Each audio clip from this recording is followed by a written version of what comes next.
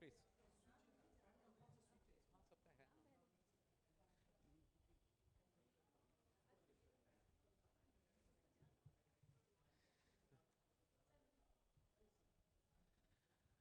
Ladies and gentlemen, please give them a very warm round of applause, because it is because of their effort that we have this Milan, and it's their effort day and night that they have made it possible for us. In keeping with our rich Indian traditions, we should now proceed with the lamp lighting ceremony. We'll proceed with the lamp lighting ceremony now, symbolizing the dispelling of ignorance and illumination of the knowledge. I request the dignitaries and the director to please proceed for the lamp lighting ceremony.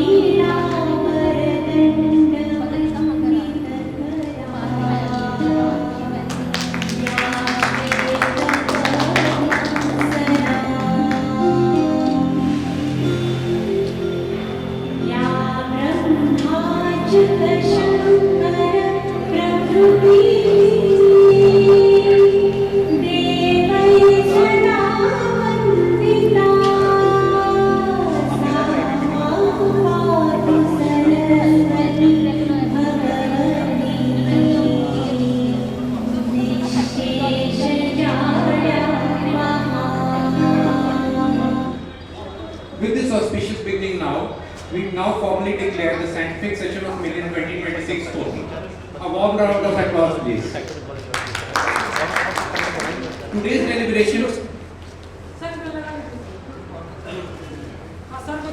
deliberation promises meaningful discussions, evidence-based insight, and practical take-home messages for our daily clinical practice. Without further delay, now I request the Chairman of Scientific Committee, Rashmi Madam, to kindly address the gathering and outline the academic agenda for the day. Thank you, Dr. Abhishek. Respected dignitaries, esteemed faculty, and dear colleagues, good morning to all of you. Medicine is the science of uncertainty and art of probability. With these words of Sir William Osler, I welcome you all to this scientific extravaganza of the Medico-2026, the 22nd Nalanda District Annual Conference of IIM Biharsharif. In this historic land of learning, we gather once again to strengthen our academic commitment and professional unity. The scientific committee has designed a comprehensive and practice-oriented program focusing on essential clinical skills and contemporary updates. The sessions cover the core topics such as clinical approach, emergency management, cardiology, oncology, psychiatry, vaccination, anaphylaxis, vertigo, stress management, and the chest pain. Dedicated symposium on the osteoporosis and tuberculosis further emphasizes our commitment to addressing the non-communicable versus the communicable disease. The panel discussions on medical legal issues in clinical practice will provide practical insight into the documentation, government policies, communication skills, and the legal safeguard. That is the area of growing importance in nowadays. So I extend my sincere gratitude to all the speakers, all the moderators and organizing members for their valuable contribution. I am confident that Milan 2026 will be academically enriching and professionally rewarding for all the participants. Thank you.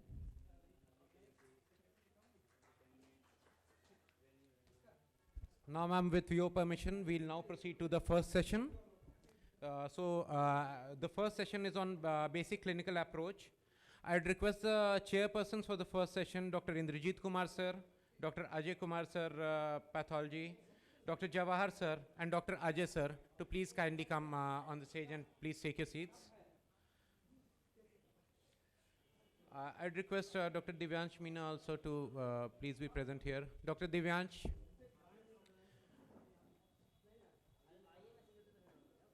Dr. Indrajit sir, kindly come over here and yeah, you can introduce Dr. Divyansh, sir.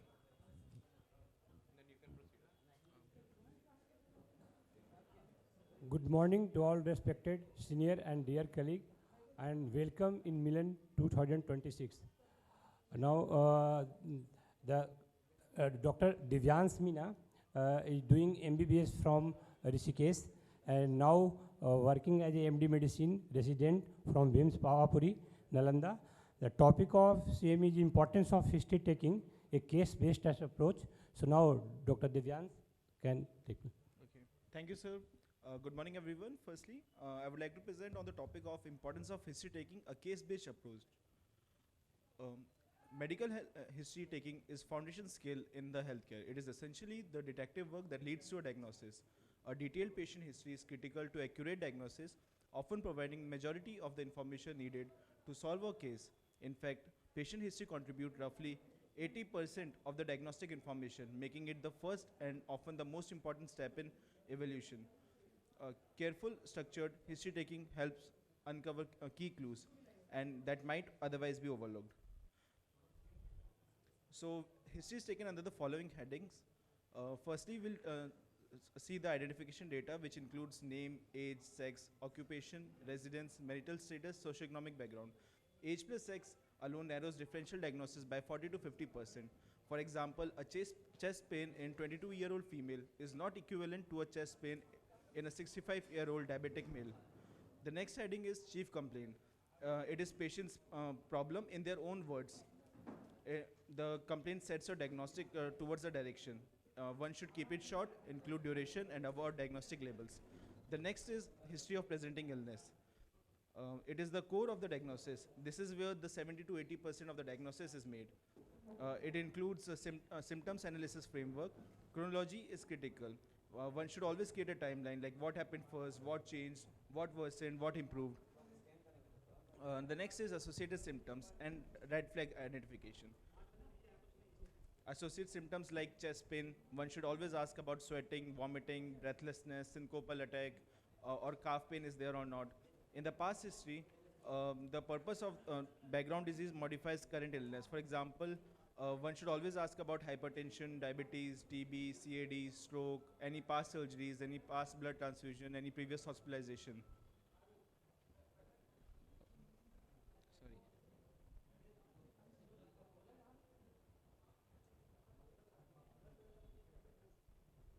Sorry. Just a second.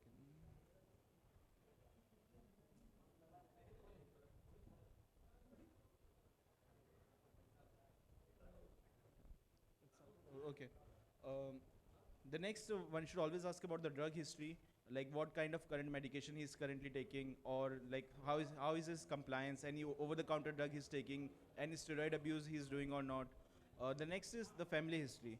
It is also important for diseases like hypertension, CAD. Always in a young MI, one should always ask about the sudden cardiac death in the family history is there or not. The next is occupational history and exposure history, which is extremely under-asked, but it is critical. In the females of reproductive age group, one should always ask about their menstrual and obstetric histories, which includes last menstrual period, cycle regularity, pregnancy, and contraception. And then finally, we should review all the systems.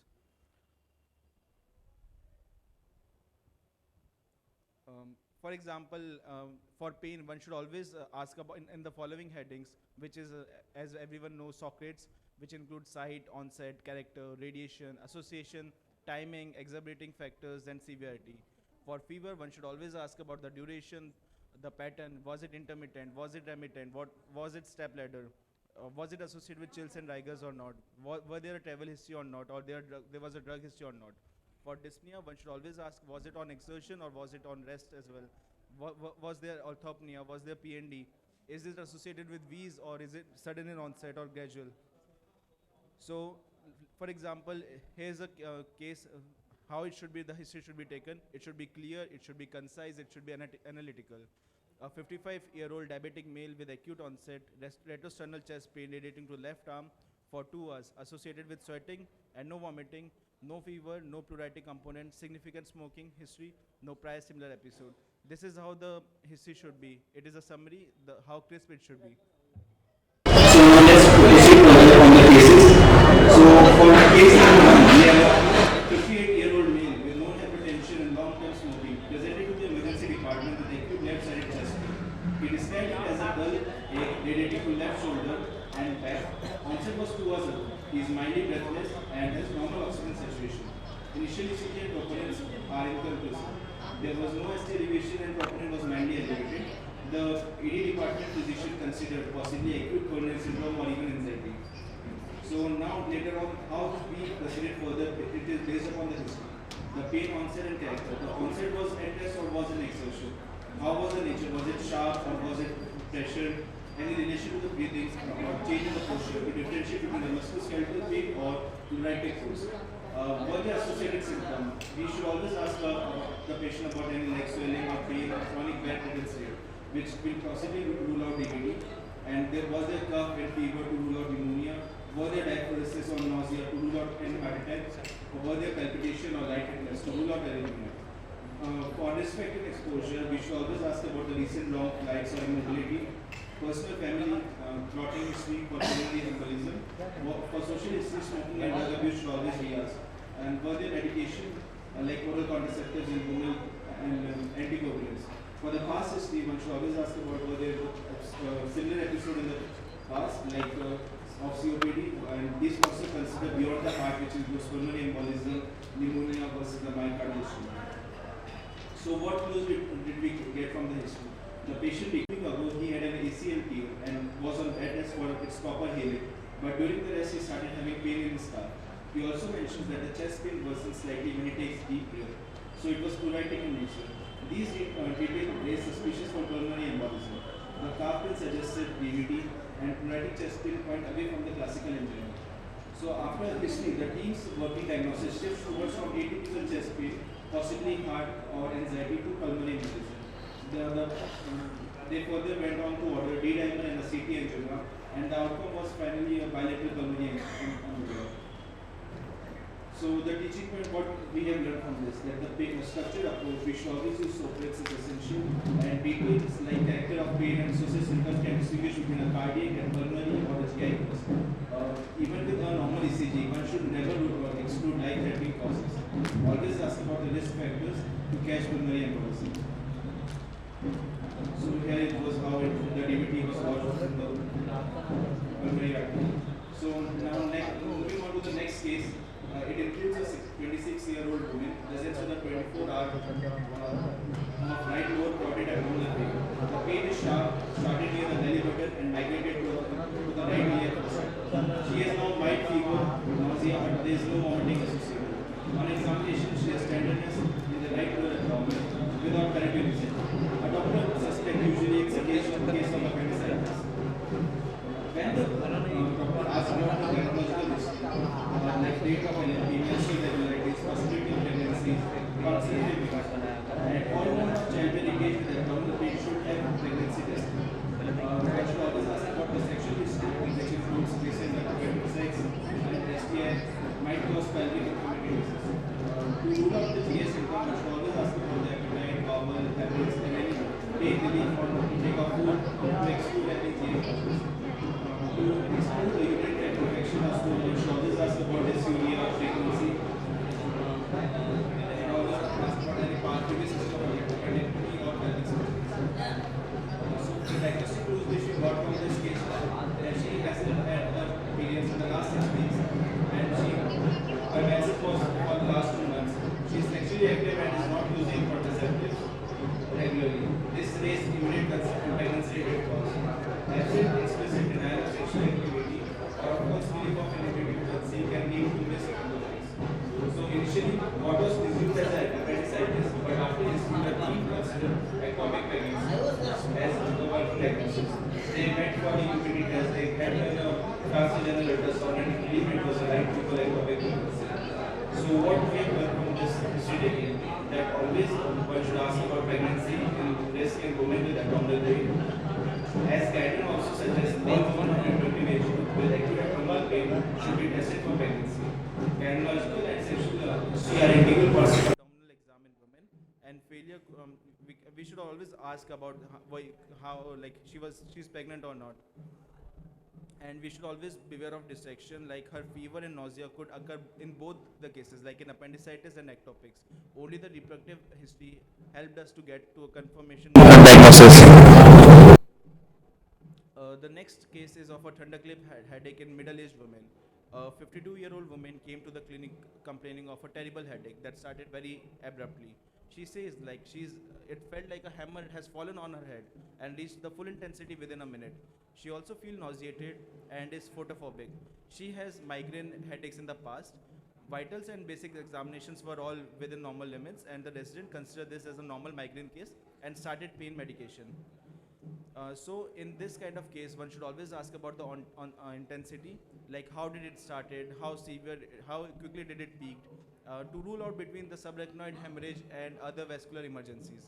Comparison to the past headache, one should always ask, was it like your previous episode, or like is it a very different one? Worst headache ever is a red flag. One should always be aware of it. We should always ask about associated symptoms, like is there any vision changes, is there any weakness, or is there a loss of consciousness, to rule out stroke or hemorrhage. Coughing and sexual activity or neck manipulation can also precipitate subarachnoid hemorrhage from an aneurysm rupture. So diagnostic clues, what we have got from this case, the patient told us, I have never had such a severe headache and it peaked in seconds. Neurological examination shows photophobia but no focal deficit. The description, worst headache of my life, thunderclap, immediately suggests subarachnoid hemorrhage.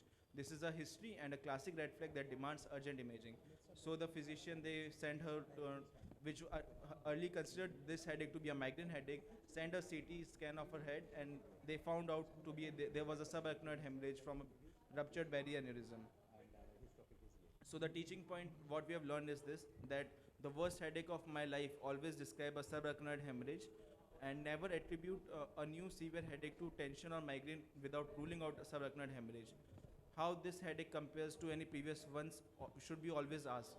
A good history taking is far more sensitive than initial examination or early test for subarachnoid hemorrhage. Next and the final case is a fatigue and weight loss in a middle-aged man. It includes a 52-year-old man, complains of persistent fatigue, malaise, and unintended 10 kg weight loss over 3 months.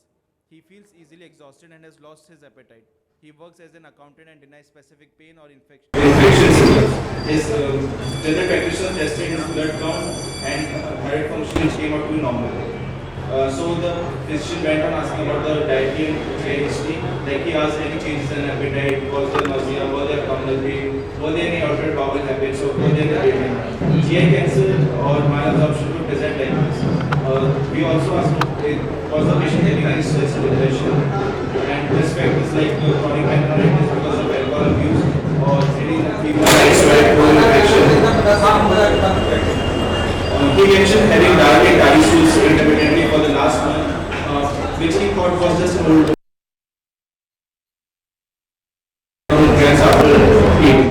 These clues points away from simple stress or depression and towards an organic cause, such as a colon cancer. So the team working diagnosis shift possible colonic adenocarcinoma or upper GI malignancy. There is a colonoscopy and then confirms adenocarcinoma of the colon.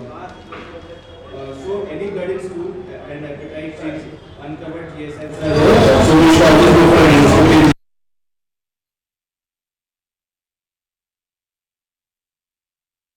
Confirms that history diagnosis are used. Thank you very much for listening.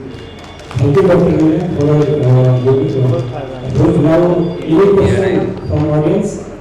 What history taking? Don't differentiate from history. The chest pain is cardiac pain or non-cardiac pain. Only because most of the doctors, even gynecologists, orthopedicians, chest pain came with any type of patient, like in gynecology, cardiology, or in pediatrician. So how to differentiate? On the basic point, the cardiac pain or no? So differentiate between cardiac and non-cardiac pain. One should always ask about like as how is the site, where is the site, how it was the onset, was there any specific symptoms, was there the possibility shortage of the was it relating to left shoulder, jaw, or neck or back? These kind of symptoms will tell, and it will be cardiac cases. Medical jaundice and surgical jaundice. How to differentiate? Sir, in this case, like the onset is also important, and the quality of the stool, we should also ask, like the color of the stool, what kind of color we are having is it a clay colored stool or is it a yellow color stool? It and Itching. itching, yes sir, definitely itching because of the bilirubin is raised. Okay, thank you. Now, thank you, doctor. Thank you.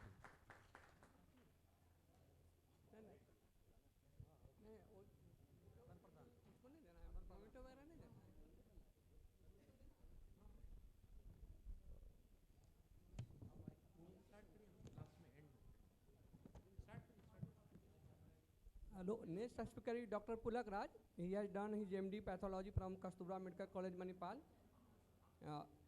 He has done his work as a senior resident at AIMS Patna. Now he is present as medical officer in charge at Blood Center, Bhims Pahapuri. His topic is basic pathological investigation. Dr. Pulak Raj, please continue.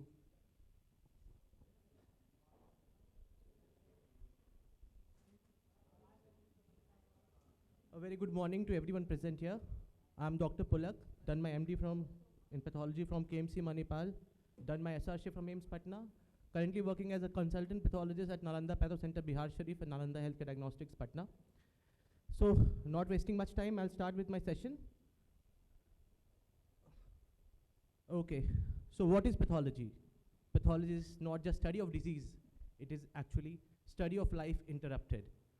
As is our pathology, so is our practice. We all never know. Without pathology, medicine doesn't exist. So why pathology matters?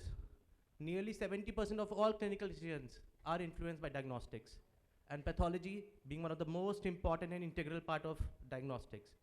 It helps in bridging the clinical suspicion and definitive diagnosis.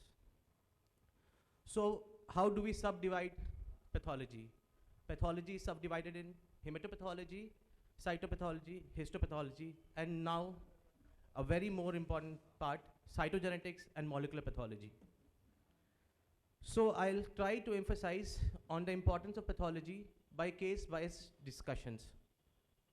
So jumping on to the first case, a 68-year-old male presented an outpatient department with complaints of progressive generalized weakness, easy fatigability, and exertional breathlessness for over 3 months. He also reported occasional gum bleeding and recurrent upper respiratory tract infections for past 2 months. There was no history of overt blood loss or any chronic illness, no history of chemotherapy or radiation. He was a known hypertensive on regular medication. So on clinical examination, pallor was present, mild petechial spots were spotted over lower limbs.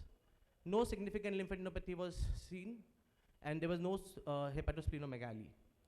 Coming on to the laboratory investigations, hemoglobin was lower. It was around 7.8 gram per deciliter. Total leukocytes, 2800 per microliter. Platelet count was reduced, 75,000 microliter. But MCV was 108 femtoliters. So what we deduce? At least we are on the same page that it's a pancytopenia case. Come on, now we'll go to the profiles.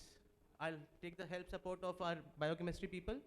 LFT, we found mildly elevated indirect bilirubin. KFT was normal, thyroid was normal, serum iron profile, serum ferritin was mildly elevated. Vitamin B12, serum folate normal. I know there are many distinguished clinicians amongst us. I would like them to help with me. What is this? Viral markers negative, TB gold negative, blood culture, no growth, urine culture, no growth. So can someone help? What it can be? Yes, Any type of blood dyscrasis or malignancies. so what kind of blood dyscrasias if we are talking about?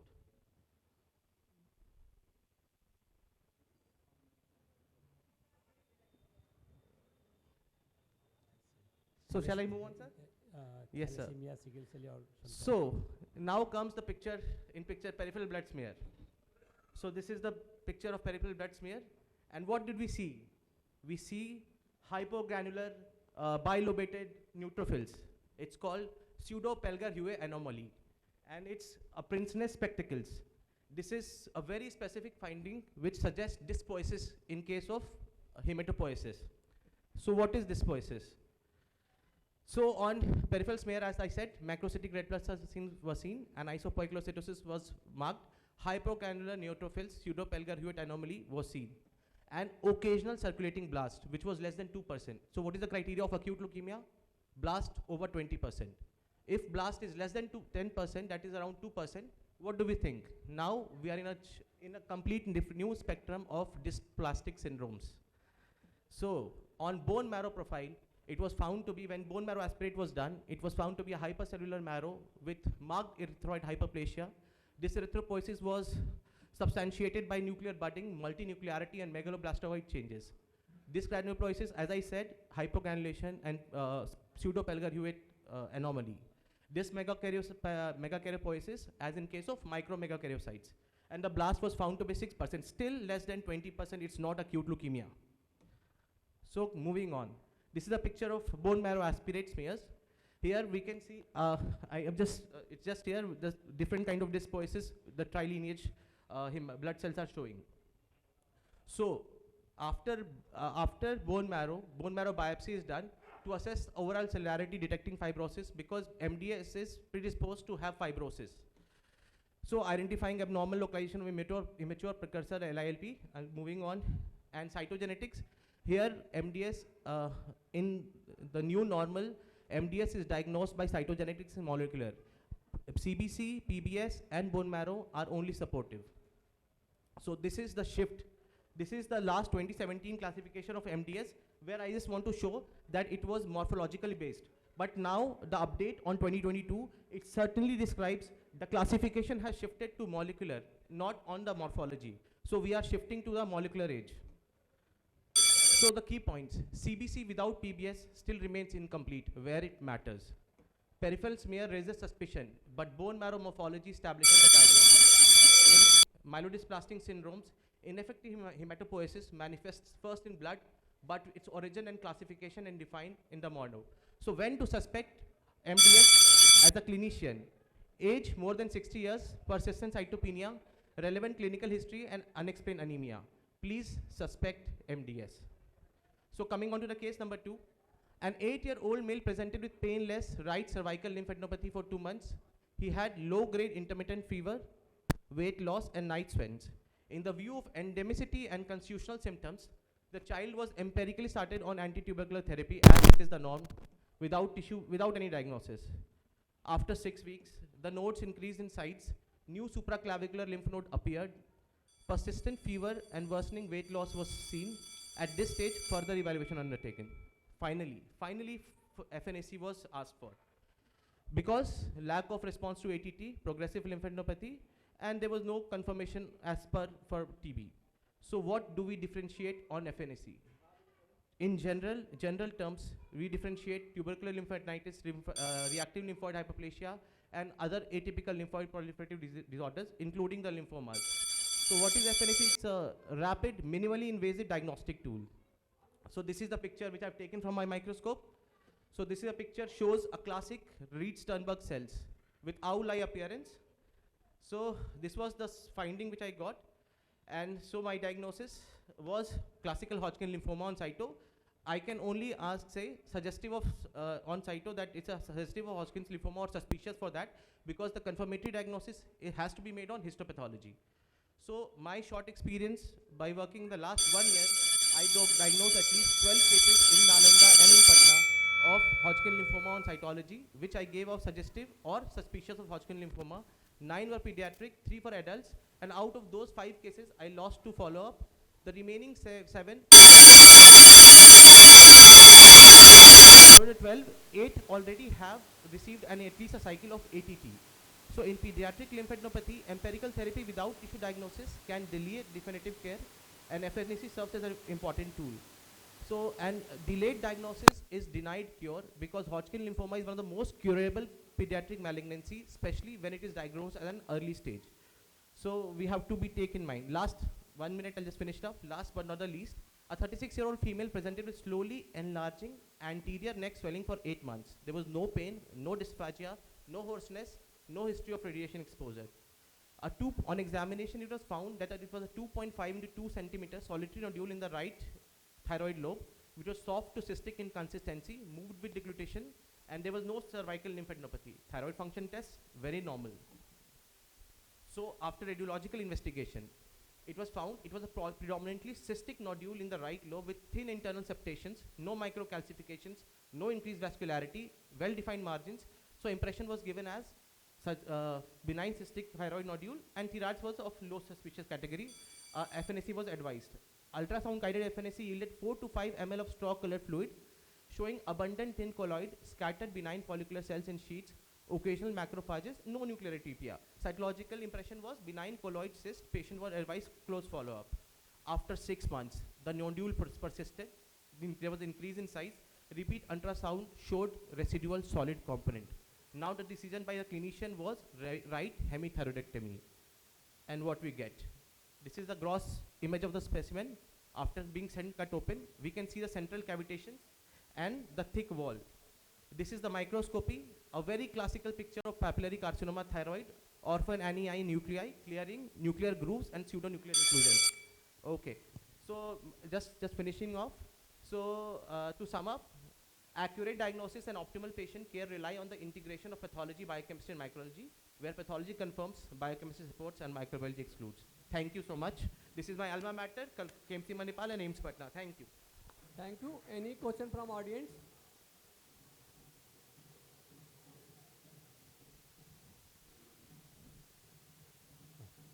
16-year-old male presented with shortness of breath, recurrent cough, and even patient treating with many doctors, no any, only the investigation hemoglobin consistently high, 18, 19, 20.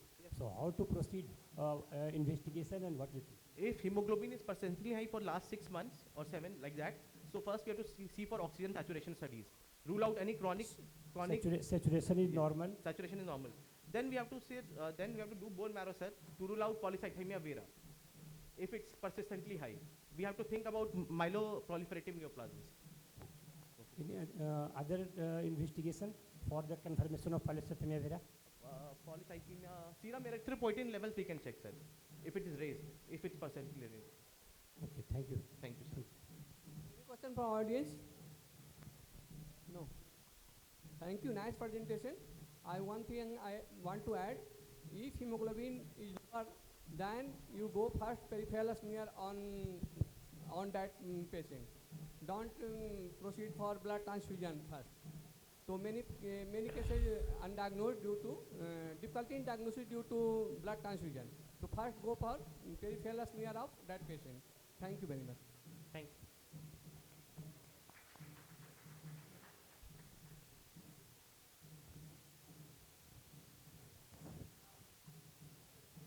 Next speaker is Dr. Dhananjay, consultant radiologist, AR diagnostic. She has 11 years of experience in radiology, fellowship in fetal echo and fellowship in chest imaging.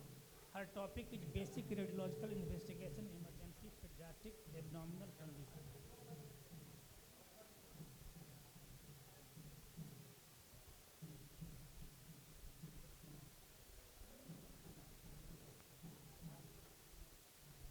Good morning, respected seniors, colleagues, and my dear friends. Today I am going to present a talk on basic radiological investigations in emergency pediatric abdominal conditions.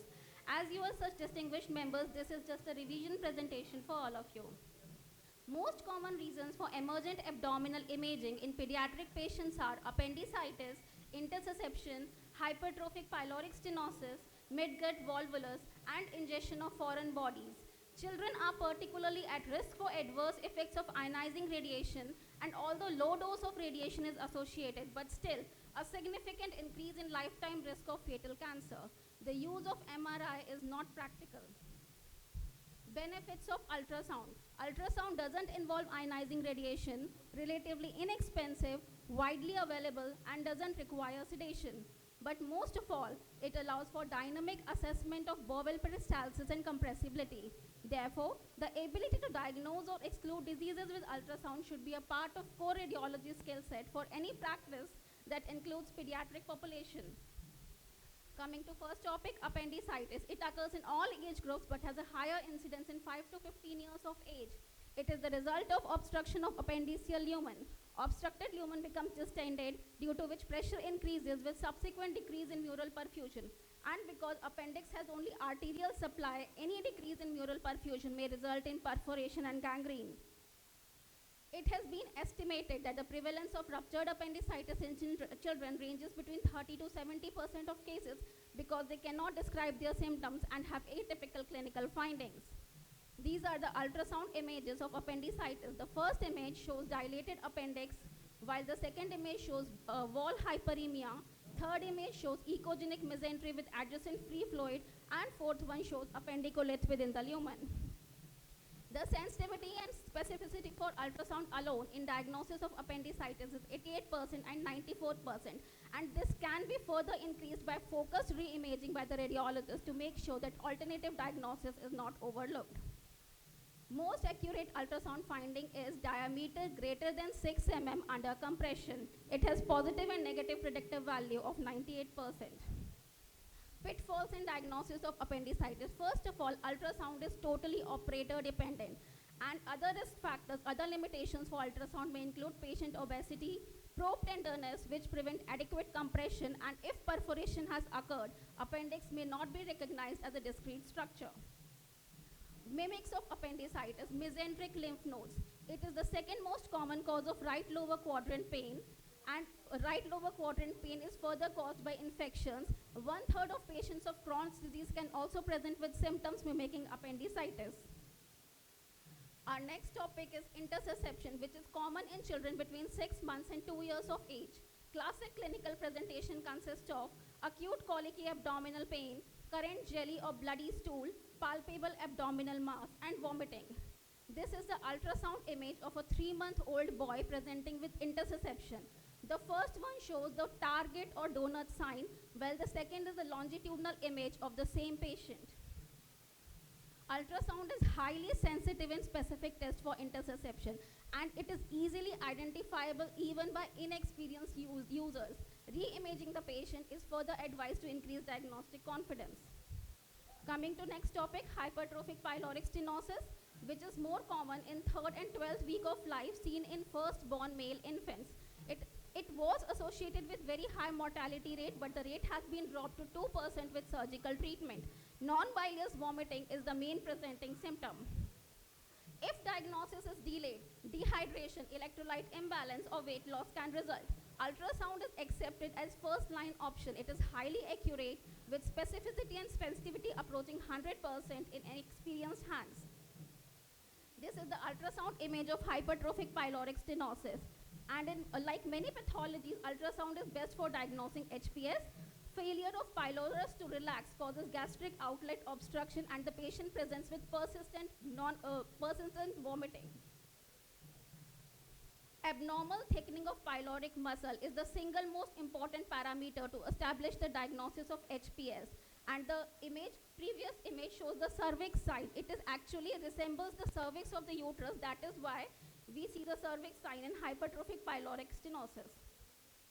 Greater than 3.5 mm muscle of pylorus is diagnosed as HPS, and abnormal and typically greater than 15 mm to 20 mm, transverse diameter greater than 14 mm, and pyloric volume more than 1.5 centimeter cube.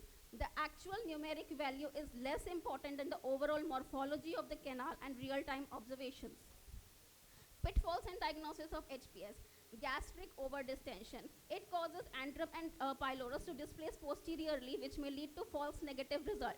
It can be optimized by gastric decompression with enteric tube, and changing the patient position further may help. Pitfalls in diagnosis of HPS is transient pylorospasm, or doing the examination too quickly. In transient pylorospasm, the muscle thickness does not exceed 3 mm, and pylorus relaxes. If we give time to the patient, the pylorus changes the shape. Last but very important topic, midgut volvulus. It usually presents in neonates and infants. Patient present with proximal small bowel obstruction, having bilious vomiting. These are the ultrasound findings of midgut volvulus are superior mesenteric vein wrapping around superior mesenteric artery, forming whirlpool sign, causing reversal of SMA and SMV relationship, leading to bowel obstruction with ascites. This is the proper ultrasound image showing proper whirlpool sign in midgut volvulus. Ingestion of foreign bodies, the most common scenario encountered. Usually coins and small toys are ingested by children between 6 months and 6 years of age. Plain X-ray of neck, thorax and abdomen is advised to identify the foreign body. Most foreign bodies make it into stomach and passes spontaneously. Button battery ingestion is potentially fatal. It causes progressive ulceration due to chemical reaction and causes tracheoesophageal fistula or death. Esophageal button batteries should be removed endoscopically as an emergency. CT is used as an adjunct to localize the foreign body. USG has limited value. This is the X-ray image of a child showing coin in cricopharynx, AP and lateral view. Bowel obstruction. The age of the patient and suspected location of an obstruction can help determine which imaging modality to use. Plain X-ray is first-line imaging modality followed by ultrasound, which is an excellent non-invasive imaging modality. CT is used as a second-line modality to better localize an obstruction or characterize its cause. This is the algorithm to be followed in a child presenting with suspected bowel obstruction. First of all, we have to proceed on to X-ray of abdomen to rule out perforation, ingested foreign body, and then we proceed on to do ultrasound to rule out intersusception, acute appendicitis, abdominal wall inguinal hernias or midgut volvulus. Then we proceed on to do CT or MRI to rule out adhesions, inflamed Meckel's diverticulum or further things. This is the X-ray image of a neonate showing high intestinal obstruction with double bubble signs suggesting duodenal atresia. So my conclusion is ultrasound followed by X-ray and CT are important tools in the evaluation of pediatric abdominal conditions such as appendicitis, intersusception, HPS and midgut volvulus. Assessment with these conditions should be part of core radiology skill set. Thank you.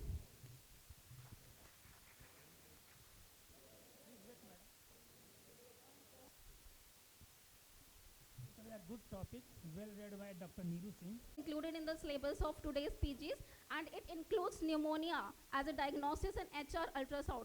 And we are proceeding further to rule out emphysema, pneumothorax on USG alone. So USG has advanced up to that skills that we can rule out basal pneumonitis, pneumothorax, bulla and emphysema. Indrajit जी का जवाब है मेजेंटिक लिम्फेडेनाइटिस tuberculous है कि नहीं है. Majority of patient mesenteric lymphadenitis is suspected due to bacteria and septicaemia, not due to tuberculosis. Tuberculous lymphadenitis is mostly cervical. Cervical is most of mesenteric and mesenteric lymphadenopathy most common cause is bacteremia and septicemia.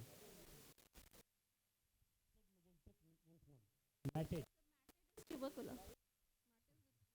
Okay, thank you.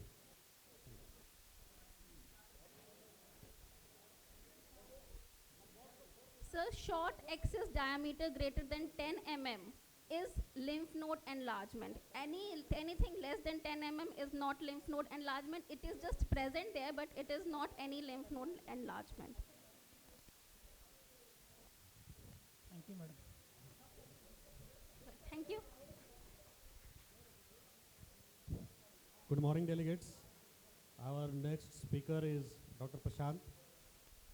He has completed his clinical training from AIMS New Delhi, and he has done his residency from Rishikesh AIMS in 2018 and is currently posted as assistant professor at ANMCH Gaya. His expertise includes cataract, glaucoma, squint, oculoplasty, medical retina, ROP, ocular trauma and emergency care. He has his own clinic by name of Neelkanth Netralaya. He is also engaged in medical education and training activities. His topic is approach to ophthalmological emergencies. Dr. Prashant.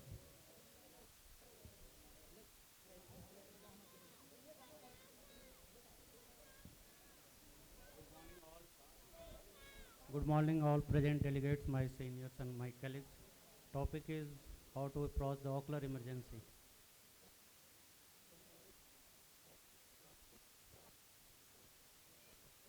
Defined ocular emergency defined as eye emergency situation where there is foreign body chemical in the eye and when an injury or burn affect the eye and surrounding area. And it is a condition swelling, redness, pain in the eye without proper treatment, eye damage can lead to partial or complete loss of the vision. And coming to the introduction, beautiful eye, look good in the earth, the heart, a smile through the eyes. All these phrases tells the significance of our eyes. Sometimes physical or chemical injury and pathophysiological changes of the eye may end up in loss of vision if not treated in time. There has been numerous individual reports on the ocular emergency. WHO has reported 55 million eye emergency causing restriction of daily activity, of which 1.6 million go blind every day. The prevalence of ocular trauma to be 2.4% of the population in urban city in India. Let us view some of the ocular emergency to treat and prevent vision loss in us and other two.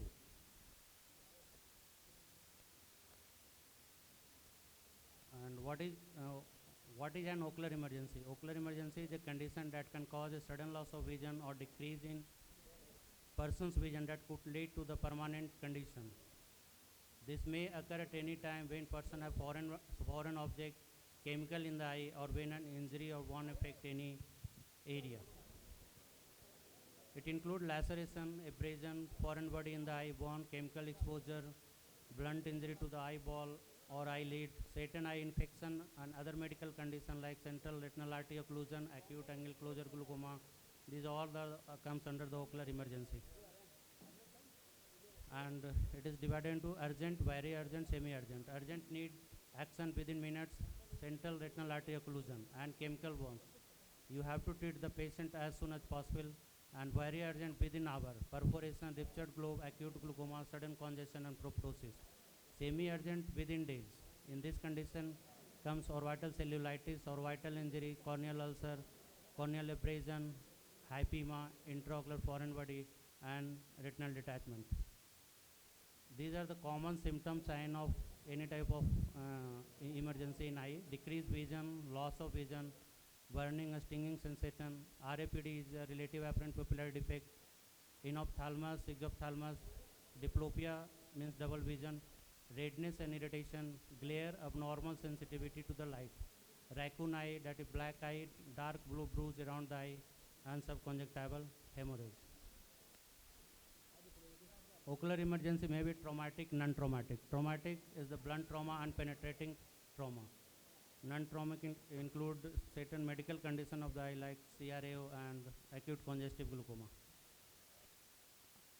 Examination part is almost similar to all the ocular injury. First you have to take the visual acuity, then external eye examination, periorbital skin, eyelid, and visual field examination, ocular motility in all gazes.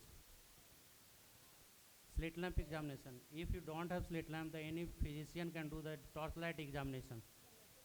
Torchlight examination, you have to see the conjunctiva, cornea, anterior chamber, iris, lens, pupil. RAPD you have to see with the torchlight, but slit lamp is better and for the greater visualization.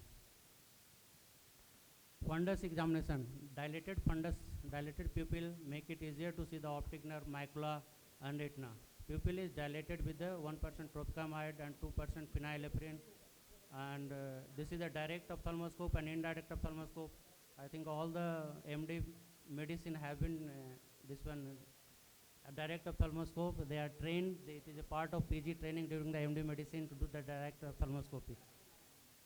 Indirect ophthalmoscopy used to see all the fundus, dilated fundus view, all the detailed peripheral examination. Intraocular pressure. After vision, the intraocular pressure is must, and this is done by the digital tonometry or digital palpation, Sejon tonometry, non-contact tonometry, tonopain, and applanation tonometry. These are the basic tools to measure the intraocular pressure. Now coming to the corneal ocular trauma, closed globe injury, open globe injury. Closed globe burn, contusion, laceration.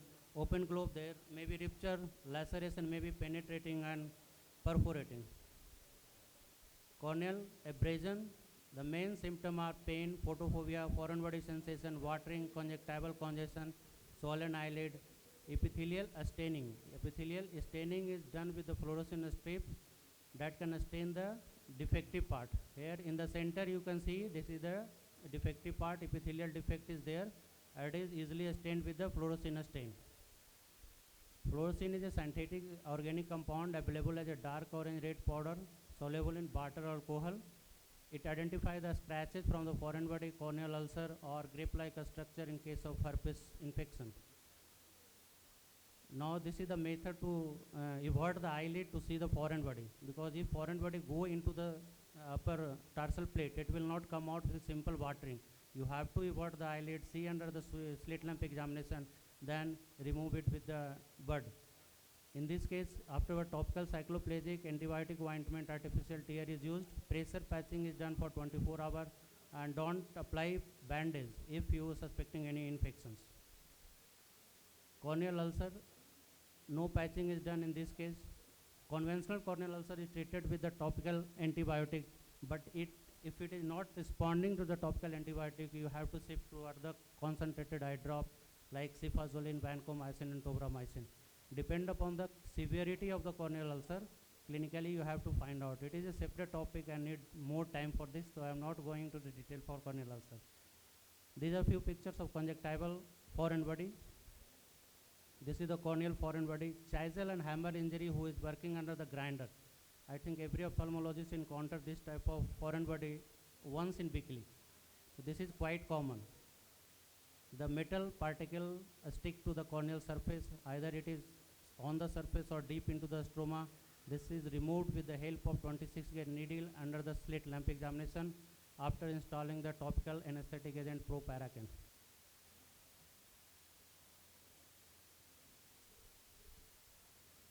Traumatic hypema. Blunt trauma can cause a traumatic hypema, disruption of blood vessel in the iris and ciliary body, and blood in the anterior chamber. These are few pictures of traumatic hypema. Evaluate the patient, bed rest, 1% atropine, cycloplegic is used 3 to 4 times daily, 1% prednisolone acetate once dropped 3 to 4 times daily. If globe is intact, then measure the IOP, reduce IOP, and refer to the ophthalmologist. Rebleeding can occur in 3 to 5 days, later in 30%, and controlled glaucoma, blood stained cornea require anterior chamber pass out. Sometimes we have to do the surgically remove the clot from the anterior chamber if it is not responding to the conventional treatment. Lead laceration, sharp, blunt object, blunt trauma can cause the lead laceration. It may be laceration, simple laceration, partial thickness or full thickness. You have to rule out the associated ocular injury, remove superficial foreign body, rule out deeper foreign body, give tetanus prophylaxis for all the lead injury. Again, this is the suturing method for lead. If full thickness is there, it should be done with mattress suture at gray line, lash line, and mucocutaneous junction. This is the pre-op and post-op picture of lead laceration. Refer to ophthalmologist if there is associated ocular injury or need meticulous microscopic surgery, ruptured globe, lacrimal canalicular system involvement, levator aponeurosis involvement, tissue loss, more than 1/3 part of the lid lost. These are the few pictures of lead laceration. If canaliculi is involved, 90% of the drainage done by the lower canaliculi, 10% done by the upper canaliculi. If canaliculi is involved, then we can repair it within 24 hours is the ideal time. Silicone intubation tube put in the canaliculi and it is left for 2-3 months. Cornea scratch laceration, hypotony, low IOP. This is for rupture and penetrating, ruptured globe or penetrating trauma. Hypotony, low IOP, severe chemosis and hemorrhage, intraocular content may be outside the globe, limitation of extraocular movement, shallow anterior chamber, and irregular pupil. These are the few pictures where you can see the irregular pupil. Actually, what happens if there is corneal perforation, people try to seal the corneal perforation from the inside, and it is irregular in shape. This is the scleral perforation with the vitreous prolapse. You can see here, this is the scleral perforation, and here is the scleral perforation. Vitreous is coming out. Penetrating ruptured globe caused by the golf ball. In such situation, stop detailed examination, shield the eye, give tetanus prophylaxis, NPO, systemic antibiotic. NPO means nil per oral. If patient needs surgical intervention, it should be taken under general anesthesia, for which patient need nil per oral for 4-5 hours. Don't apply eye ointment or eye drop, film or if intraocular foreign body is suspected. Refer immediately to the ophthalmologist. These are the few imaging. You can see the foreign body, metallic foreign body. Actually, most of the foreign body, intraocular foreign body or metallic foreign body, it is detected on the X-ray and CT scan. These are the few consequences of the blunt ocular trauma: traumatic cataract, traumatic mydriasis, traumatic subluxation or dislocation of the intraocular lens. These are the few pictures that I have operated at my center at Biharsharif, pre-op and post-op picture.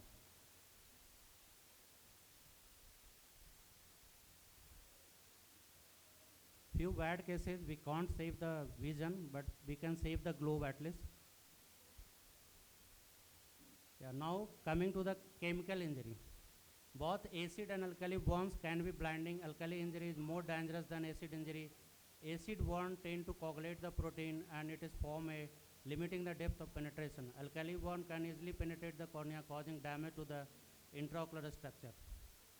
Immediately copious irrigation, minimum 2-3 liter of saline or normal water, tap water can be used in such a situation, so that pH is normalized between the 7.3 to 7.7. Install topical anesthetic, use eyelid retractor to wash out all the chemicals. Double eversion of the eyelid should be done. No corneal involvement, then antibiotic steroid eye drop is sufficient, and ophthalmological referral should be done. These are the stages of chemical injury. Stage 1, 2, 3, 4 means corneal epithelial damage, no limbal ischemia, prognosis is good. And stage 2 is corneal haze, iris detail visible, below 1/3 of limbal ischemia, good. 4 is opaque media, greater than 1/3 of limbal ischemia, poor. Due to time limitation, I am not going to detail. These are the few pictures. This is the carbide cracker. Everybody know, everybody heard about last Deepavali. This is the carbide, calcium carbide mixed with the water. It forms the acetylene gas, which form the blast loud-like sound like cracker. This was the quite, so many people have lost their vision due to carbide injury last year Deepavali. Preservative-free artificial tear, topical preservative-free steroid, topical cycloplegic, antibiotic, analgesic, anti-glaucoma if IOP is raised. This is the chemical ocular injury. And treatment for chemical ocular injury, if whole cornea is involved, is the only penetrating keratoplasty. Optical penetrating keratoplasty. If penetrating keratoplasty is not possible, then other option is keratoprosthesis. Artificial Boston keratoprosthesis is most commonly used nowadays. Non-traumatic ocular emergency, acute congestive glaucoma. I am not going to detail due to the time limitation. Acute angle closure glaucoma, patient came with the hazy cornea, shallow anterior chamber, vertically oval pupil, IOP may be more than 56 years, 56 mm of HG. Refer immediately, don't dilate the pupil. Treatment pilocarpine, beta blocker, IV mannitol, IV acetazolamide, oral glycerol. Surgical PI is done, peripheral iridotomy is done. Prophylaxis for other eye is also done. This is the central retinal artery occlusion. This is the treatment is ocular massage, inhale carbogen, consult ophthalmologist immediately. Sometime anterior chamber paracentesis is needed. Infusion of TPA urokinase in ophthalmic artery. Retinal detachment is also ocular emergency.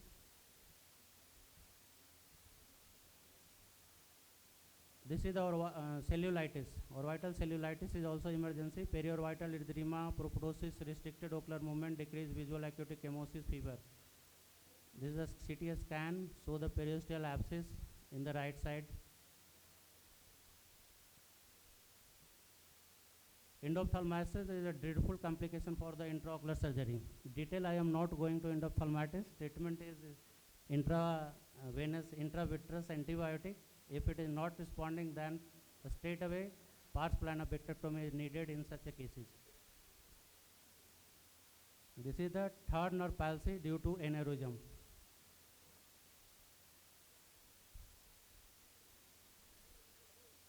Take home message: if there is any type of ocular trauma, ocular emergency, always send patient to the ophthalmologist for future examination and management.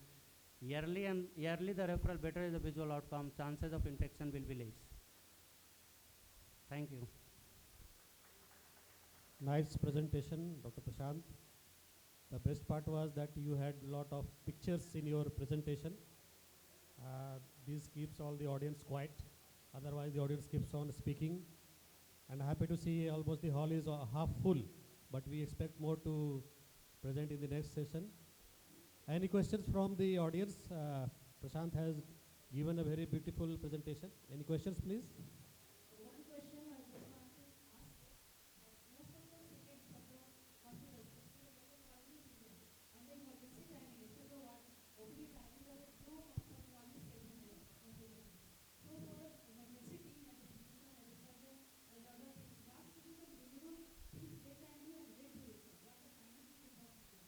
In all the medical college, some postgraduate will be posted for the emergency take-up.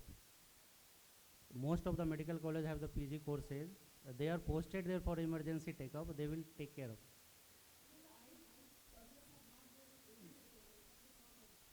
So somebody is posted. Somebody will posted from the eye department for emergency take-up. Her question is not for Either on call. yeah. Yeah, can handle the situation. If it is non-perforating injury, you can just pass out whatever there is there. And if it is a perforating injury, then you have to immediately shift the patient to the ophthalmologist.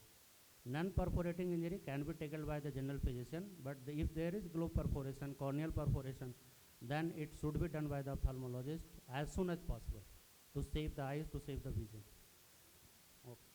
In Another conclusion, important Dr. point- Prashant, somebody, another question. One more important point that I would like to suggest is that many in the ICUs, because of the head injury, many patients present with traumatic optic neuropathy because of the extreme proptosis that they have. So it is very important to manage that condition as well during the initial management. And the window for giving IVMP, especially in these cases, is very small. So Traumatic optic neuropathy is quite challenging actually. Role of astrology is also controversial. Main thing is the first save the life of the patient. If trauma is there, patient life is on risk, patient is on ICU. First save the patient, call the ophthalmologist, do the dilated fundus evolution. Depend upon the situation, they will provide the treatment. But role of steroid is quite limited and it is quite controversial. Nicely explained, Dr. Prashant. I think we have come to the end of this session. Now I will request all the chairpersons to come on the side of the stage, and I would request all the speakers of the last session, Dr. Divyansh, Dr. Pulak, Dr. Neeru and Dr. Prashant, to come on the stage for the felicitation. I would request the chairpersons to please felicitate the speakers. Meanwhile, we'll move forward for the next session, and the next session is the session which we all were waiting for, the session by our guest speakers.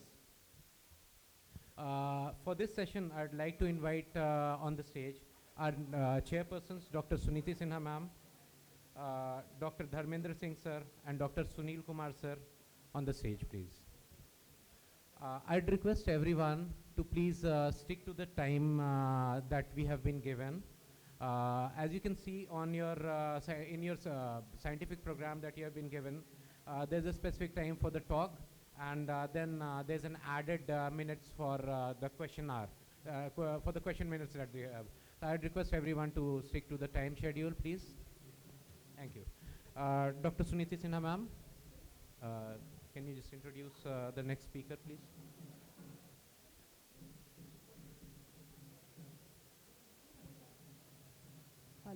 Hello. Very good morning.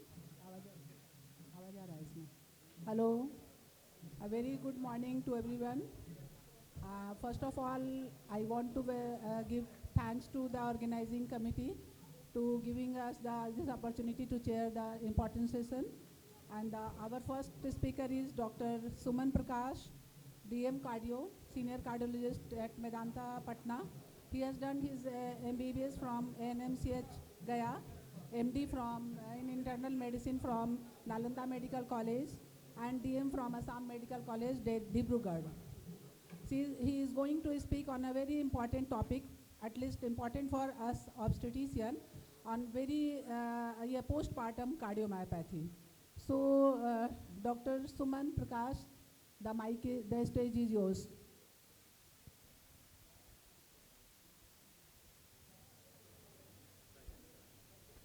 Thank you, ma'am. Hello.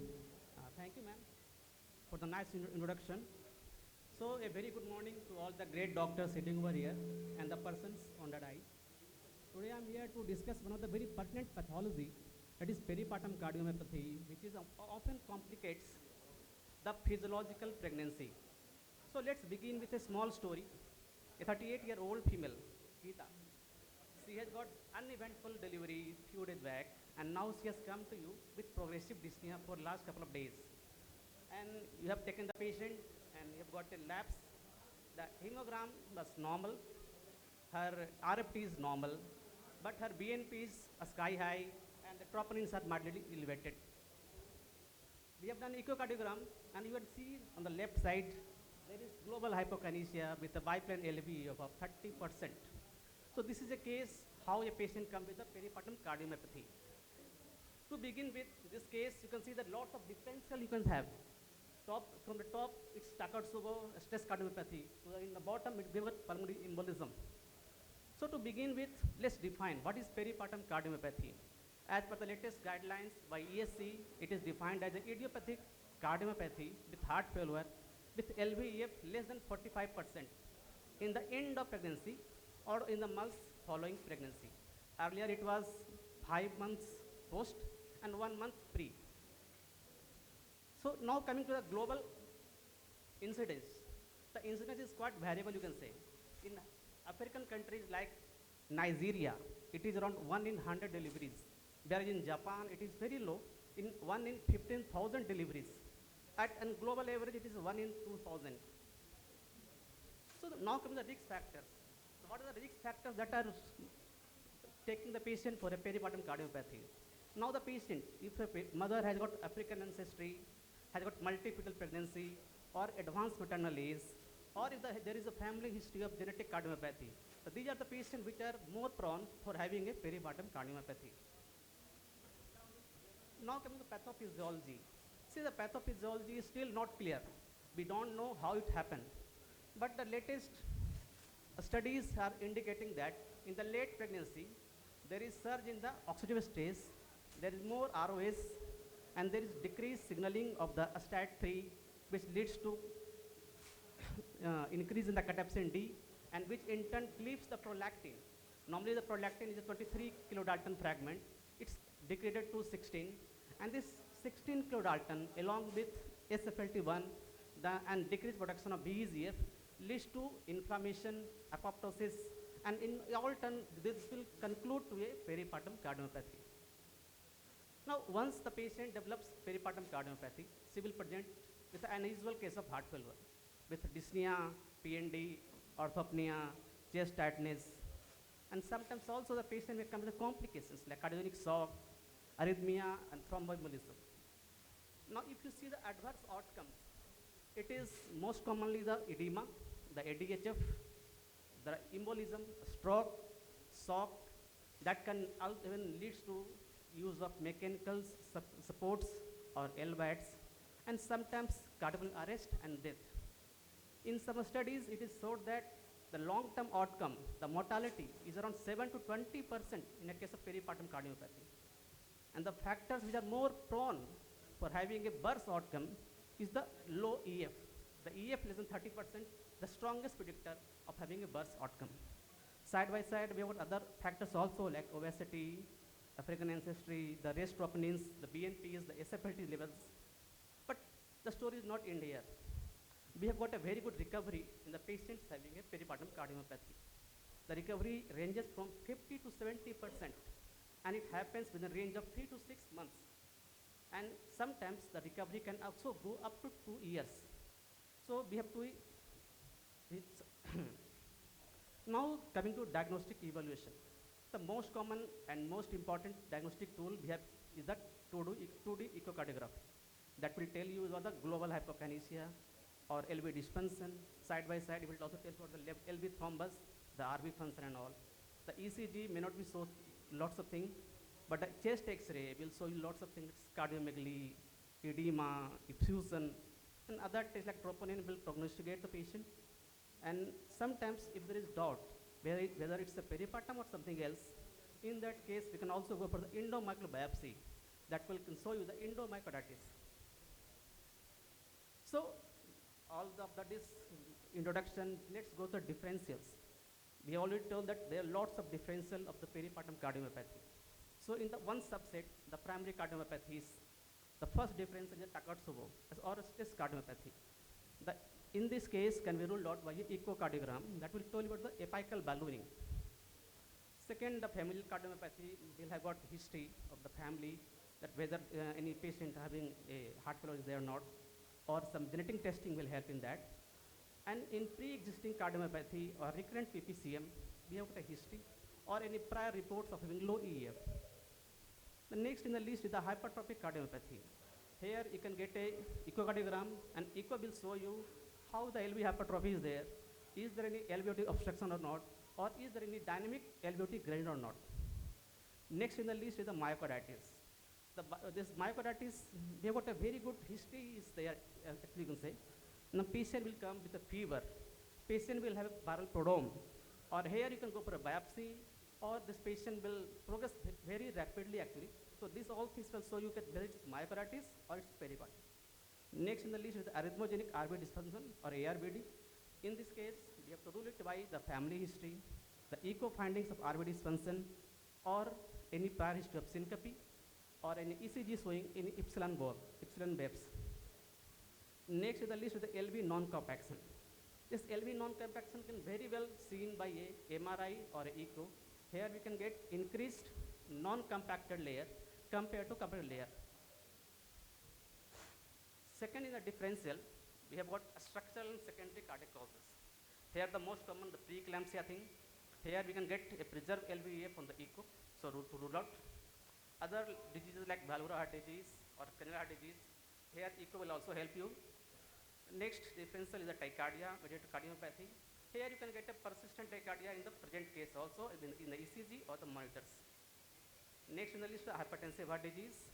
Here you can get a LV hypertrophy and history of prior hypertension in the patient. Next in the list is the ischemic heart disease. So ischemic heart disease, you have to go for the cardiac risk assessment. Also the angiogram can tell you about the spontaneous coronary artery dissection or MINOCA, or an echo will get a RWMA or the regional valve motion abnormality. In non-cardiac causes, we have got autoimmune disease like SLE, APLA, hemochromatosis, and so also sometimes sepsis or post-arrest cases also, we have got LV dysfunction. And the most common thing in the secondary causes is the pulmonary embolism. Here you get a very good preserved LVEF with RA-RV dilatation, with ECG changes of RV pressure overload. So now you have diagnosed the case as a peripartum cardiomyopathy. Now the patient will ask, so what to do?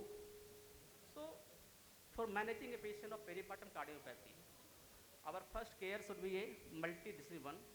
We should involve a gynecologist, a critical care specialist, and a cardiologist to manage the things. We should restrict salt and fluid, and oxygen and ventilator support is required on and off. Now the drugs. See, for all the patients with heart failure, as per the ESC or AHA, we have got guidelines to give 4 pillars of heart failure: ACE inhibitor, this ARNI, MRA, SGLT2, and beta blockers. So these all 4 drugs, you can see in the if the patient is postpartum state, we can go for AC or an ARV. We can go for the ARNI if there is postpartum, there is no lactation. We can go for the MRA also. We can go for the AGL2 also. We can go for the beta blocker also. But if the patient is lactating, then all the AC inhibitors are not allowed. You can only go for the enalapril or captopril. ARNI have got no data, so you can't go for that. For MRA, we can go in lactation, no issue. And mainly the spironolactone, not others. The AGL2, we don't have data. For beta blocker, we have good data, and you can go for the patient in the lactation. But the thing is, when the patient is diagnosed antenatally, See, the AC inhibitor you can't give, the RNA you can't give, MRA you can't give, LG2 you can't give, and you have retinol you can't give. So what we can give? The first we can give is the beta blockers. They can be used. Although there are some data showing IGR or fetal bradycardia and fetal hypoglycemia also, but we can give. Then next what you can give? We can give loop diuretics in all stages of pregnancy. We can give hydrogen and nitrates in all stages of pregnancy. We can give digoxin. And there are some drugs also that we can give, I will talk later. Now coming to anticoagulation. See, the patient having a peripartum cardiomyopathy, we all know pregnancy is a case of hypercoagulation. So here, there is chances of thromboembolism, so we have to go to anticoagulation. And this anticoagulation has to be given if the LVEF is less than 35% as per the ESC and less than 30% as per the AHA. And heparin and LMWH can be given in the prepartum phase also. And after postpartum, we can go for the vitamin K antagonist like warfarin. Novax we can't give. So now a new drug that is coming in the market and showing promising results has got class 2B recommendation for ESC in the case of peripartum cardiomyopathy, that is bromocriptine. This we can give in the patient having severe LV dysfunction of LVF less than 35%, with the patient is in shock or refractory heart failure. The dose is 2.5 mg twice daily for 2 weeks and 2.5 mg once daily for 6 weeks later on. But the thing is, if we are giving bromocriptine, it increases the prothrombotic effects. So we have to go for the heparin or warfarin on the postpartum. So few words for the delivery and labor planning. For labor, the timing is we have to wait for the maturity. Only if there is any fetal or maternal compromise, we can go for the early delivery. And the mode of delivery is vaginal is preferred, except for the obstetric indications, and cesarean only if there is severe heart failure or cardiac shock. In anesthesia, we should use epidural, and the uterotonic drugs like oxytocin should be given slow. And we should try to avoid methyl ergometry. Now the lactation. So lactation should be routinely prescribed to the patient, no issue in that. But if the patient is in bromocriptine or the patient in ICU care or severe heart failure, then you should avoid lactation. So now the patient has come to you after a follow-up of 6 months and tell, sir, dawa kab tak khana padega? You have done an echo, and the echo showing the LV dysfunction is still present. So you have to give a drugs indefinitely. But the EF is recovered. Now the EF is lower than 50%. Then there are some chances that you can go for the withdrawal of the drugs slowly with repeated echo and clinical assessments. Now, next question the patient will ask, what were the extension of family? So the future pregnancy is not advisable if the patient LVEF is still poor. But if the LV has improved to more than 50%, in that case, we can go for the pregnancy in the guarded conditions. But if the LV is less than 50%, we should avoid pregnancy. And here, if the patient with LV dysfunction goes in pregnancy, then the mortality is around 16 to 25%. So to avoid pregnancy, we should have a contraception also. The contraception, the key is we should avoid estrogen. The best you can say go for the Mirena or progestin only implants, DMPA or some barrier methods, or tubal ligation mastectomy. This will do. So to summarize, this peripartum cardiomyopathy is a heart failure in late pregnancy or postpartum with LVEF less than 45%. The risk factors are mainly preeclampsia, multiparity, twins, and African ancestry. The diagnosis is done by mainly echo with REG BNP. Management is mainly pregnancy safe, heart failure medications, anticoagulation if the LV is less than 30%, or plus minus bromocriptine. Recoveries normally happen in more than 50 to 70% cases, and the initial LVEF is a strongest predictor of the course of the pregnancy. So, early diagnosis and multidisciplinary team approach improves survival. Thank you. Hello. Hello. Thank you, Dr. Suman. Dr. Suman for elaborate discussion. But one question from my side. According to our AICOG guideline, every patient should undergo 2D echo in the second or third trimester. But if there is no any issue beforehand, how we predict that this patient will go in the postpartum or early prepartum cardiomyopathy? So when to refer, how to predict? Sir, ma'am, there is two things. One, the risk factor, which will go for the peripartum. That's why I discussed in this slide. If the patient has got multiple pregnancy, twins and all, or if there is preeclampsia, or if there is maternal is high, and this is the how we suspect. Next, what the patient will tell us. So this thing will happen near the end of the pregnancy. Patient will start having any dyspnea, any orthopnea, any PND. If the symptom is there of the heart failure, that is not there earlier, then you can screen the patient and send the patient for an echocardiogram. Then there we can go whether it's there or not. Okay, thank you. Suman, when do you expect the ejection fraction to return to normal in this patient, or rather improvement in ejection fraction in these patients? Sir, usually it's happen in 3 to 6 months, mostly. But in some trials, it has shown that after 2 years also there is recovery of the LVEF. But it's not that it will keeps on improving. Sometimes if the EF has improved to 50%, but it can still come down in the later follow-ups. That's a debate. Question from the audience. Yeah. No, sir. No, sir. We don't have any data in the pregnancy. No data. Yeah, cardiacs can be used after pregnancy. Beta block can be used in all the stages, sir. No issue. Mainly the metoprolol. Bisoprolol? No data right now, sir, in the peripartum. As up, I know. Yeah. Okay, thank you, Dr. Suman Prakash, for your nice oration. Thank you. Thank you,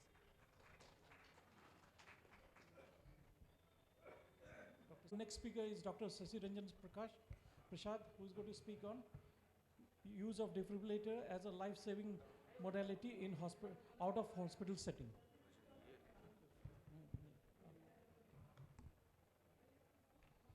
Dr. Sasi Ranjan has done his MBBS from Bhagalpur, and he has done his postgraduate in medicine from BHU and the DM cardiology from RIMS Ranchi. And currently he is practicing in Biharsharif in his hospital Nalanda Heart Care Center. I would like to ask him to start his oration. Thank you.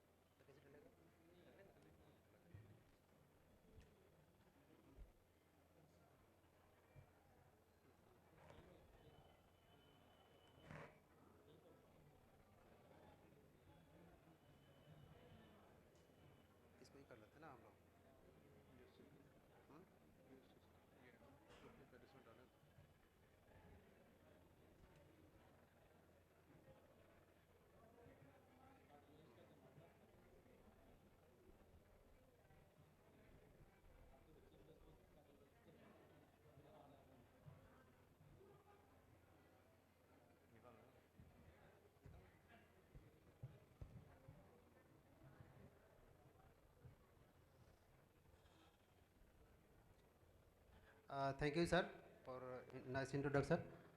Actually, it presentation was from Dr. Vinith from Patna, but due to some unavoidable reason, he not able to come. So, on behalf of him, I am presenting the case. My topic is use of defibrillator as a life-saving tool in out of hospital setting. So, use of defibrillator, we already know it's used in cardiac arrest patient.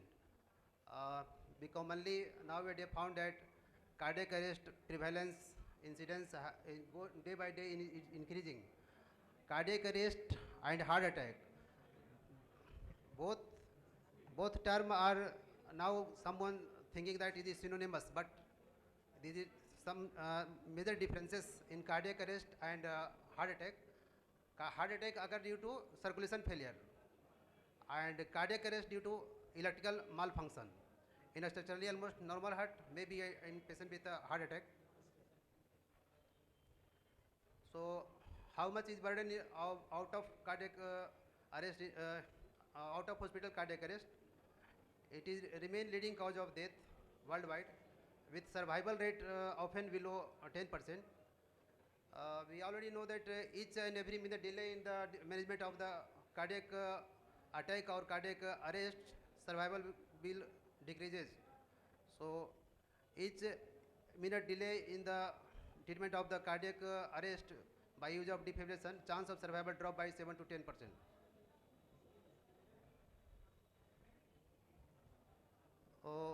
Most adults who can save from the cardiac arrest are in ventricular fibrillation or pulseless VT, that is shockable rhythm. Electrical defibrillation provides the single most important therapy for treatment of this patient. Resuscitation science therefore place great emphasis on early defibrillation. Greatest chance of survival result when interval between a start of VF and the delivery of defibrillation is as brief as possible. So, what to do when patient found to be cardiac arrest in out of hospital? First of all, we have to check the responsiveness and activate EMS, emergency medical services, and start CPR and call for defibrillation if they is not available, and start resuscitation. And when patient started reach to the hospital, we have to manage with patient as a cardiac arrest, and finally maybe patient survived and can recover. Fate of cardiac arrest, almost three things will happen if patient develop cardiac arrest. Either patient will die, so presumed sudden cardiac death. If patient resuscitated out of hospital and reached by the hospital, then it is resuscitated sudden cardiac death. If patient discharged successfully from the hospital, so survival of the cardiac arrest. So what is defibrillation? Defibrillation is a process of delivering a transthoracic electrical current to a patient experiencing one of the two life-saving shockable rhythm. Defibrillation is a critical intervention for treating life-threatening cardiac arrhythmias, especially VTVF, which is pulseless. Differentiate between shockable and non-shockable cardiac rhythm to ensure appropriate treatment. Select appropriate defibrillator setting, such as energy level. We already know that energy level should choose based on the body weight. It will vary from 1 joule to 4 joule per kg body weight, based on the patient condition and device type, that is synchronized and non-synchronized device, biphasic or monophasic. Assess team performance and adherence to resuscitation protocol to improve defibrillation outcome. Collaborate with the interpersonal team to optimize defibrillation timing and post resuscitation care. This is the rhythm. This is upper one showing the normal sinus rhythm, and lower is showing the VF, ventricular fibrillation. AED is nothing but it is a computerized defibrillator. AED importance nowadays increasing day by day in view of that. AED automatically detect shockable and non-shockable rhythm, and it can deliver the shock, and it is a portable electronic device designed to identify defibrillator life-threatening arrhythmia in cardiac arrest victim. So primary application of AED is to treat ventricular fibrillation and pulseless VT by the operator with limited formal training in cardiac rhythm identification. It is a conventional defibrillator we show in the picture, the one on the base of the heart and the apex of the heart. So AED is bridging the gap. It is highly accurate in their detection of the shockable arrhythmias. 2020 AHA guideline for the cardiopulmonary resuscitation and emergency cardiovascular care also recommended by the use is class 1 recommendation. This is the AED patch. Some clinical evidences in success rate. Shockable rhythm, only 3 to 16% of patients have a shockable rhythm by the time they reach an Indian emergency hospital, likely because the rhythm degenerate into asystole during the long transportation time. So it is very dangerous if anybody having the shockable rhythm, but due to lack of resources and there is no available of the bystander or any witness, so finally degenerate into the VT-VF into asystole and patient will die. Each 5-minute delay in the return of SOC in patient experiences out of hospital cardiac arrest is associated with 38% increased risk of death. So AED application was associated with a greater likelihood of survival. Nearly a doubling of survival out of hospital cardiac arrest. Due to some gap, there is a barrier in the out of hospital cardiac defibrillation. Likely limited public awareness, fear of legal consequences, lack of AED ability in many regions, and training gap among the healthcare provider. So what is the role of physician in community? They should advocate AED placement in clinics, public areas and workplaces, train staff in CPR and AED use, identify high-risk patients and promote awareness campaign. So our future direction is AED networks should be made and attached with the smartphone, and drone delivery of the defibrillation should done, and based on the AI it should recognize the rhythm and wider community training initiative for the AED use. So some pictorial presentation of the CPR and AED. So our take home message is out of hospital cardiac arrest is a time critical electrical emergency. Early defibrillation remains the single most effective intervention for shockable rhythm. Each and every minute delay in defibrillation significantly reduces probability of successful resuscitation because shockable rhythm like VT, VF, pulseless VT will degenerate into asystole and patient will die. Improving survival from cardiac arrest is less about new therapy and more about delivering defibrillation faster. Physician must lead community preparedness and public health initiative. Thank you. Thank you, Dr. Shashi, for your nice oration. Any question from the audience?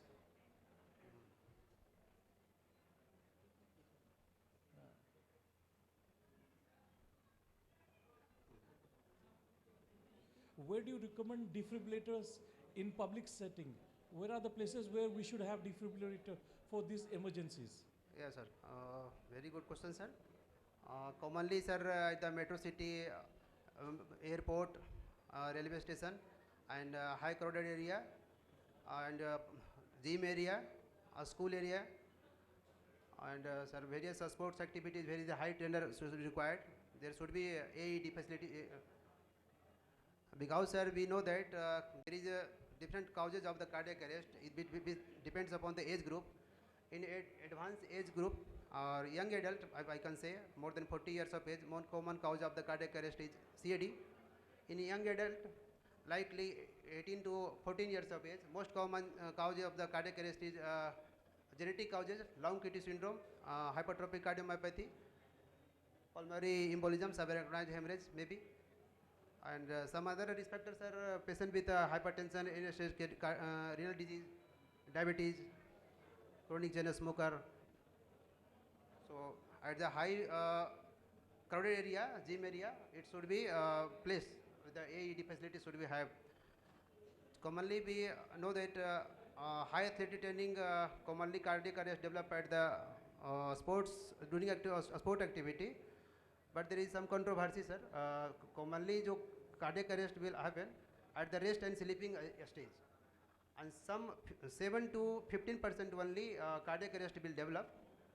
50%, I think, cardiac arrest happens during the sports activity. It is recently, sir, published in the Canadian Heart Care Registry and Australia publicity, sir. Have you ever given have you ever defibrillate any patient in out of hospital setting? No, sir. No, do you sir. have any experience? No, sir. I did CPR only, sir. Thank you. Thank you.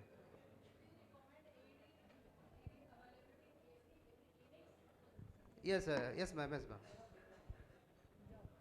It should be AED facility should be each and every clinic should have, ma'am, because when patient lined up into the emergency, there is nobody waiting for the cab to go for the AIMS Medanta nearby health facility. Each and every health facility should have AED. So how many clinics in Biharsharif have AED? Audience. So why not recommended by the cardiac specialists or cardiologists to the general public awareness campaign, and everywhere the clinic should keep this? Yeah, ma'am. It should be. Two cardiologists in our this town itself, and no clinic have the AED till now. No, ma'am. Things like that, ma'am. There is many clinics at Biharsharif. There is a facility of the defibrillation, ma'am. Is it costly to have AED machine? Yes, but sir, it is a life-saving tool. So each and every clinic should have defibrillation at least. At least defibrillation should present at the clinics. Okay, thank you, Dr. Sasi Ranjan, for your nice oration. Thank you. Thank you. Thank you, sir, for that enriching session. Now I would request the chairperson to kindly introduce our next speaker. Our next speaker is Dr. Kumar. He is the psychiatrist. His topic is psychological difficulties of children, a primer for doctors. Dr. Mardeep has done his MD in psychiatry from AIMS, New Delhi, currently working as professor of psychiatry at Bhawan Institute of Medical Science, Pawapuri, and clinical director, Mind Hospital, Patna. He has 25 years of experience of working in the area of mental health, spanning at diverse settings, that is national or international, urban or rural, such as senior residency from AIMS Delhi, senior residency at Adelaide Health Services, Australia, assistant professor psychiatry at Patna Medical College. Now I hand over to Dr. Mardeep. Kindly carry on. Thank you. Thank you, sir. First of all, मैं धन्यवाद देता हूँ IMA Bihar Sharif शाखा का, जिन्होंने मुझे इस कार्यक्रम के लिए आमंत्रित किया और मुझे इस विषय पे बोलने का अवसर दिया। जब इसके पहले के सेशंस में जब हम लोग बात कर रहे थे तो हम लोग बहुत फोकस्ड बात कर रहे थे, हार्ट पे बात कर रहे थे, आई पे बात कर रहे थे, लेकिन जब हम लोग साइकोलॉजिकल चीज़ों की बात करते हैं तो हमारा दायरा बड़ा हो जाता है। हम बात करते हैं हमारा समन्वय, हमारा आंतरिक और बाहरी समन्वय कैसा हो। तो जैसे ही हम लोग साइकोलॉजिकल प्रॉब्लम की बात करते हैं, अचानक से हमारा ध्यान आता है कि हमारा माइंड कैसे दुनिया के साथ और हमारे शरीर के साथ समन्वय बिठा रहा है। तो मुख्य रूप से माइंड बेसिकली एक ऐसा सिस्टम है जो हमें इस दुनिया में समन्वय बिठाने में मदद करता है। बाहर की दुनिया, अंदर की दुनिया, और ये लगातार बदलती हुई दुनिया है। जैसे कि हमारा शरीर पल पल बदल रहा है, हमारा हार्ट, हमारा लंग, हमारा लिवर, तो एक लगातार चेंजिंग सिस्टम है। और वैसे ही बाहर की दुनिया भी पल पल बदल रही है, और ये दो बदलती दुनिया में हमारे को एक स्थिरता लाना है ताकि हम इस दुनिया में कुछ निश्चितता के साथ अपनी कदम बढ़ा सकें, निर्णय ले सकें। तो माइंड एक बहुत ही इम्पॉर्टेंट टूल बन जाता है, खासकर तब जब आधुनिकता के इस दौर में आपके पास इतने गैजेट आ गए हैं कि दुनिया की रफ्तार काफ़ी तेज़ हो गई है। तो इसके चलते माइंड का जो दायरा है, माइंड का जो टास्क है, वो काफ़ी बढ़ गया है। और अब जब हमारे बच्चे इस आधुनिकता के दौर में आए हैं तो हमारे जनरेशन और हमारे बच्चे के जनरेशन में टास्क जो है काफ़ी अलग हो गया है। और चूंकि हम अपने जनरेशन के हिसाब से अपने बच्चों को आंकते हैं तो कई बार हम में विरोधाभास हो जाता है, हम में टकराव हो जाता है, ऐसे मत करो वैसे मत करो, हमारे ज़माने में तो ऐसे था, तुम्हारे ज़माने में तो क्या है। तो बच्चों को क्या पता आपके ज़माने में हमारे ज़माने में क्या था, उन्हें नहीं पता, वो तो अपने ज़माने की चीज़ें देख रहे हैं। और यहीं से शुरू होती है हमारी समस्या कि बच्चों की जो साइकोलॉजिकल डिफ़िकल्टीज़ होती है। तो इससे पहले कि हम लोग ये समझें, हमें ये समझना है कि आमतौर पर बच्चे साइकोलॉजिकल प्रॉब्लम को ये नहीं बताते कि मेरे को साइकोलॉजिकल प्रॉब्लम है, वो बताएंगे मेरे को पेट में दर्द है, मेरे को सिर में दर्द है, इस तरह के लक्षण लेके डॉक्टर्स के पास आते हैं। अमेरिका के डाटा कहते हैं कि ये काफ़ी ज़्यादा मात्रा में देखा जाता है क्लिनिक में। करीब 12%, मतलब 100 में से 12 बच्चे जो वहाँ प्रेजेंट करते हैं उनमें से कोई ना कोई साइकोलॉजिकल प्रॉब्लम बच्चों में देखी जाती है, जैसे ADHD, डिप्रेशन, एंग्जाइटी। और उसमें भी केवल आधे बच्चों को ही मदद दी जा सकती है, दी जा पाती है, जो अमेरिका की डाटा है। समझिए कि कितनी विकसित वहाँ की चिकित्सा पद्धति है। आमतौर पे जो जनरल फिजिशियंस होते हैं, चूँकि स्वाभाविक है बच्चा को कुछ भी होता है तो बहुत बच्चे सबके लिए प्यारे होते हैं, तो उन्हें जो समझ में आता है उनके पास लेके चले जाते हैं। कहीं पीडियाट्रिशियन नहीं होंगे तो जो फिजिशियन के पास जाएंगे, गायनिकोलॉजिस्ट के पास जाएंगे और फिर पीडियाट्रिशियन के पास जाएंगे। तो आमतौर पर जो प्राइमरी हेल्थ केयर फिजिशियन जो भी होते हैं वो इनको पहले देखते हैं और उसके बाद इनको सपोर्ट करते हैं या इनको रेफ़र करते हैं। तो आज जिस कॉमन इश्यूज़ पे मैं बात करूँगा उसमें जो सबसे कॉमन प्रॉब्लम्स है उसके ब्रीफ में कुछ लक्षण बताने की कोशिश करूँगा। जैसे कि एंग्जाइटी, एक सबों का जाना हुआ शब्द है। डिप्रेशन हम सबों ने सुना है। ADHD हम सब मोटा मोटी सुनते हैं। ऑटिस्टिक स्पेक्ट्रम, ऑटिज़म सभी लोग सुना हुआ हम लोगों ने। OCD, PTSD, ट्रॉमा और बिहेवियरल इशूज़, टैंट्रम्स, डिफाइंस, बच्चे जिद्दी हैं, बदमाशी कर रहे हैं। अब ये समस्याएं जो होती है क्यों इम्पॉर्टेंट होती है, आखिर लोगों को क्यों लगता है कि इसको मदद लेने की ज़रूरत है।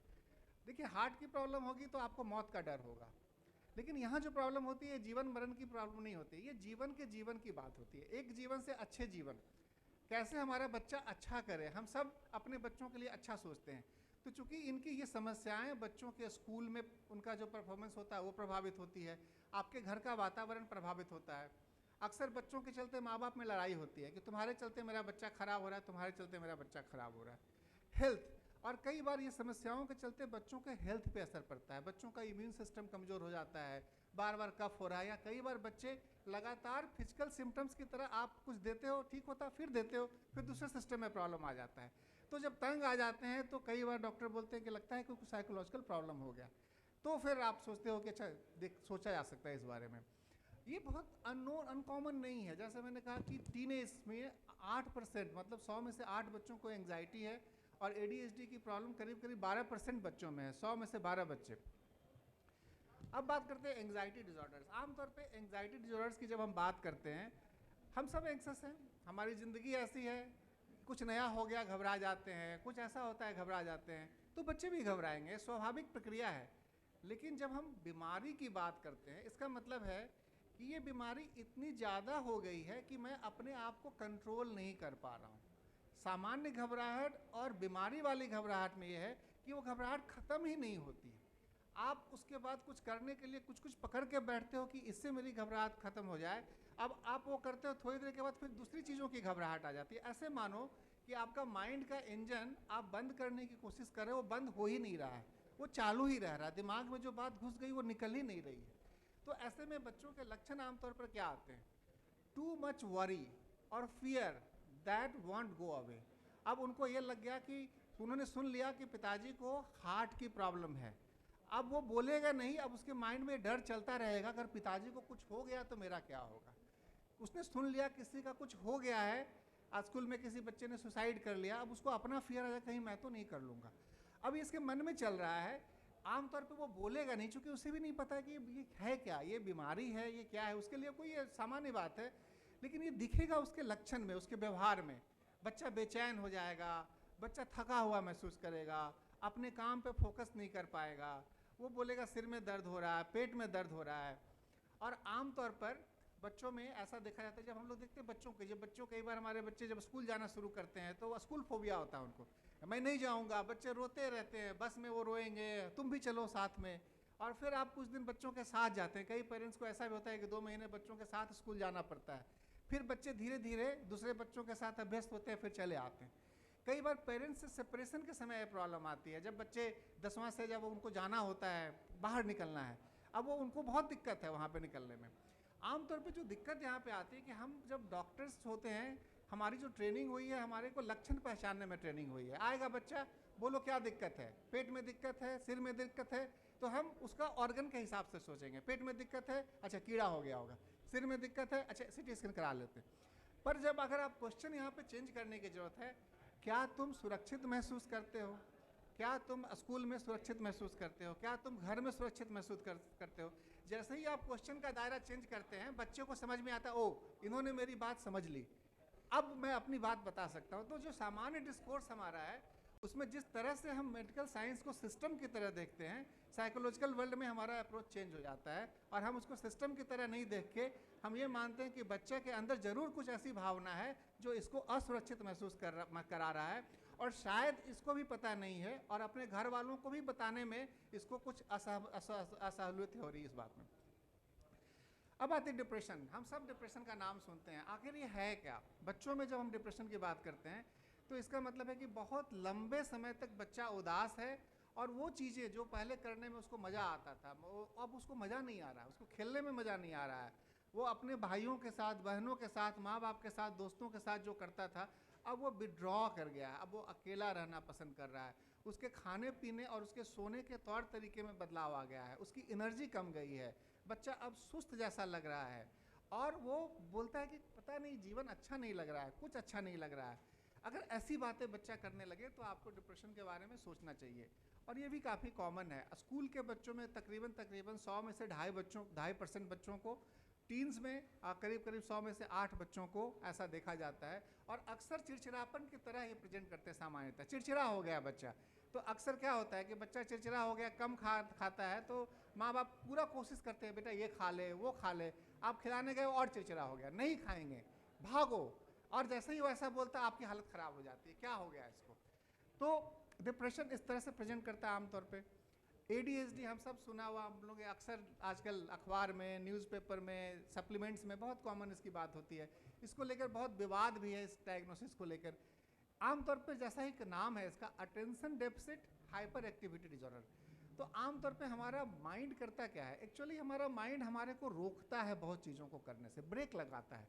क्योंकि इंसान और जानवरों में फ़र्क ये है कि जानवर अपने आप को रोक नहीं पाते, उनको गुस्सा आएगा वो लड़ लेंगे, उनको गुस्सा आएगा मार देंगे। हमारे को गुस्सा आता है, हम उसको रोकते हैं, हम ब्रेक लगाते हैं। लेकिन अगर हमारे ब्रेन का वो हिस्सा जो ब्रेक लगाता है, अगर वो किसी कारण से डिफेक्टिव हो जाए, चोट लग जाए, इन्फेक्शन हो जाए, सामान्य प्रक्रिया में उस पर ज़्यादा लोड पड़ पाए, तो हम क्या होता है, ब्रेक नहीं लगा पाते। मतलब बच्चा ओवर एक्टिव होगा, वो ब्रेक नहीं लगेगा, वो जाएगा साइकिल चलाने, तो अब साइकिल मोड़ने के बजाय धक्का मार देगा। वो दूसरों बच्चों के साथ जा रहा है खेलने के लिए, तो उसे धकेल देगा। थोड़ा भी असहमति होगा, ब्रेक नहीं लगेगा। वो बोलना चाह रहा है उत्तर, अब आप वो बोलना शुरू करा, बोल रुक जाओ, अब जब तक वो कंप्लीट नहीं कर लेगा तब तक वो रुकेगा नहीं। आपने क्वेश्चन पूछना शुरू किया, ये इतना ज़्यादा अटेंटिव होगा कि क्वेश्चन खत्म होने के पहले ही आंसर देना शुरू कर देगा। तो अटेंशन डेफिसिट और हाइपर एक्टिविटी, तो माइंड में अटेंशन की कमी आई और शरीर में हाइपर एक्टिविटी हो गया। तो सामान्यतः ऐसे बच्चे देखने में बड़े अच्छे लगेंगे, चंचल लगेंगे, लेकिन जब टास्क करने की बात आएगी तो ये बच्चे टास्क में इनको दिक्कत आती है। ऐसा नहीं कि इनको इंटेलिजेंस नहीं है, लेकिन जिस तरह से इनके माइंड की संरचना हो रखी है, इसलिए ऐसे बच्चे चंचल होते हैं, स्थिर से बैठेंगे नहीं, चीज़ों को भूल जाएंगे, क्योंकि वो फोकस नहीं कर पाएंगे, दूसरों को इंटरप्ट कर देंगे। बड़े लोग बात कर रहे हैं, बीच में आ जाएगा बोलने के लिए, आपको लगेगा बुरा, अरे क्या कर रहे हो, भागो, वो फिर आ जाएगा। वो कई बार वो आपको लगेगा कि जानबूझ के बदमाशी कर रहा है, ये मेरी बदनामी करा रहा है कि हम बात करने बैठे, ये बार बार बच्चा घुस जा रहा है। और इसके चलते स्कूल में बड़ी दिक्कत आती है, दूसरे बच्चों से भिड़ जाते हैं, टीचर इनको बहुत डांटते हैं, ये स्थिर बैठेंगे नहीं, किसी का कॉपी कलम चुरा के ले आएंगे, आप बोलोगे तो बोलेंगे अरे उसने रख दिया, उसने मेरे को फंसाने के लिए रख दिया।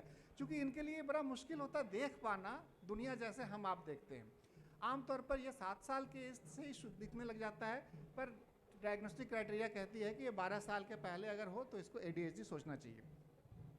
ऑटिस्टिक स्पेक्ट्रम डिसऑर्डर, ऐसे समझिए कि हम सबों का बनावट है, पेड़ हैं, हम लोग दुनिया में देखते हैं पेड़, कुछ पेड़, ज़्यादातर पेड़ सीधे उगती है, लेकिन कुछ पेड़ टेढ़ा उगता है, मतलब उसकी संरचना ही टेढ़ी है। मतलब ये जो ऑटिस्टिक स्पेक्ट्रम डिसऑर्डर्स है, ये शेप्स एंड साइज में आएंगे। आप सभी पेड़ एक जैसा टेढ़ा तो नहीं होगा, कोई थोड़ा टेढ़ा होगा, कोई बहुत टेढ़ा होगा, तो एक रेंज है, ये बहुत वेरी करते हैं। और ऑटिज्म में हम लोग क्या देखते हैं कि ये ऐसे, इनका ब्रेन का बनावट ऐसा है कि हम जैसे कहते हैं ना कि हम लोग गाड़ी चलाते हैं, तो क्या है कि गाड़ी के हम लोग गियर शिफ्ट करते रहते हैं। अरे आपसे जो गुस्सा आया तो मैं गियर को बढ़ा लिया, दूसरे पे गए तो गियर को चेंज कर लिया। ऐसे बच्चों का गियर शिफ्ट नहीं होता है, एक रिजिड है, एक इनफ्लेक्सिबल है, और हमारे को जीवन जीने के लिए गियर को शिफ्ट करते रहना पड़ता है, जिससे कि हम अडेप्ट करते हैं। अब इनकी बनावट इतनी रिजिड होती है, इसके चलते इनका सोशल कॉन्टैक्ट नहीं हो पाता। सोशल कॉन्टैक्ट एक बहुत ही फ्लेक्सिबल प्रक्रिया है। हम आंख मिलाते हैं, आपके इमोशन को रीड करते हैं, फिर हम अपने रिप्लाई करते हैं। ऐसे बच्चों को दिक्कत आती है, रिजिड है सिस्टम, वो जैसा है वैसे ही है। तो आप कह सकते हैं कि रोबोट की तरह। इसलिए ऐसे बच्चों का लैंग्वेज भी जो होता है बहुत पुअरली डेवलप्ड होता है, क्योंकि मशीनों और इंसानों में फ़र्क क्या है कि हमें चेतना है, हमें एक सेंस है, हम सेंस कर लेते हैं और अपने लैंग्वेज को कम्युनिकेट करते हैं। तो ऑटिस्टिक बच्चों का लैंग्वेज वेरिड सेट में डिफिकल्ट होता है। कईयों की लैंग्वेज आती नहीं है, कईयों की आधी अधूरी आती है, कईयों की ग्रामर प्रॉब्लम होती है। लैंग्वेज एक फ्लेक्सिबिलिटी है, हम लैंग्वेज में अपने भाव को ऊपर नीचे कर सकते हैं, शब्दों को टेढ़ा मेढ़ा कर सकते हैं। क्योंकि ऐसे बच्चों का न्यूरल नेटवर्क रिजिड होता है, तो वो लैंग्वेज को मॉडुलेट नहीं कर पाते, सोशल जो नेटवर्किंग है उसको रेगुलेट नहीं कर पाते। तो ऐसे बच्चे ऑड लगते हैं, वो काफ़ी अलग लगते हैं, और हमें बहुत दुख होता है इस बात का कि मेरे जैसा क्यों नहीं है, मेरा बच्चा मेरे से अलग क्यों है। तो ऐसे बच्चे आई कांटेक्ट नहीं करेंगे, ऐसे बच्चे एक ही एक्शन को बार बार करेंगे, क्योंकि शिफ्ट करना मुश्किल होता है। गियर लगाया, चेंज करना चाह रहे हैं, चेंज हो नहीं रहा है, तो बार बार वही एक्शन कर रहे हैं। इनके लिए दोस्त बनाना मुश्किल होता है, क्योंकि सोशलाइजेशन एक बहुत रैपिडली शिफ्टिंग प्रोसेस है, हम पल पल बदलते रहते हैं, और ये बहुत वैरी करता है। आमतौर पे 2 से 3 साल के बच्चों में आप इसको स्पॉट कर सकते हैं।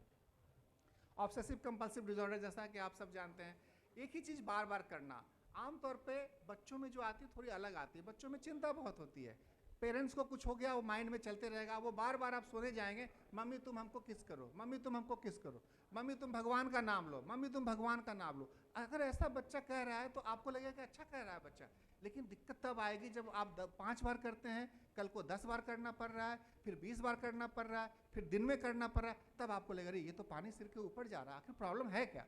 तो ये 1 से 2% चिल्ड्रन में इस तरह की चीज़ें होने की संभावना रहती है। ये भी आमतौर पर स्कूल के एज में इसको डिटेक्ट किया जाता है। इनमें कॉमन सिम्टम्स क्या होते हैं, जैसे हम लोग सब जाते हैं, बच्चों में भी गंदगी को लेके कोविड के बाद हम लोगों ने देखा बहुत बच्चों में, कोविड में हमने जनरलाइज कर दिया, बच्चों कीड़ा है हाथ धो। अब वो उनका गियर शिफ्ट नहीं हो पा रहा है। उसके बाद डर जो बैठा वो लगातार अब घर के अंदर पैक हो गए। अब स्कूल जा रहे हैं तो मास्क लगा के जा रहे हैं, स्कूल जाने से बच रहे हैं, और आप कुछ बोल नहीं पा रहे हैं क्योंकि दुनिया आगे बढ़ गई, ये वहीं रह गए। बार बार ताला बार बार चेक कर रहे हैं, 1 बार 2 बार हम सब करते हैं, ये 5 बार 10 बार, स्विच को बार बार ऑन ऑफ कर रहे हैं, ऑन ऑफ कर रहे हैं। चीज़ों को एकदम सही करने की चाहत, एकदम परफेक्ट अरेंज होगा तभी मैं पढ़ पाऊंगा, ये ऐसा होगा तभी, ये वार्डरोब अरेंज होगा तभी मैं कर पाऊंगा। और इनको unwanted thoughts about harm, bad things, taboo topic, इनके मन में कुछ आ गया, कुछ ऐसा तो नहीं हो जाएगा, बार बार आपसे पूछेंगे। आप एक बार जवाब दोगे अच्छा ऐसा तो नहीं हो जाएगा। शुरू में आपको लगेगा कि बच्चा मेरा क्यूरियस है, बाद में लगा रही क्यूरियसिटी का तो अंत होना चाहिए ना। एक समय के बाद क्यूरियोसिटी भी आपको चुभने लगती है। मतलब इनकी जो गियर शिफ्टिंग है वो अटक गई है, बार बार जो डाउट आया अब उसी में अटका हुआ है, वो तब तक करता रहेगा जब तक वो संतुष्ट नहीं हो जाए। अब PTSD पे आता हूँ। ये भी बहुत कॉमन चीज़ें हैं। हम लोग अक्सर ट्रॉमा को समझते हैं कि आपको किसी ने मारा पीटा तब आपको चोट लगेगी। आमतौर पर बच्चों में, बच्चे नाजुक होते हैं, वो बहुत छोटी छोटी चीज़ों पे उनको ट्रॉमा हो जाता है। ट्रॉमा का मतलब आपके माइंड की मशीनरी खंडित हो गई। माइंड की मशीनरी जब खंडित होती है, जैसे हड्डी टूटता है तो क्या होता है, दर्द होता है। आप देख सकते हैं यहाँ पे जो खंडित होता है वो दिखता नहीं है, लेकिन दिखेगा कैसे, हम प्रेजेंट में फोकस नहीं कर पाएंगे। अभी आप मेरे को सुन रहे हो, लेकिन ऐसे में क्या होगा, एक रेंज के अंदर सुन रहे हो, कभी सुन रहे हो कभी नहीं सुन रहे हो, लेकिन ऐसे में प्रेजेंट में नहीं रख पाओगे माइंड को। माइंड प्रेजेंट पर ले जा रहे हो, अब कभी आगे चला जाएगा कभी पीछे चला जाएगा, मतलब टूट गया माइंड। माइंड को हम लगातार कोशिश कर रहे हैं, ये फोकस ही नहीं होगा, कभी आगे की बात कभी पीछे की बात। आमतौर पर ये हम लोग बहुत कॉमन देखते हैं, बच्चों हॉस्टल में रहते हैं और हॉस्टल वाले कंप्लेंट करते हैं बच्चा को ले जाइए, ये ठीक नहीं है। और जब बच्चे को पूछते हैं तो अजीबोगरीब सिम्टम लेके आते हैं। तो बच्चों को पूछते हैं क्या हुआ तुम्हारे साथ, बहुत प्यार से, तो बोलता है कि मेरे को मारा, भाई सीनियर बच्चे थे उन्होंने गैंगअप कर लिया, मेरे को अलग कर दिया, मेरे को मारा पीटा। घर वालों को नहीं बताते, और घर वाले बोलते हैं कई बार, वैसे बच्चों को हॉस्टल में रखते हैं जो बदमाश होते हैं, तो वो घर वाले ही बोलते हैं कि इसको मार पीट के ठीक कर दीजिएगा। और जब वो मार पीट के ठीक करने जाते हैं तो बच्चा का ट्रॉमा हो जाता है। अब वो फोकस नहीं कर पा रहा है, वो गुस्सा कर पा रहा है, उसकी पूरी मशीनरी जो है बिखर गई। इसके कॉमन साइन आते हैं, बच्चे को रात में डरावने सपने आते हैं और वो बार बार कुछ भी देख लेगा वातावरण में तो वही मेमोरी उसके दिमाग में चलने लगेगा। और ये अचानक से बस 2 मिनट में ख़त्म कर रहा हूँ। ये उन जगहों को से बचते हैं जहाँ पे इनको थोड़ा भी आहट हो जाए। अब बच्चा को आपने हॉस्टल से ले आया, अब बोल रहे बेटा फिर जाओगे, नाम सुनते ही अब वो और एकदम बंद हो गया, खाना बंद कर दिया कि मैं नहीं जा सकता। बच्चे जिद्दी हो जाते हैं, वो जंपी हो जाते हैं, बहुत चौंक जाते हैं, हमेशा खतरे में रहते हैं, कहीं मेरे को फिर से तो नहीं ले जाएगा। उनको विश्वास नहीं होने लगता है फिर अपने घर वालों पे कि ये जो भी करेगा मेरा बुरा ही करेगा। चिड़चिड़ापन, गुस्सा, शून्य हो जाना, नींद की दिक्कत, डरने में, नींद में डर आना। कई बार बच्चे पेशाब करने लग जाते हैं, एक बार पेशाब पे कंट्रोल हो गया उसके बाद भी रात में पेशाब होने लगता है। और कुछ और बिहेवियरल इशू जैसे बच्चों में गुस्सा बराबर आ जाना, बार बार पे झगड़ जाना, मूड स्विंग होना, रूल को तोड़ना, दूसरे को दोष देना, तुरंत आवेश में आ जाना, ये कुछ ODD या डिसरेगुलेटेड मूड डिसऑर्डर के सिम्टम्स होते हैं। तो जो रेड फ्लैग्स है, जो कब हमें समझना चाहिए, कब हमें एज ए डॉक्टर तुरंत एक्ट करना चाहिए। सिवियर साइन, अगर बच्चा ये बोलने लगे कि उसे मरने का मन कर रहा है, बिग वेट चेंजेस, आपको कारण नहीं मिल रहा, उसका वजन बहुत घट गया या वजन बहुत बढ़ गया, उसके कोई दोस्त नहीं है, स्कूल ड्रॉप हो गया, उसको एक ही चीज़ बार बार करने की स्थिति है, रात में डर डर के उठ जा रहा है, लोगों से बचने की कोशिश कर रहा है, ये रेड फ्लैग्स हैं। जहाँ ऐसे आए तो आपको समझना चाहिए कि जरूर कुछ ना कुछ इसके साथ ऐसा हो रहा है जो ये समझ नहीं पा रहा है। और जो ऑलवेज सेफ्टी क्वेश्चन पूछने की कोशिश करनी चाहिए। आप जो भी पूछिए उसके बाद आप पूछिए do you feel safe at home, क्या तुम घर में सुरक्षित महसूस करते हो। ये क्वेश्चन एक बहुत इंपॉर्टेंट स्क्रीनिंग क्वेश्चन है। और अगर 2 हफ्ते से ज़्यादा सिम्टम चलते रहे, उसके डेली लाइफ प्रभावित हुई, तो आपको इनको रेफ़र करने की कोशिश करनी चाहिए। तो सिंपल क्वेश्चंस असेसमेंट का ये होना चाहिए कि आप सिंपल क्वेश्चन पूछ के असेस करते हैं। हाउ इज स्कूल, स्कूल कैसा चल रहा है, व्हाट मेक्स यू हैप्पी या सैड, आपको क्या खुश करता है, क्या दुखी करता है। और OCD और PTSD में आप उसके स्पेसिफिक वरीज या पीछे के इवेंट के बारे में पूछिए। बेसिक हेल्प क्या कर सकते हैं आप, उनको एक रूटीन के लिए बोल सकते हैं कि रूटीन समय पे सो, समय पे खाओ, समय पे उठो, एक्सरसाइज करो, स्क्रीन टाइम कम करो। ये बेसिक्स एडवाइस दे सकते हैं। कईयों में वर्क कर जाता है, कईयों में नहीं करता है। अब आप कहाँ रेफ़र कर सकते हैं, चाइल्ड साइकेट्रिस्ट या काउंसलर जो आपके नज़दीक हो। और अगर आप चाहते हैं कि नहीं जाना नहीं चाहता पेशेंट, अक्सर लोग बोलते हैं नहीं जाना चाहता जी, बोलते मेरा बच्चा तो ठीक है, आपको पेट में दर्द है, आप दवाई दीजिए, तो आप कोशिश कर सकते हो लो डोज की दवाई। अगर आपको थोड़ी ट्रेनिंग है तो लो डोज साइकोट्रॉपिक आप ट्राई करके देख सकते हैं, ताकि आपको ये बोलने का नहीं रहा कि देखो मैंने कोशिश नहीं किया। तो आप उसके बाद जब रेफ़र करते हैं तो आपकी एक्सेप्टेबिलिटी बढ़ जाती है। तो इसी के साथ मैं यहाँ पे रोकता हूँ। अर्ली स्पॉट अर्ली करना चाहिए, सपोर्ट देना चाहिए, जहाँ ज़रूरत हो वहाँ रेफ़र करना चाहिए। इस को बनाने के लिए मैंने ग्रॉक AI की भी मदद ली है। एक डिस्क्लेमर है, कोई क्वेश्चन है तो आप, मैं ऐसे लेट हो चुका हूँ। Thank you. Doctor Amardeep, thank you for your nice oration. आपने इस टॉपिक को बहुत अच्छी तरीके से समझाया है और बड़ा डिफ़िकल्ट टॉपिक भी है हम लोगों के लिए। मैं बच्चों में anxiety, depression, ADHD, autistic, but इस डिजिटलाइजेशन दुनिया में, डिजिटल दुनिया में स्क्रीन टाइम का इफेक्ट बच्चों के मेंटल हेल्थ पे बहुत ज़्यादा है। हमारे यहाँ एडिक्शन, जैसे मोबाइल एडिक्शन, बच्चों में बोतल एडिक्शन, ये सब भी काफ़ी होता है। तो मैं जानना चाहूँगा कि इस मोबाइल एडिक्शन को कैसे दूर किया जाए, क्योंकि बहुत ज़्यादा कॉमन है ये चीज़। तो ये मेरा ये क्वेश्चन होगा आपसे। देखिए सर, इंसान की जब तरक्की हुई है तो एक ही सिक्के के 2 पहलू हैं। तो जब आप मोबाइल एडिक्शन की बात करते हैं तो आप मोबाइल को ऑल बैड और ऑल गुड नहीं कह सकते। इट्स ऑल अबाउट एक रेंज बाउंड। हम सब मोबाइल का यूज़ करते हैं, हम में से कुछ, कई लोग हम लोग में एडिक्टेड भी हैं, हमें पता नहीं चलता। एडिक्शन हम तब कहते हैं जब बच्चा हमारा वो काम नहीं कर पाता जो हम उससे एक्सपेक्ट करते हैं। कोई बच्चा 10 घंटा मोबाइल देख के भी स्कूल में अच्छा कर रहा है तो आपको फिक्र नहीं होगी, और 2 घंटा भी मोबाइल देख के अगर वो अच्छा नहीं कर पा रहा है तो आपको फिक्र होगी, तब आप बोलिएगा कि मोबाइल एडिक्शन है। तो it's all about how smartly I can manage the balance between what I want to do and what is expected to me। होता क्या है कि हमें जो भी कुछ होता है ना, हर एक चीज़ हमारे माइंड पे एक दबाव बनाता है, और वो चीज़ें जो हमें बार बार करने को उत्साहित करती है, एक समय ऐसा आता है कि उसका लोड हमारे कैपेसिटी से ज़्यादा हो जाता है। तो शुरू में मोबाइल देखना आपके लिए अच्छा हो सकता है, आप उसको एंजॉय कर सकते हैं, आपकी प्रोडक्टिविटी बढ़ सकती है। इस लाइक कि मैं 20 किलो उठा रहा था, अब मैं 40 किलो उठा रहा हूँ, मुझे अच्छा लग रहा है, आई एम मोर प्रोडक्टिविटी। लेकिन जैसे ही 50 किलो में गया, अब मैं सीधे गिव अप कर दूंगा। तो एक रेंज बाउंड है, इसलिए बहुत मुश्किल है कहना कि कई लोग कहते हैं ना कि 4 घंटा से ज़्यादा देखोगे तो एडिक्शन हो जाएगा, कई लोग कहते हैं 2 घंटा से ज़्यादा देखो। It's not about that, it's all about how I am able to observe myself. इसलिए बहुत ज़रूरी है कि parents should be knowing their child better than what they are knowing. पर दिक्कत क्या है कि हम लोग उस दौर से नहीं पले बढ़े हैं, हमारे दौर में मोबाइल नहीं थी, तो हमारे लिए बच्चों के अंदर क्या चल रहा है वो बड़ा मुश्किल होता है हमारे लिए समझना। और ये माइंड हमेशा इवॉल्विंग थिंग है। एक रिसर्च आई है दुनिया में, वो कहा गया है कि मोबाइल एज के जो बच्चे हैं उनका जो स्पाइनल कोड है उसका स्ट्रक्चर चेंज हो गया है। क्या ये पैथोलॉजी है या क्या नॉर्मल है, हमें नहीं पता। लेकिन लोग कह रहे हैं कि जैसे जैसे मनुष्यों में नई नई टेक्नोलॉजी आते जाएगी वो कुछ ना कुछ बदलाव लाते जाएगी। हो सकता है आपकी संरचना में बदलाव ले आए, हो सकता है आने वाले बच्चे मनुष्य कम और जो मशीनी ज़्यादा हो जाए। क्योंकि जो समस्या है कि हम हमेशा सीखते रहते हैं। अगर ज़्यादा मनुष्यों के बीच में रहेंगे तो हमारे मनुष्यों के अवगुण और गुण दोनों आएंगे, हम जुड़ेंगे भी, हम लड़ेंगे भी। और मनुष्यों से दूर हो जाएंगे तो हम लड़ेंगे तो नहीं, लेकिन क्या हम इंसान रह पाएंगे, ये एक क्वेश्चन है। और हम एक जनरेशन के लोग अपने दूसरे जनरेशन से अपने जैसे ही होने की उम्मीद करते हैं।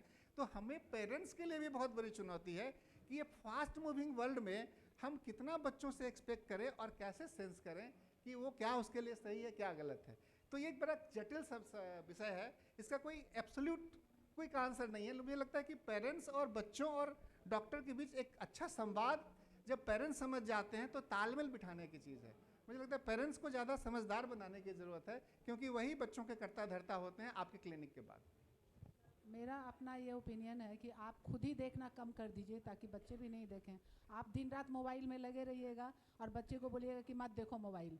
ये चीज़ एक है कि अधिकतर लोग कंप्लेन करते हैं मेरा बच्चा बहुत मोबाइल देखता है और खुद देखते रहते हैं।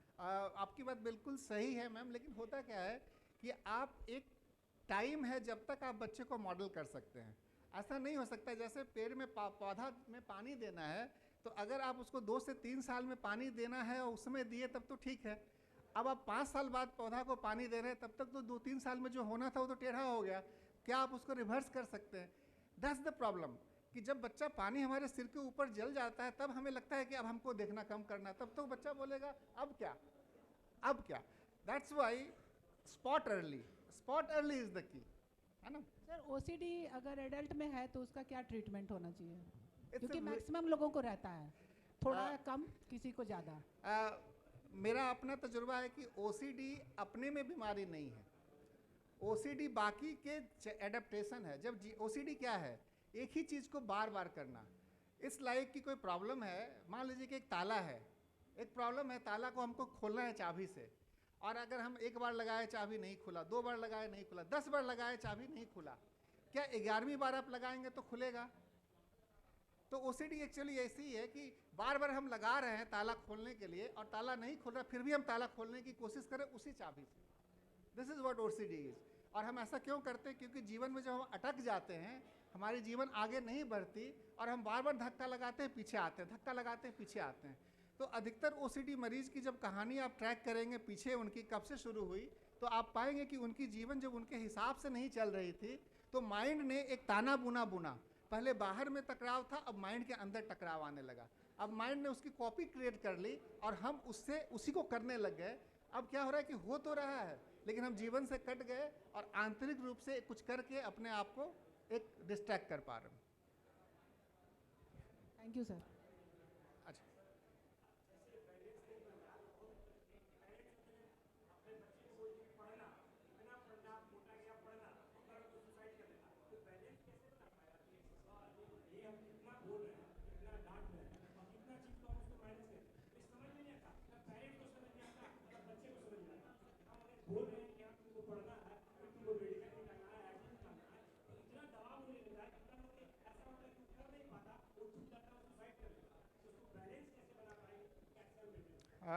आपका एक बहुत ही महत्वपूर्ण सवाल है। देखिए सबसे बड़ी दिक्कत क्या है कि कहाँ पे ऐसी दिक्कत ज़्यादा आती है।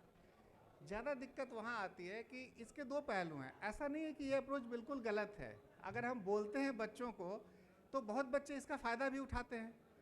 क्या आप बिल्कुल नहीं बोलेंगे या क्या आप ज़्यादा बोलेंगे? चीज़ें जब एक्सट्रीम में होती है तब ज़्यादा दिक्कत आती है।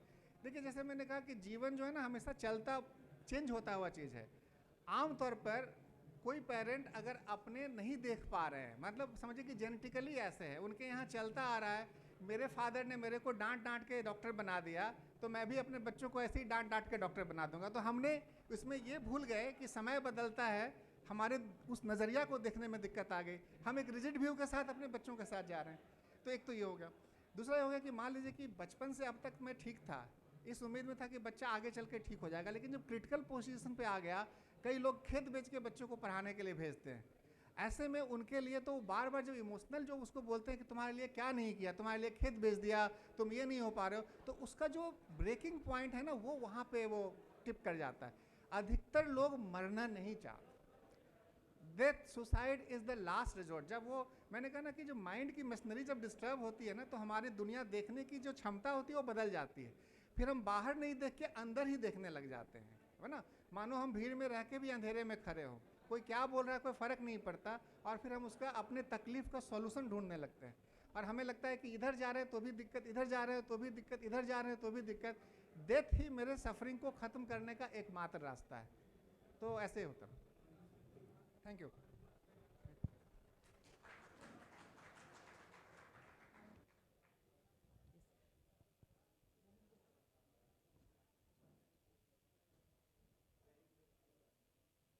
So we had very interesting talks by all the guest speakers.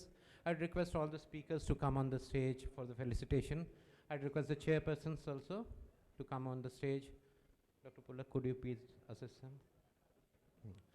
So meanwhile, we'll move forward to the next session. The next session is also by our guest speakers. We had a tea break in between. But we'll have to skip that. All the speakers for the last session, Dr. Amardeep sir. Dr. Amardeep sir, for the felicitation sir. So for the next session, we have Dr. Ajay Kumar sir, surgery, and Dr. Lakshman sir as the chairpersons.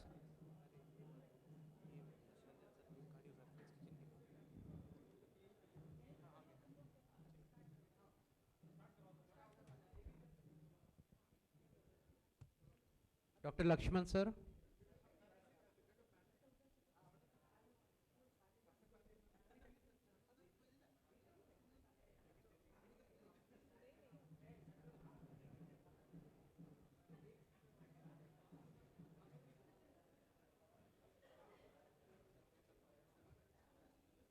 Dr. Ranjana ma'am.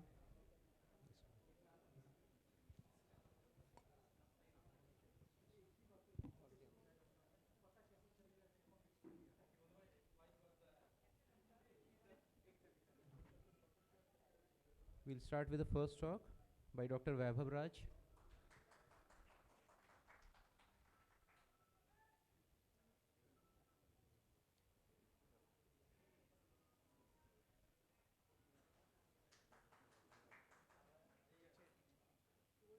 Dr. Vaibhav, please.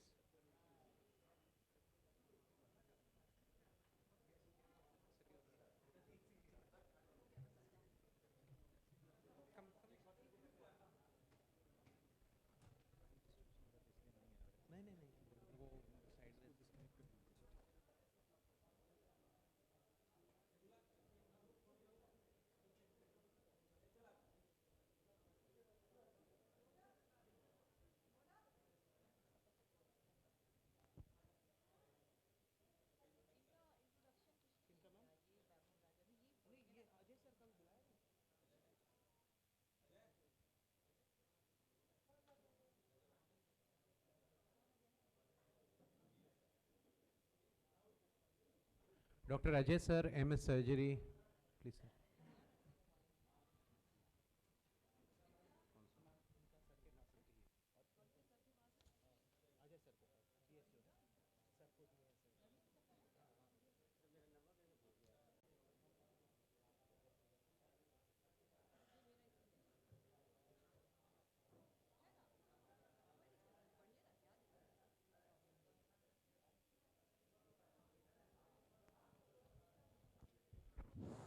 So for the first talk, I'll request Dr. Ajay sir to please introduce the speaker and the topic.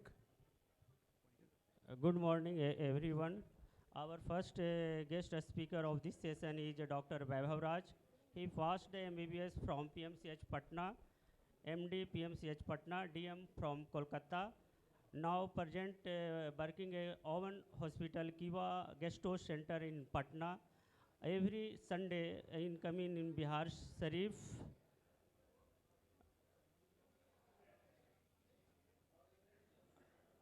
This topic is the diagnostic approach to jaundice. Now go overhead, Dr. Vaibhav Raj, deliver the talk. Thank you, chairpersons, for the nice introduction. A very good morning to all the respected teachers, seniors, colleagues, and juniors. So today I'm going to present a very important topic and very common topic in clinical practice, that is approach to jaundice. I have divided this presentation in three parts. First is for regarding approach to jaundice in infants and neonates. Secondly, for adults, and thirdly, for pregnant patients. So, coming to the normal physiology of bilirubin production, normal adults, around 4 milligrams per kg per day bilirubin is produced from dying red blood cells in reticuloendothelial system. So, what we get is bilirubin. Bilirubin is normally 4 types. The first is unconjugated, which is formed from degradation of hem. It is normally present in plasma and it is bound to albumin, very tightly bound to albumin. Second is free or unbound, which leads to bilirubin encephalopathy or kernicterus. Third is when it's conjugated to glucuronic acid, then that is called as conjugated bilirubin. It is the only fraction to appear in urine. And lastly is delta fraction of the bilirubin, which is conjugated bilirubin covalently bound to albumin. So coming to fate of bilirubin, as you can see in the reticuloendothelial system, there is a degradation of hemoglobin leading to formation of hem and bilirubin. Then this bilirubin, which is unconjugated, comes into plasma and it binds to albumin.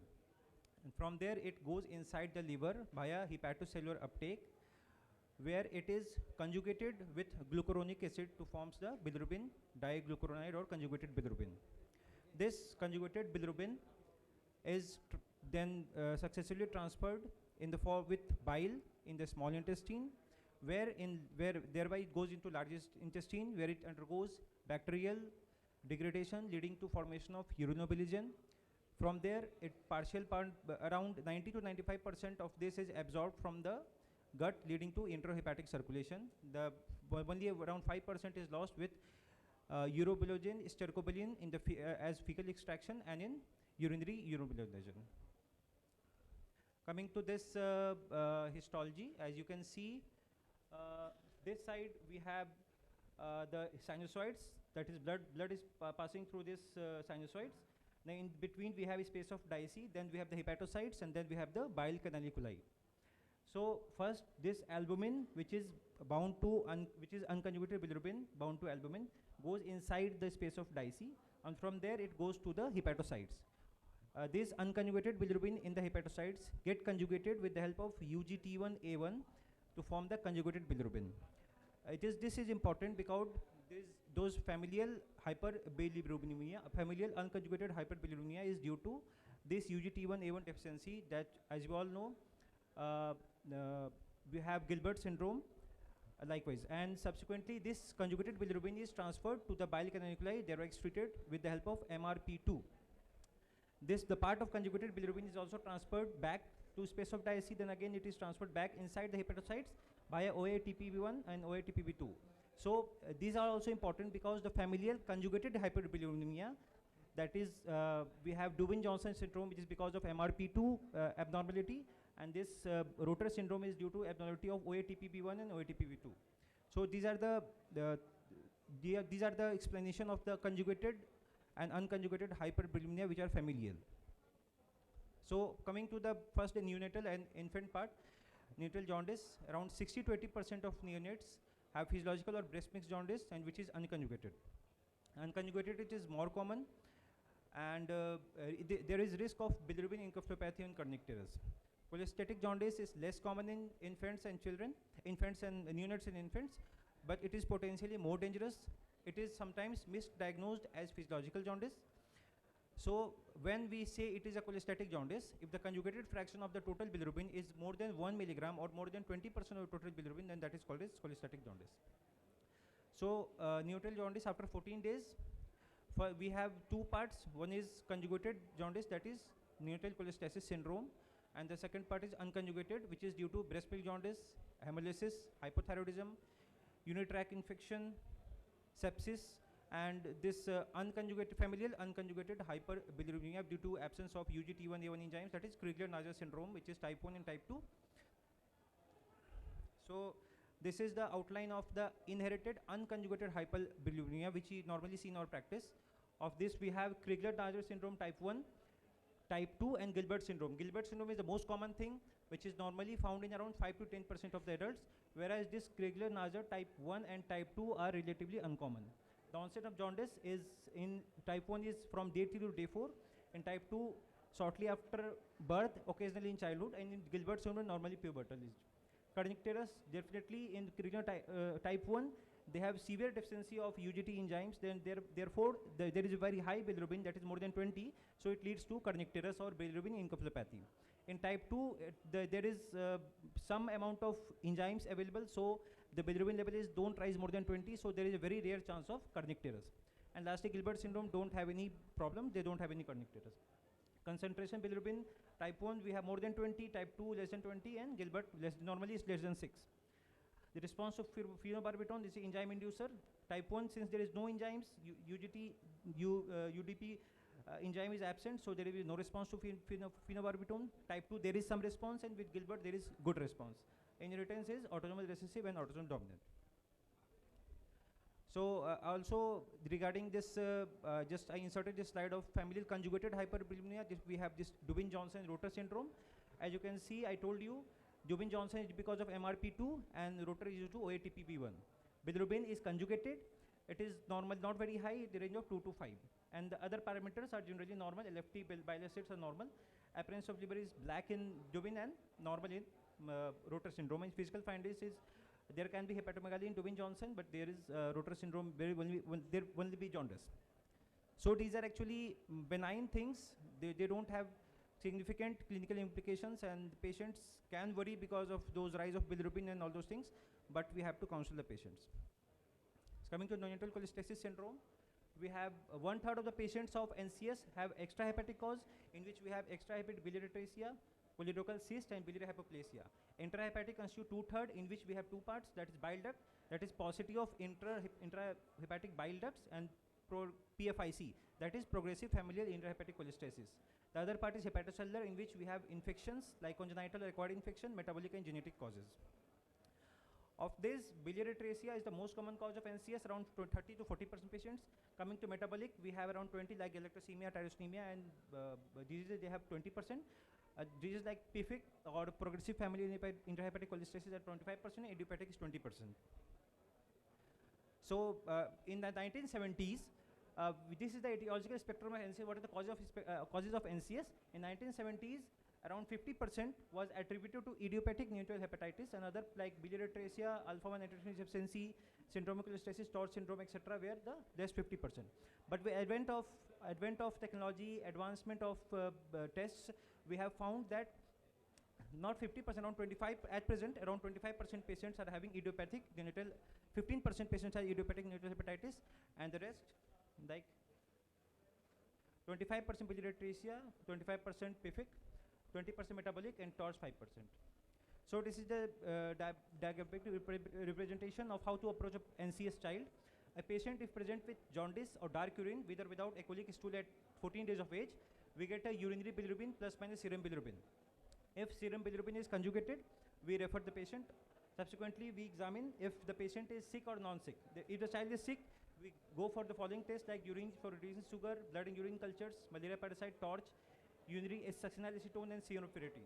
If the child is non-sick, we look at the stool color for consecutive 3 days, and we have a tiny Taiwan stool color chart with which we match the stool color. If it is pigmented, then we further go with the ultrasonography and liver biopsy. But if the stool is pale, we urgently investigate to rule out biliary atresia, because biliary atresia should be diagnosed as early as possible, because if we delay the treatment of biliary atresia, that is Kasai surgery, then the child will develop cirrhosis and child will die. So we have to diagnose biliary atresia as early as possible. So these are the tests which are conducted: ultrasonography, liver biopsy, and HIDA scan. If biliary atresia or on liver biopsy unequivocal or no excretion of HIDA scan, then we can go with laparotomy and per oral cholangiography, that is. Then subsequently we go with Kasai surgery. So how is the baby doing since birth? Doing well, no failure to thrive or no other symptoms. We suspect that it's a case of extrahepatic biliary atresia or idiopathic neutral hepatitis. We look at the stool color for 3 days, ultrasonography, HIDA scans, and liver biopsy. If the child is sick with failure to thrive with other symptoms, we rule out infections, metabolic causes. We get blood and urine cultures, urine non-glucose reducing substance, alpha-fetoprotein, and torch serology. Infantile cholestatic disorders. If the child or infant present to us with jaundice and pruritus, the child has high alkaline phosphatase, low GGT, then we have diagnosis of PFIC2, that is progressive familial intrahepatic cholestasis type 2. If the patient has jaundice since neonate period, which is followed by intense pruritus, there is high alkaline phosphatase and high GGT, then we have this, either we have Allegany syndrome, neonatal sclerosing cholangitis, PFIC3, alpha-1 antitrypsin deficiency, or cystic fibrosis. Or if the onset of pruritus is the later half of infancy, the patient has high alkaline phosphatase, low GGT, we have the diagnosis of PFIC1. So PFIC1 and PFIC2 both have low GGT, whereas PFIC3 has high GGT. Coming to the adult section, cholestasis is generated by alteration of synthesis, secretion, or abnormal bile flow, manifested clinically with fatigue, pruritus, jaundice, and manifested biochemically with increased alkaline phosphatase, GGT, and conjugated hyperbilirubinemia. Clinical features of cholestasis, as you can see, the patients can be asymptomatic or can have pruritus, fatigue, jaundice, ecolic or clay-colored stools, steatorrhea or weight loss, xanthoma or xanthelisma, fat-soluble vitamin deficiency, ADEK deficiency, hepatomegaly, and features of portal hypertension like ascites, GI bleed, and hepatic encephalopathy. These are the clinical features of cholestasis which we can get. Lab abnormality, as you all know, increased alkaline phosphatase, increased GGT, variable elevation of bilirubin. There can be raised serum copper, decreased serum plasmin, raised cholesterol, raised lipoprotein X, raised serum bile acids, raised prothrombin time. Then there will be minimal or no elevation of AST and ALT. So cholestasis can be intrahepatic or extrahepatic. Intrahepatic is one in which there is defective hepatocellular function or bile canaliculi or intrahepatic bile duct. But if the defect is from the extrahepatic bile duct, that is from the right hepatic duct or the left hepatic duct and common hepatic duct or CBD, then that is extrahepatic. The symptoms of this intrahepatic normally pruritus and fatigue, but the symptoms of extrahepatic can be pain, palpable gallbladder, mass, cholangitis, cholangitis, that is fever, pain, and jaundice, fever, pain, abdomen, jaundice, or history of previous biliary surgery. So this is the histological representation of intrahepatic and extrahepatic. This is the hepatocyte level. You can have non-inflammatory bland cholestasis with hormones like estrogen or other drugs, and you can have inflammatory cholestasis with like viral hepatitis, drugs, alcohol, and sepsis. This leads to inflammatory cholestasis. That is, apart from cholestasis, there will also be injury of liver hepatocytes. And coming to down the line, in the small bile ducts, there can be destruction of small bile ducts, that is PBC, and large bile duct, that is PSC, stone and tumors. So this is very important thing, that how to differentiate between biliary obstruction or liver disease. So biliary obstruction patients will have abdominal pain, fever, older age or prior biliary surgery, and liver disease will have anorexia, malaise, myalgia, exposure to known hepatotoxin, family history, history of blood products, or known viral exposures. Lab investigation, biliary obstruction, there will be raised alkaline phosphatase or amylase lipase if there is pancreatitis, whereas liver disease, there will be raised SGPT and SGOT. Physical examination, there can be scar marks, tenderness, fever, whereas in liver disease, it can be asterisk or spinal telangiectasia, that is stigmata of portal hypertension. So these are the causes of intrahepatic cholestasis, like drugs, alcoholic, viral hepatitis, infiltrative disease like granulomatous hepatitis, 2 minutes. Systemic disease like sepsis, TPN, brick, and cystic fibrosis. Extrahepatic, you can have abnormality, stone, carcinoma, or these are all the things there we can get in extrahepatic cholestasis. So history taking very important. Duration, if the patient have sudden onset of jaundice, it can be viral, drugs or calculi, whereas malignancy shows a insidious onset. Then these are the common history: alcohol intake, medications, sexual contact, occupational exposures, family history, prior instrumentation or surgery. Likewise, physical examination, we have to rule out any stigmata of chronic liver disease, cholesterol deposition, lymphadenopathy, hepatomegaly, splenomegaly or palpable gallbladder. Basic lab investigation, increase alkaline phosphorin GGT or bilirubin. So a patient, we get these patients, then we have ruled out that first we have to exclude the infectious hepatitis, then ultrasonography can be done. If ultrasonography is normal, we can have drug, sepsis, TPN, pregnancy, allograft rejection of bone marrow graft. Or if there is abnormal ultrasonography, then liver mass, we can go with CT or MRI. With dilated bile duct, we can go with MRCP or ERCP. Or if there is normal ultrasound, we go with AMA and ANA. If AMA is positive, we have primary biliary cholangitis. If both AMA and ANA is positive, we can have PBC and autoimmune hepatitis overlap. If the MRCP is AMA negative, ANA negative, MRCP, then if it is abnormal, then we can have PSC or sclerosing cholangitis. If it is normal, we can have small duct PSC, viral hepatitis, and likewise. And if it is MRCP is normal, then we can also have autoimmune cholangiopathy. PBC, these are the female commonly cholestatic disease of the female, small bile duct disease. PSC is both large duct PSC and small duct PSC, in which there is strictures and dilatation because of autoantibodies in the liver, leading to cholestasis. Coming to viral hepatitis, we can have A, B, C, and E. They can cause cholestatic phase. Other viruses like EBV and CMV can also be there. Alcoholic liver disease, we can have fever, hepatomegaly, hepatic tenderness with raised bilirubin, raised enzymes. In ultrasonography, we have fatty liver and normal biliary system. Sepsis is also a very common cause. In ICU, especially in ICU, sepsis is a very common cause of cholestatic jaundice, intrahepatic cholestatic jaundice. It should not be missed. Coming to TPN, if the patient is on prolonged TPN, then again there is a very high risk of developing jaundice. Drug-induced cholestasis very commonly found, like we have estrogens, we have anti-tubercular drugs, we have anti-chemotherapy drugs, we have antibiotics. There is a very long list of drugs which can cause cholestasis normally, but anti-tuberculous drugs, hormones, and anti-epileptic drugs, antibiotics, these should be kept in mind. And granulomatous hepatitis like tuberculosis and sarcoidosis can also lead to jaundice. Coming to the last topic, that is ICP, intrahepatic cholestatic pregnancy, intense pruritus in the second or third trimester with elevated ALT and fasting serum bile acids, which is more than 10 micromole per liter. Jaundice is not a finding in ICP. Normally there is no jaundice, only in elevated ALT, raised fasting bile acid levels, and intense pruritus. It is not very risky for the pregnant, but for children it is, for the infant or for the fetus is very risky because it can lead to sudden infant death, fetal death. So coming this ICP, we have three common conditions of liver disease in pregnancy. We have ICP, HELP, and alpha-beta acute fatty liver pregnancy. So these are all very common things. These are the things which are found in pregnant patients with liver disease. We can have this ICP, as I told you, HELP syndrome, that is hemolysis, elevated liver enzymes, low platelet count, and lastly we have AFLP, that is acute fatty liver pregnancy. So conclusion, jaundice in neonates and infants, we have to differentiate between unconjugated versus conjugated. Unconjugated is generally self-limiting, whereas conjugated, that is neonatal cholestasis syndrome, is alarming. NCS patients should be differentiated in sick and non-sick child, and early diagnosis is key to survival. Intrahepatic, that is liver disease versus extrahepatic, just EHBO, differentiation is key to managing jaundice in children and adults. And pregnancy-related liver condition, I told you, ICP, HELP, and acute fatty liver pregnancy, they are all very alarming conditions and need prompt delivery of baby if possible. Thank you all for patient listening. Hello.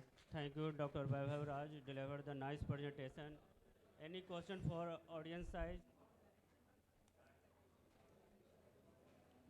Go. Sir, in our general practice concerning a pregnant lady, we go for the liver function test.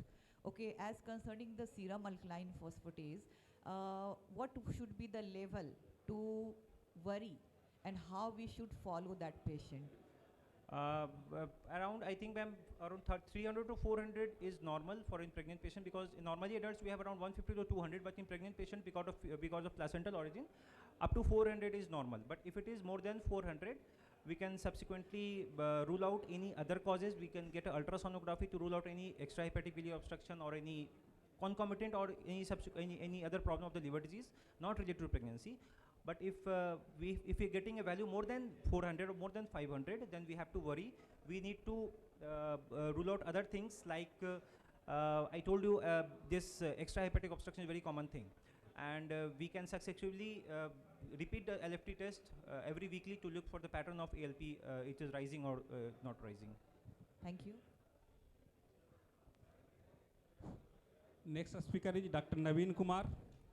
He talk on early cancer detection in OPD, practical guideline for general practitioner. Dr. Naveen done MBBS from PMCH Patna, MS from MGMMC Indore, and MCH from AIIMS New Delhi. He done her SRC from TMH Mumbai. Now he's working as assistant professor in Department of Oncosurgery at PMCH Patna. He is director of Patna Cancer Center. Thank you.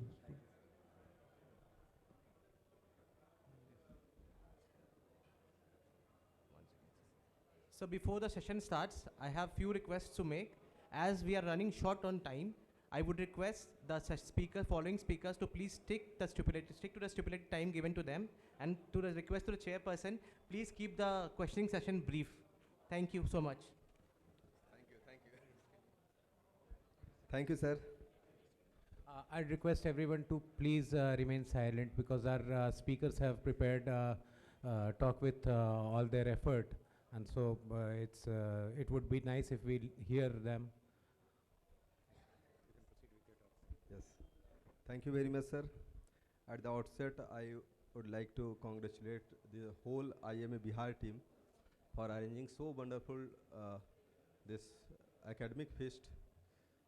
Actually, I presented first time here in this Bihar, Nalanda IMA. So thank you, sir, IMA Secretary, Arun sir, Abhishek sir, and Chandeshwar sir, and there are so many people, but I don't remember any name, but yes. So this is actually practical thing. I am not talking about some like routine thing, but it's like practical how to approach for cancer patients when the cancer patients come to OPD. So dictum is how to proceed and when to refer the patient and where to refer. This is the also most important thing. So I am Dr. Naveen, surgical oncologist, coming from Patna all the way, and I came basically I belong to Nalanda, and I did my MCS from AIIMS Delhi, and currently I am working in PMCS Patna as a assistant professor and head of department. So basically doing MCH from surgical oncology is a bit challenging, but actually a very frustrating branch in medicine. So you know, you do surgery for 5-6 hours, and then patient came after 2 months with recurrence, and then you think like what I did so much effort for such type of surgery, and then patient came with again recurrence in like liver or lung, and the patient outcome vanishes to few months. So actually a frustrating branch, but anyway I did MCH from AIIMS Delhi, and अब ऐसे ही जीने में अच्छा लग रहा है. So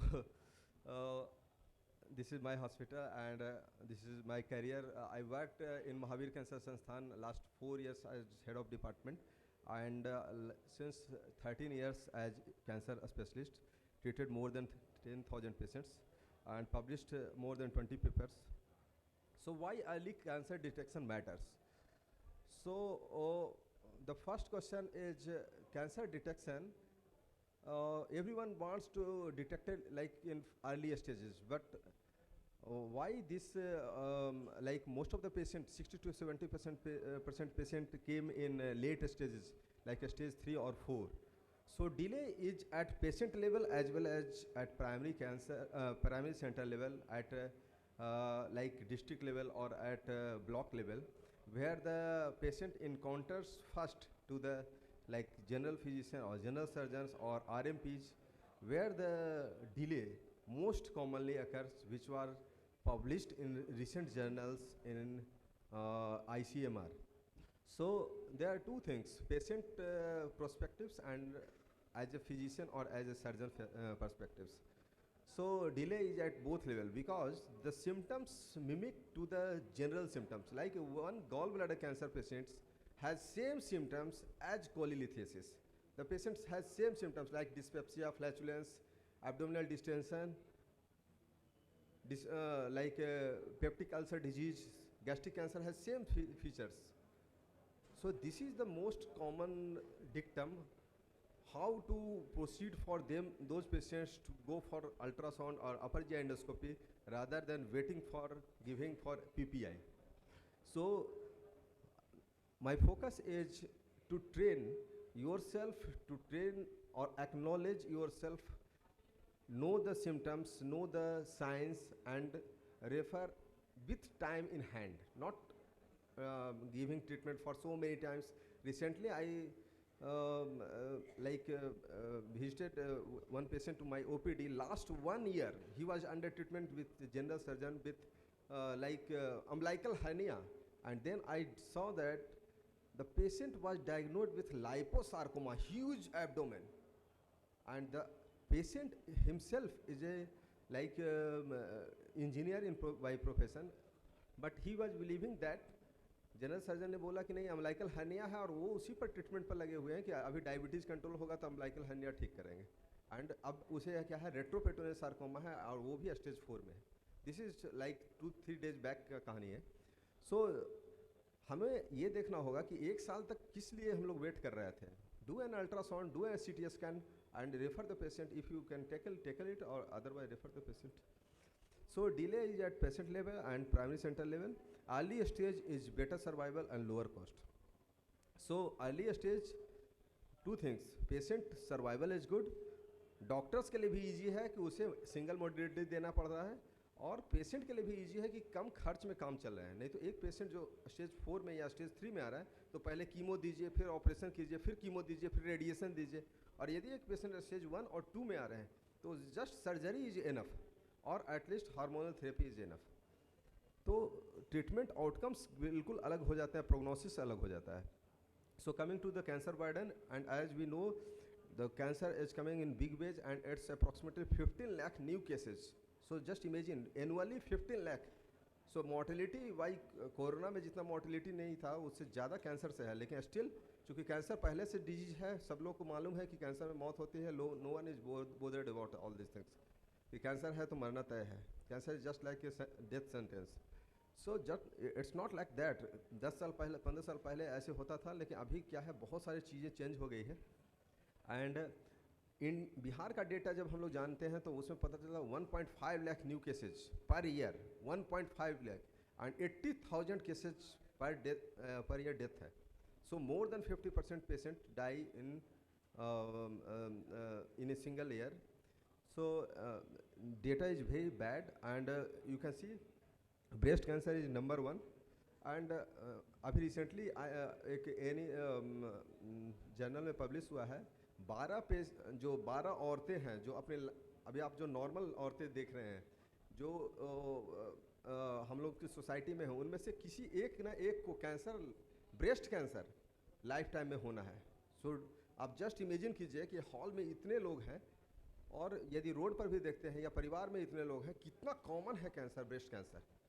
सो हम लोग उस चीज़ को इग्नोर नहीं कर सकते हैं और इसको जानना ज़रूरी है कि कैसे हम इस चीज़ को, क्योंकि ये हम सोच लेंगे कि कैंसर को जस्ट लाइक मैं डॉक्टर वैद्यनाथ को देखता हूँ, मेरा बैचमेट है doctor Vaidyanath, welcome.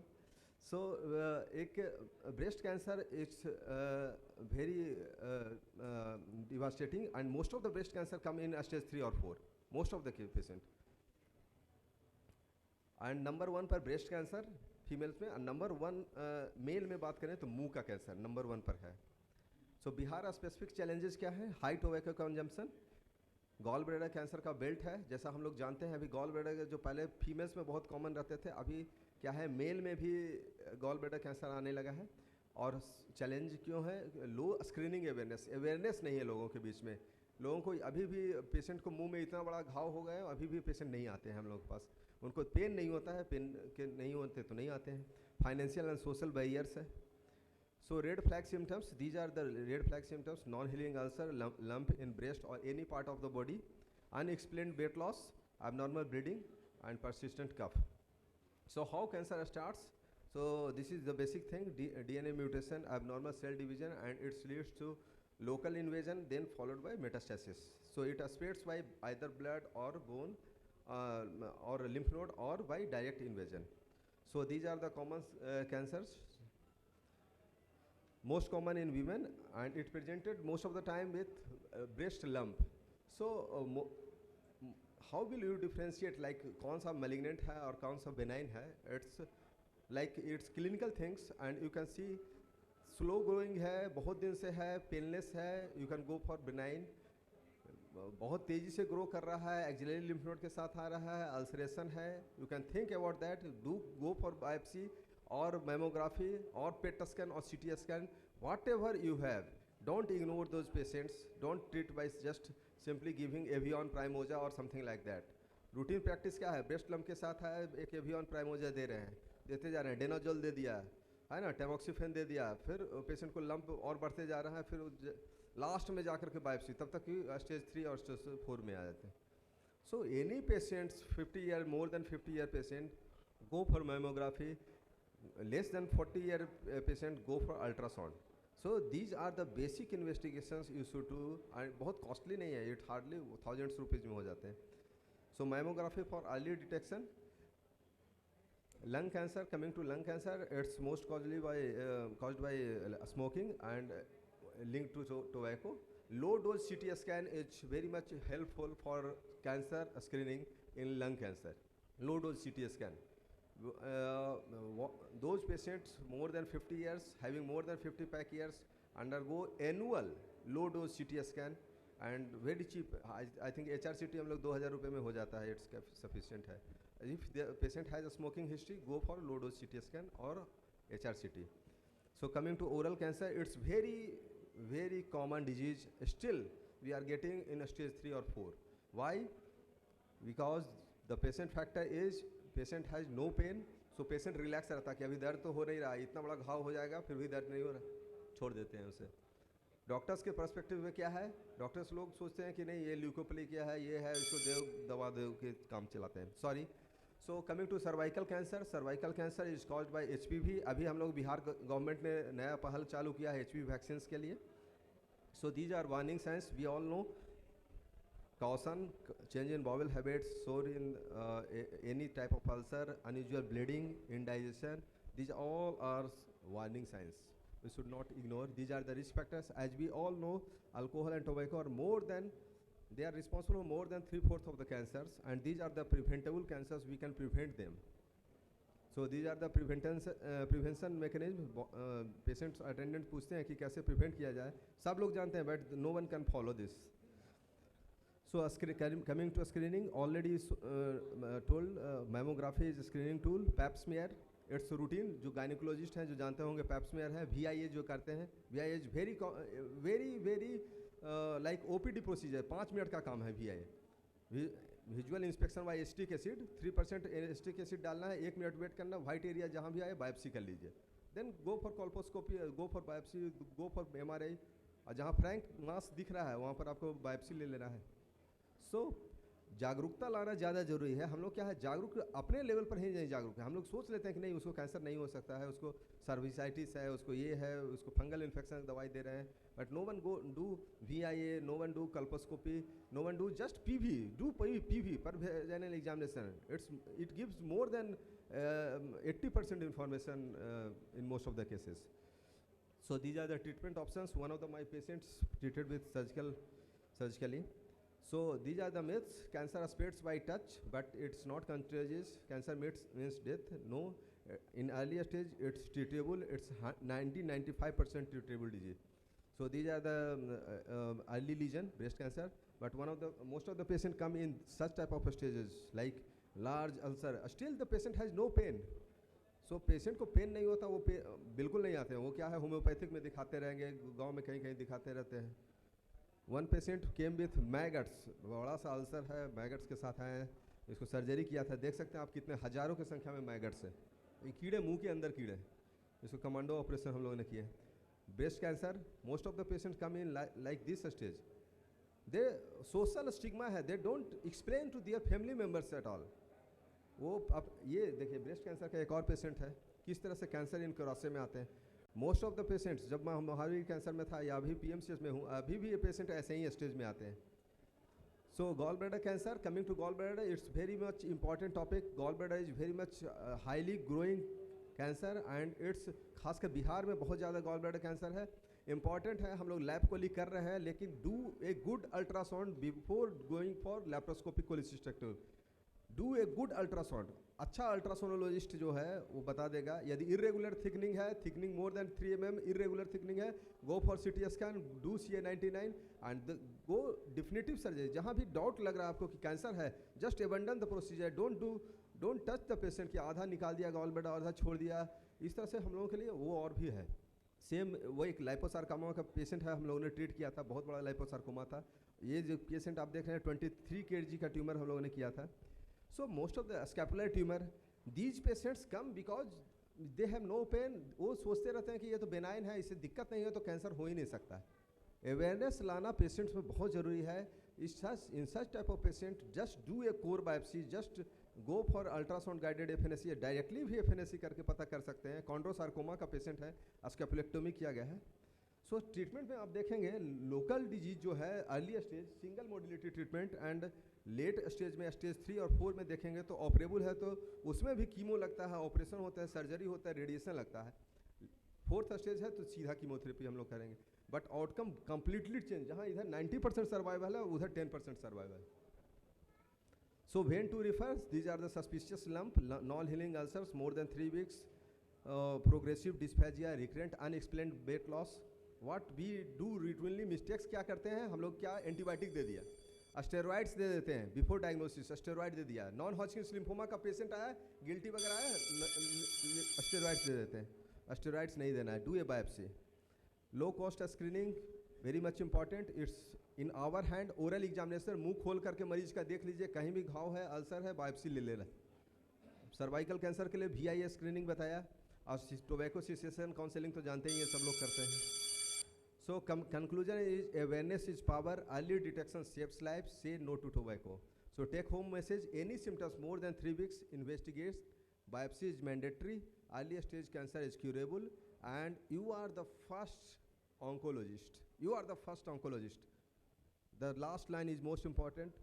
Cancer specialist जब तक आप लोग नहीं करेंगे कैंसर के बारे में, तब तक हम लोग के पास ऐसे ही स्टेज 3 और 4 में आएंगे, हम लोग ऐसे ही ट्रीटमेंट करते रहेंगे. Because the patient comes first to you, आपको पहले दिखाते हैं. So you are the first oncologist. You have to properly diagnose the patient, refer the patient, treat you if whatever you possible. जो भी investigation करवाना है just do it. लेकिन हम लोगों को पेशेंट के साथ निर्णय लेना होगा, और वो भी ऐसा निर्णय जो कि उसको लाइफ टाइम करें. पेशेंट ठीक होके जाता है, वही पेशेंट बताता है कि हमको फलना डॉक्टर ने भेजा था, हम ठीक होके आ रहे हैं. So that's the most important thing. And if every doctor detects one cancer early per month, यदि एक डॉक्टर एक मरीज को भी अर्ली यदि आप पकड़ लेते हैं, we can change Bihar cancer survival statistics. हम लोग बिहार के कैंसर सर्वाइवल का जो स्टैटिस्टिक्स है, अभी हम लोगों के पास 70% 3rd स्टेज 4th स्टेज का मरीज आ रहे हैं. अभी हम लोग उसको उल्टा कर सकते हैं, 70% 1st और 2nd स्टेज के आएंगे, और जो 30% स्टेज 3 और 4 का आएंगे. We can change Bihar's cancer survival. It's in your hand because you are the first oncologist. You have to take decisions, you have to give proper treatment, at least do diagnosis and then refer the patient, और जहाँ भी आप करना चाहते हैं. So some photographs like this is subtotal gastrectomy, this is liposarcoma. So thank you very much, sorry for any delay. Thank you, Dr. Naveen, for your useful information. Is there any question from audience side? Or otherwise we are running shortly. So last line by Einstein, try not to become a man of success. हम लोग सबसे लोग success के पीछे भाग रहे हैं कि सक्सेस मिलना है. आइंस्टीन ने बोला था कि try not to become a man of success, rather become a man of value. हम लोगों का वैल्यू कितना है सोसाइटी में, उसका हम लोगों को ज़रूरत है, not to for success. Success का कोई लिमिटेशंस नहीं है कि हम लोग दिन में 10 सर्जरी कर दिया तो अच्छा सक्सेसफुल डॉक्टर है, नहीं। कितना हम लोग सोसाइटी को कंट्रीब्यूट कर पाते हैं, कितना हम लोग कैंसर को प्रिवेंट कर पाएंगे या कैंसर को अर्ली डायग्नोज कर पाएंगे, that is the most important thing. Thank you very much, thank you for giving opportunity. Thank you, sir. That was a very eye-opener session from you regarding cancer. Now I would like to invite Dr. Vaibhav, the last speaker of the last session, and Dr. Naveen, please stay on the stage. I would like to invite the chairpersons to kindly come and felicitate the speakers, and the speakers would do the same to the chairperson. Now moving on to the next session, I would like to invite, the next session is a panel discussion. The panelists being Dr. Akhilesh Kumar, MD, PSM. His topic would be Government Health Policies and Programs for General Population. Dr. Shyam Narayan Prasad, sir, MD, Medicine. Documentation and Referral of Policies, sir, kindly grace the stage. Dr. Anand Kumar Verma, sir, MD, Psychiatry. Dr. Anand Kumar Verma, sir, is he here? Breaking bad news. And as a medical legal expert, Dr. Lalit Kumar Singh, sir, MD, Medicine. Kindly grace the stage.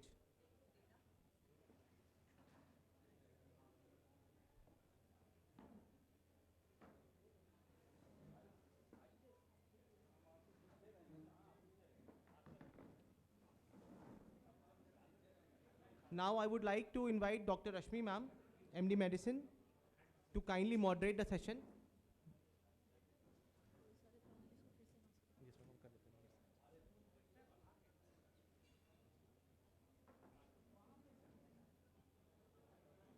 I would like to re-invite all the panelists for the session.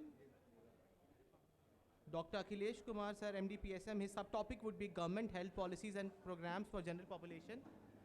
Dr. Shyam Narayan, sir, MD, Medicine, his topic would be Documentation and Referral Policies. Dr. Anand Kumar Verma, sir, MD, Psychiatry, Breaking Bad News.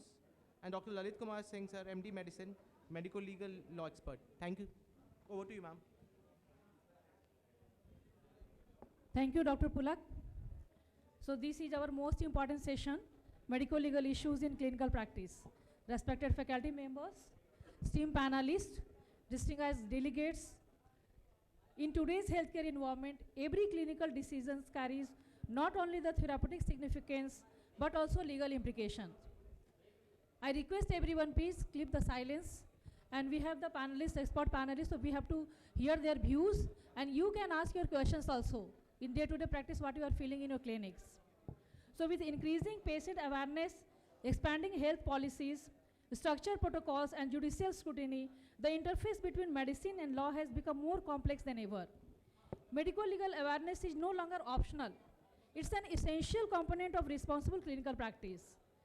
We are honored to have the accomplished panel representing over the public health issues, Dr. Akhilesh Kumar from the Department of PSM, Dr. Shyam Narayan, sir, the Senior Consultant Physician, Dr. Anand Kumar Verma from the Psychiatry, Department of Psychiatry, BMMS Pavapuri, and we have the one external faculty, Dr. Lalit Kumar Singh, who is expert in his field in the medical legal laws.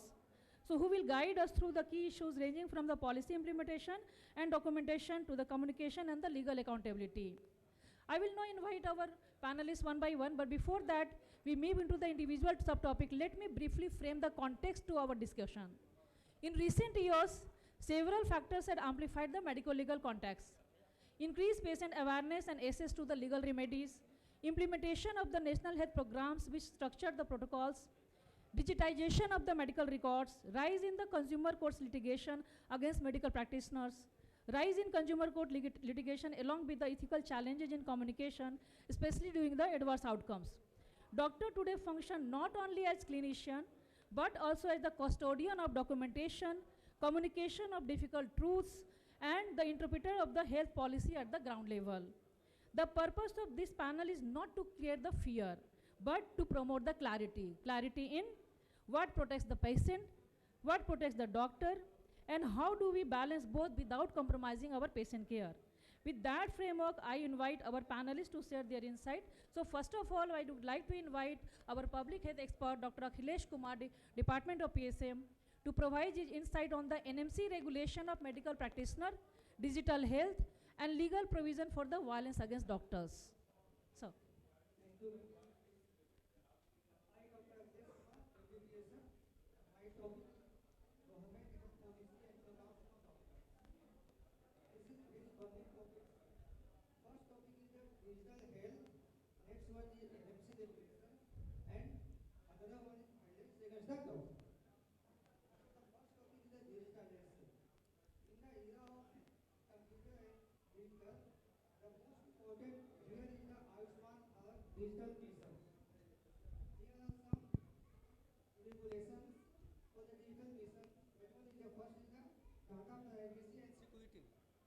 Hello. Data privacy and securities. First is the consent. Consent must be taken from the patient. Next one is the data minimization. We have take minimal data from the patients.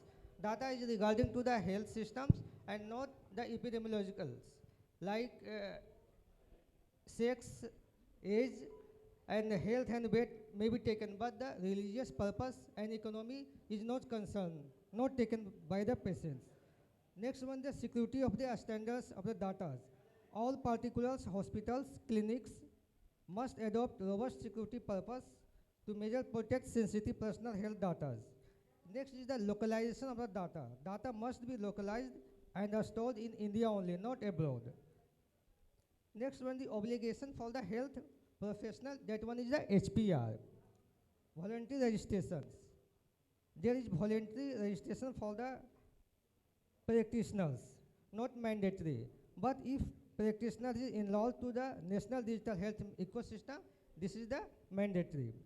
Verification of the data. Health professionals must be approved and authorized by the concerned governing body like Medical Council of India, NMC. Conduct and ethics. Professionals must adhere to the rule of conduct by their respective councils. Next one is the obligation for the health facilities. Mandatory registration for the government health facilities like PSC, CHC, APSC. But in case of private, this is not mandatory. If they enrolled in the health ABDM, Ayushman Bharat Yojana, this is mandatory for the private section. Next one is the verification of data. If a facility is enrolled in the HPR, there is a verification of their address, proof and registration. Next one is the patient's right. There are some patient's right in digital missions. First one is the voluntary participation. Patient, there is a ABHA, Ayushman Bharat Health Account System. And this is the right given to the patient anytime opt out or reactivate their ABHA. And patients have also control to their recalls. Who is the responsible or liable for the data? The NHA, National Health Authority, is not liable for the data. This is the only platform provide the technological support. Data falsity and liabilities. Data security and subject to penalties for the misuse under DPDA 223. Next one is the NMC rules for the practitioners. NMC profession conduct guidelines. First thing is the prescription. Prescription must be right in the capital letter and only generic medicines should be written. Pharmaceuticals relationship. Doctors are forbidden from accepting any gifts, travels, facility, hospitality, cash, monetary grants from the pharmaceutical companies. Social media behaviors. Sharing patient image, video, confidential information is strictly prohibited. Conducting CME. A doctor must complete 30 credits point in 5 years for the renewal of the registration. Endorsement. Doctors are prohibited from taking endorsement any commercial drug and medical programs. Emergency cases. A physician is obliged to provide emergency care in situation necessity. At least primary care given and then refer to the higher centers. Penalties. Violation can lead to the penalty regarding the warning to temporary or permanent license suspension. Next one, the NMC guideline regarding the advertisement. Prohibited activities. Direct, indirect solicitation patient using patient testimonial reviews showing before and after photos and clinic granted course not allowed. Permitted content. Only physician on the website only name of the physician, qualification, specialties, registration numbers and address only. Social media digitalization. Doctor can share educational content but cannot use it for solicitation, purchasing or follow or boosting search linking. Institutional advertising. Clinics and hospitals can advertise, but content is limited to the facility name, address, and offered fees. Penalties. Violation can result in warning and suspension of the license for the 30 days. Next one, the NMC guidelines for continuous CME, continuing medical education. Mandatory requirement. Continuing medical education is essential for the renewal of the medical certificate. Credit hours is 30 hours. CME must be completed in every 5 years. Activity covered. CME credits are awarded for attending authorized conference, seminars, workshops, hands-on training and publication in pre-reviewed journals. Target audience are all practicing doctors below the age of 60 years. Approval programs must be pre-approved by the National Medical Commission or board or state medical councils. Focus. The CME should be consistent with the national health policies, focus on primary health care and problem-based. Next one is the violence against the doctors. There is a law typically provide for the imprisonment up to 3 years, or in some states it may extend it to 10 years. And fine are 50,000. Definition of personal institutes. Protected extended to the doctor, nurse, paramedical staffs, students, employee of the private clinics. Offense covered acts of violence, harassment, obstruction of duties, damage to the medical properties. Penalties. Most state acts prescribe imprisonment for 3 years and 50,000. Punishment for grievous act, punishment can be more severe. Compensation. Offers are liable to pay compensation often double to the amount of the damaged property. Bail. In severe states, large offense are non-bailable. Thank you. Thank you, sir, for your views on the regulatory compliance, digital safety and the protection. After knowing the basic health policies and moving towards the treatment of a patient as a clinician, can inadequate communication itself become a medico-legal liability? How critical is documentation in defending a clinician in consumer court or legal proceedings? What are the most common documentation errors that lead to the medico-legal complications? In emergency referral, what minimum documentation that is the non-negotiable? With increasing digitization, how should practitioner ensure data integrity and confidentiality? Because the shift from the clinical errors to the paperwork error as a primary cause of the litigation nowadays. In this scenario, I would like to invite our senior physician, Dr. Shamnaran sir, who need no introduction to anyone, for the 2 points. What are the minimum clinical requirements for a clinician during the initial data collection and the patient examination? And what should be the minimum documentation on the OPD slip, in the emergency paper, or the routine BHT for safeguarding the clinicians? So please.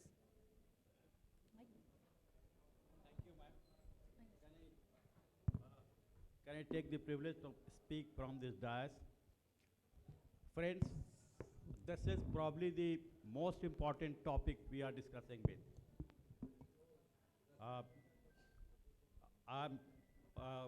I believe that most of us have faced medico-legal issue sometime or other. And in coming years and coming days, coming months, this will be one issue one and every one of us will have to face. My job is very simple. Professor Rasmi has given me a task about the prescription writing and documentation and what not. But I take liberty to talk something beyond that. दोस्तों एक बात जान लो, आज तक जितना भी medico legal issue हुआ है, आई रिपीट, जितने भी मेडिको लीगल केसेस होते हैं हमारे कलीग पे, हम पे, आप पे और लोगों पे, या होने की संभावना है, उसमें सबसे दो वजह सबसे खास है। एक वजह जो मुझे बताया गया है जिस पे मैं चर्चा करूंगा, और दूसरा जो सबसे बड़ा वजह है वो है criticizing our colleague in front of patient. This is the key factor for all the medical legal issue. कोई पेशेंट आया, हमने बहादुरी दिखाई क्या, अच्छा उनसे दिखाए थे, अरे ये क्या, ये हो गया. पेशेंट को अगर कुछ हुआ तो वो तो अब पकड़ेगा ही रगड़ेगा, मेरा नाम तो देगा, जो सामने वाला जो हमसे पहले देखा था वो बेचारा बेवजह ही पिसा जाएगा उसे. और यही होता है रोज, और उसे कोई बहादुरी नहीं मिलती है. इसलिए मैं जब भी बोलता हूँ IMA के फ्रंट पे, जब भी बोलता हूँ, हमेशा ही बोलते रहा हूँ, करीब 30 वर्षों से 40 वर्षों से यही अनुरोध करते रहा हूँ कि never ever criticise your colleague in front of your patient. Never make it as a rule. This is your moral duty not to criticise your colleague. कुछ नहीं होना है उससे सिवाय लिटिगेशन में पड़ने के. और दूसरा जिसके लिए कहा गया है मुझे, अभी MCI का गाइडलाइन पढ़ा गया, जो हमारे कलीग ने अभी सब कुछ बताया, लॉज बाय लॉज क्या पनिशमेंट है और क्या होना है क्या नहीं होना है. उसमें मैं थोड़ा, मेरी बात थोड़ी अटपटी लगी आपको, लेकिन ये फैक्ट है कि जो सुनते थे ना कि एक कहा जाता था, एक चुटकुला जैसा बन गया था कि अगर हैंडराइटिंग समझ में ना आए तो समझ जाओ कि डॉक्टर लिखा है. हार्ड फैक्ट है. आज भी हमारे कलीग, मैं सबसे गुजारिश करता हूँ, सबसे रिक्वेस्ट करता हूँ, सबसे अनुरोध करता हूँ कि कृपया कम से कम दवा तो लिखिए इस लायक से, ऐसे हैंडराइटिंग में जो दूसरा कोई पढ़ सके. वो आपका कलीग उसमें फंसेगा कि नहीं फंसेगा, आपको कभी न कभी फंसाएगा. अभी जो हादसा हुआ पटने में, जो नीट छात्रा के डेथ में जो हुआ, बहुत ही सैड इंसिडेंट था. हमारे डॉक्टर कलीग क्यों फंसे हुए हैं उसमें? जो प्रिस्क्रिप्शन था वो ऐसा लिखा हुआ था जिसमें कोई कुछ नहीं पढ़ सकता है. What is this? ये आपको नहीं करना है. आपको दो बात तो स्पष्ट लिखनी है. एक, complain, chief complain. Please make a point, make a habit to write down not only the date but the time also. Note down his chief complaints. अगर कुछ उसमें गड़बड़ सड़बड़ रहता है तो आप उसके अटेंडेंट का या उसका सिग्नेचर उस पर प्रिस्क्रिप्शन पैड पर नोट डाउन कर लीजिए कि उसने यही कहा है. कल के कोर्ट में जाके नहीं बोला कि हम तो कहे थे डॉक्टर साहब को कि हमको ये भी होता है, खांसी बहुत दिन से है, वो कैंसर था, हमको बताए भी नहीं किए. So this is what is happening. To make the chief complaints in eligible handwriting, not in Persian and another some other language. Please make it a habit to write down provisional diagnosis. You may be wrong. You may be wrong, you may be right, may not be every time right, because medical science is a growing science, growing fast at a speed of a rocket. So how can one, nobody is perfect. I cannot diagnose each and every patient. बल्कि मैं तो मजाक में नहीं करता हूँ, serious होकर कहता हूँ कि जितनी गलती मैंने अपनी 40 वर्षों के प्रैक्टिस में किया है, उतना तो हमारे कलीग कई लोग जिंदगी भर मरीज भी नहीं देख पाएंगे जितने को हमने गलत डायग्नोसिस किया होगा. So this is fact. You may not be every time correct, but make a point to point out, to write down a provisional diagnosis. I think this, so that your investigation, your line of treatment will support that, and that will help you in a way, all the medical legal way. आपने उसकी हमारे यहाँ कोई मरीज आया, बताया कि doctor साहब महीना डेढ़ महीना से खांसी है, रह के बुखार भी आता है, थोड़ी भूख भी कम गई है, कुछ लीडिंग क्वेश्चन हमने पूछा, उसको बताया ये ट्रैवल हिस्ट्री और कुछ भी जो भी, आप 2 मिनट भी समय देते हो उसको, 2 मिनट में काफ़ी है हिस्ट्री जान लेना. वो कंप्लेन हमने नोट कर लिया, उसी के हिसाब से इन्वेस्टिगेशन लिखा हमने। और एक बात और याद रखो, कभी भी अंडर इन्वेस्टिगेशन नहीं करना, अंडर इन्वेस्टिगेशन नहीं करना। लेकिन सामने वाला आया है, इतना गरीब है, उसको देख ही के लग रहा है कि कहाँ से कराएगा सीटी स्कैन। अभी डॉक्टर साहब ने कहा कि जो क्रॉनिक कफ है, स्मोकर है, HRCT बहुत सस्ता है, कर देना चाहिए। थियोरेटिकली यस, आप भी लिख दो, लेकिन धीरे से ओरली बोलो पेशेंट को कि नहीं कराना है। बट लीगली आप स्ट्रांग रहने के लिए जो भी रिलेवेंट इन्वेस्टिगेशन उस केस में बनता है सब लिख दो, 1 to all। अब पेशेंट को वर्बली बोलो कि ये कराना है, बाकी नहीं कराना है, बट लिखना है आपको। नहीं तो आप जब ये बददिमाग वाले जो लोग कोर्ट में बैठे हैं, जिनको कोई मेडिकल साइंस से लेना देना नहीं है, but they think that they are knowing each and everything. दो ही आदमी यहाँ काबिल है सबसे ज़्यादा, एक एडमिनिस्ट्रेशन वाले और दूसरे जुडिशरी वाले। उनको लगता है कि दुनिया का सब कुछ हमको पता है। वो नहीं मानने के लिए तैयार हैं कि आपको मेडिकल साइंस आता है, उनको नहीं आता है। तो वो सवाल पूछेंगे कि डॉक्टर साहब तो जाँच तो करेबे नहीं किया आप, तो दीजिए।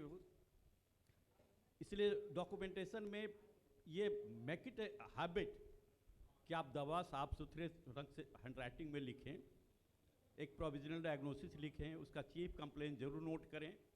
कुछ भी अगर कंफ्यूजिंग है तो उसका उस फाइनली जब पुर्जा देने लगे तो उसका सिग्नेचर उस पर करवा लें कि उसके सामने आपने लिखा है।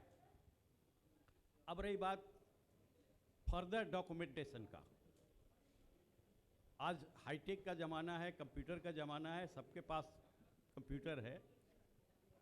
मैं तो थोड़ा पुराने स्कूल का पढ़ा विद्यार्थी हूँ, इसलिए मुझे कंप्यूटर बहुत आता नहीं है, लिखा पढ़ा में बहुत कमज़ोर हूँ। फिर भी मेक इन हैबिट बना लो कि उस पुर्जे को अपने कंप्यूटर में सेव कर लो, बहुत काम देगा। कभी बुरा वक्त आएगा तो वही पेपर काम आएगा कि हमने तो कहा था। आप झूठ बोल रहे हो, सामने वाला जब आपको लिटिगेशन के लिए खड़ा करेगा तो वो सबूत आपका काम आएगा, क्योंकि वो पुर्जा तो दे दिया आपने पेशेंट को, आपके पास तो कुछ है नहीं रिकॉर्ड। तो मेक इट पॉइंट कि आज के तारीख में सारा कुछ ये तो सेव करके रख लो। रही बात रेफरल की, रेफर करने में कभी हेजिटेट नहीं होना चाहिए। व्हेनेवर जरा सा भी कोई डाउट है आपको अपने मन में और लगता है कि आप इसमें आपसे ज़्यादा कोई मदद कर सकता है उस केस में, तो without delay, without thinking second opinion, इसे छोटा नहीं हो जाएंगे कि हम अगर अपने से जूनियर फिजिशियन को रेफ़र कर रहे हैं उसको, या ओपिनियन के लिए कह रहे हैं कि ज़रा सा उससे भी मिल लेना, तो उसमें कोई मेरी प्रेस्टीज नहीं जा रही है, लेकिन मेरा स्किन सेव हो रहा है, मेरा बाकी कुछ भी सेव हो रहा है। सेकेंड ओपिनियन लेने में क्या हर्जा है? और ख़ास करके जहाँ भी जरा सा भी मेडिको लीगल इशू है, ठीक है, मेरे यहाँ, मैं तो फिजिशियन हूँ, मेरे यहाँ कोई मार काट वाला मरीज तो आएगा नहीं, जला बना तो आएगा नहीं, कोई कटा लड़ा फटा एक्सीडेंट वाला तो कोई आएगा नहीं, लेकिन आ गया, उसको दूसरा ही परेशानी के लिए आ रहा था, रास्ते में उसको एक चोर ने या फिर किसी बात से झगड़े में चोट भी लग गई। अब उसको उस पे आप डॉक्यूमेंटेशन आप जब बना रहे हो, आप जब प्रिस्क्रिप्शन बना रहे हो, जब आप डॉक्यूमेंट बना रहे हो, अगर उस बात को आप मेंशन नहीं कर रहे हो, वो उसको एक रिब फ्रैक्चर हो गया सिंपल सा, आया था तो दूसरे बात के लिए आया था, वो तो for diabetes, for blood pressure, for may be anything, could be anything, but रास्ते में ऐसी कोई बात हो गई या हुआ, उसने इंटेंशनली आपसे छुपाना चाहा, आपको मिला फाइंडिंग, तो न केवल उस लाइन पर इन्वेस्टिगेट करेंगे बल्कि उसको नोट डाउन करेंगे, उससे पूछेंगे कि अगर ये कोई पुलिस केस नहीं ना, लड़ाई झगड़ा नहीं ना क्यों, और उसका कंसेंट नोट करेंगे हम। मुझे अब 40 साल हो गया है इसमें, तो इतना इतिहास भूगोल मालूम है, इतना एक्सपीरियंस है, ठीक है, अभी तक जमा पूंजी 40 साल में 2 बार केस किया, हम पर दो पेशेंट ने केस किया, दोनों हारा।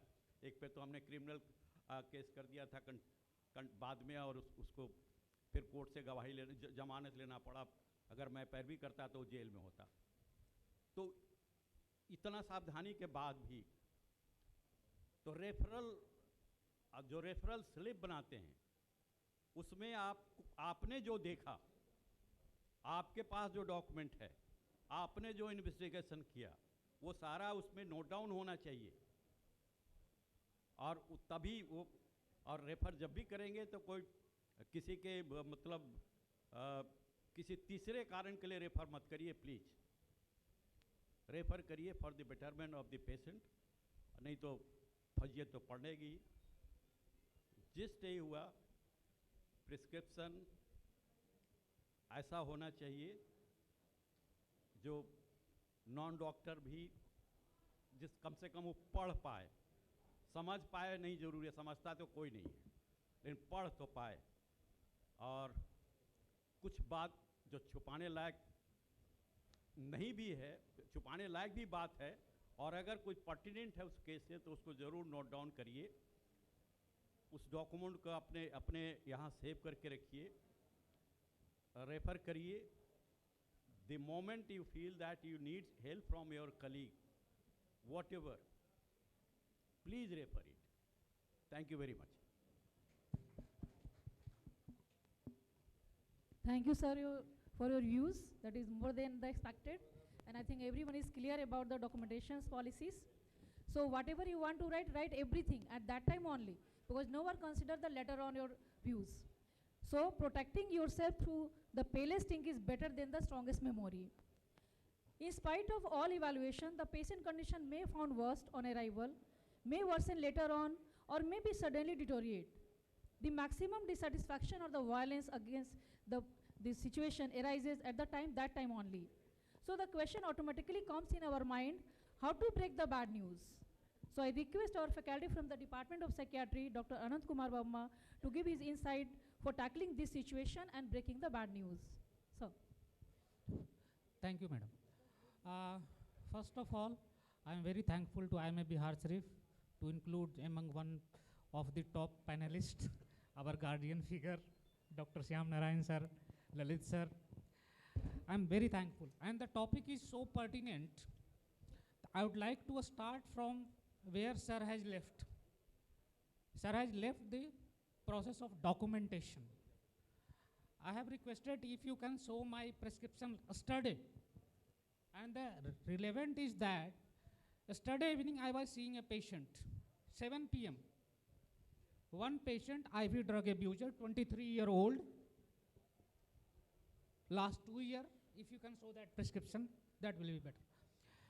IV drug abuser, he was abusing buprenorphine intravenously with injection Avil. Last 2 years, 23-year-old male. Obviously, I documented all those things, and he was referred by one of the physician, Dr. Ajay Kumar Sinha sir. So he has prescribed all those relevant LFT, KFT and all those things. Then my job was left only to add viral markers. IV drug abuser, definitely you have to know the viral markers.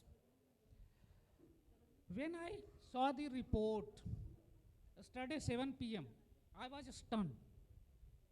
Stunned in that sense, 23-year-old mother has come as proxy to show the report. I cannot speak anything. HBV positive, HBC positive, HIV1, HIV2 positive, 23-year-old. जो मैं यहाँ भाषण दे रहा हूँ, it was practical study, how to break that bad news.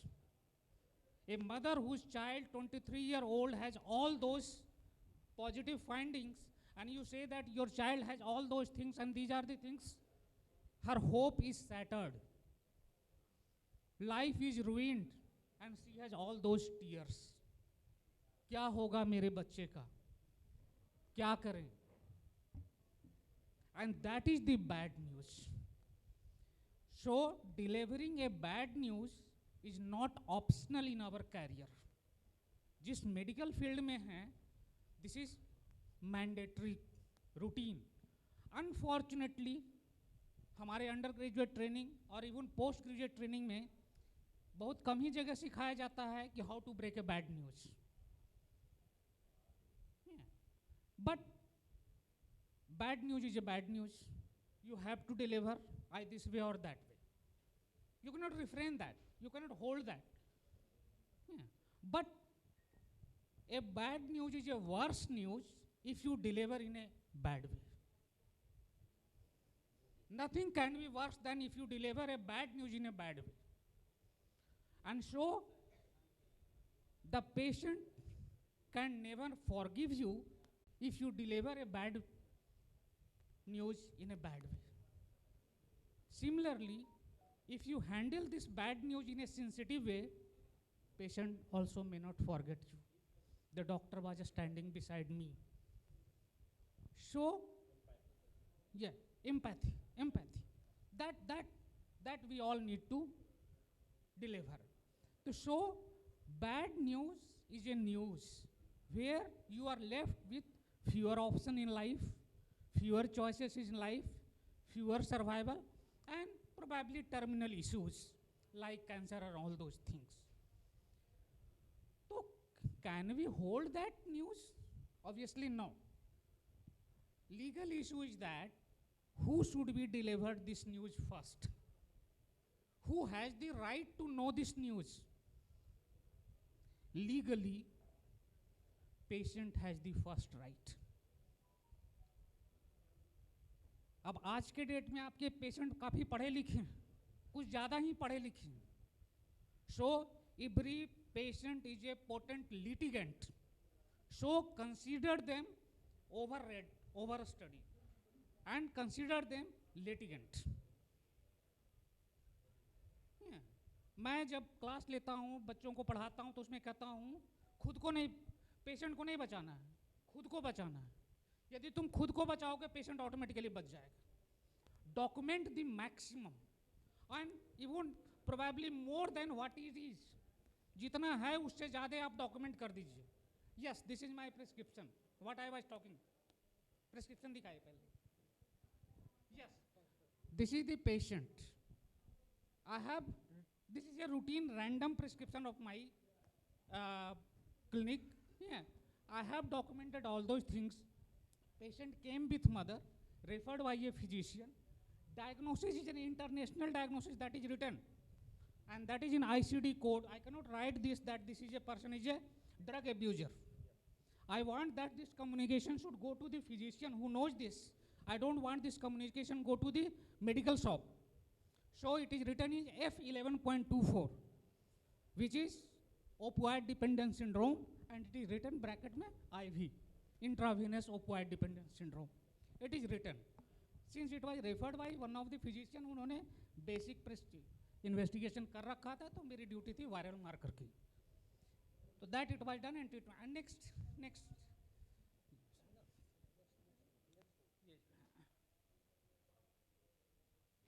Yeah. And this was the report yesterday evening. All three markers positive. Understand the all three, and that is ELISA. Understand the condition of mother who has come in this. कि doctor साहब मेरे बच्चे को क्या हुआ. अब it was really, यहाँ भाषण देना आसान है, पेशेंट के सामने बड़ा डिफिकल्ट होता है कि how to respond immediately. But I have primed the patient and relative before prescribing the investigation. माता जी, आप तो जानते हो कि नशा करता है जो नस में सुई लेता है, बहुत तरह की इन्फेक्शन होने का रिस्क होता है, इसलिए जांच कर लेना चाहिए. बोले हाँ डॉक्टर साहब. Implied consent. मैंने पहले अपनी बैटिंग शुरू कर दी. रिपोर्ट आया. अब जब मैं खुद देखा, मैंने रेयरली देखा हूँ कि तीनों पॉजिटिव, रेयरली. मैं क्या कहूँ. कल शाम में 7 बजे, मैडम खबर तो अच्छा नहीं है. क्या है डॉक्टर साहब, अब क्या बताएं आपको. कुछ डर जैसा था, कुछ वैसा ही हो रहा है. क्या, तो आप तो जानते ही हैं कि कुछ बीमारी होती है नस में सुई लेने से, एड्स वगैरह का नाम सुना होगा आपने, हाँ जानते हैं। तो कैसे होता है? उसी सबसे होता है, सेक्स उससे जो नशा उसा कर। अनफॉर्चुनेटली आपके बच्चे का भी पॉजिटिव है। यू डिलीवर द वे, उसको एक्सेप्टेंस होनी चाहिए, ग्रेजुअल एक्सेप्टेंस। एक साथ आप बोले कि yes your child is HIV positive and he has less hope in life और लेस चॉइसेस इन लाइफ। तो डिलीवर ग्रेजुअली, धीरे धीरे, बताना तो पूरा है, स्लोली। अनफॉर्चुनेटली उसको और भी एक दो इन्फेक्शन जो होता है ना लीवर में, हेपेटाइटिस B, C, वो भी है। She broke into tears. अब मेरे को स्पेस चाहिए था। मैंने बोला कि मैडम मैं तो बाकी नशा का इलाज तो मैं कर लूँगा, ऐसा करते हैं अजय बाबू भेजे हैं, एक बार सर से मिल लीजिए नहीं इस बारे में, थोड़ा बेहतर गाइड करें।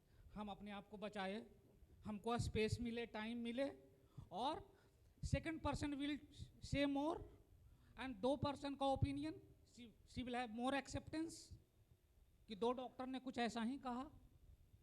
तो so breaking a bad news is not optional, you have to deliver. The way you deliver is very important. Either patient may not forget you or may not forgive you. So that's the thing. But how to deliver a bad news? Definitely there are various modules.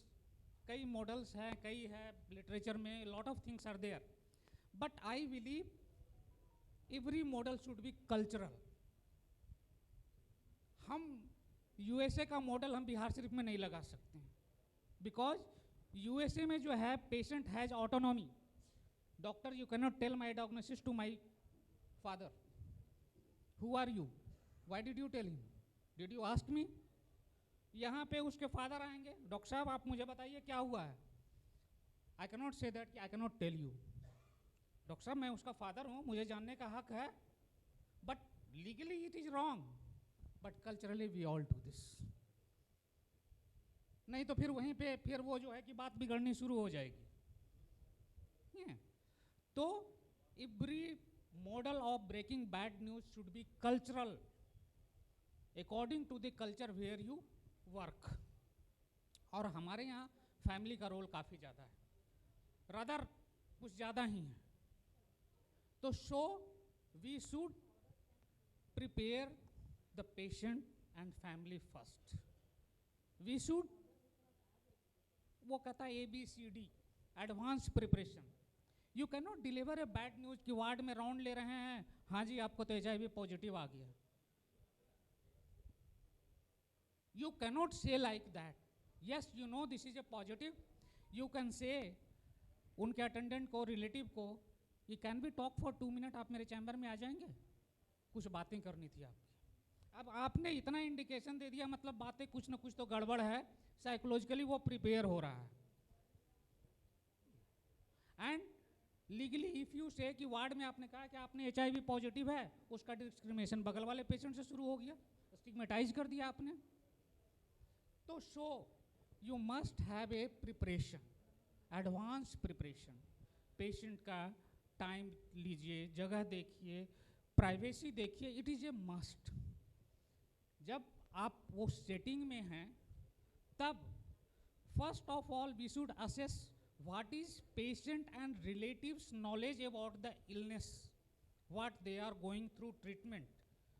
आपने क्या सोचा क्या हो सकता है, assess their own understanding and assess कि यदि जो आप सोच रहे हैं कहीं कुछ गड़बड़ हो गया तो ये भी तो हो सकता है। They will say हो सकता है डॉक्टर साहब। Then you have to go a step further. थोड़ा गड़बड़ ही है। वो अपना सांस रोक के बैठा है कि न्यूज तो कुछ गड़बड़ ही मिलेगा एक बार जब आपने उसकी प्राइमिंग कर दी, and then you deliver. But the time you deliver the bad news, suppose you have been diagnosed as a metastasized carcinoma, तो सबसे पहली बात है कि उनको उनके लैंग्वेज में समझाइए कि बीमारी अच्छा नहीं है, जिसको कभी कभी कैंसर उनसर कहते हैं ना, कुछ वैसा ही है। है तो कैंसर आपको पता ही है, मेटास्टेसाइज है ये भी आपको पता है, लेकिन आपने बात करना है कुछ वैसा ही है, ताकि you left some hope for them, कि कहीं ऐसा वैसा और भी तो कुछ नहीं है। You know there is no hope, but आप थोड़ा सा स्पेस उनके लिए छोड़ दीजिए इफ एंड बट्स के लिए। So you have to tell them कि यस बीमारी अच्छी नहीं है, डायग्नोसिस अच्छी नहीं है, और थोड़ा सा है जो कि बीमारी फैल भी गया है। मतलब आप ये नहीं कह सकते हो कि मेटास्टेसाइज कर गया, उसको क्या मतलब मेटास्टेसिस ब्रेन में हुआ कि यूट्रस में हुआ, it doesn't mean to them, you can say that कि थोड़ा फैल गया है। तो obviously there will be emotional reaction in patient and relatives. Hold, give them time, वो 2 मिनट टाइम उनको दीजिए to react back, reflect back, so that if there is a emotional reaction, hold hand of patient, that's the empathy. Patient will always remember you, relative will always remember you, the doctor was besides me in my crisis, and that will prevent your most of the medical legal condition. Even if you are wrong, patient understand your that a human error can occur if you hold hand positively. That I want to say. One more important thing, never deliver a bad news on telephone. Never, never, never. Phone आया, doctor साहब diagnosis क्या था, आई don't no कि सामने में वो बंदा कौन है, वो मेरी बात को रिकॉर्ड कर रहा है नहीं रिकॉर्ड कर रहा, उसी रिकॉर्डिंग को वो एविडेंस में प्रोड्यूस कर देगा। यू गिव ए टाइम, आ जाइए हम लोग बैठ के बात करेंगे। Never tell them any diagnosis on phone, that I want to say. Thank you, sir. So it's clear to everyone that communication is the only tool that prevents us from the lawsuits. So start from the history taking to the provisional diagnosis to the end of the final plan of the investigation and the treatment. Everywhere we have to explain everything. In spite of all these are the all technical aspects of the doctors and their work culture, but in spite of all these ethical communication and the standard operative procedure, if litigation occurred and case filed, how the doctor behave and what should they do? How do national health programs influence the medical legal responsibility of clinician at the peripheral and tertiary levels? In situation where infrastructure constraints prevent full implementation of guidelines, how is legal accountability determined? Are clinicians legally bound to strictly adhere to the government protocols, or is there room for the individualized clinical judgments? How can doctors safeguard themselves while implementing the public health directives that may be the resource limited? So directly I invite our expert from this field of the law, Dr. Lalit Kumar sir, and he is the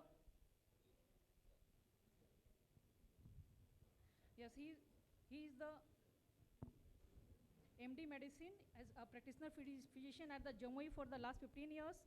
He is the Vice Chairman, 15 years. Sir, he is the Vice Chairman, Legal Cell of the IMA Headquarter, Member Ethical Committee, IMA Headquarter, Member Global Patient Consent SOP, Member Medico Legal Society of India, drafted Medical Protection Rules Bihar, and played a pivotal roles in the formula section. So, directed sir to you for all the medical legal things, that once the case is filed, what the doctor do, what the precautions they can take beforehand, and after that what they negotiate and to whom they negotiate. Thank you, sir.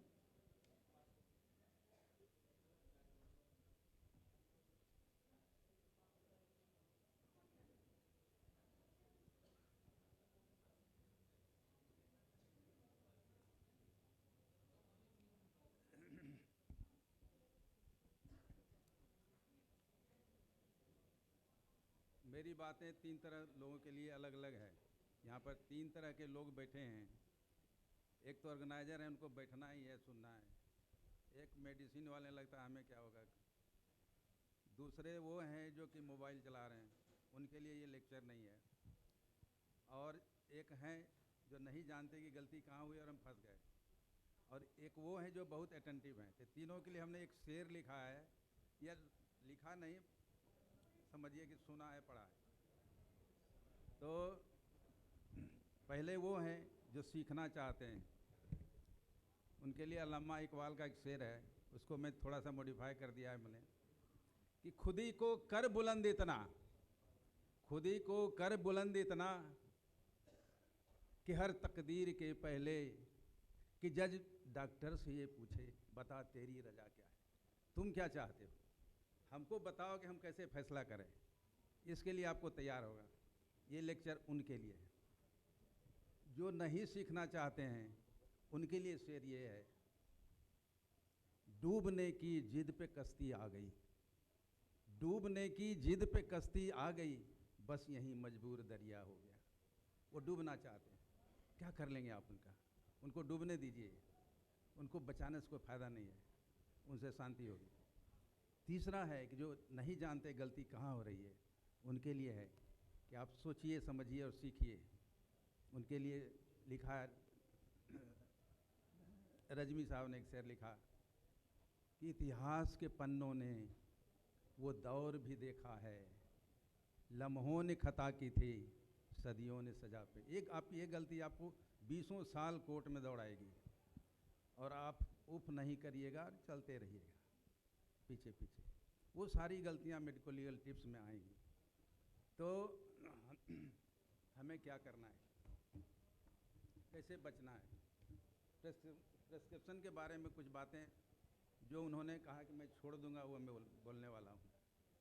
Shyam Narayan Arya, एक सबसे बड़ी बात है कि आपके prescription में आपका नाम, आपकी डिग्री, आपका एड्रेस, ये सारा कुछ होना चाहिए, प्लस रजिस्ट्रेशन नंबर। क्योंकि अभी आपके टाउन में, मेरे टाउन में हर जगह क्वैक की भरमार हो गई है और उनके वजह से आप परेशान भी हैं और लोग भी परेशान हैं। आपको समझे तो कि आप डॉक्टर हैं। दूसरी बात है कैसे आपको लिखना है, क्या लिखना है, ये सारी बातें हुई। एक दो बातें और भी हैं। आप एलर्जी के बारे में एक वहाँ पर एक टॉपिक बना लीजिए। एलर्जी हमेशा प्रिंटेड रहे, एलर्जी है या नहीं है। अगर एलर्जी है तो आप लिखिए, एलर्जी नहीं है तो लिखिए। उससे आपको कोर्ट में बचा होगा कि एलर्जी था, रिएक्शन हो गया, आपने क्या किया। Every substance in the world has potential or potential allergens, ये आप जानते हैं। कोई भी चीज़ एलर्जी हो सकती है। हम आमने सामने बैठे हैं, आपसे एलर्जी हमको है। एलर्जी बहुत तरह से होती है। तो ये एलर्जी है, वो कहीं भी हो सकती है। तो एलर्जी से बचिए, एलर्जी को लिखिए।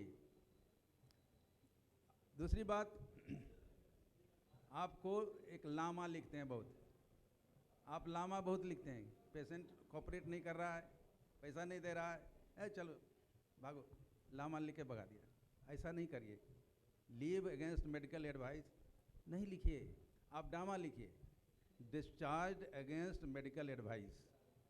उसमें सारा रिकॉर्ड लिखिए, क्यों, कहाँ पर कोऑपरेट नहीं किया, कहाँ पर कोऑपरेट किया, क्या उसमें गड़बड़ी है, ताकि अगला को ये पता लगे कि इसमें क्या करना है, अगला को ये पता लगे कितना बदमाश है, इसको ट्रीट करना है कि नहीं करना है।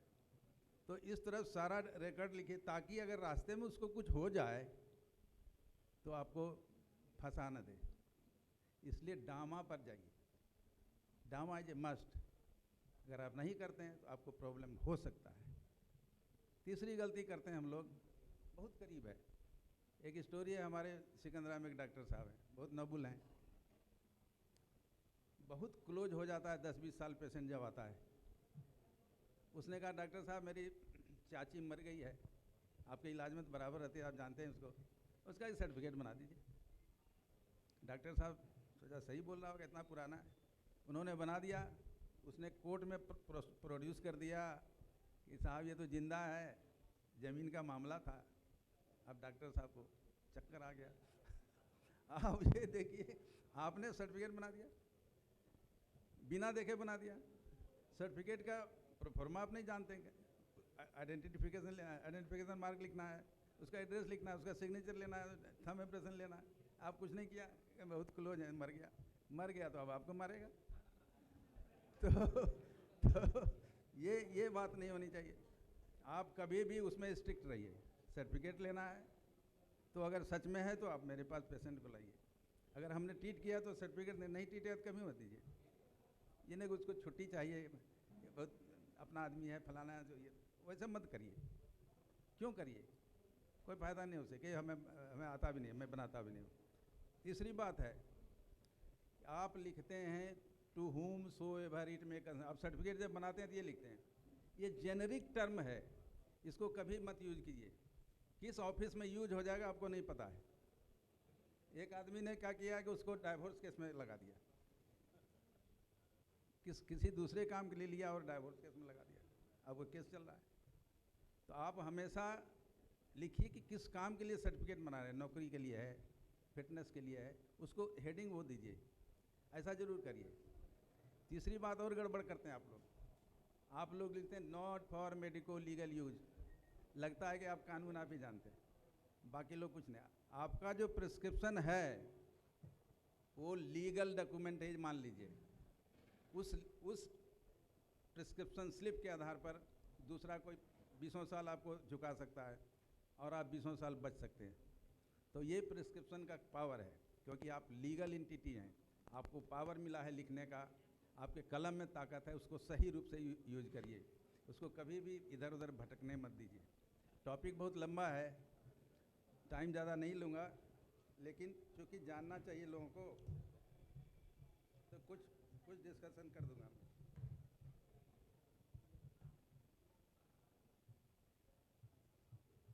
हाँ, एक बात और होती है कि हम लोग पेशेंट जो है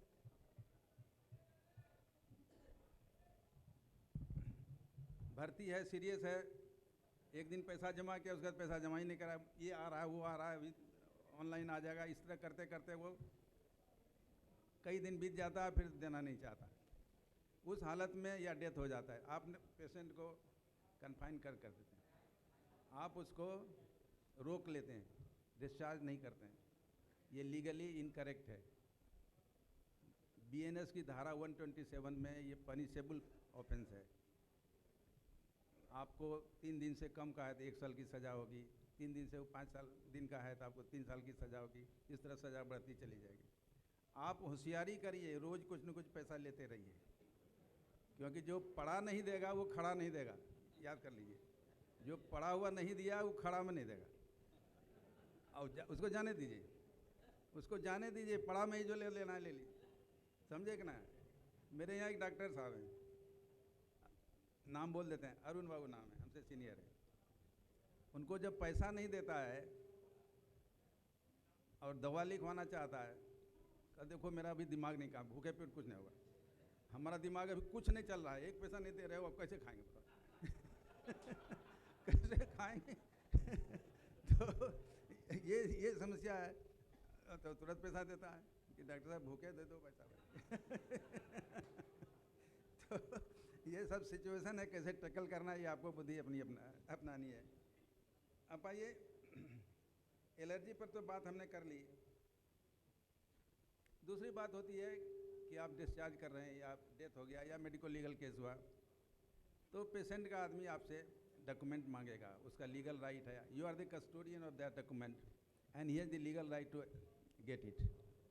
आपको देना है, और लगा कि अभी आप फुल्ली प्रिपेयर्ड नहीं है हमारा डॉक्यूमेंट, तो आप कहिए कि पुलिस से एक NOC लिखवा के ले आओ, ये केस है मामला, पुलिस NOC लिखेगी तो देंगे, प्रायः पुलिस नहीं देती है, अगर देगी तो देगी, तब तक हम अपना तैयार कर लेंगे कि हमको कैसे करना है, क्या करना है। तो ये सारा डॉक्यूमेंट हम तैयार, अगर प्रिस्क्रिप्शन से बच भी गए, प्रिस्क्रिप्शन से फंस भी रहे हैं, तो हमारे पास ट्रीटमेंट चार्ट होगा, ट्रीटमेंट चार्ट में हम कुछ लिख सकते हैं, कुछ कर सकते हैं, क्योंकि वो आपके पास रहेगा।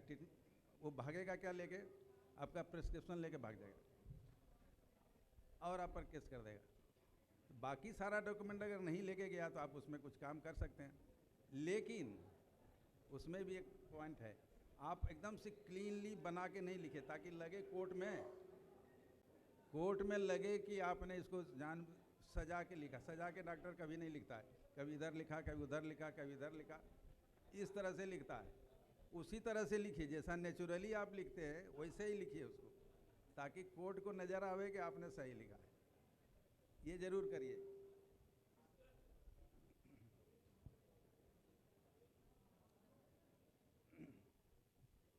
सर्टिफिकेट के बारे में तो बता ही दिया आपको।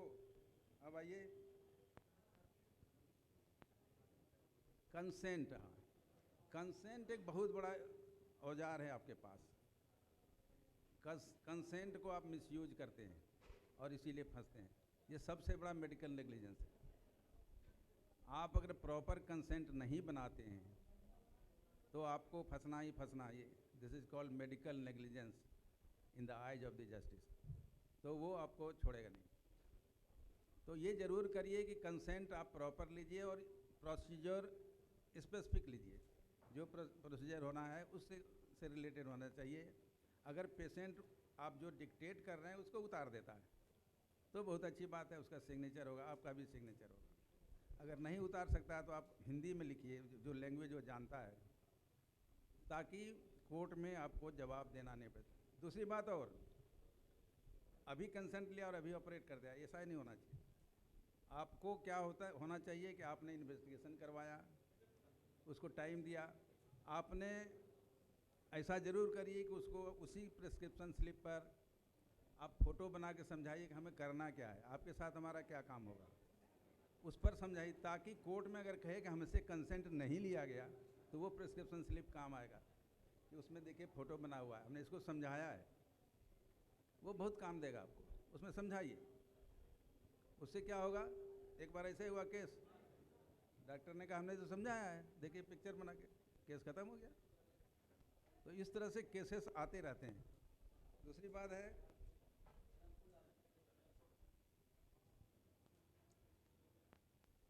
हाँ, एक काम और करते हैं हम लोग, कंसेंट लिखने में हमें ऑपरेशन जल्दी जल्दी करना है, ये करना है, वो करना है, ये कैसा जल्दी से सिग्नेचर ले आओ। लेडी डॉक्टर लोग ज़्यादा करते हैं, अरे जल्दी से पेशेंट का सिग्नेचर ले लो, उसके बाद भर देंगे बाद में। ये काम कभी मत करिए। कोई न कोई अगर उसका फ़ोटो खींच लिया, आपने ब्लैंक पर सिग्नेचर किया, तो कोर्ट में फिर आप जवाब नहीं दे पाइएगा कि आपने सिग्नेचर ब्लैंक पर लिया, बाद में भरा, क्या बात है। ये कभी नहीं करिए। कई लोगों को बहुत काम रहता है, इधर डिलीवरी करना है, इधर सिजेरियन करना है, उधर डीएनसी करना है, उधर डीएनई करना है, उधर एवर्सन करना है, उधर बहुत सारा काम रहता है। तो उसमें आप अपने असिस्टेंट को ट्रेंड करके रखिए, ताकि वो आपका काम करके रखे, आप उसको देख लीजिए कि सही भरा गया कि नहीं। तीसरी बात और आप गलती करते हैं, मेडिकल कॉलेज से हम लोग इसके आगे एनेस्थेसिया और ऑपरेशन की गंभीरता को देखते हुए, समझाते हुए हम ऑपरेशन के लिए तैयार हैं, एक लाइन लिख के काम खत्म। ये कंसेंट नहीं है। एनेस्थेसिया का कंसेंट आप कहाँ से दे सकते हैं साहब, वो एनेस्थेटिस्ट को देना है। अगर आप दे रहे हैं तो गलती कर रहे हैं। तो ये भूल कभी मत करिए कि एनेस्थेटिस्ट का कंसेंट हम देंगे, कार्डियोलॉजिस्ट का कंसेंट हम देंगे। जिस काम को आप करते हैं उसका कंसेंट दीजिए।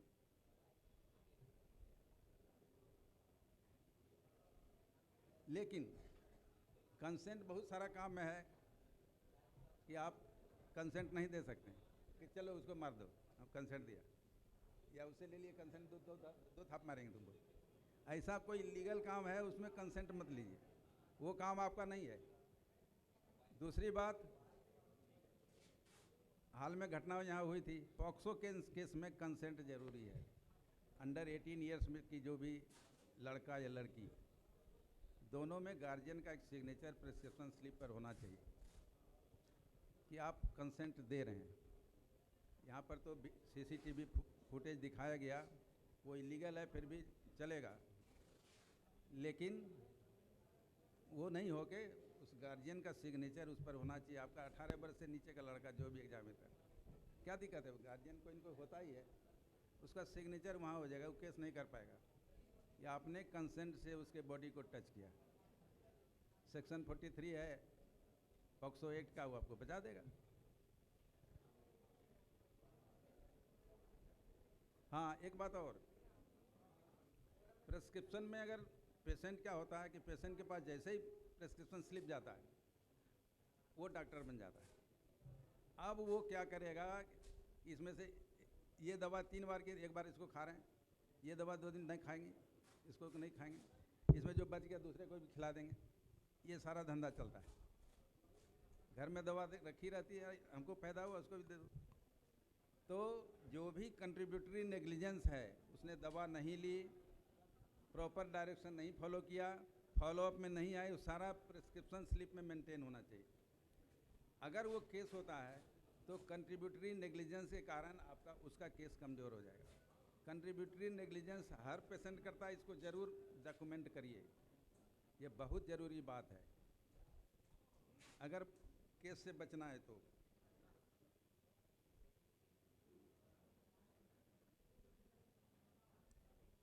एक बात और करते हैं हम लोग, कुछ केसेस में मैंडेटरी है पुलिस को इन्फॉर्मेशन देना। ज्यूरिस में हम लोगों को पढ़ाया गया था, लेकिन धीरे धीरे हम लोग भूलते जा रहे हैं, पुलिस को इन्फॉर्मेशन नहीं देते हैं। अभी हाल ही में जो केस हुआ, कौन नीट छात्रा कांड, उसमें डॉक्टर की कोई गलती नहीं थी। पहला डॉक्टर इमरजेंसी अटेंड किया, उन्होंने रेफ़र कर दिया। उनका उतना ही काम था कि उसको स्टेबलाइज करना है, रेफ़र करना है। कोई भी इमरजेंसी केस आता है, एक केस 1987 में हुआ था, 1987 में एक केस हुआ था Parmanand Katara versus union of India. उसमें सुप्रीम कोर्ट का जजमेंट आया कि अगर कोई भी सीरियस केस आता है, एक स्कूटर एक्सीडेंट का केस था और वो कई अस्पताल गया, किसी ने टच नहीं किया, उसके साथ कोई आदमी नहीं था, तो कहा कि आप इमरजेंसी है, टच करिए, देखिए पुलिस आपको टच नहीं करेगी। तो पहले डॉक्टर ने उसको रेफ़र किया, उनकी कोई गलती थी, उन्होंने पुलिस को इन्फॉर्मेशन नहीं दिया, क्योंकि वो अगर इन्फॉर्मेशन देते, पुलिस आती, उनके पास पेशेंट नहीं होता, उनकी कहीं गलती नहीं, पुलिस कुछ नहीं कर सकती है। दूसरे डॉक्टर ने पुलिस इन्फॉर्मेशन दिया, पुलिस नहीं आई, बाद में जो भी हुआ, लेकिन उन पर भी आँच नहीं आएगी, क्योंकि उन्होंने पुलिस इन्फॉर्मेशन दिया। और मेडिको लीगल केस को अब देखना है पुलिस को, अगर नहीं देख रही तो नहीं देख रही। गलती कहाँ होती है? दूसरे अस्पताल के डॉक्टर ने कहा कि कोई हम माई का लाल हमें चैलेंज करे तो गर्दन उतार देंगे, बस यहाँ मामला यहीं अटक गया। डॉक्टर को नोबल होना चाहिए, आप गर्दन काटने के लिए नहीं आए। इस तरह से बोलने की कोई आवश्यकता नहीं थी, मामला बढ़ते चला गया। उसके बाद बाकी सब आप लोग जानते हैं। ये सारी बातें आपको जानना है। क्या क्या मेडिको लीगल केसेस है जिसमें इंफॉर्मेशन देना, फिर से रिवाइज कर लीजिए। कोई भी आरटीए का केस है, वेपन इंजरी का केस है, या सस्पेक्टेड है, आपको दिमाग में लगता है तो इन्फॉर्म करिए, नहीं तो सर ने बताया उसको डॉक्यूमेंट करिए। वो बोल रहा है, क्या बोल रहा है, सिग्नेचर लीजिए कि हमें तो गिर गए तो, बहुत लोग कहता है कि हम गिर गए तो चोट लगी है, और आता है कुछ करके, अब बाद में केस करता है, वो उसमें डॉक्यूमेंट कर दीजिए, उसका सिग्नेचर ले लीजिए।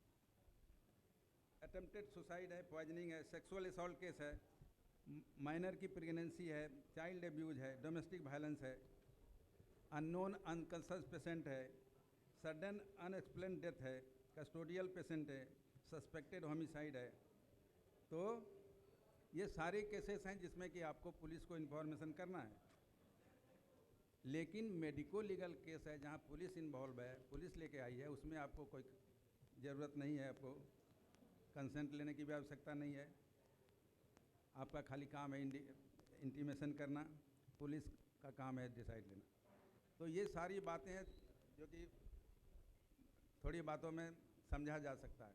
बाद बाकी हमने एक बना के दे दिया इनके सर के, अरविंद बाबू के व्हाट्सएप पर, कि डॉक्टर को क्या क्या सिचुएशन आएगा और कैसे बचेंगे, उसमें सारी बात लिखी हुई है। वो सब लोगों को अगर मिल जाएगा तो वो कभी ज़रूरत होगा तो पढ़ के देख लेंगे। उससे बाकी उसके बाद भी कोई दिक्कत होगी तो मैं हूँ, मैं सारा काम देख लूँगा, उसमें कोई समस्या नहीं आएगी।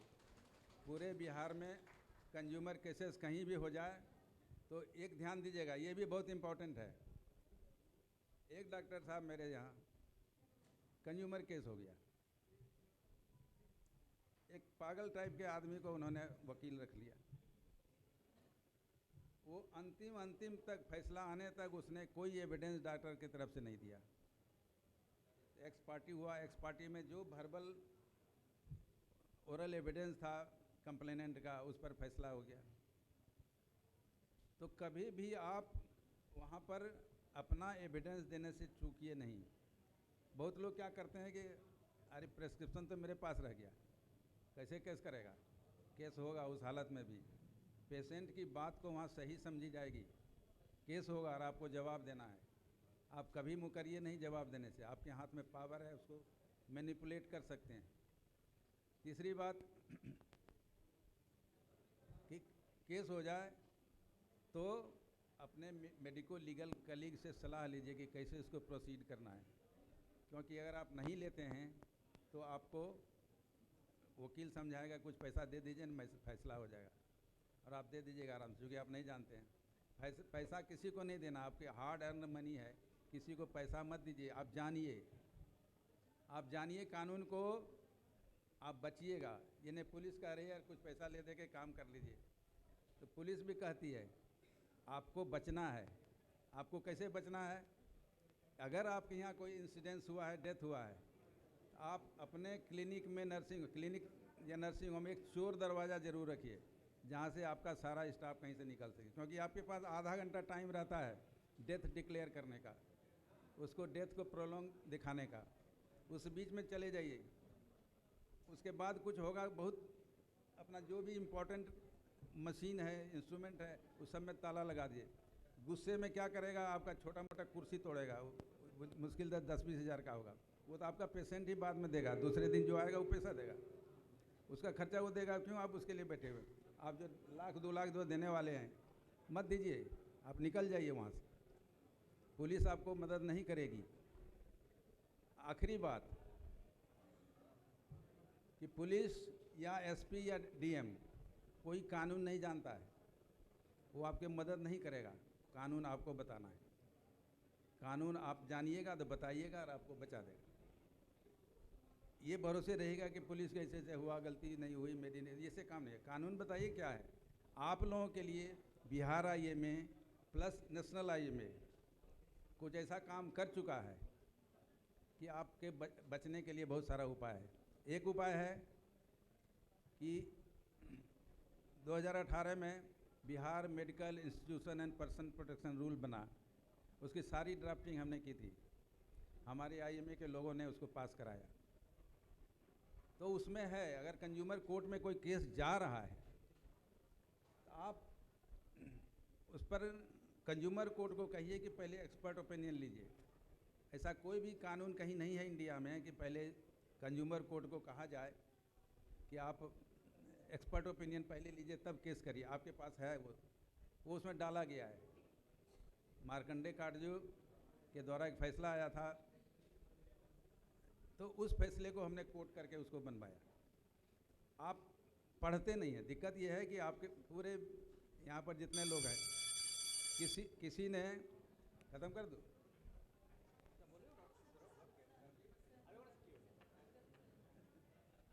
तो आपके पास वो पावर दिया गया है। पुलिस आपको कुछ नहीं करेगी, कंज्यूमर कोर्ट कुछ नहीं करेगा। एक्सपर्ट ओपिनियन आपको लेने के लिए मजबूर करिए उसको। तीसरी बात और ख्याल रखिए, कभी भी एक्सपर्ट ओपिनियन का मामला जूरिस्प्रूडेंस वाले के पास नहीं जाना चाहिए, क्योंकि वो उस सब्जेक्ट का एक्सपर्ट नहीं है। जिस सब्जेक्ट में ये घटना घटी है उसके लिए सर्जन होगा, ऑर्थोपेडिशियन होगा, आई स्पेशलिस्ट होगा, गायनेकोलॉजिस्ट, यही सब होगा। लोग क्या करते हैं, बहुत सारा बना दिया है कि ये एम्स में जूरिस्ट वाले के पास जाएगा। अरे वहाँ क्यों जाएगा, वो तो एक्सपर्ट नहीं है हमारा।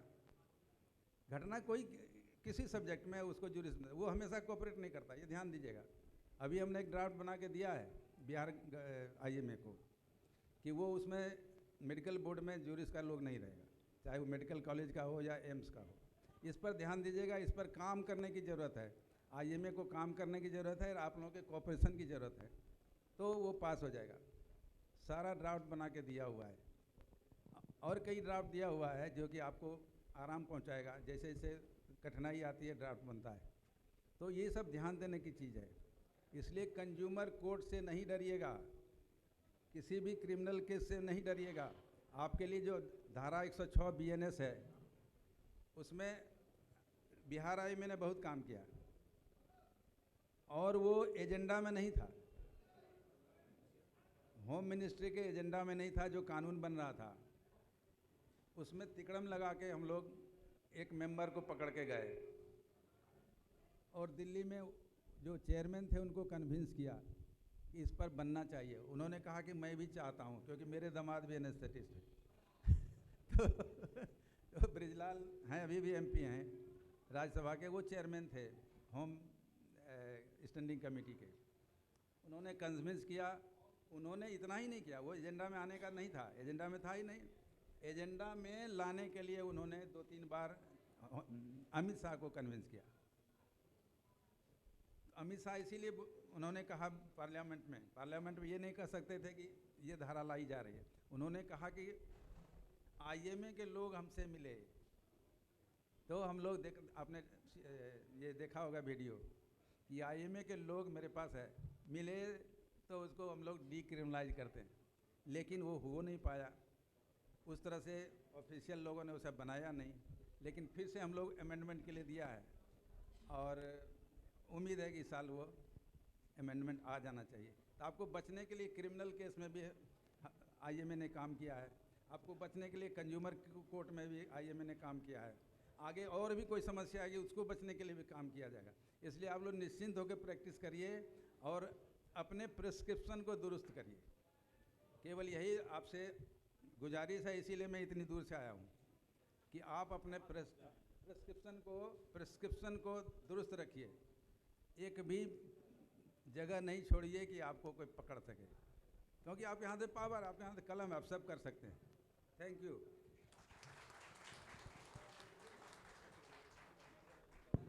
Thank you, sir, for your informative insight.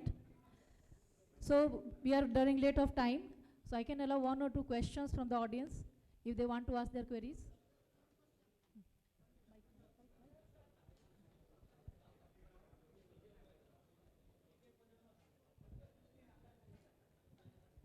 Hello sir, आपने बताया कि इलीगल प्रेगनेंसी के पेशेंट है बिलो 18 इयर्स, हमारे यहाँ अक्सर ही आती है, तो उसको पुलिस इन्फॉर्मेशन कैसे किया जाए? क्योंकि मैंने पुलिस डिपार्टमेंट से भी पूछा था, अभी जो हमारे यहाँ एक केस हुआ था, तो जो भी एसआई आई थी उनसे मैंने पूछा कि हाउ टू इन्फॉर्म यू, किस परफॉर्मा में इन्फॉर्म करें।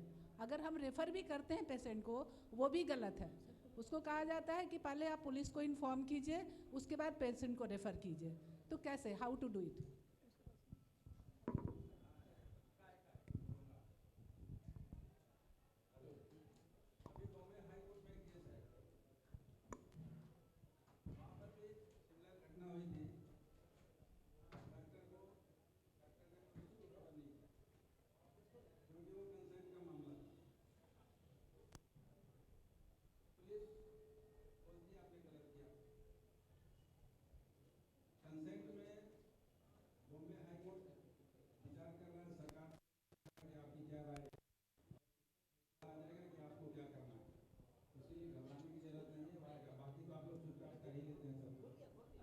कर फंसेंगे तब क्या होगा sir?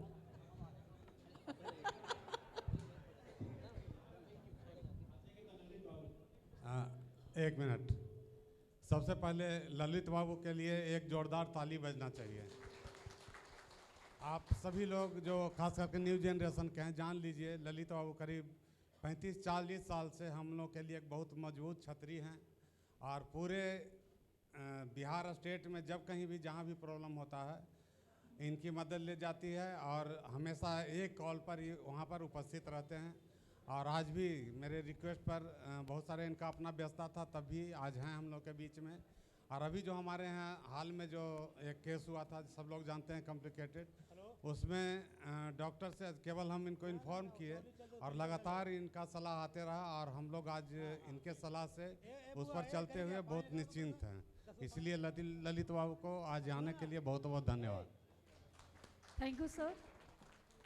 So now I end this session with the words of Florence Nightingale. Medicine is the science of healing, the art of nurturing, and the courage to care.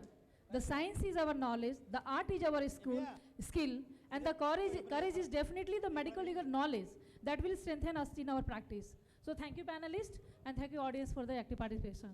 So moving to the next session. I would request. Hello, sir. I would request the moderator, ma'am, to be please felicitate each other in the corner.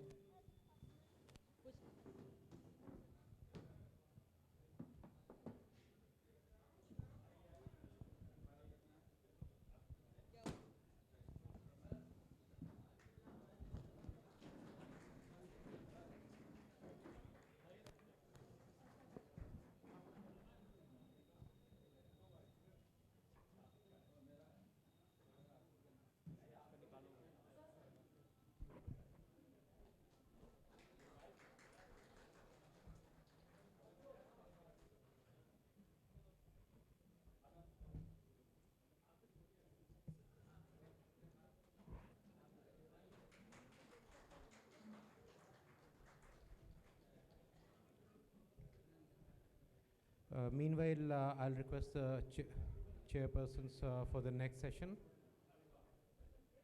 Dr. Arvind Kumar Sinha, sir.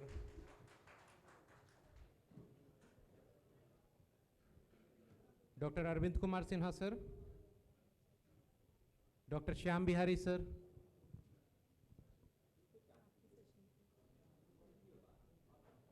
And Dr. Shyam Narayan, sir, I would like you to stay on the stage for the next session as well.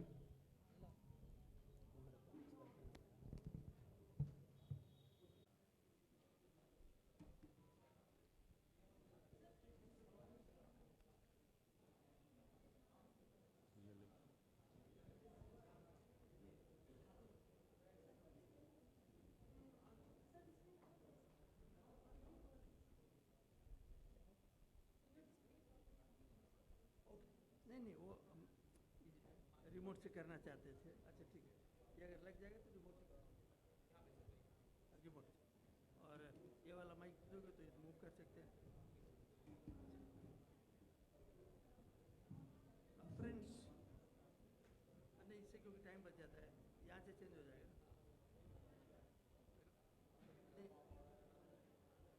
थोड़ा अंदर जाएगा।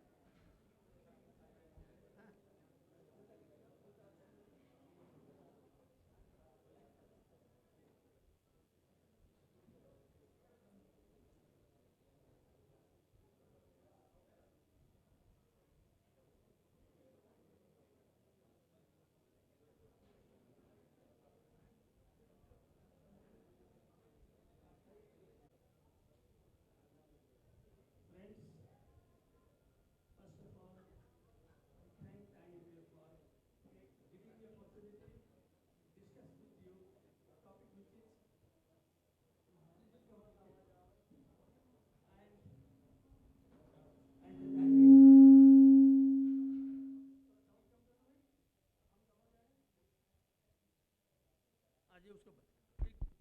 And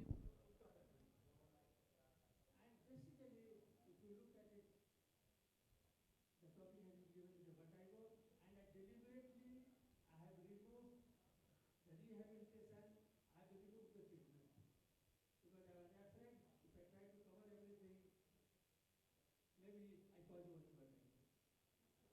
So only we will discuss the how.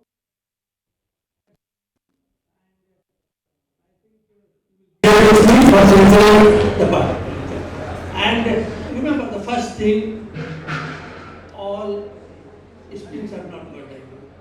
And basically if you look at it, when you start with the past vague history, vague complaints, vague investigations and etiology. You ask, क्या होता था?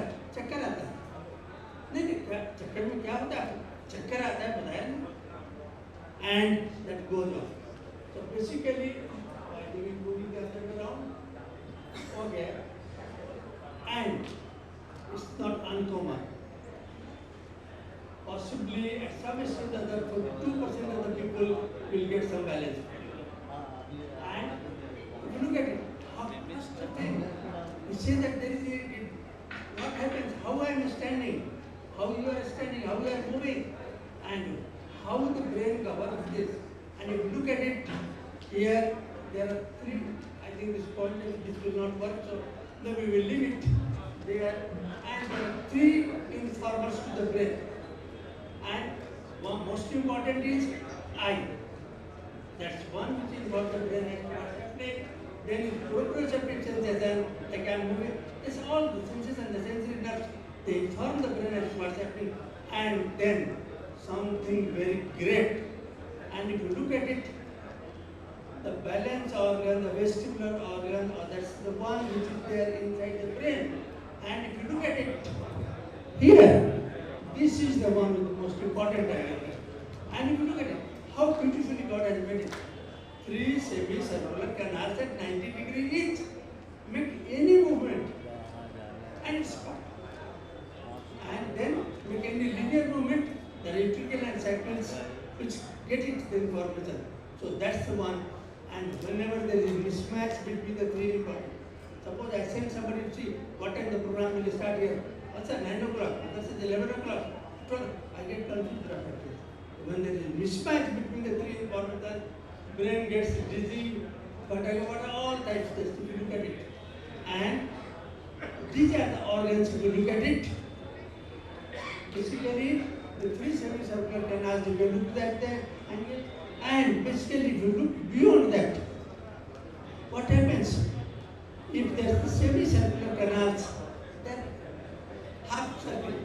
So whenever the head rotates, it picks up the information. And if you look at it, the saccule and the ventricle, what do? Basically, the saccule and the ventricle, you look at it, they pick up the linear movement and the effect of the gravity.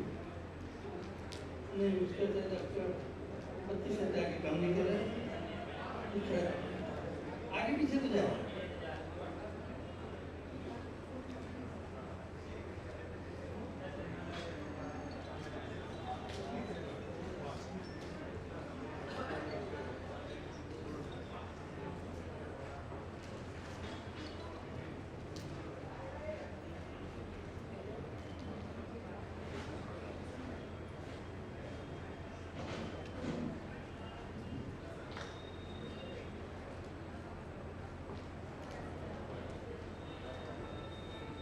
चलो यार जितना देर उसको खोलोगे आगे बढ़ेंगे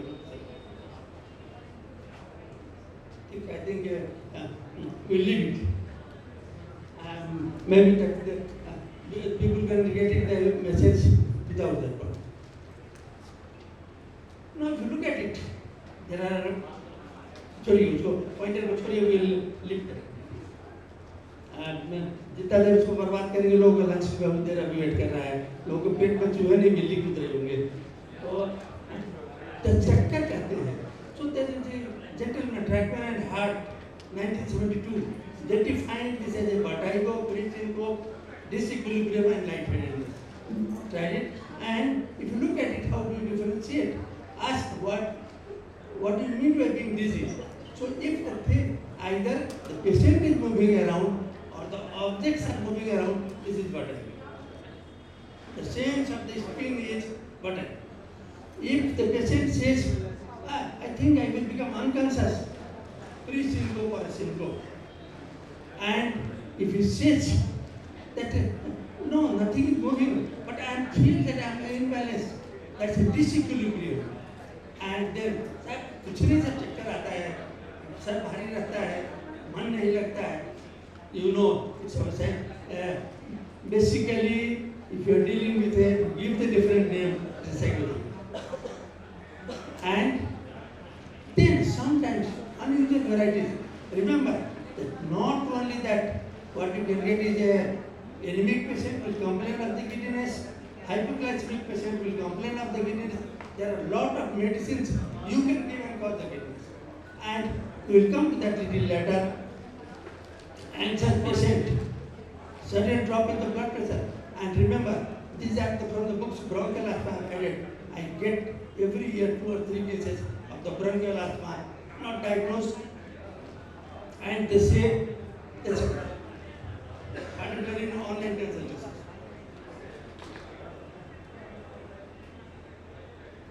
And these are the drugs which we can give and the patient will complain of the giddiness. There are alcohol, aminoglycosides, quite frequently used, and casein and all that vaccine, they can. Then cardiac patients, give for the dyspnea, amiodarone, phenytoin. From that angle, and some antidepressants, antihistaminics will give for the common cold, and they get a transient giddiness from that angle. Antihypertensive, particularly if they produce some of the beta blockers. So like that, there are the drugs which can produce that one. So basically, if you look at it, now the same thing which I have told you the basic things, that if the things are moving around, if objects are moving around, objective people think, oh, this is like objective question. No, objects are moving around, so it's objective vertigo. When the subject, the person himself is moving around, it's a subjective vertigo. And the sense from that angle, I think I have explained the other terms and we will skip this slide. Then, if you look at it, what are the associated symptoms? They give you the clue to that one. And if there is hearing loss, if there is ear discharge, if there is tinnitus, look, there could be ear discharge. If there are the headache, there are visual disturbances, dysarthria, dysphagia, paresthesia, muscle weakness, or any hard neurological sign, you must investigate and you must examine every patient of the vertigo or the neurological sign. And if there is a hard sign, it's neurological. You must get MRI or CT done. There is no go. And that's it. Just now Lalitji was saying about the medical legal. This year you can't get up without that. And then, if there are autonomic symptoms, possibly you look at whether there is a hypotension and all that. And then, if the patient has been getting migraine headache for 10 years and now he has a giddiness once in a while, in relation with the headache, not otherwise. Possibly it could be vestibular migraine. So that's one who gives you the clue to the there. Similarly, if there you get a fullness in the ear, possibly either it could be ENT will say Meniere's, a neurologist will say, well, look out, so it could be an acoustic neuroma. So that's the one. If you look at the pain in the ear or the mastoid, acoustic neuroma or acute middle ear, vexus, from that angle, if there is a facial weakness, hard neurology, facial weakness, hard neurology, there has to be lesion on the fifth or seventh, there, near seventh, that possibly acoustic neuroma. And basically, if any focal neurological defect from that angle, headache, again, the neurological, and if there is only imbalance, only you are dealing with the acute vestibular neuritis or something like that, then we'll come to that little more details. If there is a nystagmus, it's basically that gives a lot of clue, and that will determine, we'll go into that little later, whether there is peripheral or a central variety from that angle. And then, if you look at that one, what do we do? The history taking is the one which is the most important. And that's it. Not only as a neurologist cycle, possibly everyone tells history taking, and possibly we do not do it very well in a busy OPD. So basically, when the patient comes and he tells from that angle, you have to go into the details of the history.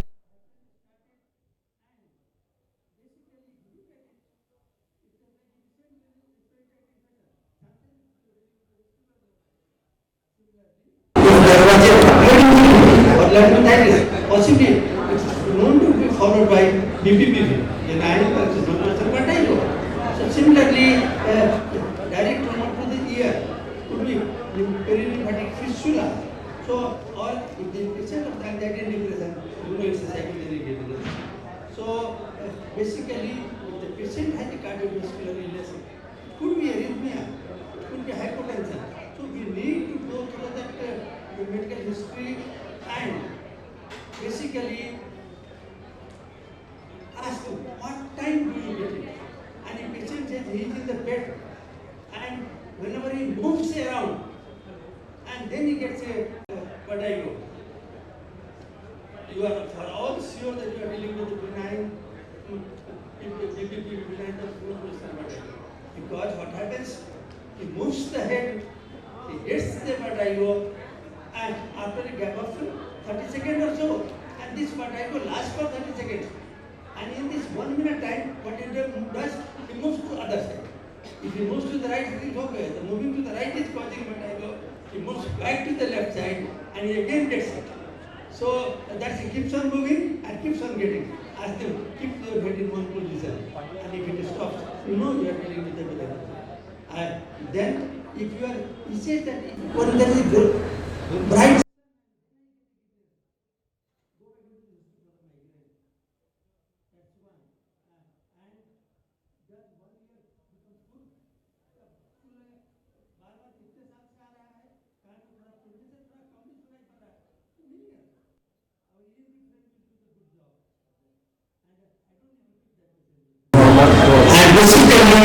if the loud sound makes you dizzy, you are dealing with superior semicircular canal disease, but be careful from that angle.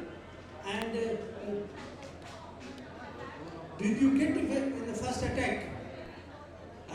severe vertigo lasting for hours. That means these all last for BPPV seconds. And if it lasts for the longer time, with nausea and vomiting, it is sinister.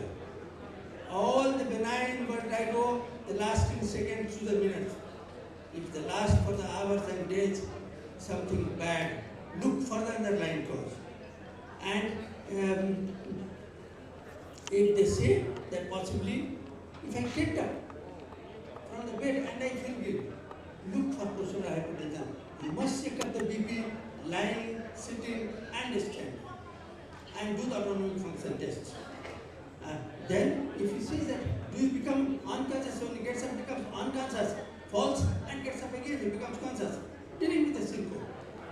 So that history tells you from the time. And I think this is the algorithm. I'm sorry for the busy slide there, but there are too many possible summary. So first is when he comes, first determine whether there is a vertigo or not. There may not be. A reasonable number of those patients will not have a vertigo. And if there is yes, then first thing look at it. What medicines or the drugs he is taking or the alcohol or like that. If that is not there, then you think that there is a true vertigo, and then you go for the question which I have. Then you have to look at it, try it. Now you come, which one is to give more attention and which one to give less attention. And here we have to go into that, basically identify the red flags. Patient who has giddiness, has a severe headache, has a focal neurological deficit, has altered sensorium, there, or basically there's something that came very suddenly from their angle, so, or there is a cardiac problem that if you look at him, he is a serious case. So as soon as he comes, examine his vitals, his sensorium, neurological deficit. And if you find any of this positive, he is a serious, push him in the hospital. Then, if you look at it, there are other things, like what was the tigers and all that, I think we will skip that one. And the basic red flags are any central neurological, central nervous system deficit. Any deficit. So that means you do a complete neurological everybody. And then look at the nystagmus. If there is a vertical nystagmus or a rotating nystagmus, this is sinister. Always in peripheral nystagmus, it will be horizontal. So only moving from the side to side. If there is a vertical nystagmus, there is a rotatory nystagmus, it's a central. It's something sinister. Then if there is acute hearing loss, sinister, must be investigated. And new type of headache, particularly occipital. Oh, I think we'll cut short for the sun. And then basically what we need to examine is eye, ear, neurological, and we say the hints. That means in addition that is neurological, every patient must have a Romberg's test. And if the Romberg's is positive, you know it's a progressive loss. If there is a Dix Alpique, I think you are familiar with that. And if the Dix Alpique is a specific test for a BBPV, if it's positive, you are dealing with the BBPV. There is a head repulse test. And whatever, I will not go into the details of those tests, but they tell you that there is a possibility peripheral from that angle. And if you look at the eye examination, there are dynamic visual acuity, cyclists, calorie testing, and then look at the electrodystrophy, video dystrophy. I think this is the ground of the Dix Alpique. You get a lot of this in the YouTube, and you will leave that one. This is the head impulse, and again you get that one. And now you will video head impulse test. And now we have the vestibular evoked myogenic potential. I think I deliberately skipped because there are a lot of tests from that angle. And this slide is important. I think I will take a minute on that one. The peripheral and the central differentiation of the nystagmus. The direction, as you said, horizontal nystagmus, vestibular peripheral. And the rotatory, other neural design.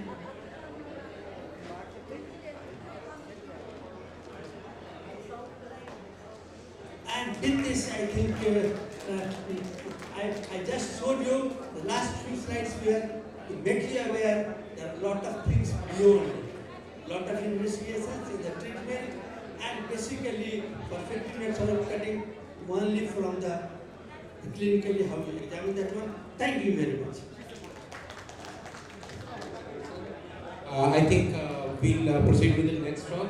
The questions we can have it during the lunch. If anybody has a personal question. It was self-explained, no. Thank you. Thank you.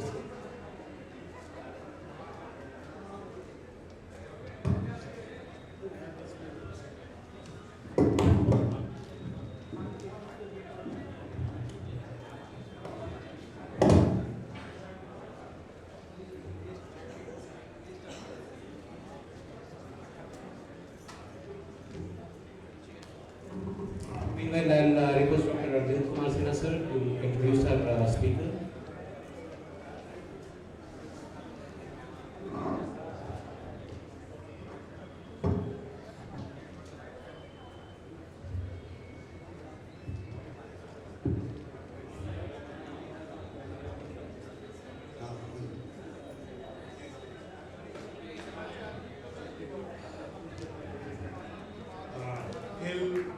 Privilege to introduce Dr.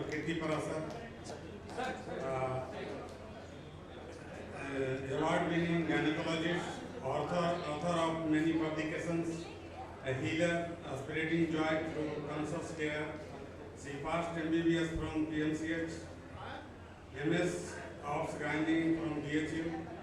She is practicing as a wellness coach and consultant gynecologist, working towards providing holistic health. She is working on Save Uterus for unnecessary hysterectomy, Save Girl Child. Slogan is बेटा है भाग्य, बेटी है सौभाग्य. Now in next 20 minutes, we will be empowered by a spiritual speech and some exercise to heal ourselves. Topic is heal the healers and from burnout to inner stability. Please give attention, involve yourself and get benefited and feel miracle. Om Shanti. बहुत बहुत शुक्रिया sir और IMA Bihar Sharif का दिल से आभार है कि आज आप सबके बीच में आने का ये परमात्मा ने सौभाग्य दिया. और मैं सुन रही थी सभी को, हमारे जो रिस्पेक्टेड सर हैं, बहुत एनलाइटमेंट मिला मुझे. बहुत अच्छा टॉक था सबका. बहुत ऐसा लग रहा था जैसे उसी में हम खोते जा रहे हैं. सर ने मुझे कहा था कि स्ट्रेस मैनेजमेंट, बर्नआउट, लेकिन मुझे यहाँ कोई भी स्ट्रेस आउट लग नहीं रहा है. आप में से कोई है जिनको अभी स्ट्रेस है क्या? किसी को कोई स्ट्रेस है कि नहीं? क्योंकि सबके चेहरे ऐसे मुस्कुरा रहे हैं. सर एक स्टडी हुई है जिसमें ये देखा गया है, even if you throw a fake smile, तभी भी आपके शरीर से एंडोर्फिन रिलीज होता है, which is a natural pain killer. Even if you throw a fake smile. तो जिंदगी में जब भी कुछ हो तो जो हमारा भवन ईरानी की तरह मुस्कुराइए. What happens because when we throw a smile, वो भी जब हमारा ये ऑर्बिकुलरी, ओक्यूलरी और सारा फेशियल मसल्स जब काम करते हैं, then they send the brain a signal that all is well. तो बॉडी कहता है सब अच्छा है. तो आप सबका, तो मुझे ना शरीर से किसी को थकावट लग रही है ना मन से. तो मुझे ये लग रहा है, मैं पावर पॉइंट्स वगैरह कुछ लेके आई थी, लेकिन आज सर एक बात करने का इच्छा हो रहा है आप सबसे. हम अनुभव भी करेंगे उसे. ये जो सभा है ये इतनी एनलाइटेंड है. हम ह्यूमन बीइंग्स की बात करते हैं. सर क्या बीइंग की बात की हमने? हम बॉडी की बातें कर रहे हैं. सर कहाँ मिसिंग है ना. मैंने ये देखा, मैंने जब MBBS किया PMCH से, फिर MS BHU से किया, उसके बाद प्रैक्टिस में आई. धीरे धीरे मुझे सौभाग्य प्राप्त हुआ राजयोगा मेडिटेशन को अनुभव करके उसको जिंदगी में लाने का. तब ये फील हुआ कि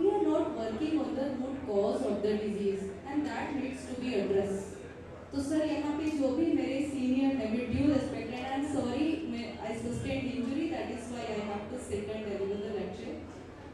आप सबका आह्वान करना चाहती हूँ, just to raise the consciousness of the planet.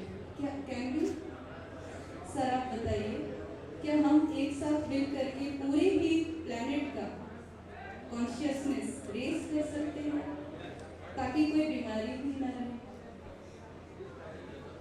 Sir कर सकते हैं, कर सकते हैं। अच्छा, then what will be our modus operandi?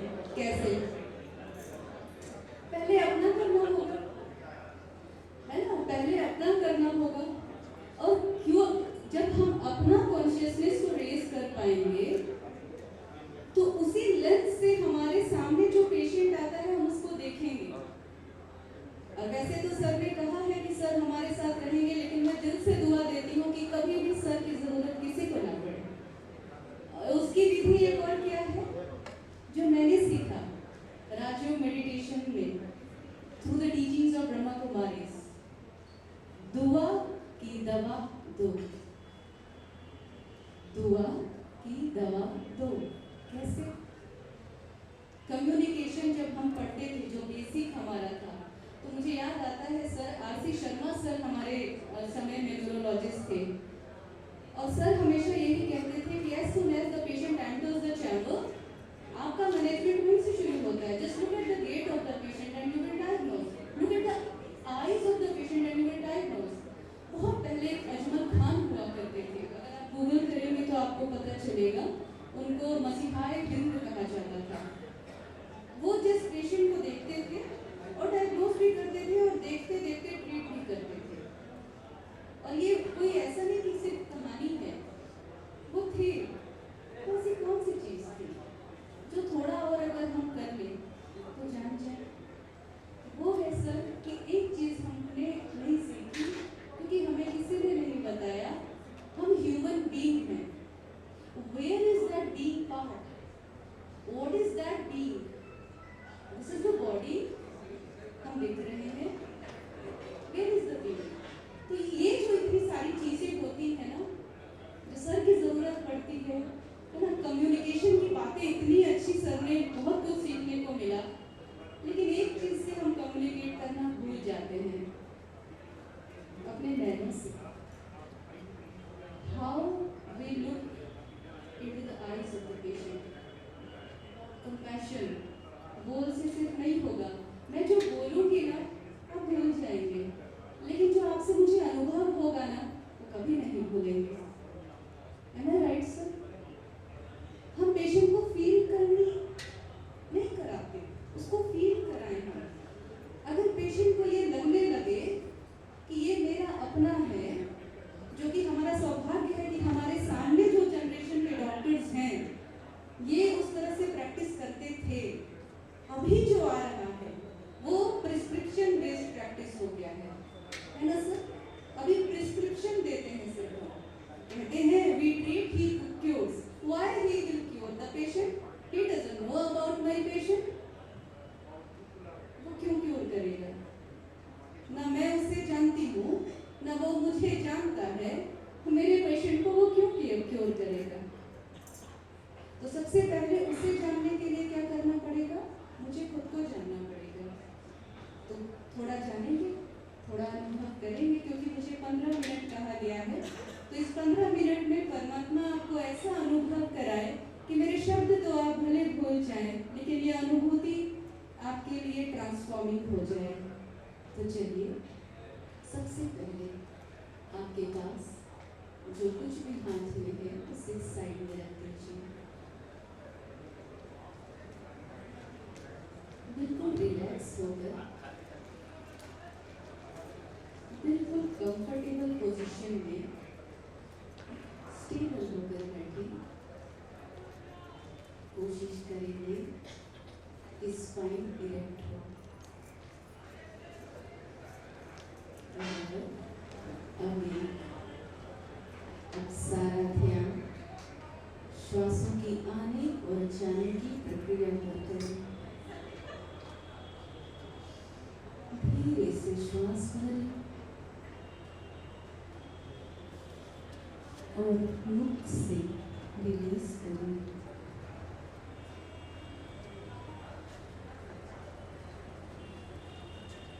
Once more, गहरी श्वास भीतर करेंगे और धीरे से रिलीज करें।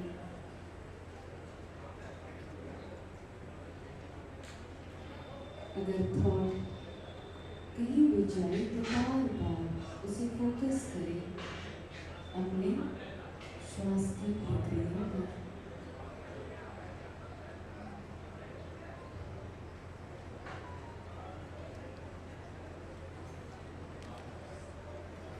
ये श्वास लेने वाली मैं कौन हूँ?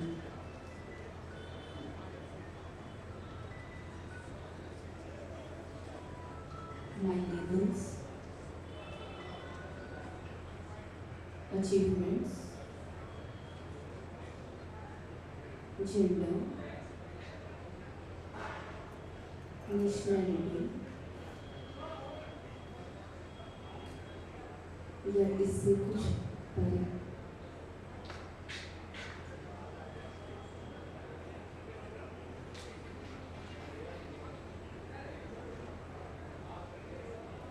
अगर आज मुझसे मेरा डिग्री चला जाए, नेशनैलिटी चेंज हो जाए,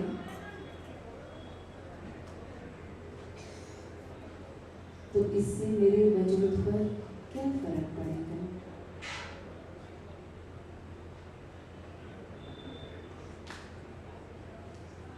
अगर आज कुछ पेशेंट्स कम हो जाए, अगर आज कुछ फाइनेंशियल प्रॉब्लम आ जाए, तो इससे मेरे वजूद पर क्या फर्क पड़ेगा?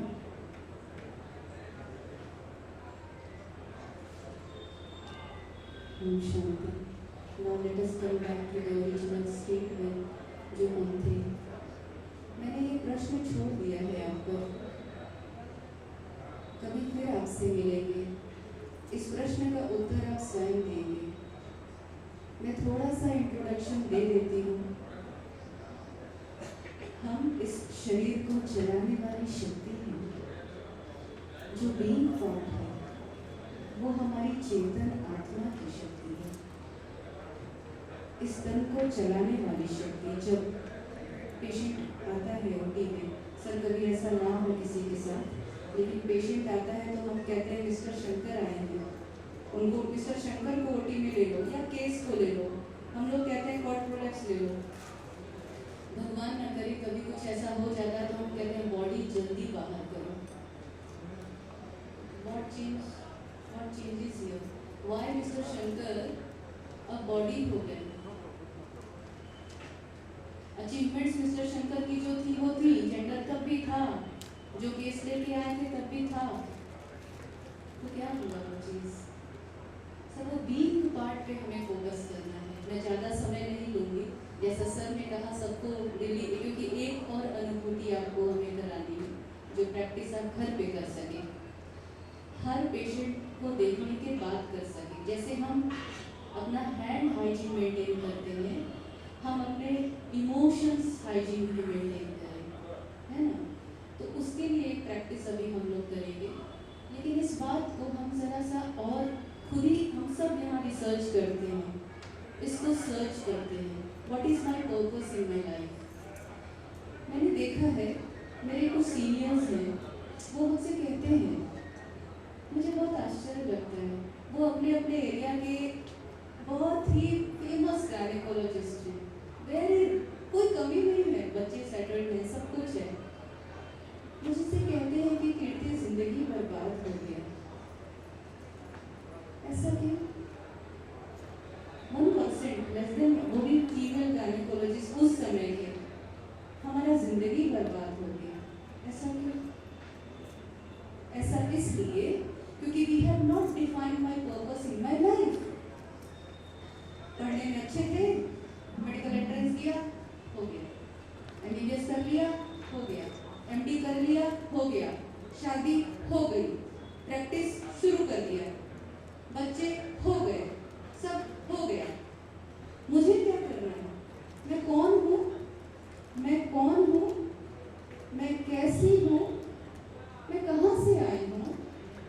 करना क्या है। और एक और, वास्तविक में मैं किसकी हूँ, in reality to whom I belong। तो आप सबको हील करते हैं, लेकिन हमें हील करने वाला कौन है, जिसके लिए हम कहते हैं ही क्योर्स, वो है सुप्रीम बीइंग। तो उसके बारे में जानना होगा। And in Rajyoga meditation, for the sake of for the purpose of meditation, we consider the being as a tiny point of light. At the center of the forehead is a landmark, but that being part resides just near the hypothalamo-pituitary axis. I have that picture here. If time permit, I will show you. Just near the hypothalamo-pituitary axis, if we drill here, just यहाँ से नीचे drill करते हुए आइए, फिर यहाँ से drill करते हुए जाइए, मीटिंग पॉइंट जो यहाँ की इसके लेवल तक है, वही हमारी चेतन शक्ति है, जिसको हम, क्योंकि किसी चीज पे फोकस करना है मेडिटेशन में, तो उसको छोटा सा बिंदु, छोटा सा सितारा आप समझ सकते हैं, जो चेतन शक्ति है। ये मैं हूँ, और ये देह जो है ये मेरा वस्त्र है। जैसे एक बॉक्स होता है, आपको सर, अगर मैं आपको एक गिफ्ट भेजूं, आपको कभी गिफ्ट भेजूं, बहुत सुंदर उसका बॉक्स हो, बहुत सुंदर बॉक्स हो, इतना सुंदर हो कि आपको लगे कि शायद ये बॉक्स ही गिफ्ट दिया है डॉक्टर साहब ने, और आप उस बॉक्स को रख दें, उसके ऊपर रिबन्स भी इतने सुंदर हैं कि आप सबको दिखा रहे हैं कि डॉक्टर कीर्ति ने मुझे गिफ्ट दिया है, और आप उसको रखे हुए हैं। उसके ऊपर आपके बारे में मैंने बहुत ग्रैटिट्यूड लिखा है, आपकी बहुत महिमा की है सर, जो आपकी सारे जो भी मेरे दिल में भाव है वो मैंने लिखा है, और बस आप उसी को पढ़ पढ़ के खुश होते हैं कि डॉक्टर कीर्ति ने भेजा है, कितना अच्छा है, जो आए दिखाएं, लिखो। फिर मैं आपको फ़ोन करूँ, सर आपको गिफ्ट कैसा लगा, सर बोलेंगे बहुत अच्छा लगा, तो फिर मैं पूछूंगी सर आपने क्या क्या देखा, बोले मैंने देखा पिंक रंग का है, उसके ऊपर क्रिस्टल की डिज़ाइन है, और आपने जो लिखा है मेरे बारे में, थैंक यू, बहुत अच्छा लिखा है, और मुझे बहुत अच्छा लगा। मैं कहा हाँ सर, वो तो बात सही है, वो तो बहुत अच्छा है, सर और गिफ्ट कैसा लगा, बोले यही तो था। अच्छा वो रिबन, हाँ रिबन कहाँ से लिया था आपने, बहुत सुंदर था। अच्छा ठीक है सर, सर और गिफ्ट कैसा लगा, तो यही तो था। नहीं सर, बॉक्स को खोलिए, बॉक्स के अंदर हीरा भेजा है मैंने आपके लिए, डायमंड। ये मेटाफोर मैंने इसलिए दिया है कि हम सबके साथ यही हो रहा है। ये बॉक्स है, इसके ऊपर जो सर ने पढ़ा, ये किया वो किया, जो भी पढ़ा वो मेरे लेबल्स हैं। फिर एक रिबन, कुछ मुझे टाइटल मिल जाता है, और हम सोचते हैं यही है। खोला ही नहीं है बॉक्स को, इसके अंदर हीरा छुपा है। ये जानना हमें क्यों जरूरी है, हम भूखे बैठ के ये क्यों सुन रहे हैं, because we are the change makers. जब हम खुद को जानेंगे, तो जो मेरे पास पेशेंट आएगा, तो वो भी तो इस शरीर के पीछे छुपा हुआ हीरा ही है। ये बॉक्स है, खाली बॉक्स की बातें करेंगे, खाली बॉक्स को ट्रीट करेंगे तो होलिस्टिक वेलनेस हो नहीं पाएगा सर। हमने गायनी में ये देखा है कि इमोशंस ही जो है उनके मेन कारण होते हैं, और मैंने ये भी देखा है कि उनके इमोशन चीज को, just listen to the patient, even active listening, what happens when we listen actively, mirror neurons get stimulated. अगर एक को थोड़ा एम्पैथिकली सिर्फ देखो, तो अगर मेरी स्थिति बहुत शांत है, तो पेशेंट की स्थिति भी शांत हो जाती है।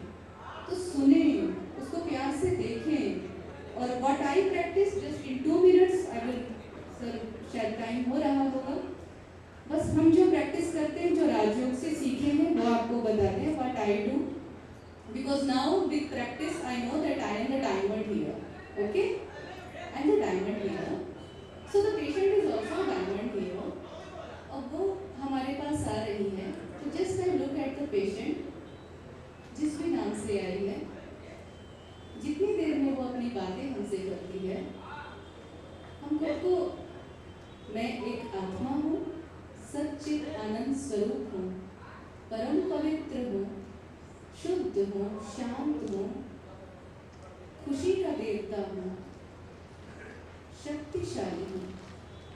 और जब ये मैं अपने आप को पहचान के इस स्थिति में स्थित हो जाती हूँ और पेशेंट को वैसे ही देखती हूँ, मेरी एनर्जी पेशेंट को जाना शुरू हो जाती है। कई बार सर ऐसा अनुभव होता है कि पेशेंट मुझे गले लगा लेते हैं। पहले मैं इरिटेट होती थी, छुओ नहीं, मैं भी करती थी, छुओ नहीं दूर से, लेकिन अब ऐसा लगता है कि नहीं, अगर मुझे हक करने से वो ठीक हो जाए। सर मैंने देखा है, लेकिन मेरा प्राइवेट इंस्टीट्यूट है और अभी उतने सैंपल साइज है नहीं, मैं स्टडी कर नहीं सकती हूँ। मुझे आप सबकी मदद लगेगी अगर आप स्टडी करना चाहें तो।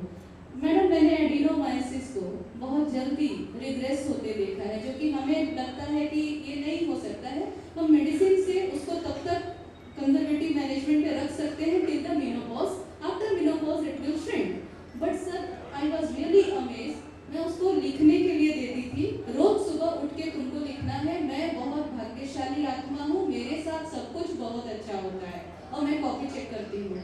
कभी कभी पेशेंट कहती है मैडम लाल से लिखे कि ब्लू से कहते हैं लाल से लिख दो, है ना, तो वो लिख के लाती है। तो रात में ठीक सोने से पहले ये करना उसको, और उसको कई बार तो जो बहुत ज़्यादा इमोशनली वो रहते हैं उनको बोलते हैं कि हाँ लिखो, लिख के चला दो। जब भी मेट वाला जो है वो काम तो करता है, लिख के जला के फ्लश करने वाला, ठीक है। अगर आपको भी कभी ऐसा लगे तो आप ये करके देखिएगा। तो sir we have to treat the being part as well. That is the root cause of all the illness, and that is, and when we serve the patient with vibration also, तो ये अनुभव उसका दिल कहता है कि चाहे मैं जो कुछ भी हुआ, डॉक्टर साहब मेरे साथ अच्छा ही किए थे, तो सर आपकी ज़रूरत फिर धीरे धीरे हम लोगों को कम हो जाएगी। तो यही कहना था, ये being part है। और जो आप स्क्रीन पे देख रहे हैं, ये स्क्रीन पे ये परमात्मा पिता जो निराकार है, परमात्मा पिता भगवान, आप जिस धर्म में अल्लाह नूर है, जो क्रिश्चियन बोलते हैं गॉड इज लाइट, सब परमात्मा एक ही होगा। उस तक पहुंचने की रास्ते अलग अलग हैं, लेकिन जो मालिक है वो एक है, ठीक है, ये तो सब एग्री करते हैं। तो वो एक आखिर कैसा है, एंटिटी है, उस एंटिटी का कोई नाम होगा, रूप होगा, गुण होगा, कर्तव्य होगा, तो नाम है उसका शिव। शिव अर्थात कल्याणकारी, वो हमेशा कल्याण करते हैं। शिव वैद्यनाथ, है ना, शिवा द हीलर्स, मैंने देखा है सब अब्रॉड में रिसर्च कर रहे हैं आजकल, शिवा द हीलर करके, कि सारी हीलिंग शिवा से आती है। ये मुझे याद नहीं है, मैं गूगल कर रही थी तो मुझे यूएस की कोई यूनिवर्सिटी मिली जो इस पे रिसर्च कर रही है। वो दुख हरता सुख करता है, वो भगवान है। अच्छा, हमको क्या बुलाया जाता है? भगवान का दूसरा रूप, यानी मास्टर भगवान। तो हम क्या हो गए? मास्टर दुख हरता सुख करता हो गए। तो सर हम अपनी रिस्पॉन्सिबिलिटी जब नहीं निभाते हैं ना, तो ये केओस हो जा रहा है। बस शायद मुझे इशारा किया जा रहा है, जब हम अपनी रिस्पॉन्सिबिलिटी को नहीं निभा पाते हैं। मेरे पास आया था कि मैं भगवान से मिलने जा रहा हूँ और मैं सिर्फ एक कस्टमर समझ के उसको सर्विस प्रोवाइड कर रहा हूँ, तो ये चीज़ें सर अनबैलेंस तो होगी। क्योंकि हम चाहे ना चाहे, हम माने ना माने, we have to accept it कि we are considered as God. अब we can't do anything for it. हम बहुत सारे इंस्टा पे अपने रील्स डालते हैं कि हम भगवान नहीं है, मुझे इंसान ही रहने दो, लेकिन मेरा ये मानना है कि नहीं, अगर मुझे मास्टर भगवान बनाया गया है तो मैं बनूंगी मास्टर भगवान। क्यों नहीं बनूंगी? मैं तो बनूंगी मास्टर भगवान। मेरा ये जन्म मिला है मास्टर भगवान बनने के लिए। हाँ, त्याग लगता है, तपस्या लगता है, लेकिन आनंद हो जाता है पूरा जीवन। तो सर बस अब थोड़ा देर हम परमात्मा पिता को अनुभव करेंगे, लेकिन हम लोग की स्टडी चल रही है सर एम्स पटना में, ब्रेस्ट कैंसर सर्वाइवर्स पे राजयोगा मेडिटेशन का इम्पैक्ट, मार्कर्स देखे जा रहे हैं आईसीएमआर की स्टडी में। Thank you. बस एक तो आईसीएमआर की स्टडी है, और सर एडिक्शन वाले सर का बहुत अच्छा टॉक था। तो अभी वहाँ पे नालंदा मेडिकल कॉलेज हॉस्पिटल में रिहैबिलिटेशन सेंटर में हमारा जो ओपिएट डिपेंडेंट पेशेंट्स हैं, उनमें हम लोगों ने थीसिस किया है राजयोगा मेडिटेशन का। फिर अभी हमारे Delhi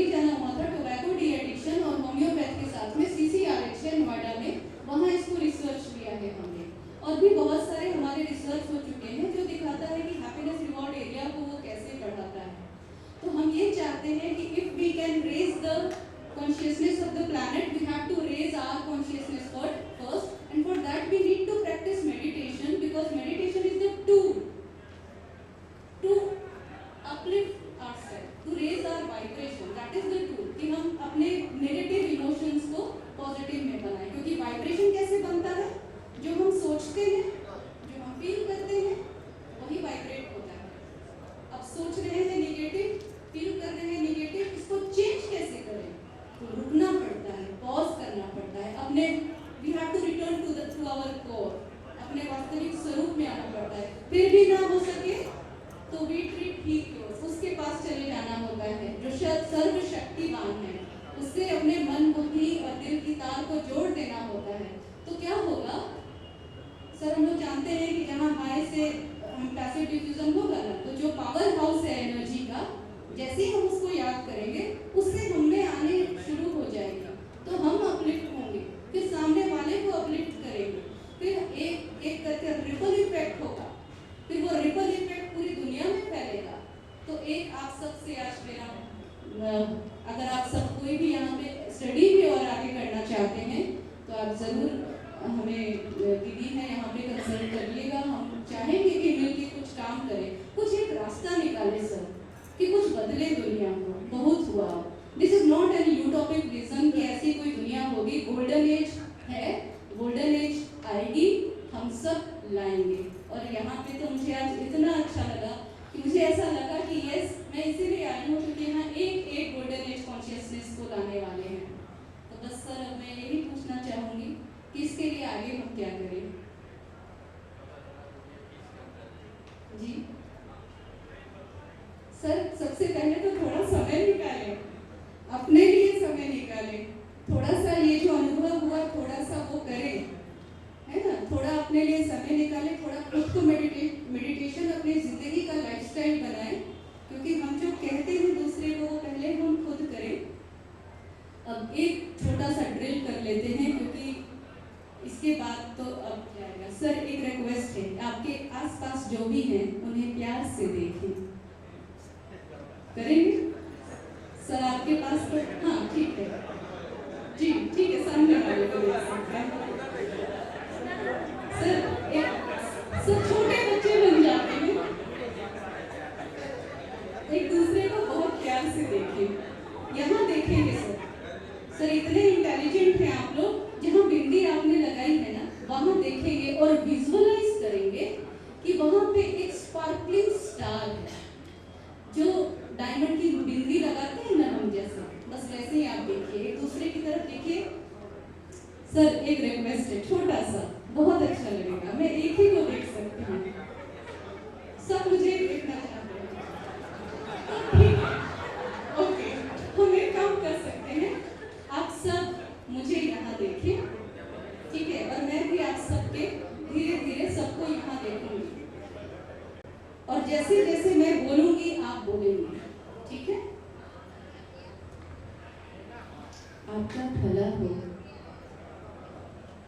You have to speak, you have to look here and visualize me as a sparkling star, the soul, very pure, very beautiful, and then जो हम कह रहे हैं you have to speak out loudly. आपका भला हो, आपका कल्याण हो, आपके सभी दुख दूर हो जाएं,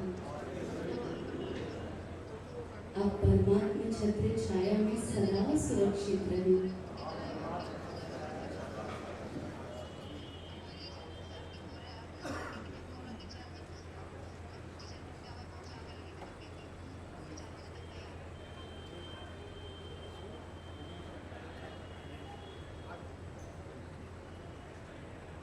How does it feel? एक सेकंड हुआ, कैसा लगा? और अगर दिन भर ये करें तो सर मैं क्या करती हूँ, सीसीटीवी कैमरा लगा है, वहाँ मैं हाथ धोती हूँ दूसरा पेशेंट के साथ, तो वहीं से अगर वो है जो नंबर, अगर भीड़ है और मुझे लेट हो रहा है, आपका भला हो, आपका कल्याण हो, आपके सभी दुख दूर हो जाए, आपका भला हो, आपका कल्याण हो. और जो अगर लगता है हल्ला कर रहा है, 2 घंटा से बैठे हैं, कब नंबर आएगा, तो उसके लिए तो पहले से ही शुरू हो जाता है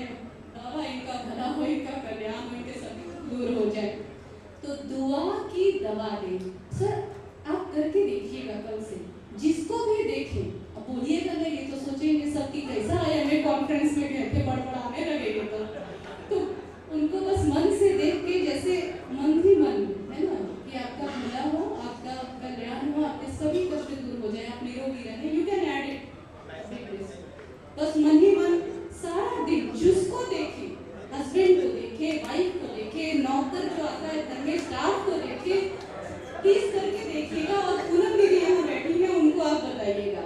पेशेंट को देखे, सर पूरा माहौल चेंज हो जाएगा। हार्वर्ड यूनिवर्सिटी में स्टडी हुई है कि यदि एक जो खुश होता है उसके 100 मीटर के पेरीफेरी में वो खुशी का वाइब्रेशन होता है, जिसके लिए हमारे भारतीय सभ्यता में हमेशा से हम कहते थे हम खुश तो जहान खुश, हम हमेशा कहते थे। तो इसकी जरूरत है सर, हम जी नहीं रहे हैं। क्यों नहीं जी पा रहे हैं? Body body body body body body, उसके पीछे का हीरा सर खाली डब्बा रखे हुए हैं, हीरा सब, और डब्बा रखे डब्बा चला जाएगा कोफीन में और हीरा उसका वैसे ही रह जाएगा। तो थैंक यू आप सबका, कभी आप सबसे मिलना होगा। बस इतना ही कहेंगे कि जो प्रैक्टिस आपको कराया, थोड़ा सा पॉज लीजिए।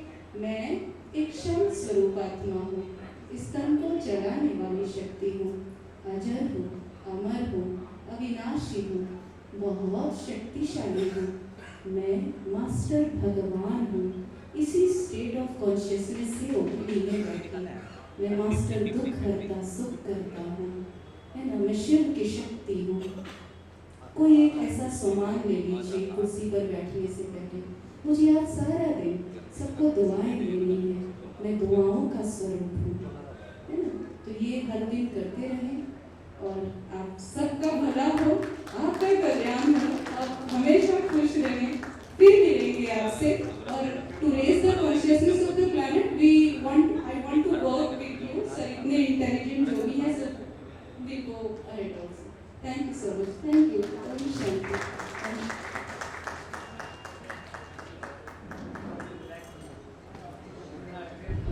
Thanks a lot, ma'am. A very beautiful presentation indeed.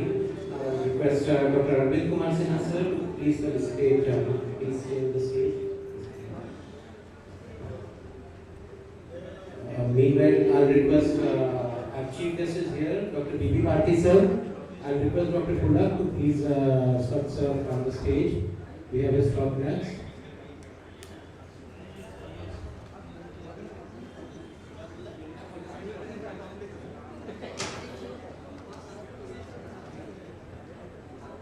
Welcome our next speaker, Dr. Bihar.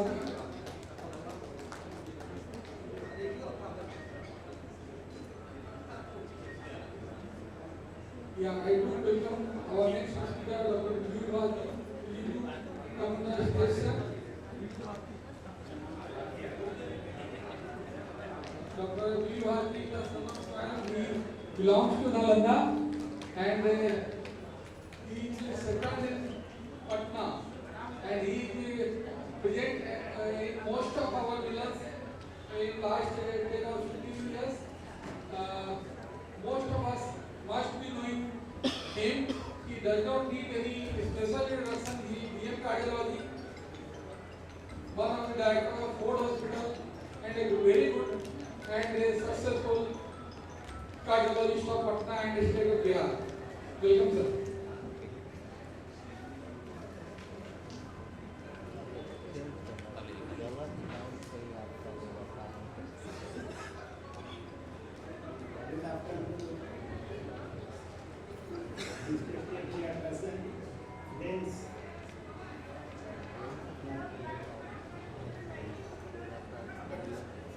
Today I will speak on very important topic, how to approach the chest pain. Because there are many recent reports that many of the patients die during gym exercise. Many of doctors die due to some mention of the serious chest pain. So chest pain is very important topic. This chest pain is very life threatening, very important. Because 20% of patients coming in our hospital due to some chest pain. So, which chest pain is life threatening, you should know.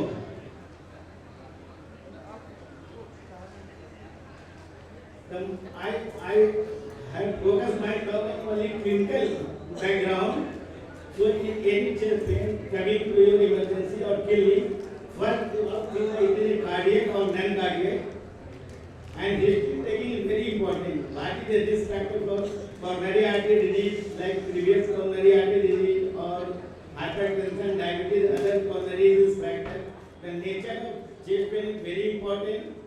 and the chest pain character is very important to diagnose, and it is where it is radiating, what is the precipitating factor, what is the relieving factor. Always set the causes. It is very, very important. Which causes the life-threatening death or other things. So the clinical history is very important, and basic tests like ECG, X-ray and ultrasound will very helpful in any of the chest pain. If you have available ECG and chest X-ray and proper clinical history, you can diagnose any type of serious chest pain. So I will discuss about few causes of chest pain which causes death.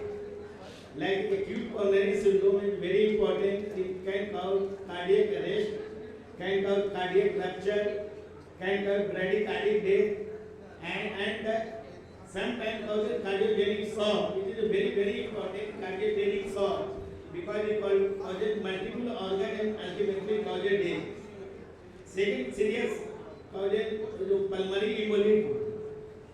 How can diagnose the pulmonary embolism? There are many of the precipitating factors of pulmonary embolism. Prolonged immobilization is a very important thing, and many of these factors like deep vein thrombosis and hip surgery, these are the important things, and sudden onset of dyspnea in any stable patient suspect of pulmonary embolism.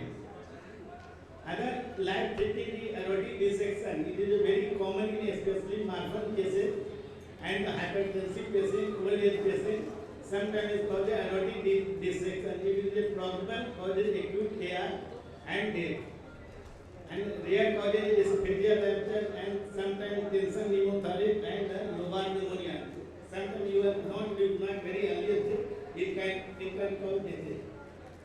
And these are the classical signs of the classical angina, which is called classical angina or typical angina. If there is classical substandard provoked by exertion, relieved by rest or the narcotic. If these three characters present is called the typical angina. These are common causes of chest pain like aortic, esophageal, lung and pleura, musculoskeletal, neurological, psychological. I will discuss point by point to different the differential diagnosis of causes of chest pain. The one of the most serious chest pain occurs due to myocardial infarction. The myocardial infarction can be anterior, inferior and lateral. Sometimes inferior chest pain, most of the prominent symptoms is nausea, vomiting and bradycardia syndrome. But anterior chest pain, anterior MI chest pain mostly time presents with shortness of breath, hypotension and pulmonary edema like dyspnea.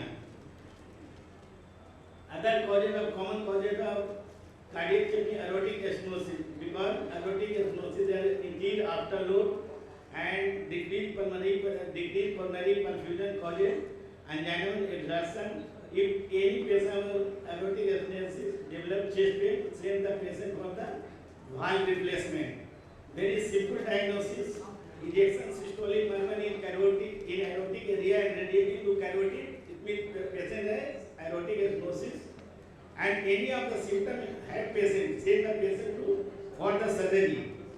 And very easy diagnosis by echocardiography is very helpful. It can diagnose the seriousness of aortic stenosis. Other rare causes but not uncommon causes. Hypertrophic cardiomyopathy is a very important cardiomyopathy which is genetically determined, either sporadic or family history of hypertrophic cardiomyopathy. Many of the patients, most common symptom dyspnea, and sometimes mostly patient is asymptomatic. It is only diagnosed by ECG. Left ventricular hypertrophy is the most common finding, but echo is diagnostic. Many of the patients with sudden cardiac death in younger age group, less than 20, strongly serve the causes. Because hypertrophic cardiomyopathy is one of the causes, and long QT syndrome. Even unexplained death in any family in younger age group, served by the hypertrophic cardiomyopathy and long QT syndrome. The diagnosis is very easy. Sometimes obstructive cardiomyopathy with murmur, but most of the non-obstructive variety usually present with left ventricular sport sound. The echo is diagnostic. Other very rare causes, thin metal angina. It is atypical type of presentation. It is more common in females and patients who are taking cocaine quietly or taking cocaine. These causes coronary vasospasm and the feature typical like a severe angina in breast and usually patent arrhythmia and the death.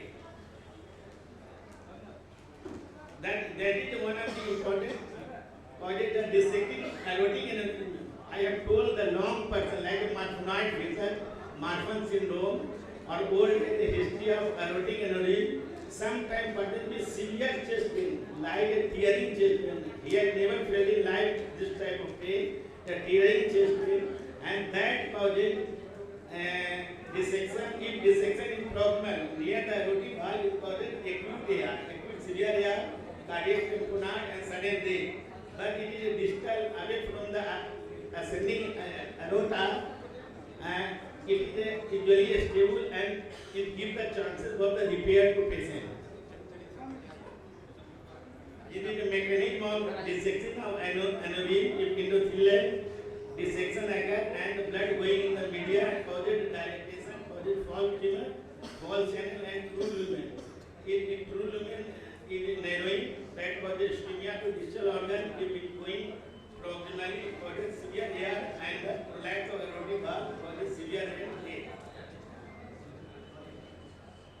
This is one of the important one pericarditis. In India, usually pericarditis is not uncommon. The most common cause of pericarditis is viral. Most of the patients give history of either running nose, low-grade fever, and after the patient develops chest pain. Other causes like tuberculosis, autoimmune disease, CKD, many of the drugs. The characteristic of chest pain is very characteristic. It is a pluritic nature of chest pain, usually increased by expiration and decreased by expiration. And patient is leaning forward to give the help, relieve the pain. But patient lying down is the severe chest pain. So it is a very classical. Sometimes you can hear the diction like a systolic normal rubbing sound, and echo is diagnostic, and this is also sometimes diagnostic. Then this is a typical ECG. In most of the ways there is ST elevation except given in AVR and causes ST depression. So it is a typical feature of the pericarditis. One of the rare causes is mitral valve collapse. This is 1 to 2% of the normal general population. Mitral valve collapse is very common, but it is a benign thing. Very rarely it causes MR, infective endocarditis, or thromboemboli is one of the rare complications. But it is one of the cause of chest pain. The chest pain typical occur in the LV apex. The other non-cardiac cause chest pain is very important. About 42% of chest pain is non-cardiac. It is due to gastrointestinal tract symptoms like esophagitis, esophageal spasm, peptic ulcer disease, pancreatitis, cholecystitis, and some respond vasospasm like a bronchospasm and the other vasospasm sometimes lead by nitrates. So it usually either keep taking foods and the other taking warm tea. So it is typical of gastrointestinal chest pain symptoms. Any patient I have already discussed about the pulmonary embolism. These are the predisposing factors: deep thrombosis, obesity, pregnancy, prolonged immobilization, CHF. If any patient suddenly deteriorates, this type of patient tachypnea and ECG is classical, echo is very classical, RB directly, RB overload, it means pulmonary embolism. Tension pneumothorax is one of the causes. The sudden dyspnea and pleuritic chest pain and absent breath sound and oxygen saturation decreased. It is typical of the tension pneumothorax. X-ray is very diagnostic. You can see the X-ray, there is a lucent shadow inside of the tension pneumothorax, and the medicinal is shifted to avoid. So it also giving pressure on the cardiac and causes decreased cardiac output. This is the X-ray of the pneumothorax, tensor pneumothorax, right side X-ray, and localized pneumothorax in the left side of X-ray. This is localized pneumothorax. The feature is very simple. The sharp chest pain and dyspnea and absent of the sound the affected side. And I have also discussed about the pulmonary embolism. It's very important. Everybody should know about the pulmonary embolism. How will diagnose your kidney? If any stable patient become unstable, suddenly dyspneic, hypotension, tachycardia, ECG shows only sinus tachycardia, or the stress given to people in ST depression of T version, S1, Q3 and T3 in ECG is the classical of the pulmonary embolism. But diagnosis, you can screen the patient by D-dimer. It is a very important test. D-dimer is one of the tests. It is always positive in patient of pulmonary embolism. And the gold standard test is a CT pulmonary angiography. CT is available in Bihar, you can diagnose, send the patient for the CT scan in stable patient, and otherwise indirect treatment like echo is available, IR will be directly ECG, and D-dimer is positive. You will start the treatment. As early you start the treatment, the life can be salvaged. Pneumonia, everybody treating the pneumonia. Pneumonia is inflammation of the lung parenchyma. The typical chest pain is due to fluiditic chest pain is the most common. Diagnosis by X-ray and CBC. If there is a bacterial pneumonia, total leukocyte count will increase. If there is a viral pneumonia, total leukocyte count will decrease or the normal. And the X-ray is very classical. You can't, if you very much confused, send the patient on HRCT. This is a picture of the lung cancer. Sometimes malignancy can cause the chest pain and the dyspnea. This is a classical of herpes zoster. It is very not uncommon. It is commonly found in the immunocompromised patient and diabetic patient and older age group of patient. Sometimes before the appearing of rash, the chest pain started, and most of the time patient came to cardiologist. If you do the ECG and other parameter, that is normal. But look for this type of blister. It usually appear after the 48 hours. So herpes zoster is one of the cause of chest pain. GI is a rare cause of usually chest pain, but it is considerably lower part of the chest or the upper part of the abdomen is pancreatitis, cholecystitis, gastric ulcer, and duodenal ulcer. It is one of the important causes. Esophageal rupture is one of the common, not uncommon, but usually occur after the endoscopy or prolonged vomiting. Sometimes you will get the hypotension and the widening of mediastinum and this type of X-ray. Suspect after the intervention like endoscopy or severe vomiting, you can suspect the esophageal rupture. HRCT will be diagnosed. This is some example of the clinical example of the how the patient becomes sudden dyspnea, sudden chest pain. A young patient was lifting weights during gym and he got sharp chest pain and subacute onset of breathlessness. Came in emergency, heart rate was 122, respiratory rate was 34, BP was lower side and saturation was 88, decreased bleeding on the left side of the chest. It is a very high likelihood to tensor pneumothorax. Suddenly any bulla has ruptured. Because long and thin person sometimes bulla causes rupture and sudden development of pneumothorax, and if you not treat properly, the patient will die. Same time the patient will extensive anterior wall MI, but patient was pain free after 1 day. After 3rd to 4th day, again patient will develop fever, chest pain, and total count was increased and sharp precordial chest pain.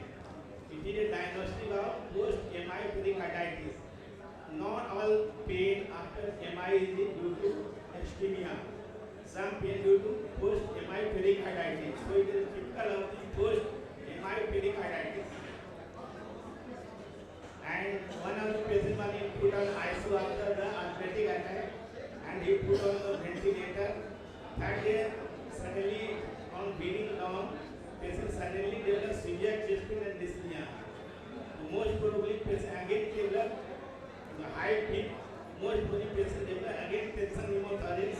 do X-ray and can diagnose and treat totally. Thank you. Thank you, Dr. Bharti. As we are running short of time and the relation is already delayed, you please ask your questions in the break, in the break time. Thank you. Thank you. Now I would like to request the chairperson to kindly felicitate the speaker, Dr. Bharti sir. Dr. Bharti sir to felicitate our chairperson, Dr. Shamiyaya sir, and Dr. Shamiyaya sir.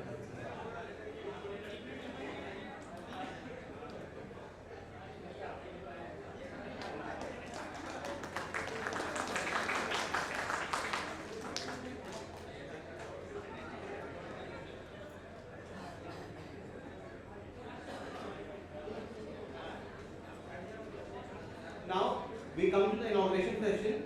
I would like to hand over the stage to Dr. Swati, Dr. Richa, and Dr. Neeta for further questions.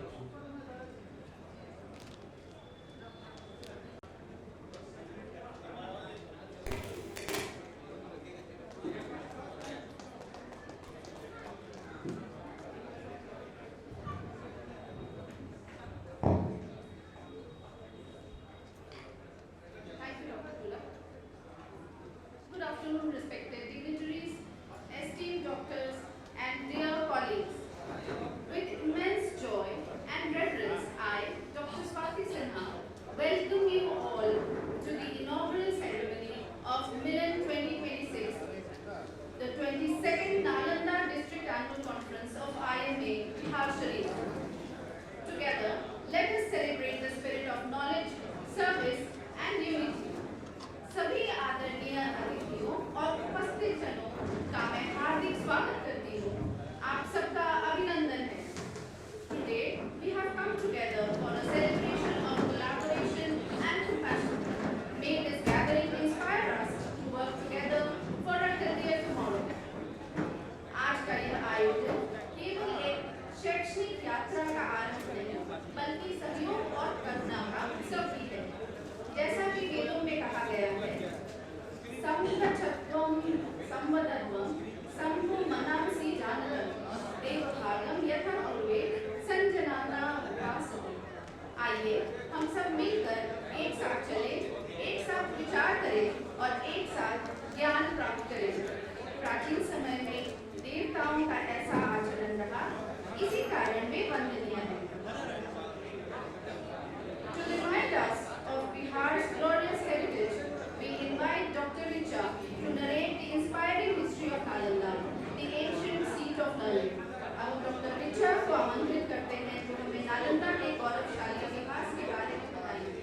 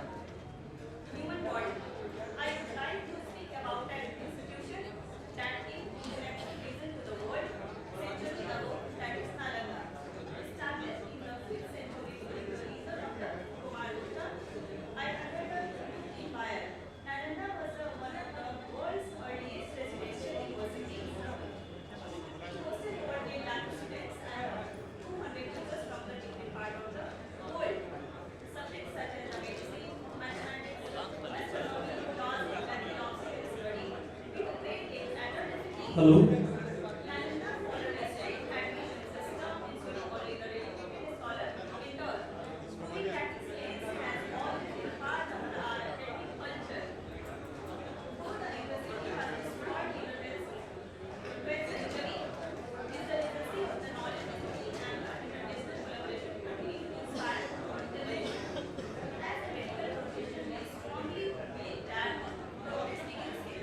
Inquiry and the evidence.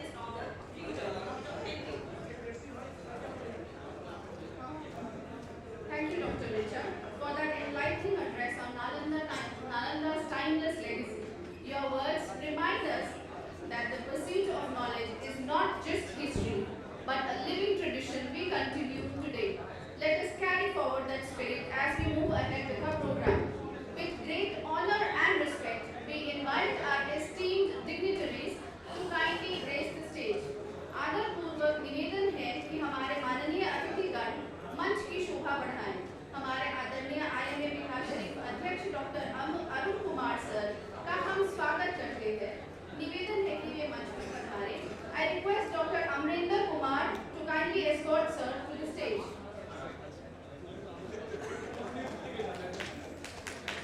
हमारे माननीय मुख्य अतिथि doctor Biharsharif sir and eminent cardiologist से विनम्र निवेदन है कि वे मंच पर पधारें और मंच की शोभा बढ़ाएं. I request Dr. Sunil to kindly escort sir to the stage. We warmly welcome our patron Dr. Jawaharlal sir and request him to kindly join us on the stage. आदरपूर्वक निवेदन है कि वे मंच पर पधारें. I request Dr. Ashok to kindly escort sir to the stage. We extend a heartfelt welcome to our patron Dr. Shyam Narayan Prasad sir. I request Dr. Brajesh to kindly escort sir to the stage.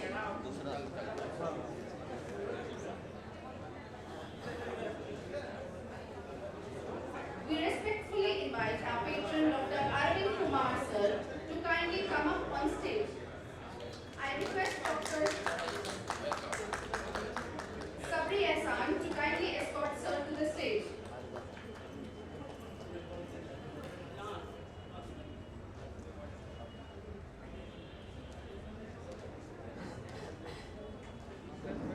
We warmly welcome the dynamic chairman of the reception committee, Dr. Mamta Kushambi ma'am, and I request Dr. Ranjana to kindly escort ma'am to the stage. Our medicalist chairman of the scientific committee, Dr. Rashmi Narayan ma'am, I request Dr. Manoj sir to kindly escort ma'am to the stage.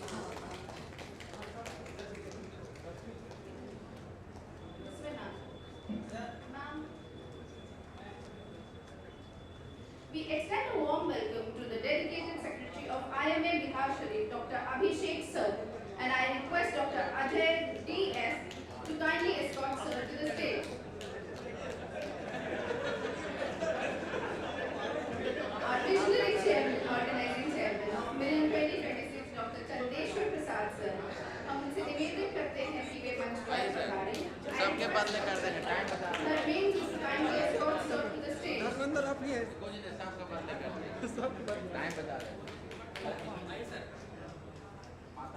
We warmly welcome the hard-working organizing secretary of Milan-2026, Dr. Dhananjay Kumar sir.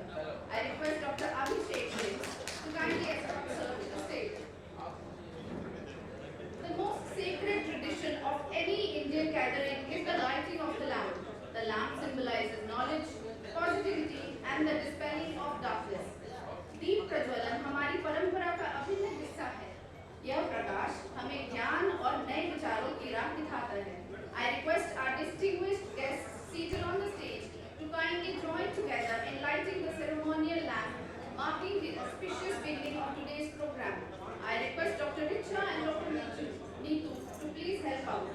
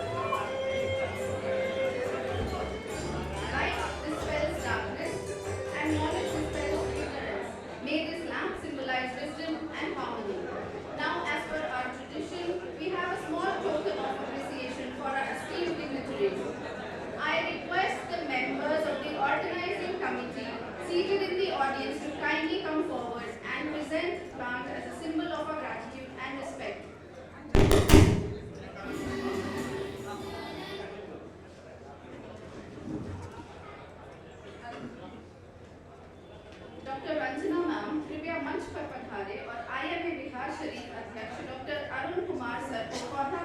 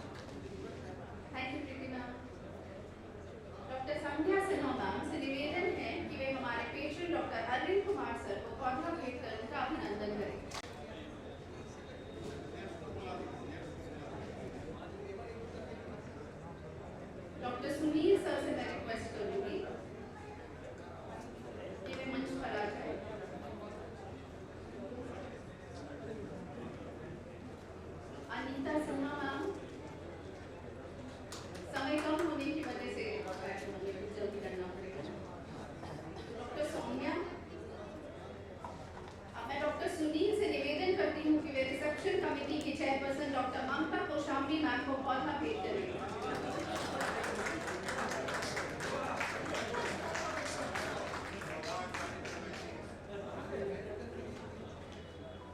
Doctor Anita Sinha, thank you sir, doctor Anita Sinha ma'am से कृपया मंच पर पधारे और scientific committee की chairperson doctor Rashmi Narayan ma'am को पौधा भेंट करें।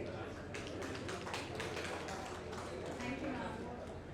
डॉक्टर सौम्या से विनम्र अनुरोध है कि वे IMA बिहार शरीफ के सेक्रेटरी डॉक्टर अभिषेक सर को पौधा भेंट करें और उनका अभिनंदन करें।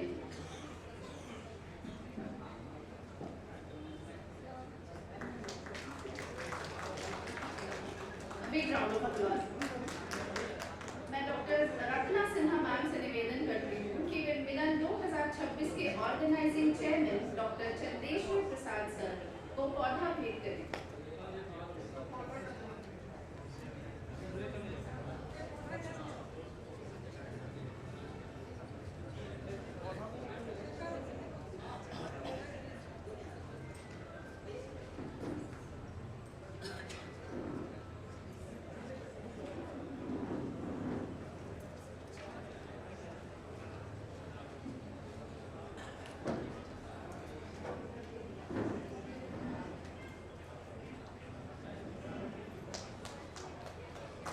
Let's applaud. Thank you, ma'am. Doctor Neetu कृपया मंच पर पधारे और मिलन 2026 के organising secretary doctor Dhananjay Kumar sir को पौधा भेंट कर उनका अभिनंदन करें।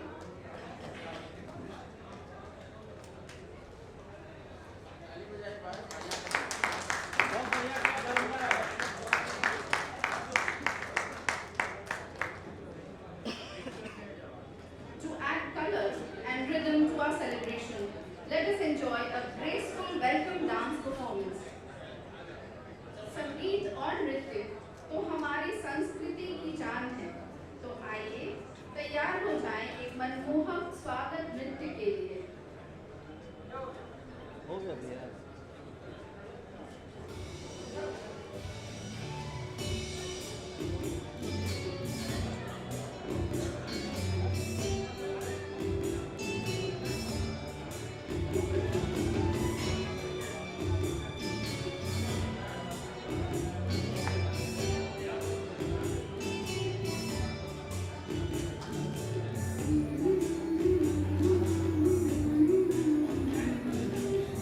La la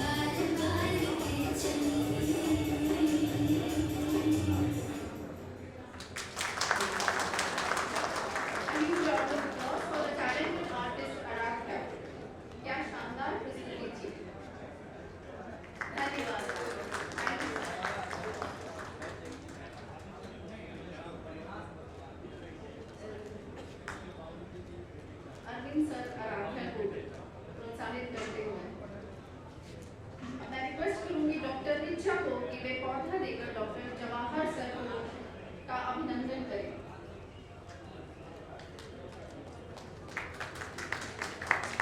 A huge round of applause, please.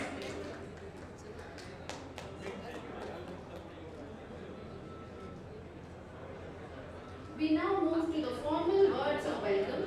I invite on stage the organizing chairman of Milan-2026, Dr. Chandeshwar sir, to deliver the welcome address.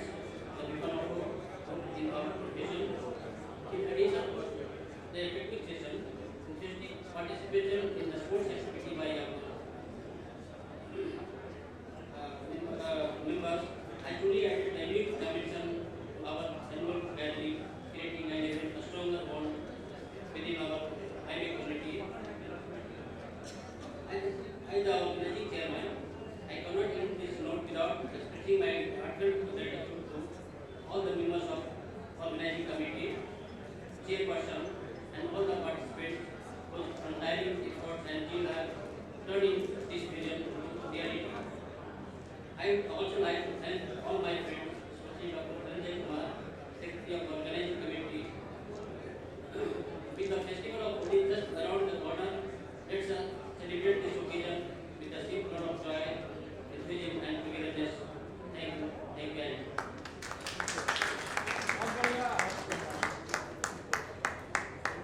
Thank you, sir, for that warm and comprehensive welcome speech. We now invite our distinguished guests to share their thoughts. I request the President of IMA Biharsharif, Dr. Arun Kumar, sir, to address the august gathering.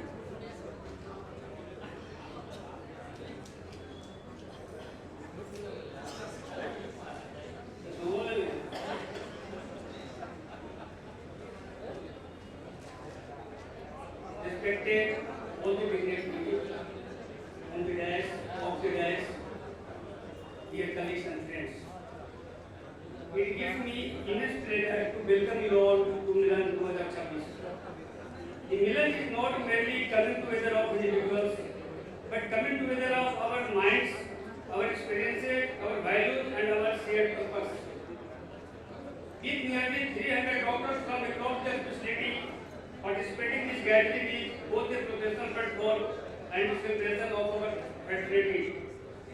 In today's rapidly evolving healthcare landscape, such meetups are more important than ever. Medicine is advancing at an extraordinary pace with new technology, new technique, new therapy and rising patient expectation. Amidst these constant changes, what remains essential is our unity as a doctor and creation of spaces where we can exchange ideas, learn from one another and strengthen our collective voice. Milan is not just an academic event, it is an opportunity to reconnect with the core spirit of our profession, combine passion, service, integrity, and lifelong learning. While we may work in different institutions and facilities, we are united by one noble cause, the responsibility of healing and safeguarding life. At the same time, we must acknowledge the challenges before us. There is a visible erosion in societal values and growing mistrust towards the institution and the medical profession has also not remained untouched. The doctor-patient relationship, once built solely on faith, is increasingly subjected to suspicion and scrutiny. In such a scenario, unity with fraternity becomes not just desirable but essential. A united profession is resilient. Unity means mutual respect, shared ethics, collective advocacy, and solidarity in times of crisis. It means standing together for the dignity of our profession, for fair working conditions, for protection against violence, and strengthening ethical medical practices. However, unity must also inspire introspection. Public trust is earned through ethical conduct, transparency, and patient-centric care. As a community, we must continuously uphold the highest professional standard. The vision of Viksit Bihar and Viksit Bharat by 2047 is not a health, is also a health care aspiration. No nation can progress without a strong and equitable health system. Doctors will be central to this transformation.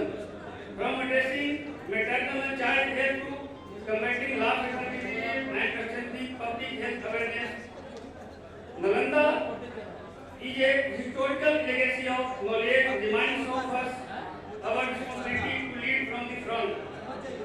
I extend my sincere gratitude to all the dignitaries, speakers, organizers, sponsors, and volunteers who have contributed their time and energy to make this event possible.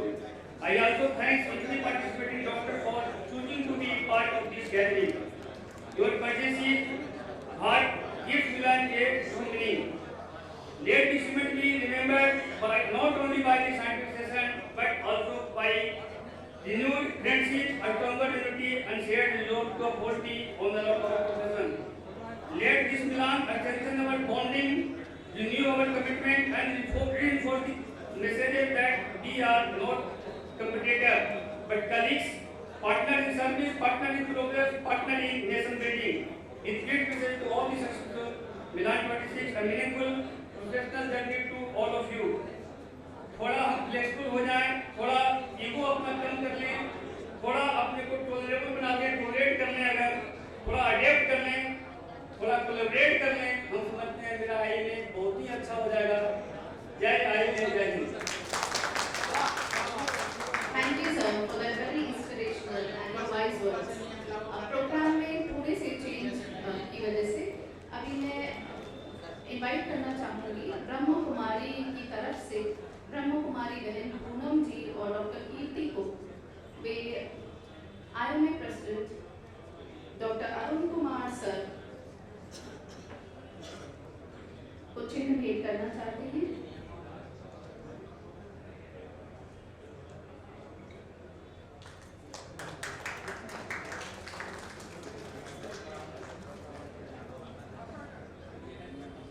Doctor Chandeshwar sir को मिलन 2026 के chairman उनको चिन्ह भेंट करना चाहते हैं।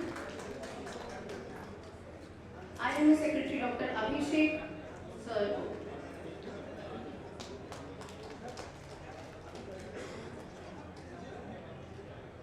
IMA 2026 के organising secretary doctor Dhananjay sir.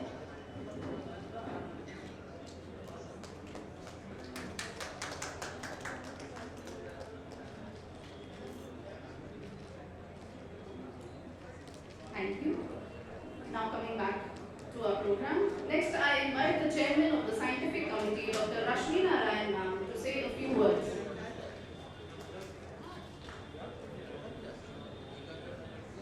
Respected chief guest, honorable dignitaries on the dais, esteemed members of IMA, distinguished faculty and their colleagues. A very warm welcome to all of you.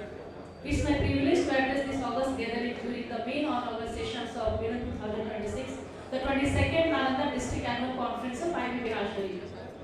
As we all said, Milan is not merely an annual event. It's a meaningful confluence of knowledge, experience, and shared commitment. It reflects our dedication to advancing medical science, strengthening professional unity, and enhancing the standard of patient care in our district and beyond.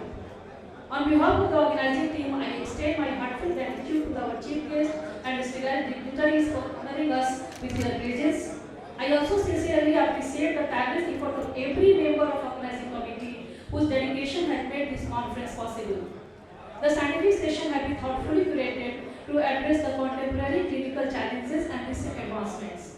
The pre-inaugural sessions have covered the core topics such as the clinical approach, emergency management, cardiology, oncology, psychiatry, vertigo, stress management, and chest pain. The panel discussion on medical legal issues in clinical practice has provided practical insight into documentation, government policies, communication scheme, and legal safeguard, the area of growing importance in the modern medicine.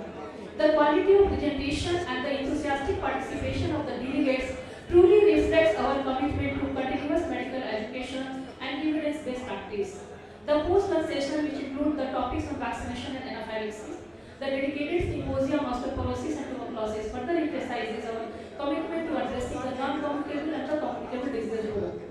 As we formally inaugurate this conference, let us reaffirm our responsibility to transfer knowledge into the meaningful service of society.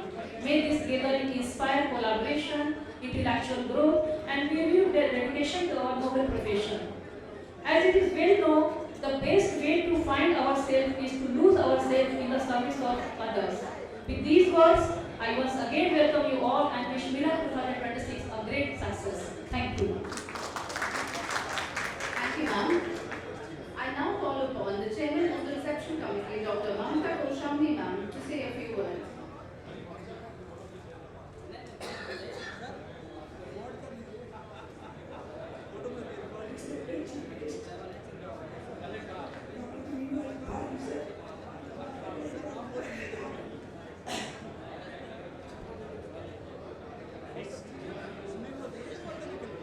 President, I am Biharsharif, Dr. Arun, Secretary, I am Biharsharif, Dr. Abhishek Kumar ji, our organizing chairman, Dr. Chandeshwar ji, our organizing secretary, Dr. Dhananjay ji, our respected patrons, Dr. Sharif sir, Dr. Arun sir, Dr. Bhawan sir, all senior doctors, all members of IMA family. आप सभी का Bihar IMA का conference 2026 में हार्दिक स्वागत है। मेरा एक सपने बल्कि विचारों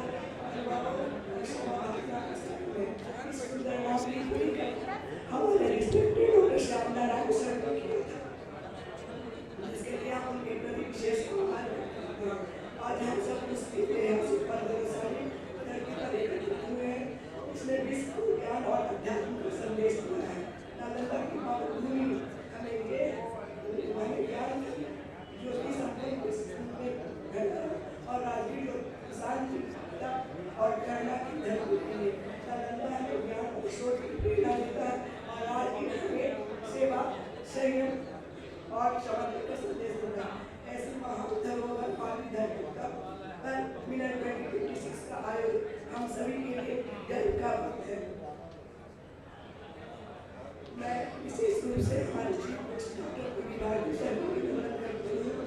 मैं हमारे कॉन्फ्रेंस के organising chairman doctor Chandeshwar ji का एवं ऑर्गेनाइजिंग सेक्रेटरी का organising secretary doctor Dhananjay Kumar ji को इस अधिवेशन में शामिल आने के लिए हार्दिक बधाई देती हूँ। आपके नेतृत्व समन्वय और राष्ट्रपति मिलन 2026 साकार हो गया है। हमारे अध्यक्ष डॉक्टर अरुण कुमार सचिव डॉक्टर के संचालन में अगर बिहार से मिला, साथ ही हमारे संरक्षक doctor Shyam Narayan sir, doctor Jawaharlal sir और डॉक्टर अरविंद कुमार सिन्हा सर के मार्गदर्शन में हमारा संगठन और अधिक सशक्त बन रहा है। आज अनेक चुनौतियों का सामना कर रहा है, जैसे अपेक्षाएं, कानूनी जटिलताएं, तकनीकी परिवर्तन और नतीजे हमारे। ऐसे समय में मिलन 2026 हमें एकजुट होकर आगे बढ़ने, ज्ञान साझा करने और समाज के प्रति अपने दायित्व को और सशक्त बनाने का अवसर देता है। स्वागत समिति की ओर से मैं आश्वस्त करती हूँ कि इस अधिवेशन को सफल और यादगार बनाने के लिए हमने पूर्ण निष्ठा और समर्पण से काम किया। हमारा प्रयास है कि आप सभी यहाँ से ज्ञान, प्रेरणा और सकारात्मक ऊर्जा लेके जाए। आइए सभी इस ऐतिहासिक भूमि पर आयोजित 2026 को एक प्रेरणादायी, सफल और अविस्मरणीय अधिवेशन बनाए। आप सभी का हार्दिक स्वागत करती हूँ। धन्यवाद। जय भारत, जय हिंद, जय Ayush. Thank you, ma'am. I now request our patron, Dr. Arun Kumar sir, to say a few words.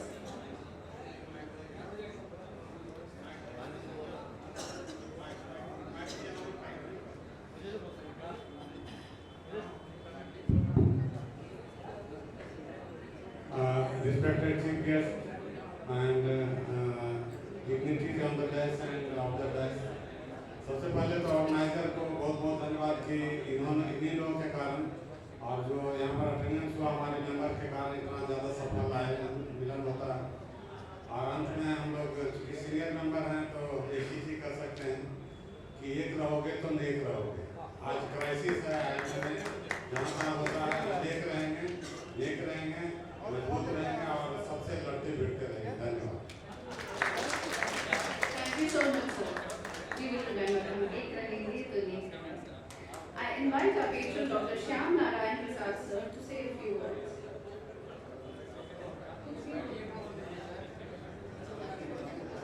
Mr. President, sir, dignitaries on the dais, including our beloved chief guest. I'll call him beloved chief guest because he is my friend, my younger brother and all. सभागार में उपस्थित तमाम मित्रगण, बहुत बातें हो गई और चूंकि हम लोग लेट चल रहे हैं, अधिकतर लोग खाना के लिए चले गए, फिर भी जाते जाते दो बातें जरूर बोलूँगा कि बहुत कुछ नहीं किया अध्यक्ष और सचिव और ऑर्गेनाइजिंग टीम ने, बहुत कुछ नहीं किया। तब 250 लोग का अटेंडेंस हुआ। अगर ये लोग थोड़ा और प्रयास किए होते तो ये 500 हो गया होता। ये अद्भुत है, ये मिलन अद्भुत है।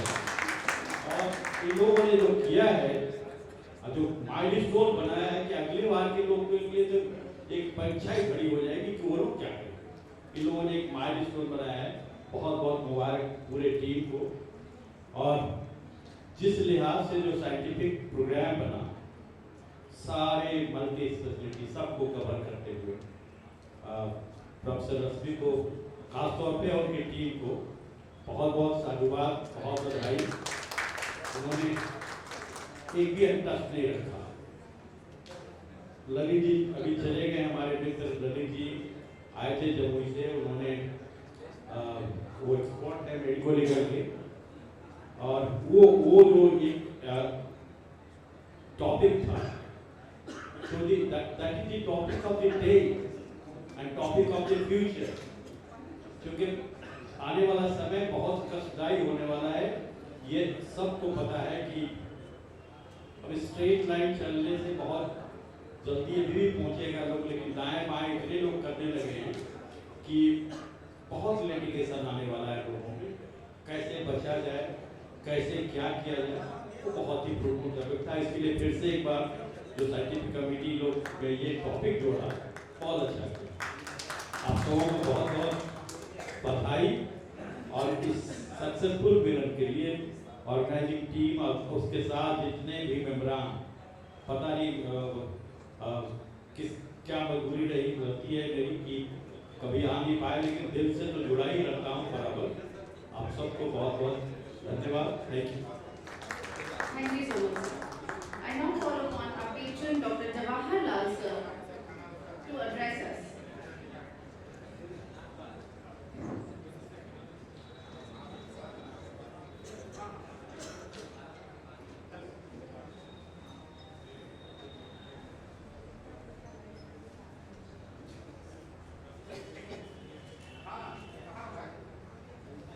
Respected Chief Guest, President, IMA Secretary, Organizing Chairman, Secretary, and others sitting on the dais and off the dais, dear colleagues, delegates.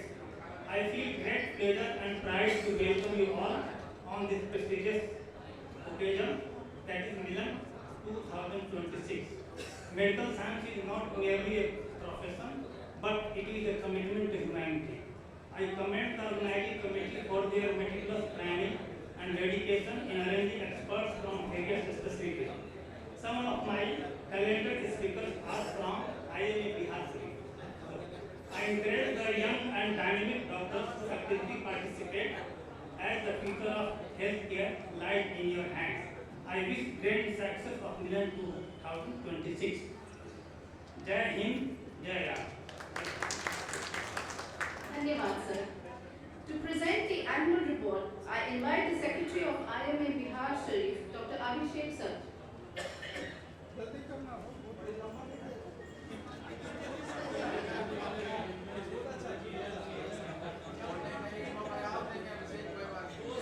एक साल काम हुआ है तो सब लोग थोड़ा सा धैर्य से सुन लें।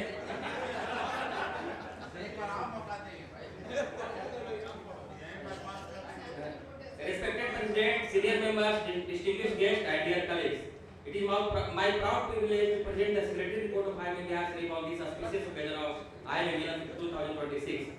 Past year has been a remarkable journey of academic excellence, social responsibility, unity, infrastructure transformation. Together we have to strengthen not only our education but also our bond as a medical fraternity. First, academic and professional excellence. Academic session commenced on Tuesday, 4th April, marking the beginning of an active and productive year. A total of 9 GD meetings and 5 executive meetings were conducted during this period. A GD meeting comes CME on every month combined academic engagement with administrative progress. A CME at Hotel Mamta International on 5th April was successfully organized with enthusiastic participation. A highly informative CME Neurology on 13th December at Hotel Elysium was conducted. Another prestigious CME Neurosurgery and Cardiology on 20th December at Hotel Mamta International, featuring faculty from Apollo Hospital Kolkata was organized with great success. Second, social responsibility and community service. On 7th April, health camp on World Health Day reaffirmed our commitment to community healthcare. On 24th April, IMA Biharsharif organized a candle march with collaboration with other associations of the city, condemning the terror attack in the Pahalgam, standing united for peace and unity. In June, MIC governmental initiative was undertaken where 2500 mango asplin was distributed in village by IMA members, contributing towards a green future. On 1st July, Doctor Day, we celebrate the Nobel profession and remember two legends of our IMA Biharsharif, Dr. Krishna Prasad and Dr. Vinod Kumar sir, honoring their lifelong contribution to IMA. On 3rd August, Bone and Joint Day was celebrated by Nalanda Orthopedic Club with awareness activity including BMD checkup, cycle rally, plant distribution, promoting bone health and community awareness. Their health wellness initiative to promote fitness and mental well-being of members. Zumba exercise sessions were started every Sunday, encouraging a healthy and happy lifestyle. Annual sports week in the second week of January fostered unity and sportsmanship, enthusiasm with our fraternity. Cricket and badminton matches are played in IMA campus among different teams like IPL. On 14 June, one-day cricket match, friendly cricket match was played between Surgeon 11 and Physician 11 in unity ground with great success. The national and cultural celebration. 15th August, flag hosting ceremony celebrated with patriotic pride. On 26th January, flag unfurling by IMA President has strengthened our unity and national spirit. 28th October, Guardian Act celebration brought member and family together in cultural harmony. Then infrastructure development, a year of transformation. This year witnessed significant development at IMA Bhawan. Renovation and gym hall construction work was completed. Ground floor both single bathroom renovation undertaken. Tile setting in IMA premises for improved aesthetics. installation of water cooler plant for member comfort, establishment of Wi-Fi connectivity across IMA campus for security purpose, installation of 65-inch TV in the conference room to enhance academic session and meeting. These improvements have modernized our premises and strengthened the identity of IMA Biharsharif as a progressive and dynamic branch. Under membership drive, IMA Biharsharif approved the admission of 15 new members in this session. Conclusion. Dear colleagues, this year reflects our collective dedication, discipline and determination. Every achievement has been possible because of unwavering support of our respected President, executive committee member, senior advisor and each valued member of IMA Biharsharif. Together, we have upheld the dignity of our profession, served the society with compassion and strengthened our institutional foundation. Let us continue to move forward with great unity, a strong commitment and clear vision for excellence in healthcare fraternity. Long life and long life medical fraternity. Thank you. Thank you, sir, for that very effectively put together annual report. A souvenir is a reflection of our collective efforts. May this release mark the memory of Milan-2026 for years to come. May I request Dr. Kumar sir, Editor-in-Chief, to come up on stage and help with the Milan-2026 souvenir release. I request Dr. Richa and Dr. Nitu to please help with the souvenir release.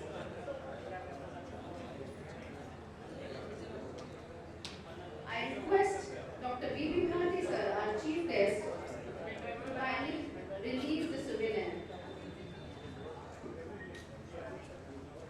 स्मारिका हमारे प्रयासों का प्रतीक है। यादें वही रहती हैं जो दिल से जुड़ जाती हैं। स्मारिका वही है जो पीढ़ियों तक याद दिलाती है।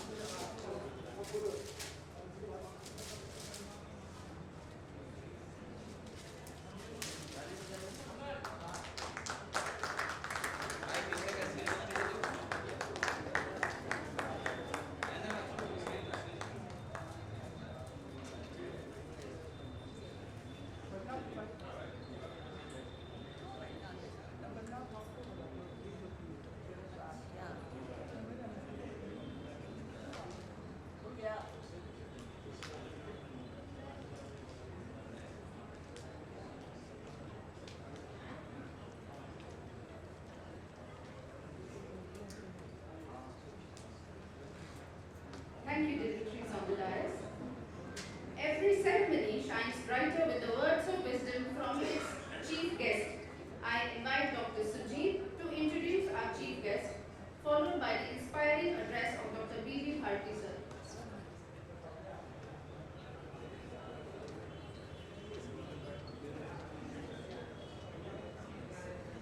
Thank you doctor Swati. आज डॉक्टर भारती जो हमारे मुख्य अतिथि हैं उनका परिचय आप लोग से कराने के बारे में बोला गया है, लेकिन हम समझते हैं कि जितना हम उनके बारे में जानते हैं आप लोग सब उनके बारे में जानते हैं। तो भारती तो सब लोग जानते हैं, लेकिन उनका पूरा नाम विश्वभूषण भारती है, ये भी जान लीजिए। इन्होंने डीएम कार्डियोलॉजी में एजीपी लखनऊ से किया, सत्र 2000 में इन्होंने कंप्लीट किया 2000 से 2002 में, और कानपुर मेडिकल कॉलेज से इन्होंने एमडी की पढ़ाई की, एनएमसीएस से इन्होंने एमबीबीएस की पढ़ाई की, सब लोग को पता होगा। लेकिन इनका जो एक्सपर्टाइजेशन है, इज अ गुड कार्डियोलॉजिस्ट, अभी वर्तमान में है फुल हॉस्पिटल के डायरेक्टर और कार्डियोपल्मोनरी यूनिट के डायरेक्टर भी हैं, और एक्सपर्टाइज हैं क्लिनिकल वेलबीइंग के लिए, पीडियाट्रिक के लिए, एडल्ट और टीई जो ट्रांसफ्यूजन इकोकार्डियोग्राफी के एक्सपर्ट हैं, और इनको एंजियोप्लास्टी एंजियोग्राफी बैलोनिंग में महारत हासिल है। और सर की शादी, एक ही शादी हुई है संगीता बहन से, और 2 बच्चे हैं, और हम चाहेंगे कि इतना जानकारी सबों को होगा, और भारतीय बस हम लोगों को अपने मधुर बच्चों से ब्लेस करें। Thank you.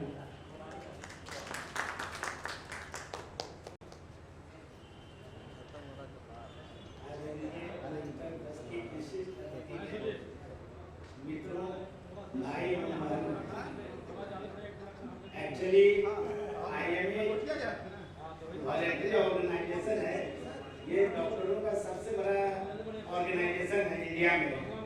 अबाउट 2.5 लाख से ज़्यादा लोग इससे जुड़े हुए हैं, और मैंने बहुत सारे IMA में गया हूँ और लेक्चर के लिए गया हूँ, लेकिन बिहार शरीफ का जो IMA है बहुत ही ऐसा IMA अभी बिहार में कोई नहीं है जिस तरह से लोग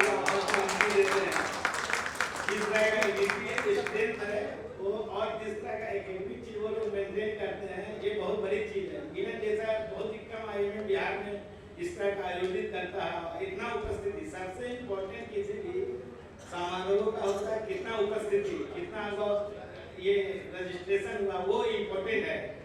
और ये एक बहुत ही महत्वपूर्ण बात है। जब तक यूनिटी रहेगी, जब तक सबसे इम्पोर्टेंट है राजनीति से दूर रखना है हर एक चीज को। अगर राजनीति के लिए द्वेष की राजनीति कीजिएगा तो यूनिटी आपका डिस्टर्ब होगा। इसलिए सबसे इम्पोर्टेंट है आपस में एक दूसरे को समझें और ज्यादा राजनीति ना करें, इसको अच्छे तरीके से चलाते रहें। कहीं यही ऑर्गेनाइजेशन के थ्रू अपनी आवाज उठा सकते हैं, क्योंकि आने वाला समय में बहुत स्ट्रगल होने वाला है, खासकर बच्चों वाला पीढ़ी में। इनको आने वाला समय में doctor patient relationship very much disturb because of 2-3 factor है, उसमें बहुत इंपॉर्टेंट फैक्टर मैं बात करूंगा। जैसे 3-4 एग्जाम्पल बताता हूँ। एक बार ये बात होती है कि इंजेक्शन देने के बाद मरीज मर गया, ये तो बहुत कॉमन प्रैक्टिस है, खासकर जो प्रैक्टिस करते हैं आईपीडी का, वो हंगामा का एक कारण बहुत बड़ा है। वो आइदर एनाफाइलेक्टिक शॉक से मरा होगा या नेचुरल डेथ से मरा होगा, बीमारी के नेचुरल डेथ से। लेकिन ज्यादातर लोग लोकल नेता आके उसे बोलते हैं कि ये इंजेक्शन देने से मर गया, कैसे हैंडल करना है, ये बड़ा इंपॉर्टेंट चीज है। वो इससे पहले ही सब कुछ डिसाइड रहना चाहिए कि आपका मरीज सीरियस है, ये है। उसी तरह डिले रेफरल एक बहुत बड़ा हंगामा है कारण। डिले रेफरल मतलब समझ लीजिए क्या होता है। अगर आप डायग्नोज कर लिए एक्यूट कोलिसिस्टाइटिस तो उसको दवाई भी नहीं रखिए, अगर वो इंडिकेशन है सर्जरी को तो तुरंत सर्जरी वाले के पास भेजिए। तीसरा जो बहुत इंपॉर्टेंट है, जो आईपीडी में जो मरीज भर्ती कर लेते हैं बहुत लोग, जिनको वो जानते हैं मेरा लिमिट इतना ही तक है। सिंपल एग्जांपल, अगर एक्यूट हार्ट अटैक का मरीज आता है तो आपका काम है कि आप फर्स्ट लाइन ट्रीटमेंट कीजिए और वहाँ भेजिए जहाँ थ्रोम्बोलाइसिस का सुविधा हो, या आप थ्रोम्बोलाइसिस कर सकते हैं, नहीं तो नहीं रखिए क्योंकि ये क्राइम है। या तो रेफर कीजिए हायर सेंटर में जहाँ थ्रोम्बोलाइसिस का सुविधा है या एंजियोप्लास्टी का सुविधा है, वहाँ रेफर कीजिए। ये सब एक हंगामा का कारण है।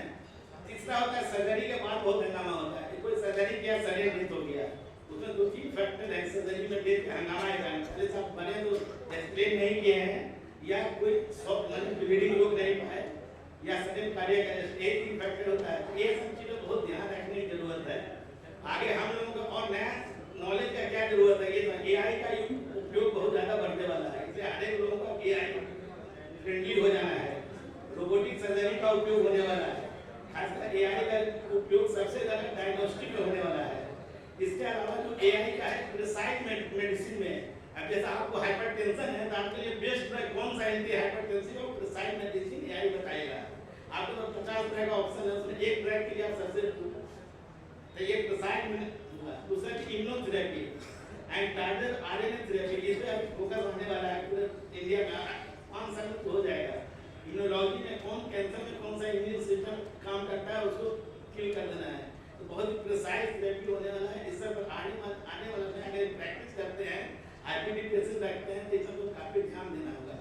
और हम चाहते हैं कि बिहार से आईएमए शायद ये स्वर्ण पदक प्राप्त करे पूरे देश में। इसका कामना करता हूँ। Thank you so much sir. आपकी बातों से हमें जोश आ गया, भूख लगने के बावजूद। विद्या ददाति विनयम विनयादयाति पात्रता, ज्ञान विनम्रता देता है और विनम्रता से व्यक्ति योग्य बनता है। सर आपको देखकर कुछ ऐसा ही लगता है। May I request the President of IMA Biharsharif, Dr. Arun Kumar sir, to present a memento to our Chief Guest, Dr. Medico sir.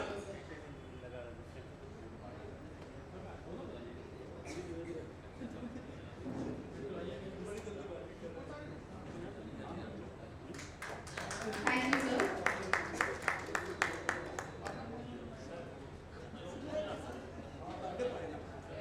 Thank you so much. On behalf of the Organizing Committee, I invite Dr. Dhananjay Kumar, Organizing Secretary of Milan-2026, to deliver the vote of thanks.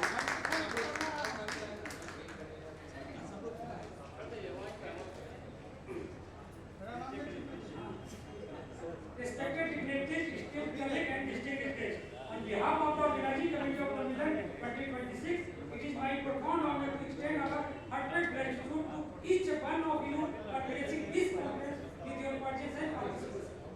To our chief guest and guest, your inspiring words have set the tone for this gathering, reminding us of the responsibility we carry as custodians of health and knowledge.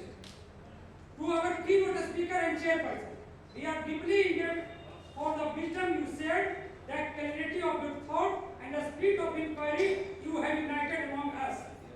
To our organizing team and supporting staff, especially Ved Prakash, your tireless support, both seen and unseen, have ensured the seamless execution of this event, from meticulous planning to flawless coordination. Your dedication has been the backbone of the Milan-2026 to our sponsor and partner. Your support has not only made this program possible, but has also strengthened our collective mission of advancing medical education and healthcare excellence. To our distinguished delegate and participants, your questions, your reflection have enriched the dialogue, making this conference a true exchange of idea and experience. And most importantly, I extend my deepest appreciation to the organizing committee member, to the IAB president, secretary, Milan organizing chairman for guiding this event with a wisdom and vision. To our co-chairs for their leadership and collaborative spirit. To our scientific committee for curating session and reflect both depth and relevance. To every member of the core organizing committee whose dedication, creativity and teamwork have transformed this vision into reality. As we conclude today's inaugural session, let us carry forward the spirit of Milan, a coming together of mind, heart and purpose into the days ahead. Finally, I extend my gratitude to Almighty for blessing us with the opportunity to unite in pursuit of learning and service. Thank you all once again for your continued support. Milan 2026 will remain a beacon of progression, excellence and hope. Standing ovation हो जाए हमारे ग्राम secretary के नाम पे।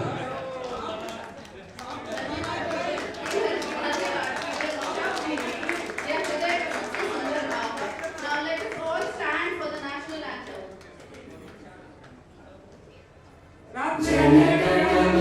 अधिनायक जय हे भारत भाग्य विधाता पंजाब सिंध गुजरात मराठा द्राविड़ उत्कल गंगा विंध्य हिमाचल यमुना गंगा उच्चल जलधि तरंगा तव शुभ नामे जागे तव शुभ आशीष मांगे गाहे तव जय गाथा जन गण मंगल दायक जय हे भारत भाग्य विधाता जय हे जय हे जय हे जय जय जय जय हे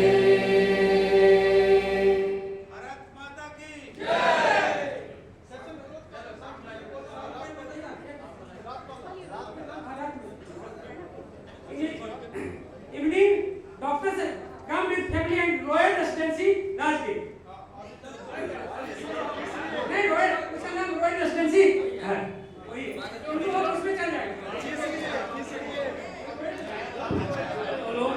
इसके साथ ही मिलन 2026 के उद्घाटन सत्र का समापन होता है। कृपया भोजन का आनंद लें और उसके बाद वैज्ञानिक सत्र में रॉयल रेजिडेंसी जो है आपका इंडो होके के जस्ट सामने में है ना, पूरब साइड में है और आप लोग अपनी फैमिली के साथ वहाँ 7 बजे तक पहुँचिए फैमिली। बहुत ही अच्छा प्रोग्राम है।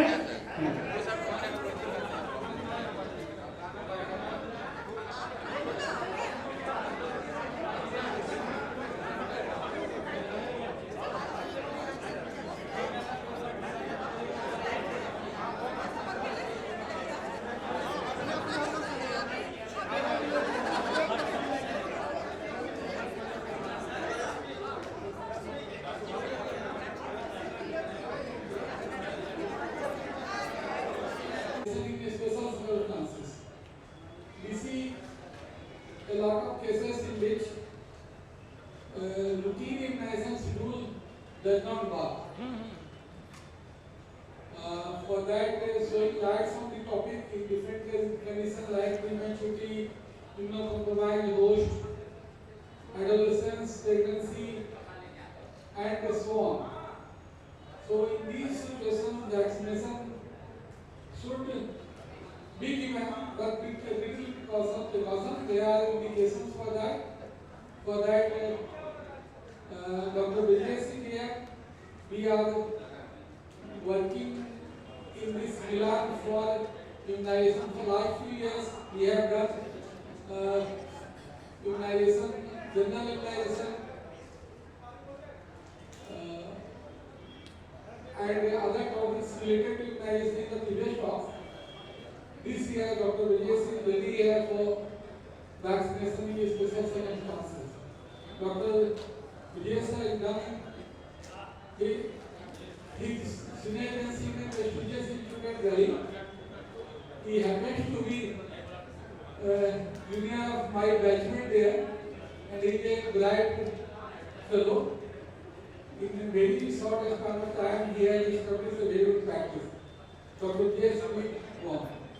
Thank you, sir. Very good afternoon. Today we have topic immunization. As we know, we have two immunization in India. Immunization, National Immunization Program and Indian Academy of Pediatric Immunization Program. But today we have topic special situation, immunization in a special situation. Immunization in preterm and lower grade infants. In principle, all vaccines may be administered as per schedule according to the chronological age, irrespective of birth weight or period of gestation. For BCG and birth dose of OPD can be safely and effectively given to lower grade and preterm baby after stabilization and preferably at the time of discharge. Hepatitis B vaccine. If baby birth with more than 2 kg, birth dose of hepatitis B vaccine can be given at any time after birth. Birth weight is less than 2 kg. Birth dose of hepatitis B vaccine in these babies should be delayed till the age of 1 month. In case baby less than 2 kg born with a hepatitis B positive mother, hepatitis B vaccine should be given along with hepatitis B immunoglobulin within 12 hours of birth and 3 more doses as 1, 2 and 6 months recommended. All other vaccines can be given as per chronological age and have acceptable safety, immunogenicity and efficacy. Yes, full dose of vaccine should be used.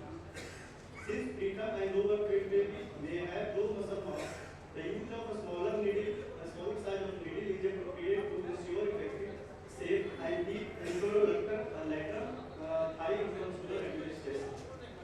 If children on corticosteroid or other immunosuppressive therapy, then pill vaccine, they are safe but may be less efficacious. Live vaccine in corticosteroid therapy, children receiving oral corticosteroid in higher dose, like prednisolone more than 2 mg 5 kg per day for more than 2 weeks, should not receive live virus vaccine until the steroid has been discontinued for at least 1 month. If child on lesser dose of steroid or those who inhale or topical therapy may be safely or effectively given their age-appropriate vaccine. If children on immunosuppressive therapy other than corticosteroid should avoid live vaccine during therapy unless benefit outweigh risk. If a child is suffering, any patient suffering from malignancy on chemotherapy or radiotherapy, influence of cancer aspects on immune function is minimal and does not contribute to a major extent including immunocompromised state. Total immunoglobulin concentration, specific antibody concentration in already given vaccine are normal at the time of diagnosis, indicating that the effect of the cancer on the adaptive immune system is likely to be small. However, chemotherapy for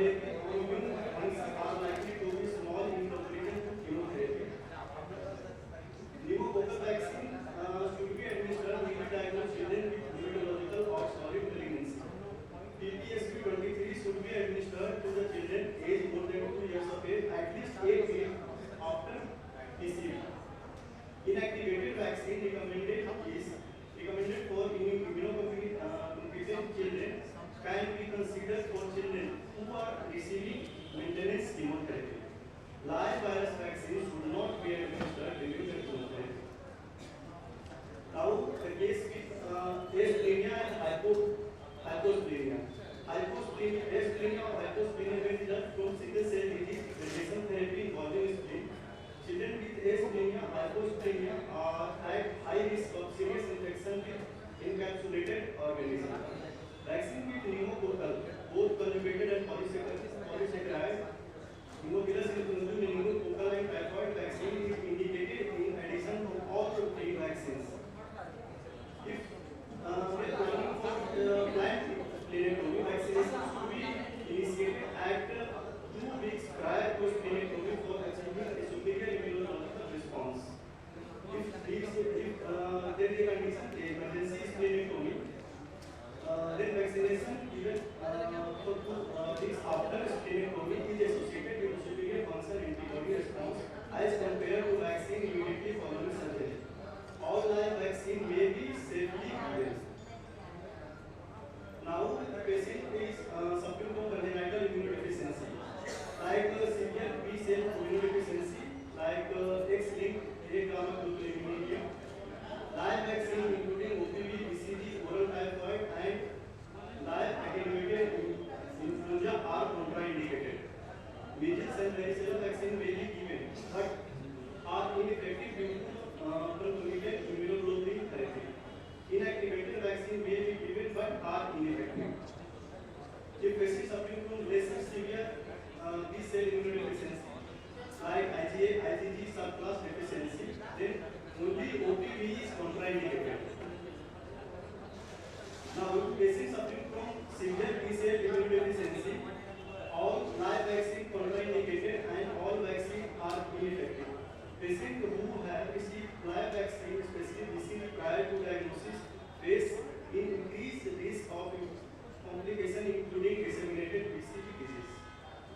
Combined immunodeficiency like DIOR syndrome, Viscotalris and ataxia, telangiectasia, inactivated vaccine may be given. Live vaccine are contraindicated. Now, if patient is immunocompromised, then immunocompromised are a greater need for vaccine as they are more susceptible to infection. But at the time immunodeficiency, efficacy lower and risk of adverse effect with live vaccine is higher. However, vaccination in immunocompromised is rather safe than not received. General principle for vaccination of immunocompromised are all inactivated vaccine can be given, but immunogenicity and efficacy may be lower. In severe immunodeficiency, all live vaccines are contraindicated, and in mild moderate immunodeficiency, live vaccine may be given if benefit outweigh the risk. Patient administered live vaccine ineffectively prior to diagnosis of immunodeficiency should be caused for vaccine-related adverse effect. Ideally, antibody titers should be checked post-immunization on regular basis, and regular booster dose may be administered if needed. Higher dose, greater number of doses should be given if indicated.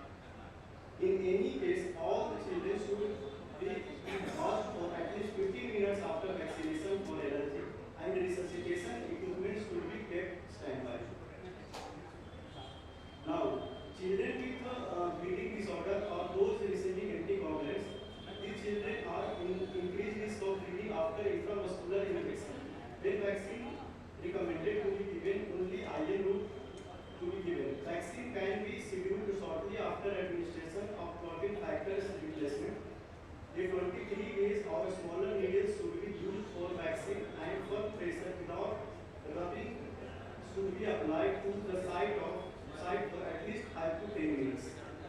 Alternatively, vaccine recommended for intramuscular injection could be administered subcutaneously to the person with bleeding disorder, such as hemophilus influenzae conjugated vaccine, IgG, pneumococcal polysaccharide vaccine, etc.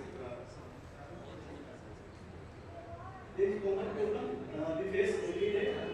Vaccine देना है US में अभी सर्दी खांसी हुआ है या नहीं हुआ है उसके लिए ये लोग डे टू डे प्रैक्टिस में जनरली हम लोग फेस करते हैं. In this case, moderate to severe acute illness, immunization during acute illness may lower immunogenicity and vaccine failure. Hence, vaccine should be postponed and parent infected to return to vaccination when illness resolved. For minor illness, however, vaccine opportunity should not be missed during the upper respiratory tract infection, mild diarrhea, otitis media. Now, coming to immunization in pregnancy, live vaccine generally contraindicated in pregnant women. Measles, MMR, varicella vaccine is contraindicated in pregnancy, and pregnancy should be avoided for 4 weeks after vaccination. Inactivated vaccine, all inactivated vaccine may be safely given during the pregnancy. Influenza and hepatitis B are other vaccines important for pregnancy. Pregnant women can be given. Rabies vaccine should be administered to pregnant women if indicated and is safe. Only smallpox vaccine is only the vaccine known to be the harmful to the fetus. Now coming to TB in pregnancy.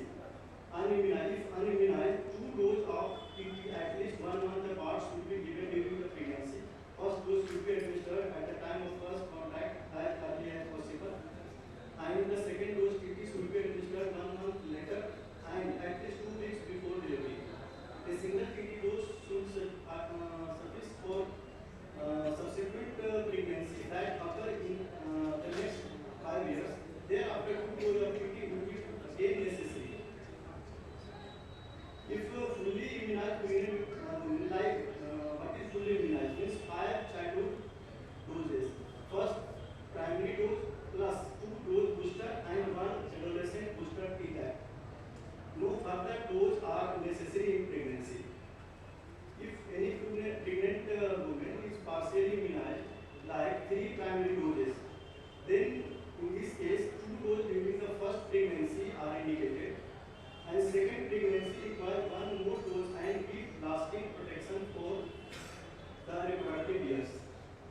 3 primary and 1 childhood booster dose, then 1 dose each in first and second pregnancy provide lasting protection. If the pregnant woman is having had history of 3 primary immunization of primary and 2 childhood booster, then only 1 dose in the first pregnancy provide last protection. T-tag during pregnancy, a single dose of T-tag during the third trimester pregnancy 27 to 36 weeks gestation, regardless of number of years from prior to TB or T-tag vaccination. T-tag has to be repeated in every pregnancy irrespective of status of previous immunization with T-tag. Passive immunization in immunoglobulin containing preparation is safe in pregnancy. All pregnant women should evaluated for immunogenicity to rubella, varicella, hepatitis B, and those found susceptible should vaccinated immediately after delivery. Now coming immunization in lactating women. Inactivated vaccine, all inactivated vaccine, whether conjugated toxoid, or sub-unit vaccine, safe in breastfeeding women and pose no harm to the baby. Live vaccine, although live vaccine multiply in the body of the mother, most pose no harm to the baby as they are generally not excreted in breast milk. The only excretion in live vaccine is yellow fever vaccine. Transmission of yellow fever vaccine virus through breast milk and resulting in infantile meningoencephalitis has been prescribed. Hence, yellow fever vaccine should be avoided in breastfeeding mother. If mandatory, then breastfeeding should be interrupted for the 10-day post-vaccination period. catch-up immunization, vaccination. Catch-up regime should be preferably individualized. Any number of vaccine live activated may be given in the same day, either singly or the combined vaccine maintaining a gap of 5 cm between the two vaccines. Inactivated vaccine can be given at any time in addition to any other live inactivated vaccine. If not given in the same day, the gap of 4 weeks will be maintained between the two live injectable vaccines, especially MMR and varicella, and also yellow fever and live activated influenza vaccine. Now, the very common problem, brand change करना है या नहीं change करना है, daily problem daily हम लोग face करते हैं ओपीडी में, ये ब्रांड का पड़ गया, ये ब्रांड को देना है या नहीं देना है, चेंज करने से बेनिफिट होगा या नहीं होगा. There is sufficient data for HIV, hemophilus influenzae, hepatitis B and hepatitis A must be safely interchanged with no immunocompromised immunogenicity in efficacy. However, data of immunogenicity and vaccination with different brand of DTLT is lacking. Hence, vaccination with the DTLT should be completed with the same brand. However, if previous brand is not known or no longer available, any brand may be used and vaccine should not be delayed or cancelled.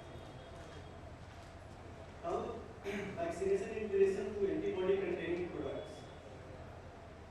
For live vaccine, if any patient receives blood like whole blood, red fat cell, plasma, or other antibody containing blood products like gamma immunoglobulin, hyperimmunoglobulin, and IVIG, can inhibit the immune response to live vaccines such as measles and rubella.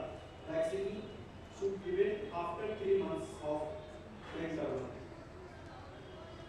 The effect of blood and immunoglobulin preparation in the response to mumps and rubella vaccine is unknown. However, commercial immunoglobulin preparation containing antibody to this virus, other viruses like typhoid 2021A typhoid, rotavirus, yellow fever virus, and zoster vaccine, they administered at the time before, concurrent with or after administration of any immunoglobulin, hyperimmunoglobulin, and intravenous IVIG.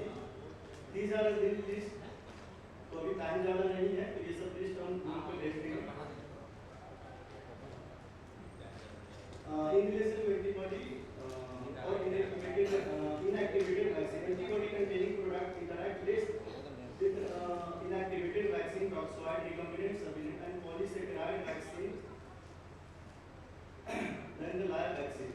Therefore, administering inactivated vaccine and toxoid either simultaneously or at any interval before or after receipt of antibody containing product should not substantially impair development of protective antibody response.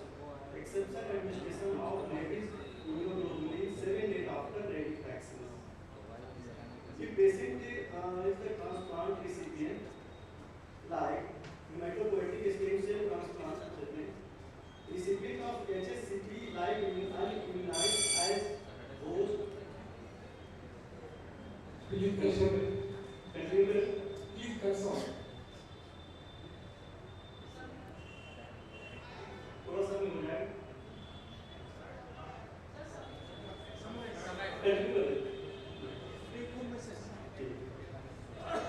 I subject Dr. Dinesh to forward this presentation in the WhatsApp IME group so that everybody can get benefit of it. Thank you. Thank you.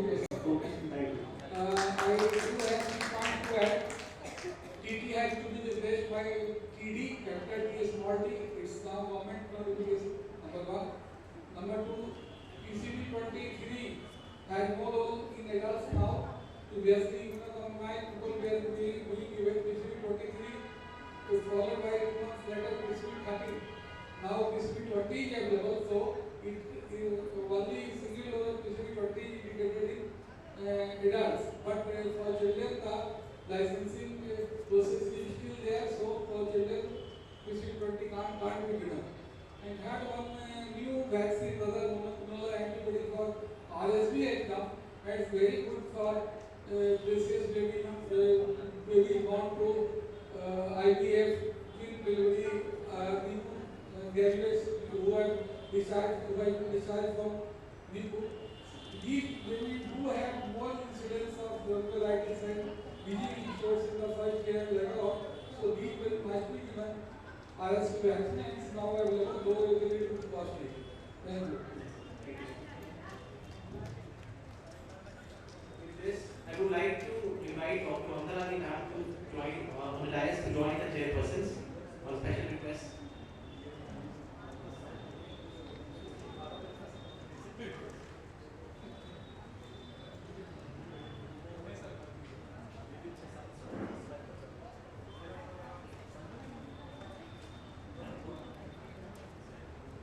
I would request chairperson to kindly introduce the next speaker.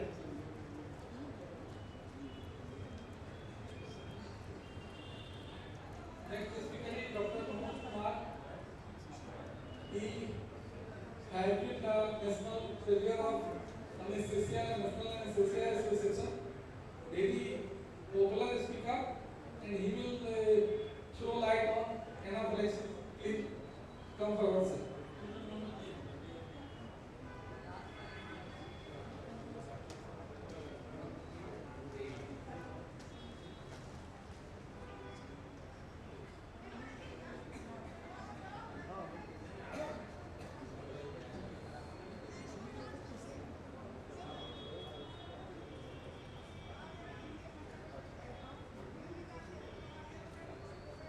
Good evening, our respected speakers, our dignitary and our member of the IMA, Biharsharif.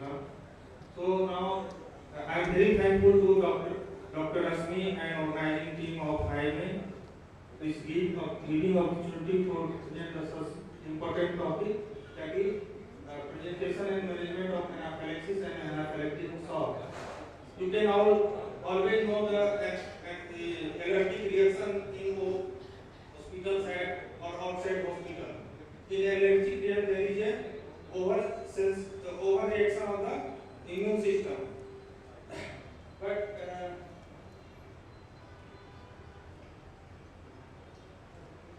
our objective of the anaphylactic shock and anaphylactic reaction is recognize early sign of anaphylaxis, understand pathophysiology, discuss emergency management and the review shock resuscitation principle. The anaphylaxis is a severe life-threatening systemic hypersensitive reaction. Anaphylaxis is an acute allergic reaction involving multiple organ systems simultaneously. It can rapidly become fatal if not treated or recognized immediately. So, rapid onset syndrome typically develop within a minute.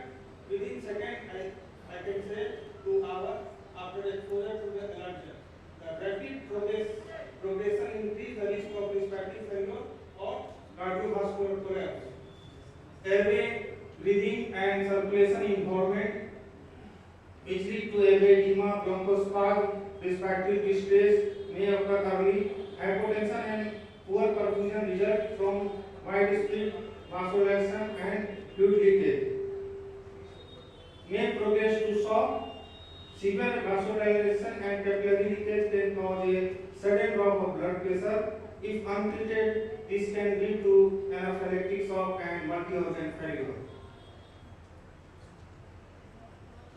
So, आप लोग सब जानते हैं कि common triggers क्या है? Drug हो सकता है, एंटीबायोटिक हो सकता है, एनसेड हो सकता है, मसल रिलैक्सेंट हो सकता है, और एक्सरसाइज हो सकता है। एक्सरसाइज से भी होता है, लेटेक्स है हम लोग का, जो ग्लव्स और पॉलिश में हम लोग यूज करते हैं, लेटेक्स रहता है उसमें। फूड है, लाइक नट्स है, सेलफिश है, जो कि एलर्जेन के रूप में होता है, such as peanuts, tree nuts and shellfish frequently triggers anaphylaxis. Insect venom है, जैसे कि sting from the bees, wasp, hornet or ants can provoke severe systemic reaction and may lead to rapid swelling and breathing difficulty and the shock. हम लोग जो snake venom है, B है, अभी हम लोग तिलैया में गए थे 10 साल 12-15 साल पहले 18 साल हो गया, तो बहुत से हमारे मेंबर को बी काट लिए थे हमारे जो तेलिया के घने जंगल में, तो बहुत सा एंजियोडेमा डेवलप कर दिया था एनाफाइलेक्सिस। तो ये कॉमन प्रॉब्लम है हॉस्पिटल और आउटसाइड हॉस्पिटल में। इससे हो सकता है इंटरवेनस कंट्रास्ट डाई से हो सकता है। It is a severe life threatening allergic reaction that can cause cardiovascular collapse, bronchospasm and mucosal swelling. Immediate treatment with the, अभी बताएंगे पूरा इमीडिएट ट्रीटमेंट का। पैथोफिजियोलॉजी क्या है इसका? IgE mediated mast cell degradation होता है। क्या होता है कि एलर्जन जब कांटेक्ट करता है हमारे स्किन से या हमारे आईवी के थ्रू या हमारे गट में, तो ये डिसेंसिटाइज करता हमारे इसको मास्ट सेल को और बेसोफिल को। उसको सेंसिटाइज करने के बाद डिग्रेडेशन होता है। और आप लोग जानते हैं, ये बहुत कम लोग जानते होंगे, एलर्जन जो है पहली बार में जब एक्सपोज होता है तो पहली बार में रिएक्शन नहीं होता है, दूसरी बार में रिएक्शन होता है। क्योंकि पहली बार में एलर्जन जो है एंटीबॉडी बनाता है और दूसरी बार में एंटीबॉडी बना हुआ एंटीबॉडी में रिएक्शन होता है और वो बेसोफिल और मास्ट सेल को वहाँ पे डिग्रेडेट करके हिस्टामिन रिलीज कराता है, जिसके चलते हम लोग का रिएक्शन होता है, severe reaction anaphylactic shock. Mast cell and basophil को डिग्रेडेट करके सेंसिटाइज करते हैं, ठीक है। Which lead to histamine release होता है, लिकोट्राइन्स रिलीज होता है और प्रोस्टाग्लैंडिन रिलीज होता है, जो कि हम लोग का that's lead to increase vascular permeability, bronchospasm and inflammation.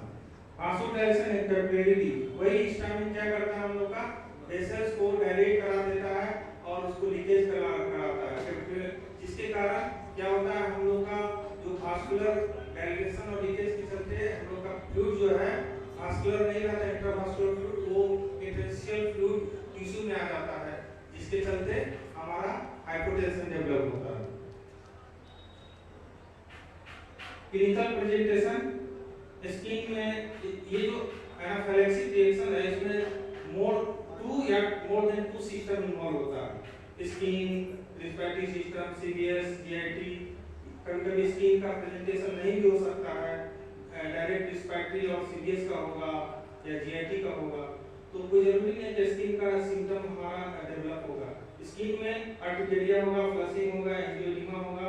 Urticaria present as a raised, itchy, hives or weight on the skin, often accompanied by the flushing and angioedema. Deeper skin in the swelling in the deeper skin layer, often around eyes, lips or throat. These symptoms can lead to allergic reaction or other underlying condition requiring medical evaluation. Respiratory में wheezing होगा, स्पेडियोल होगा, hypoxia होगा, ये सब तो आप लोग जानते ही हैं। सीरियस में हाइपोटेंशन होगा, टैकीकार्डिया क्यों होगा? रिफ्लेक्स टैकीकार्डिया, जो कि हार्ट हाइपोटेंशन के चलते हमारा जो है कार्डियक आउटपुट नहीं डिक्रीज हो जाएगा, स्ट्रोक वॉल्यूम कम हो जाएगा, जिसके चलते हाइपोटेंशन होगा। हाइपोटेंशन के चलते कार्डियक आउटपुट जब नहीं होगा तो नेचुरली है कि हमारा कार्डियक पंप नहीं करेगा, जिसके चलते हम लोग को रिफ्लेक्स टैकीकार्डिया होगा पंप अप करने के लिए। जीआईटी में वोमिटिंग होगा, एब्डोमिनल पेन होगा, क्योंकि स्मूथ मसल कंस्ट्रक्शन करता है जीआईटी का स्टोमक का, जिसके चलते नॉजिया वोमिटिंग भी हो सकता है और पेन भी हो सकता है, abdominal pain. Anaphylactic shock, come to the most dangerous part is anaphylactic shock. Severe hypotension, it is a life-threatening drop in the blood pressure, causing inadequate organ perfusion, requiring immediate epinephrine treatment या adrenaline treatment. Reduced tissue perfusion, इसमें एकदम severe hypotension के चलते क्या होगा? Perfusion होगा नहीं tissue में, जिसके चलते इतना प्रॉब्लम है. It reflects to inadequate blood flow to the tissue, leading to the organ dysfunction and potential failure due to the lack of oxygen and nutrient. हमारा टिश्यू परफ्यूजन कम होगा, which lead to lack of oxygen and nutrients. ठीक है? Altered consciousness हो जाएगा, but due to reduced blood flow to the brain, leading to the confusion, dizziness and loss of consciousness. And multi-organ dysfunction, it happens when severely reduced blood flow and oxygen level cause failure to the vital organ like heart, lung and kidney and liver.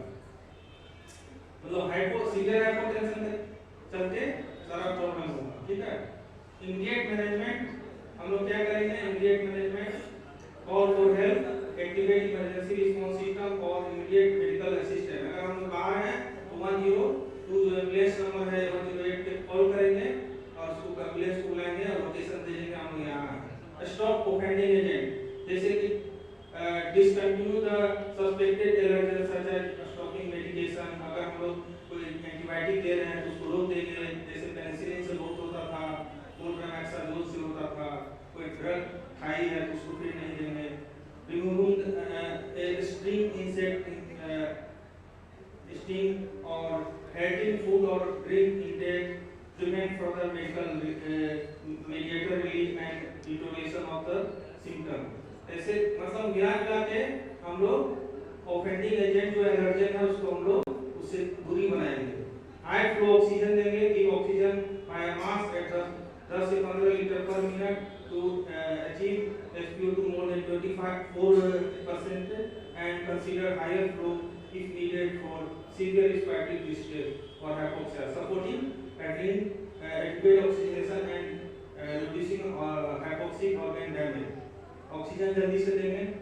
Supine position with leg elevation, patient को क्या करेंगे, supine position पे रखेंगे, place patient supine and leg elevated, enhance venous return, जिसके चलते हम लोग का वेनस रिटर्न बढ़ेगा, इंक्रीज ब्लड प्रेशर बढ़ेगा and improve circulation to the vital organ unless contraindicated by respiratory distress और रेंसिंग पेशेंट में हम लोग सुपाइन और लेग एलिवेट नहीं करेंगे क्योंकि इसमें कंट्रैक्टेड है। where semi recumbent or left lateral position में preferred। फर्स्ट लाइन ट्रीटमेंट जो है सबसे पहले हॉस्पिटल सेटअप में हम लोग या हॉस्पिटल से बाहर भी adrenaline first line IM 0.5 milligram 1:1000 adult initial dose via intramuscular route और rapid absorption and effect. Injection EpiPen के रूप में, जैसे डायबिटीज में हम लोग पेन के रूप में यूज करते हैं ना, 0.3 मिलीग्राम IM का ईपी पेन होता है जिसमें 0.3 मिलीग्राम होता है, वो हम लोग दे सकते हैं to treat life threatening anaphylaxis. It designed for self administration ideally into the outer thigh anterolateral thigh I mean, and is often prescribed for the people with severe allergens। Repeat every 5 minutes if needed, administer additional dose of if symptom persist or worsen। IV infusion if refractory shock, use intravenous infusion for continuous effect in the patient not responding to the IM dose। Do not delay adrenaline, administer adrenaline promptly if as delayed treatment increase risk of severe outcome। Fluid resuscitation करेंगे, 1 से 2 litre fluid देंगे, बच्चा में 20 ml पर KG fluid देंगे, large bolus IBSS bore cannula लगाएंगे, है ना। और एडजुवेंट थेरेपी में एंटीहिस्टामिन देंगे, कोर्टिकोस्टेरॉइड देंगे, न्यूट्राइज करेंगे ब्रोंकोडायलेटर जैसे सल्ब्यूटामोल से वासोप्रेसर देंगे। If persist of use additional agent like noradrenaline if hypotension persist despite fluid and adrenaline। हम लोग adrenaline देंगे noradrenaline because adrenaline जो है vasoconstriction and bronchodilator दोनों है जो कि काम करेगा इसमें, दोनों में हम लोग vasodilation और bronchoconstriction होता है, तो नॉन एड्रेनलिन में ऐसा नहीं होता है, वो vasoconstriction कराएगा लेकिन उसके bronchodilate नहीं कराएगा, इसीलिए हम लोग एड्रेनलिन देंगे। Okay, thank you. This is the airway management which is related to anesthesiologist and the hospital setup patient and monitor करेंगे ECG, SpO2, BP और हम लोग सीरम टाइप ट्रिप्टेज का ब्लड सैंपल लेंगे और ABG करेंगे एसिडोसिस देखने के लिए and biphasic reaction 1 minute sir. Biphasic reaction हो जाता है मतलब एक बार हुआ फिर क्योर हुआ 6 घंटा 8 घंटा, तो पेशेंट को जो है ना हम लोग हर तुरंत नहीं भेजेंगे, हम लोग 24 घंटा से 2 दिन तक उसको ऑब्जर्व करेंगे और बायोफेजिक रिएक्शन होगा तो हम लोग फिर से उसी लाइन से ट्रीटमेंट करेंगे। May appear after 4 to 12 hours observe patient in 6 to 24 hours educate patient before discharge, prevention and preparedness. Detailed allergy history identified document specific allergen to prevent future exposure, clear documentation, emergency drug ready, ensure adrenaline and other emergency drugs are accessible and check regularity. Team training and mock drill test हम लोग करेंगे, कैसे adrenaline देंगे, कैसे fluid देंगे, कैसे हम लोग ऑक्सीजन देंगे, इंट्यूबेट करेंगे, हाई फ्लो ऑक्सीजन देंगे, सबका ट्रेनिंग किया जाता है मॉक ड्रिल टेस्ट, जिसके चलते मोर्टेलिटी फिर कम हो जाता है. So key take home message is early recognition save life from identification of anaphylactic leads to timely intervention and better outcome. Adrenaline is life saving. Adrenaline is like first line treatment for anaphylaxis. Rapidly reverse severe symptoms. Aggressive fluid in shock, rapid fluid resistance help restore blood pressure and organ perfusion in anaphylactic shock. Preparedness reduce mortality. Being prepared with protocol training and resource improve survival rate in anaphylaxis. Thank you and happy Holi. Nice presentation. I think there is most of the question and answer that Bhawan should be here. We are late also. If anybody do have question, please ask him and tell the speech. Thank you. Thank you, Dr. Manoj. Really, we are facing such kind of problem day by day. In last 3 months, I received such kind of 4 patients. I don't know what is the reason a specific complete drug is Ciptacone. We have received a lot of patients having anaphylaxis after taking medicine. So I add 2 things that I don't know what we are doing, but any antibiotic, any group of antibiotic, we must go for a skin sensitivity test. It's essential. If no hospital या following this rule, I am not also following. But ये हम लोग को करना है कि कोई भी ड्रग एंटीबायोटिक का स्पेशली जब यूज कर रहे हैं तो स्किन सेंसिटिविटी टेस्ट उसका करना जरूरी है. कोई भी ड्रग रिएक्शन कर सकता है और commonly we are using the choice of antibiotic या पता नहीं पैशंस भी है अबाउट सिप्टैक्टोन कि सिप्टैक्टोन दे दो या we got patient of any disease any problem first prescription our injection सिप्टैक्टोन whatever grade name I don't know but सिप्टैक्टोन दे दो, एक एंटीबायोटिक दे दो, एक गैस का दवाई दे दो, वी आर इन हाई ठीक है, no problem. But before doing, you must do a skin sensitivity test. 5 patients in pulmonary antibiotic got in last 3 months of different department, like eye, like ortho, like surgery, सब type. तो ये आप लोगों को follow करना है, बचना है तो स्किन से जरूर करवाइए अपनी क्लिनिक में, सब स्टाफ को ट्रेनिंग दीजिए.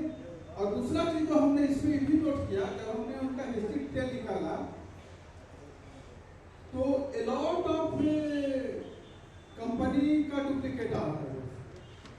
टू प्रिस्क्राइब जोन प्रैक्टिशनर लिखा, वो जोन कहाँ से रिसीव किया, they have no documentation, no purchasing list, nothing, batch number, nothing. मेरा अपना पर्सनल ऑब्जर्वेशन है.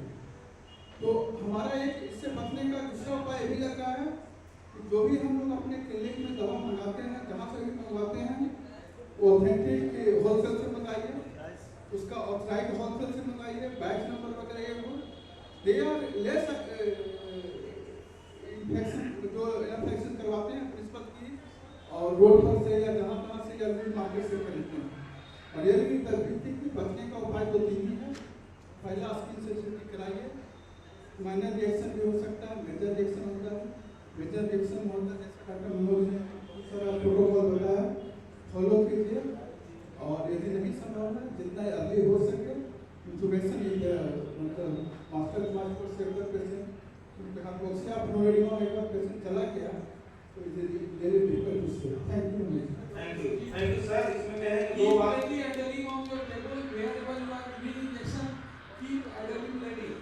This is the एक प्रोटोकॉल आप लोग सभी से रिक्वेस्ट है, इवन सारे hospital including pathology lab and even radiology centre, क्योंकि पेनिसिलिन पहले होता था सबसे होता है ना वो पहली बार देने से भी हो जाता है। पेनिसिलिन एंड खासकर antibiotic and contrast iodine based contrast media पहली बार जब हो जाएगा ना उसमें सेंसिटिव रिएक्शन आप कराइए। और सुजीत बहुत अच्छा ट्रायल दिया, हम क्योंकि समय कम था तो हम उसको ज़्यादा नहीं कराएंगे। Thank you so much. Now I would request the chairpersons and the speakers for this session, Dr. Naresh Kumar and Dr. Manoj Kumar, kindly place the dais for felicitation.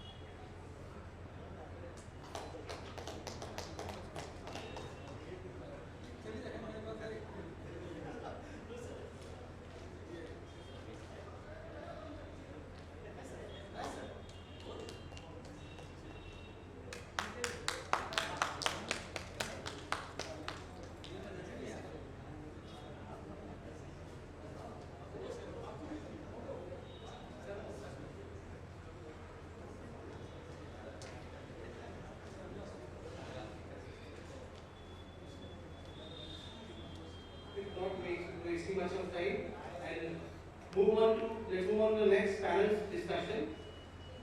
So for this session, I would like to invite the panelists. It's a symposium on osteoporosis. So first I would like to invite Dr. N.K. Sinha sir, MS Ortho. These are chairpersons. Dr. Arun Kumar sir, MS Ortho. Arun Kumar sir, MS Ortho Sahoka. Dr. Chandeshwar sir, Ortho.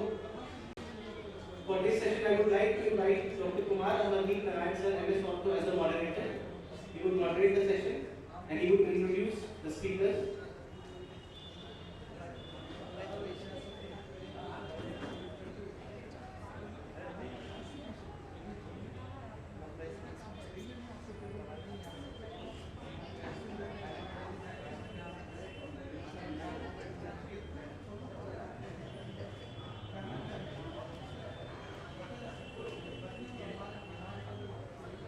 Good afternoon, and this is a horrible session of in the history of IM Biharsharif.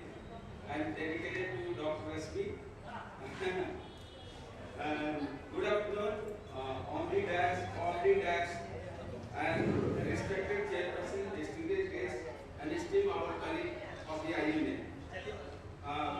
It is my privilege to welcome you all to focus on symposium of osteoporosis condition and continue to remain undergo and diagnose untreated profound impact on clinical practice.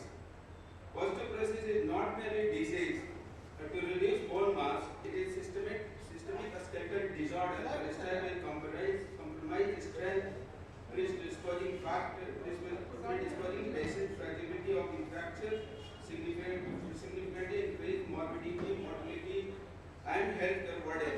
The rising expectancy on the age population, the relevance of this topic is greater than ever.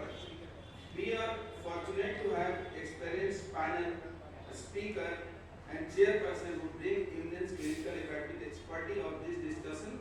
I request to all participants engage actively and please throughout the thoughtful question during the question answer session. Let us begin the first presentation by the Sumit Raj. Please come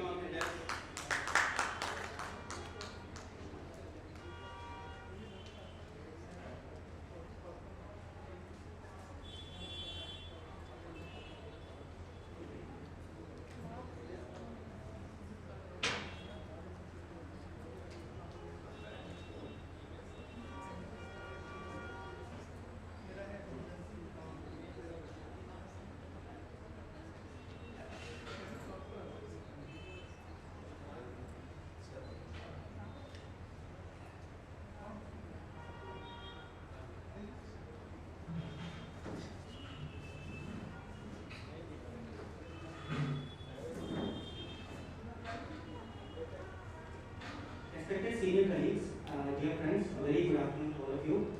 I would like to sincerely thank the Indian Medical Association for giving me this opportunity to stand in front of you today and talk about osteoporosis. Although it's not a very encouraging crowd, but still we'll get on with it. So, to begin with, osteoporosis is a condition we all encounter in our daily practice.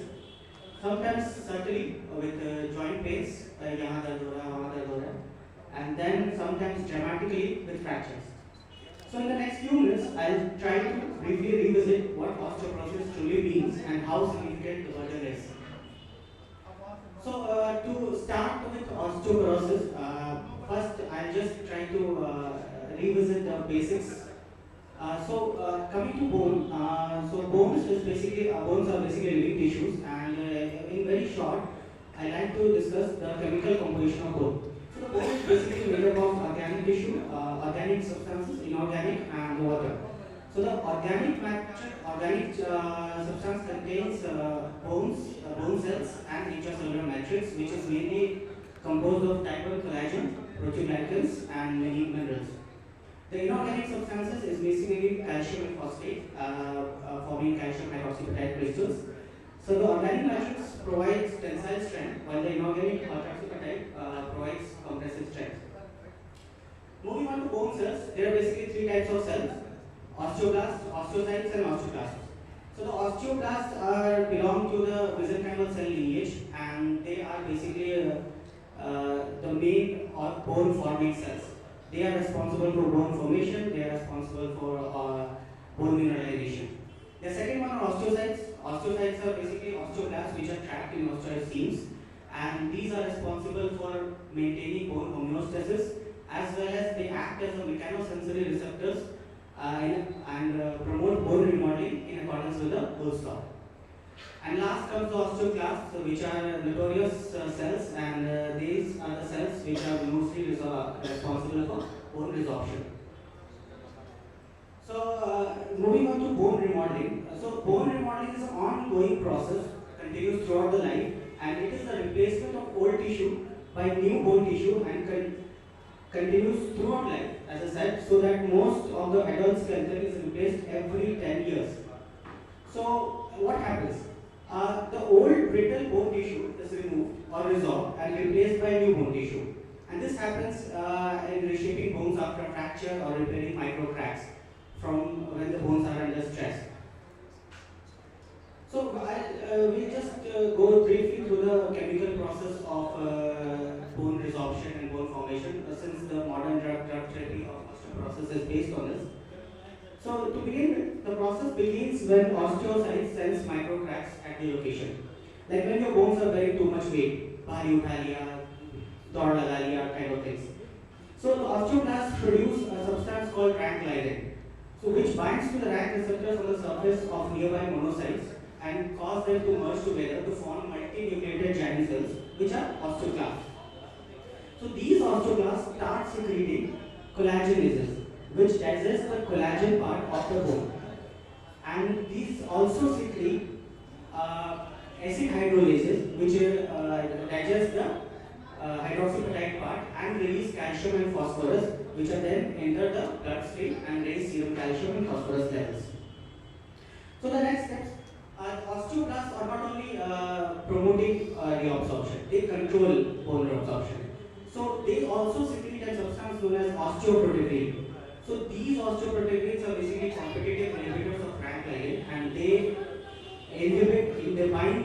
competitively inhibit the rank receptors and slows down activation of osteoclasts. Osteoblasts are also involved to secrete osteoid seeds to fill in the lacunae which the resorption pits are formed by the osteoclast, known as Haushook lacunae.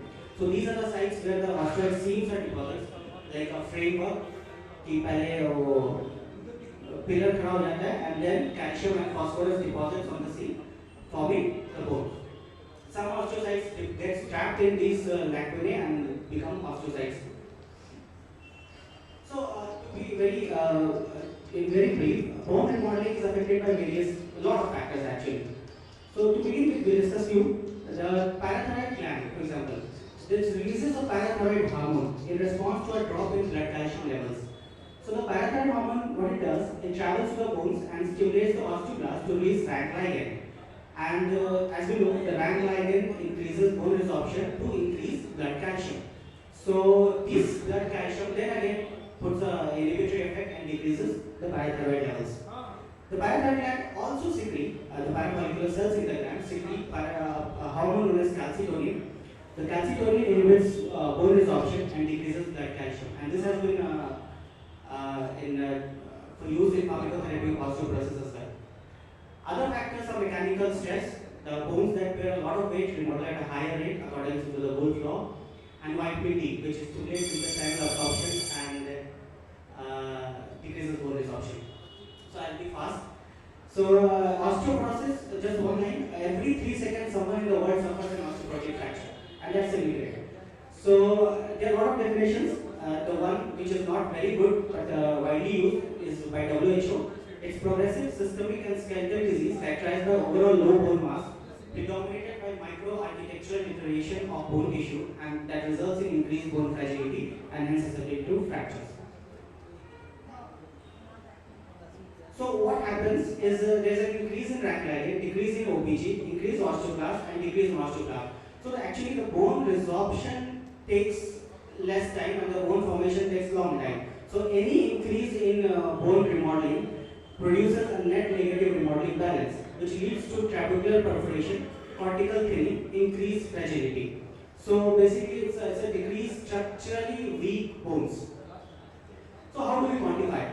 So the most commonly used method is DEXA scan. DEXA scan is also used by WHO as to define osteoporosis. So DEXA gives a T-score. T-score is basically a standardized score to give bone mass density in accordance with the population. So within one standard deviation, it's considered as normal. Within 1 to 2.5, it's osteopenia, and above 2.5, it's osteoporosis. When osteoporosis is added with a fragility factor, it causes severe osteoporosis. So types of osteoporosis, there are two types, primary, secondary. Primary is basically two types. Type 1, postmenopausal, mostly in females. Type 2 is senile, in old age persons, more in females. Risk factors, there are a lot of risk factors: low bone mineral density, more fractures, low body weight. Please keep on trying. So why are we discussing all those things? So I just want to state this, that when considered with respect to total number of persons affected, osteoporosis ranks as number 1 metabolic bone disease in the world, with everything combined together. So this is significant, even for not only for orthopedicians, for everyone. So the problem is basically fragility fractures. Fragility fractures as defined as a fracture occurring from trivial trauma. And the most common sites are vertebra, hip, wrist, proximal humerus. And the global world, it says that more than 500 million people are estimated to be suffering from osteoporosis, and the lifetime fracture risk is 1 in 3 women and 1 in 5 men. In Indian scenarios, Indians are supposed to be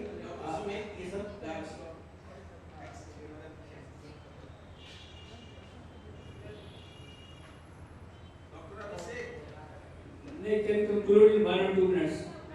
If you want, Sharif, sir, you can conclude in 1 or 2 minutes, please.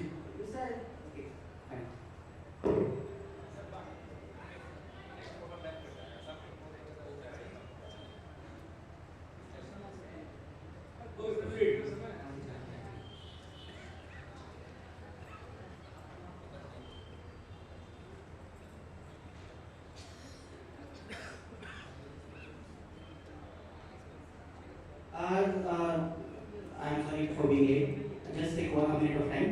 So basically there are a lot of people suffering from osteoporosis, and the main problem is pain, disability, deformity. This is the main thing I wanted to say, that osteoporotic fractures cause a lot of things, not only mortality but a lot of morbidity. And it also, since we are in new age, it's also leading to a lot of treatment costs and increased dailies. So it's a silent disease, and we should all be thoughtful about it, and not only orthopedicians but physicians and everyone else should be aware of it. Thank you for the presentation. Thank you.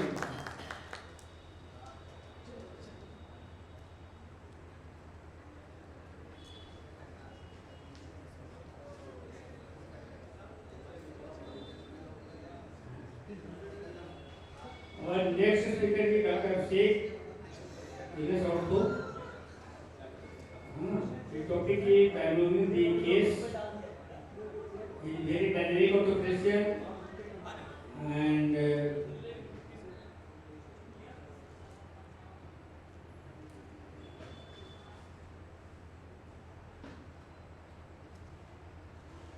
Dr. Abhishek, please be in time.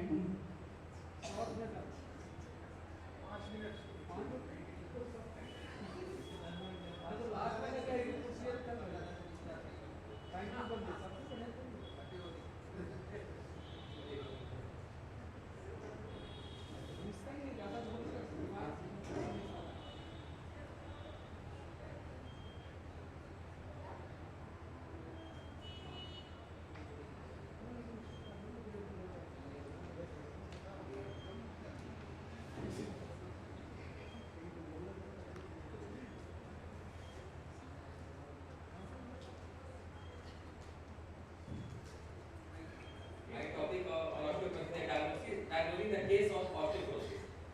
So first of all, diagnosis of osteoporosis by clinical presentation, radiological investigation, and biochemical tools. Clinical manifestation, osteoporosis has no clinical manifestation until there is a fracture, and fracture of the spine and hip that occur in absence of major trauma. However, there are some clinical features that should draw attention to the presence of osteoporosis. Just like thoracic kyphosis, loss of height, active and passive range of motion, decrease pain or pain-free neurological examination is essential to rule out a spinal cord and peripheral nerve. Neurological tools in both bone and pseudometry. Diagnosis of osteoporosis relies on quantitative assessment of both BMD, which is currently considered the best predictor of osteoporotic fracture. What is BMD? BMD is the value, that amount of bone mass per unit volumetric density or per unit area density, and both can be measured in vivo by densitometry technique. BMD is determined by measurement measuring the amount of bone mineral calcium hydroxyapatite per unit volume of the bone tissue. Common fracture in which BMD measurement sites: vertebral fracture, wrist fracture, hip fracture. Human neck BMD can predict hip fracture, lumbar spine BMD predict the vertebral fracture. And TS score and Z score. BMD can express as TS score and Z score is represent the number of standard deviation with respect to reference average value. TS score are calculated by taking the difference between a patient measurement BMD and mean BMD in healthy and adult, matched for gender, ethnic group, and expressing the difference related to the young adult population standard deviation. TS score measure BMD minus younger adult mean BMD divided by young adult population standard deviation.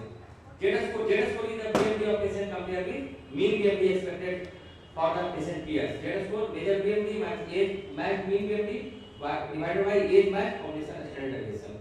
Group that should be tested for BMD: all women over the age of 65, all women due to the menopausal transition with the risk factor for fracture, all postmenopausal women, and individual over the age of 50 who suffer osteoporotic fracture.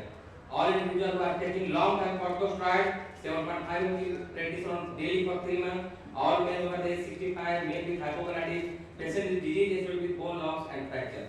Method of BMD measurement: two common methods: dual energy X-ray, that is DEXA scan, and another is quantitative ultrasonography. And other method conventional radiography, quantitative CT, single photon absorptiometry, dual photon absorptiometry, MRI. Dual energy X-ray, this is the dual energy X-ray absorption DEXA scan.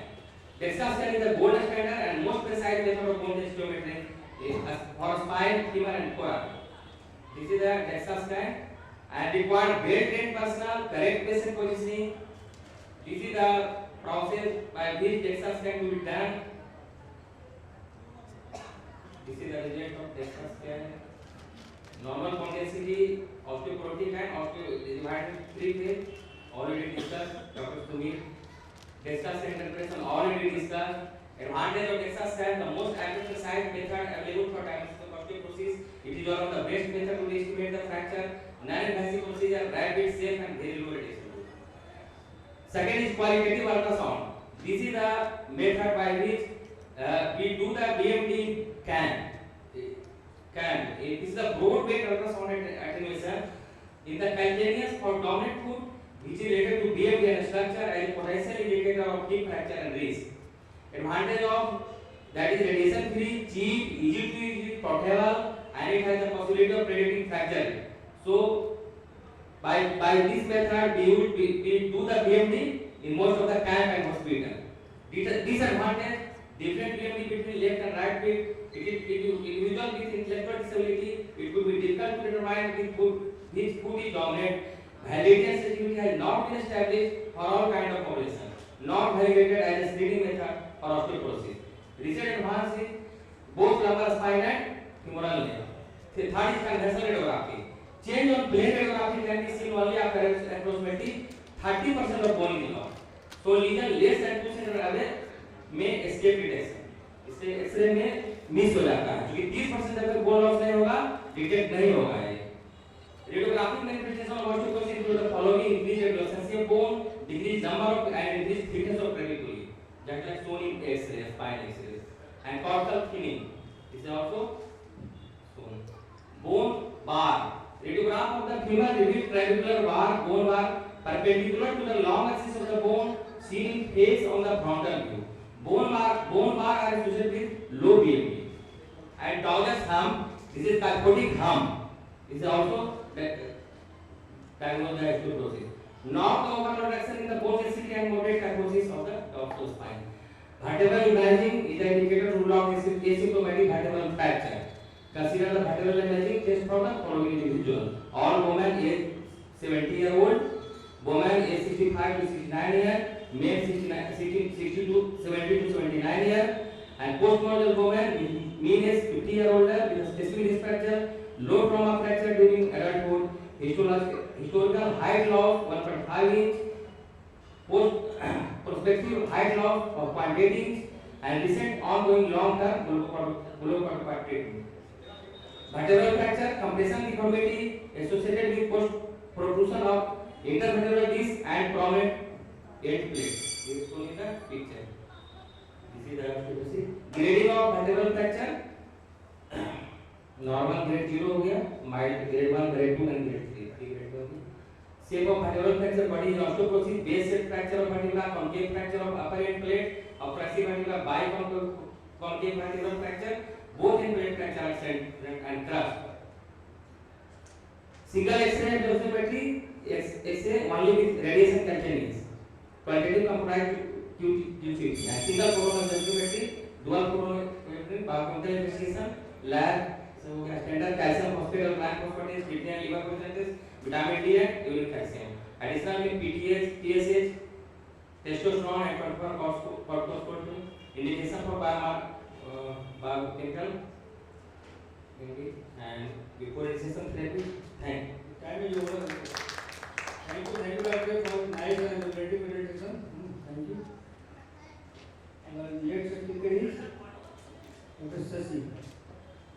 He is talking on basic management strategy. Respected chairperson, on the dais, my colleagues, my seniors, my juniors, my topic of presentation is management strategy of osteoporosis. Since majority of talk is done by my area speaker, Dr. Abhishek, that is overlapping type of things, so I will skip out the previous things. And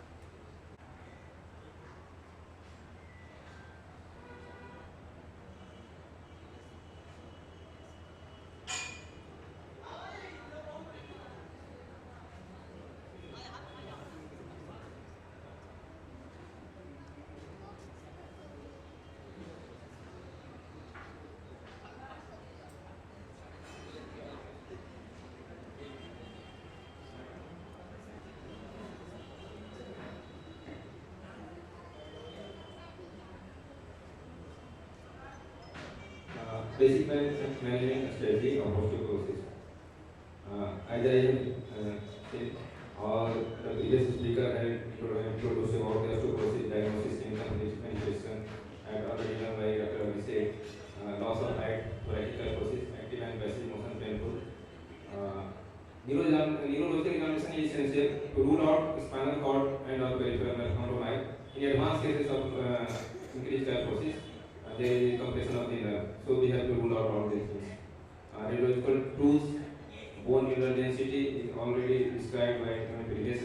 T score, Z score. Z score is more precise than T score. What should be the criteria for the testing of the PMB? Already discussed. Yes, sir. Please go on management part. Okay, sir. Time is very Management parts. Management start with biochemical investigation in osteoporosis. Biochemical investigation consists of measuring calcium, phosphate, alkaline, phosphate, albumin, kidney, liver function test, and 25 hydroxy vitamin D, 24-hour urine calcium. Additional tests include PTH, TSH, testosterone, 24-hour urine cortisol. There is a different marker, so we can estimate our positive calcium balance or negative calcium balance. Osteoblast product, there is a specific bone specific occurrence phosphatase, osteocalcin, carboxy, terminal peptidase of type 1 collagen, and amino-terminal peptidase of type 1 collagen belongs to osteoblast product, and osteoblast product belongs to hydroxyproline, deoxyhydroxyproline, N-peptide, C-peptide, and tartrate acetate phosphatase. Why do we go for biochemical marker in this scenario? To predict extent of fracture risk reduction, then repeated after 3 to 6 months of treatment. Predict magnitude of DMD increase, predict rapidity of bone loss, and then determine adequacy of patient compliance and persistent with osteoporosis therapy. Before initiation of therapy, monitoring the response to therapy after 3 to 6 months. Amino-terminal type 1 collagen is preferred to monitor the effect of osteoanalog drug, teriparatide, which rapidly increase bone progression. Treatment path consists of non-pharmacological approach, calcium therapy, bisphosphonate therapy, calcium therapy, PTH therapy, estrogen biologicals. Non-pharmacological approach consists of target to a specific times of life, childhood and adolescent old age. For adolescent, developing the skeletal insufficiency, high rate of accident, old age associated with bone loss. Attainment of maximum peak bone mass is due to many factors: diet, calcium, protein, vitamin B, C, genetics, exercise. Aerobic is better than anaerobic, strength and hormonal effect. Bone loss prevention should be done by adequate diet, high calcium, vitamin D, low salt, phytoestrogen, adequate exercise, avoidance of toxin, and normal hormone status. Calcium therapy should be given to all suspected osteoporosis patients. Dose should be 15 mg per kg body weight. Bisphosphonate therapy, nitrogen containing. I think course आप तो medicine part कर रहे हो. I am going for bisphosphonate therapy. So bisphosphonate, etidronate, chlorolonate, telludronate, and nitrogen containing palmidronate, tenendronate, dizoronate, evandronate, duronate.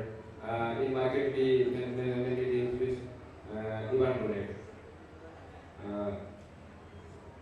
There is certain criteria of bisphosphonate. These all are effective orally and generally used orally. There is certain side effect of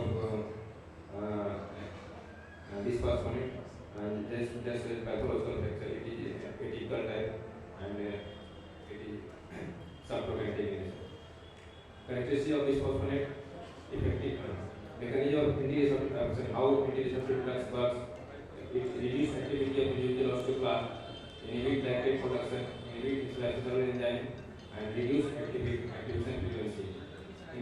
Inhibit recruitment of osteoclast precursor and inhibit differentiation of osteoclast precursor. Accelerate osteoclast apoptosis.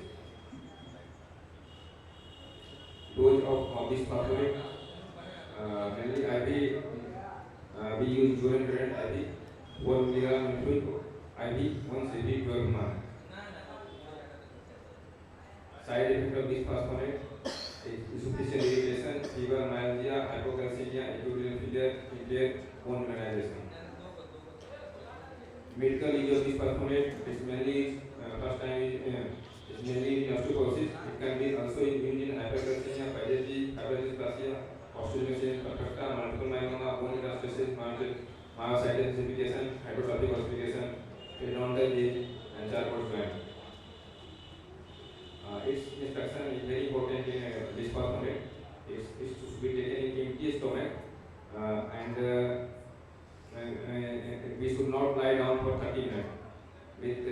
8 ounce of water. I don't know 8 ounce, but it is 1 glass of water. Calcitonin therapy is dose is 200 international unit. It's increased in bone mass number span. Thank you. My next medical and medicinal therapy will discuss my next speaker. Thank you. Thank you, Dr. Satish. Please start time. Now, next speaker is Dr. Kumar, MS also. The topic is management of osteoporotic low back pain and fracture.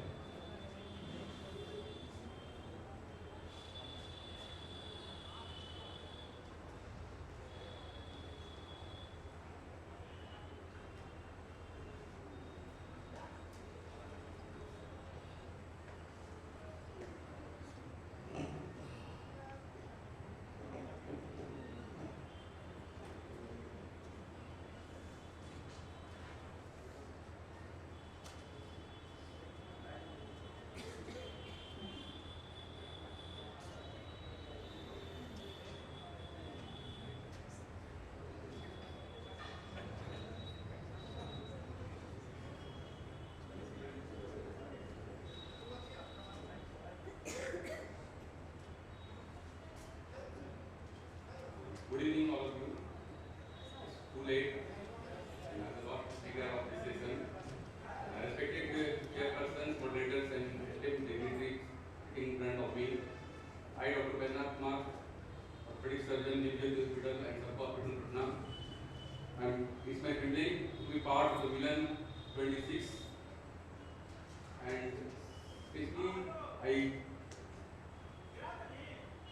it's a privilege to be part of Milan-2026 to give me the topic, and to thank Dr. Malik sir and Rasmi ma'am to give me the topic on the osteoporosis. And my topic is today fragile spine, managing osteoporotic low back and fracture. And to come to that, the scale of the problem, especially the vertebral osteoporotic fracture, 1 in 3 women and 1 in 5 men over the 50 will suffer an osteoporotic fracture worldwide. And the most common vertebral compression fracture is the first predictor of future fracture like hip, back, wrist and spine.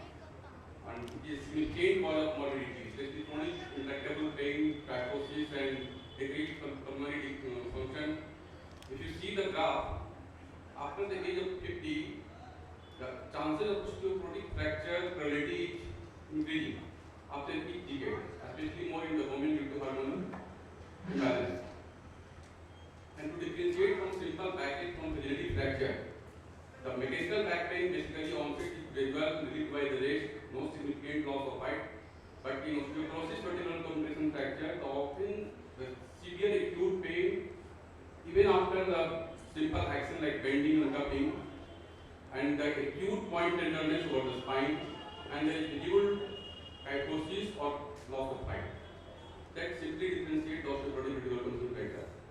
And the main thing that should be taken in the mind, the red flag for medical attention to be taken is sudden severe pain, neurological symptoms like weakness and numbness and sudden anesthesia. Then we proceed further. Already discussed about imaging, X-ray and MRI. MRI is basically to differentiate it from pathological conditions like tumor infection. Please go on your topic. Time is very less. Yes, sir. Coming to that topic. And for mental management, we have already discussed about calcium, vitamin D, and for prevention. First line already discussed about biphosphonate, and second line denosumab. Denosumab therapy basically given 6 monthly, 60 microgram subcutaneously, and it should be given for 5 years. And before discontinuing therapy, consider for the other teriparatide injection. Every 6 months for 5 years. Teriparatide injection is also there. Now comes the management. Conservative. The main goal of management is to keep the patient less mobile, more mobile, and avoid the bed rest, long bed rest. So, NSAID, physiotherapy and bracing and mobilization. Then other procedures we do in the osteoporotic vertebroplasty. It is a percutaneous procedure where we inject the cement in the vertebral body. It's a minimally invasive procedure. but there is risk of cement leakage and neural irritation covering volume also. And the same second generation plastic contains type of plastic where we inflate the balloon through the battery in the particular body and then we inject the cement. And it has better restoration of the height and reduced leakage but at higher cost. Nowadays, the third generation of vertical augmentation like vertical stenting where we balloon is made up of titanium base. It will go inside the vertical body and it expand, but it has better mechanical stability. It will not allow the vertical body to collapse. But there is limited ability in our country. Stenting, osteophysics, spine jack is there. And the last, the open surgery where decompression and fixation by fusion, anterior or posterior or combined means maybe do the 3-point osteotomy or vertical dissection may be needed.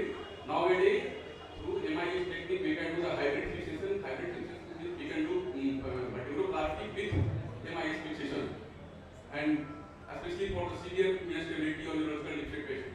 But open surgery always high morbidity in the elderly. So key take of knee fracture in any elderly patient with acute back pain, suspect BCA until proven otherwise. Don't just treat the pain and treat the cause also, calcium channel. And if there is neurology and unlimiting pain, go for the particular plastic or surgery. Thank you. With that time, now question and answer. Any question from the audience?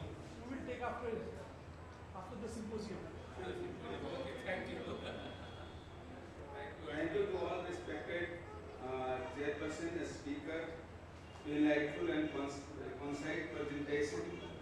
Today, the session of effective covered the osteoporosis, structured and clinically meaningful manner.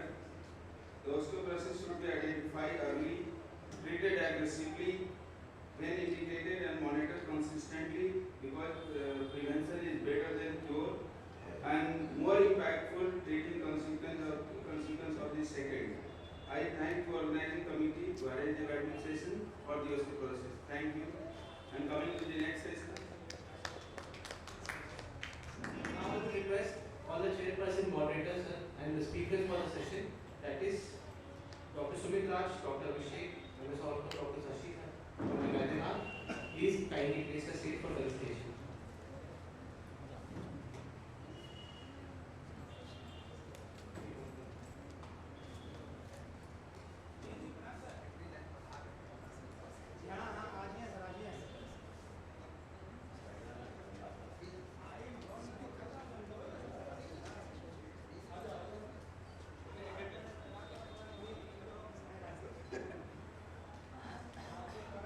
Now I would like to announce the next and the final session for the day for Milan-2026.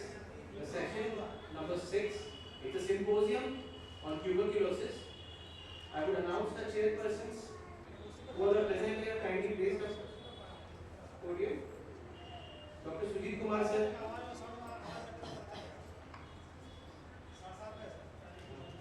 Dr. Sunil sir, kindly place us. Chairperson, last session. Dr. Abhishek sir.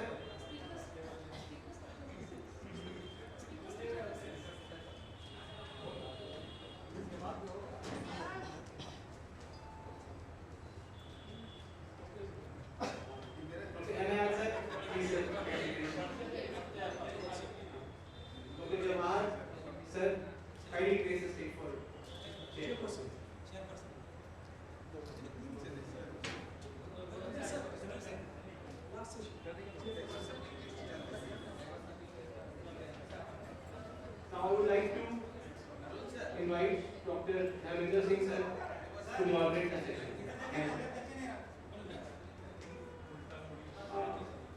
Dr. Sharif, could you come up on the stage to chair the session, please? Good evening, everyone. Thank God we are in the last session of the day. I am truly grateful to the previous speakers who have cut out their slides. And I am also requesting the coming speakers to be precise and concise so that we can leave this hall at the earliest so that we can enjoy the cultural night in the evening. Dr. Arun, who is going to speak on introduction and the basic treatment protocol. We have come a long way from social tuberculosis, which have been a social stigma, and we have come a long way from that to very short course therapy in the for XDR tuberculosis. Tuberculosis is one of the oldest known disease in the mankind, which has been there for the last 9,000 years, which has been documented in the mummies which have been found in the pyramids of Giza. And during the industrial era or industrial revolution, it had become the most notorious cause of the death because of the infectious disease, and for that reason it was called the White Plague. So, with these words, I would like to call upon Dr. Rajan to start his oration.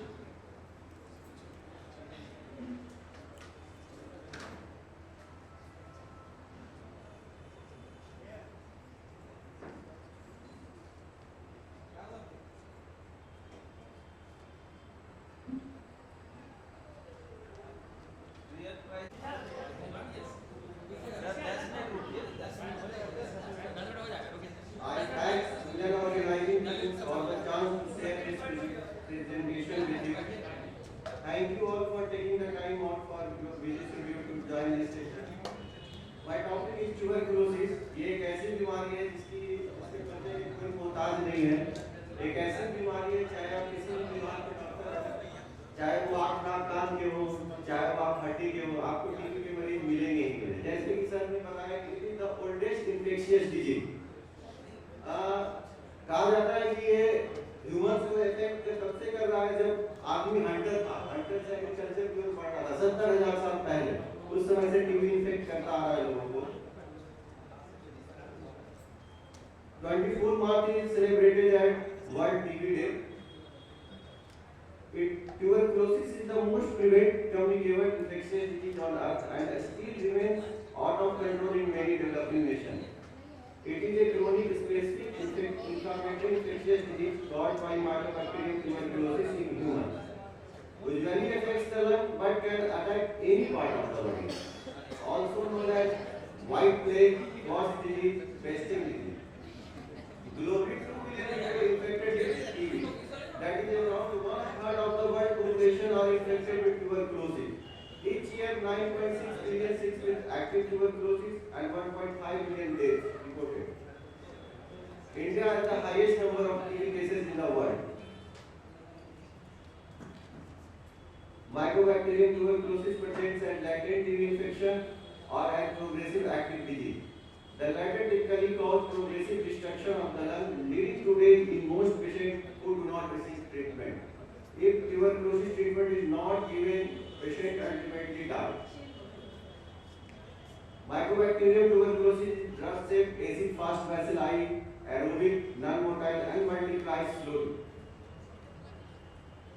Transmission by droplet nuclei, otherwise sneezing, coughing, other less reported cases like skin and placenta. Primary affected parts in the lungs, it affects the primary tuberculosis and secondary tuberculosis. Primary tuberculosis presents at bone complex, secondary tuberculosis affects any parts of the lung, but particularly affected upper zone of the lung. Fate of primary tuberculosis. Either it heals by fibrosis and calcification, radiologically detectable as rank caplets. Progressive pulmonary tuberculosis is either presents in parts of the lung. It presents as primary biliary tuberculosis decimated to organs like liver, spleen, kidney. This is the classification of TB from pulmonary tuberculosis, most commonly 85 to 90%, and extrapulmonary tuberculosis 10 to 15%. Pulmonary sputum positive, sputum negative, extrapulmonary lymph node, bone and joint, genitourinary, meninges, intestine. Secondary tuberculosis also either heals by fibrous scarring and calcification. The lesion may consist together to form large area of tuberculosis pneumonia and produce progressive secondary pulmonary tuberculosis. Presented tuberculosis, cases, pneumonia, fibrocasis tuberculosis, biliary tuberculosis. Biliary tuberculosis. It presents at millets, small millets 1 to 2 mm in size throughout the lungs. It also affects the liver, spleen, lymph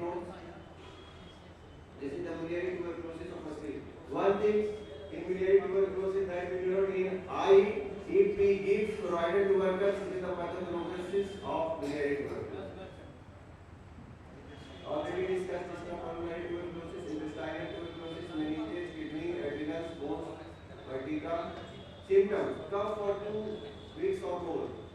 Fever with evening rise of temperature, weight loss, loss of appetite, cough with blood in the sputum, shortness of breath, generalized weakness, chest pain. We have diagnostic modalities like chest X-ray, tuberculin test, sputum examination, culture, interferon, gamma release, assay test, bronchoscopy, brachysynthesis, a biopsy of affected tissues. This is the sputum smear microscopy. Either it is a sputum smear positive cases, negative cases in chest X-ray, anything presented. Either it presented cavity lesion, either bronchiectasis. Culture. It is a very sensitive test, but it is time-taking test. Tuberculin test. In pediatric cases, it is diagnostic, but in adult cases, it is not diagnostic. This is the slide for diagnostic algorithm. Cough for 3 weeks or more, we go for 3 sputum smears, 2 or 3 positive, a sputum smear positive. If 1 positive, we go for chest X-ray. If 3 negative, we go for antibiotics for 10 to 14 days. Cough persists, we again go for a sputum examination. If positive, we treat it as a sputum smear positive disease. If negative, then we again go for X-ray and we detect. Treatment given in 2 phases. Intensive phase and continuation phase. Intensive phase for 2 months and continuation phase is minimum for 4 months. It is increasing according to severity and affected area. We have first line tuberculosis drugs isoniazid, rifampicin, pyrazinamide, ethambutol and streptomycin.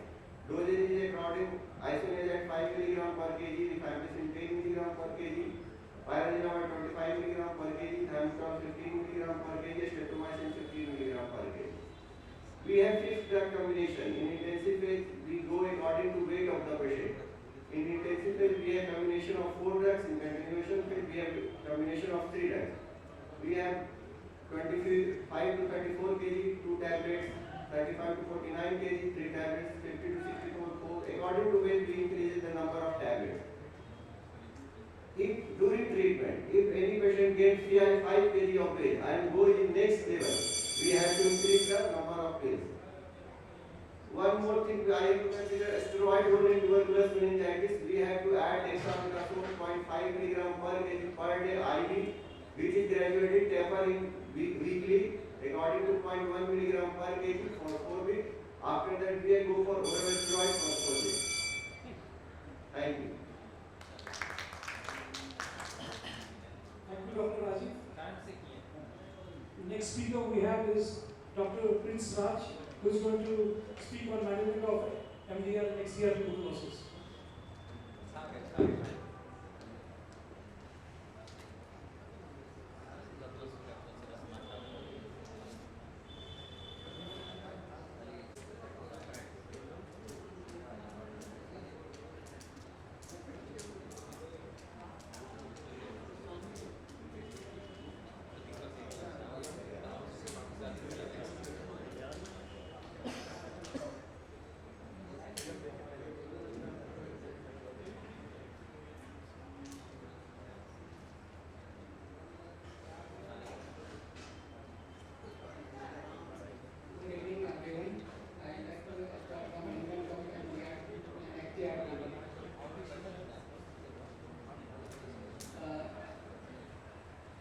Diagnostic and treatment of Arun for the India TB. All the modules notify the TB patient and we will collect the 2 samples.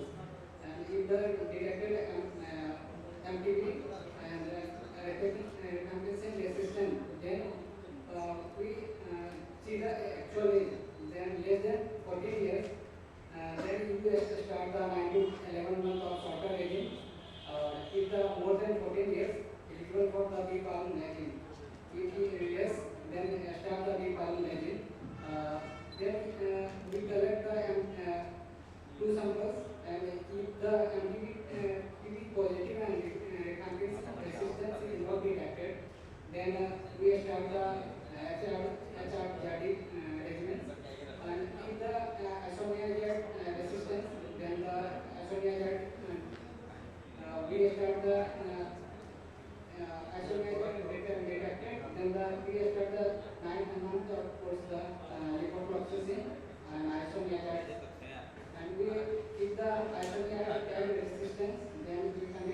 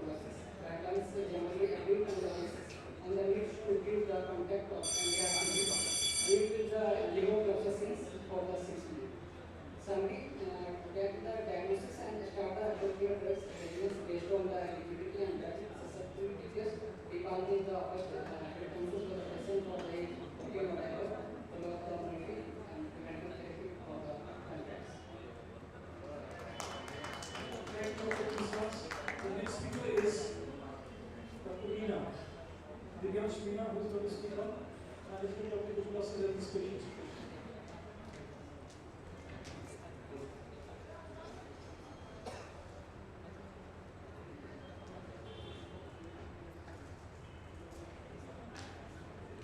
Good evening, everyone. So today I'll be talking about management of tuberculosis and some special conditions which include pregnancy, type 2 diabetes, HIV, diagnosis, diabetes, and chronic liver disease.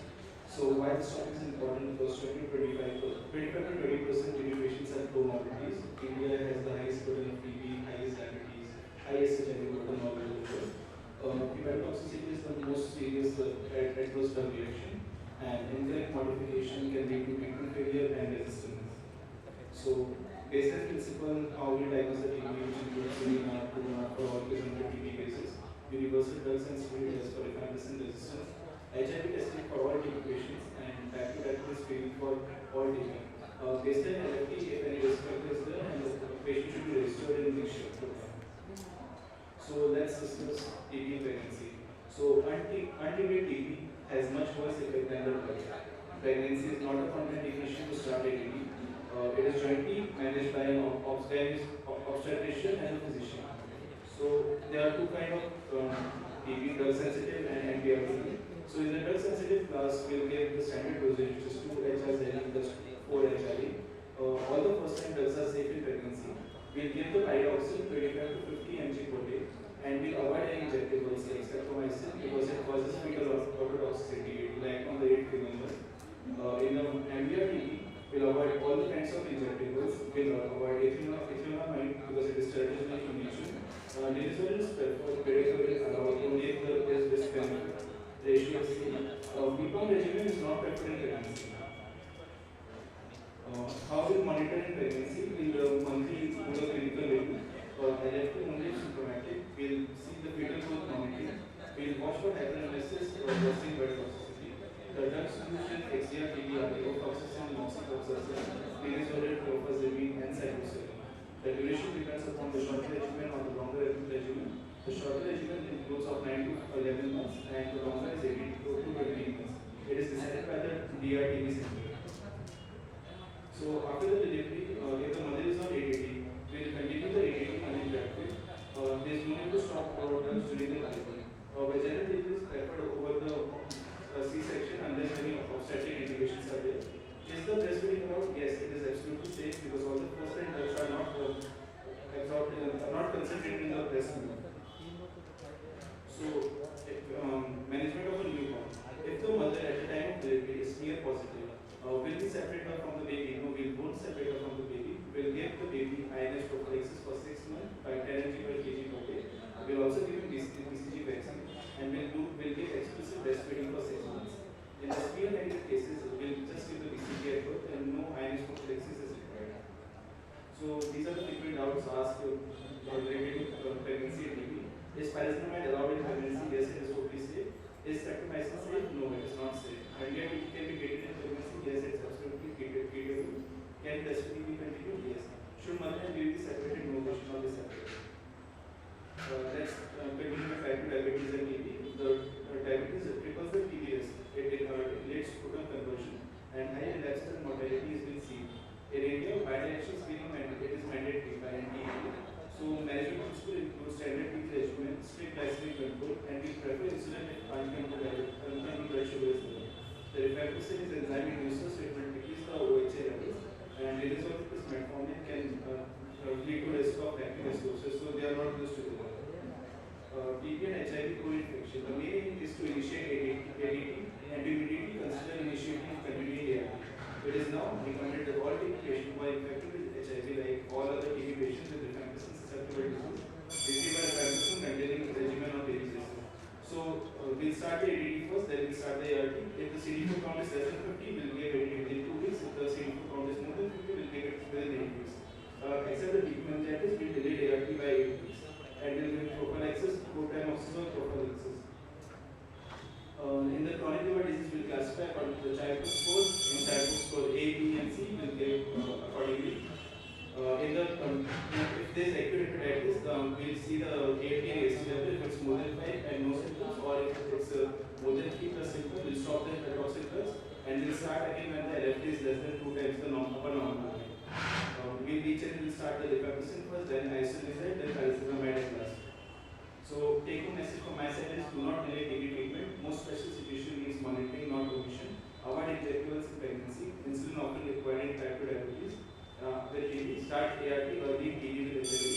Stop ADT immediately in DLH and delay regimented cirrhosis. Thank you everyone for listening.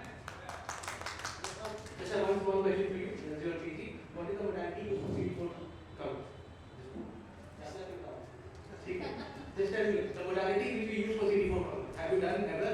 Have you ordered? Which modality do we use?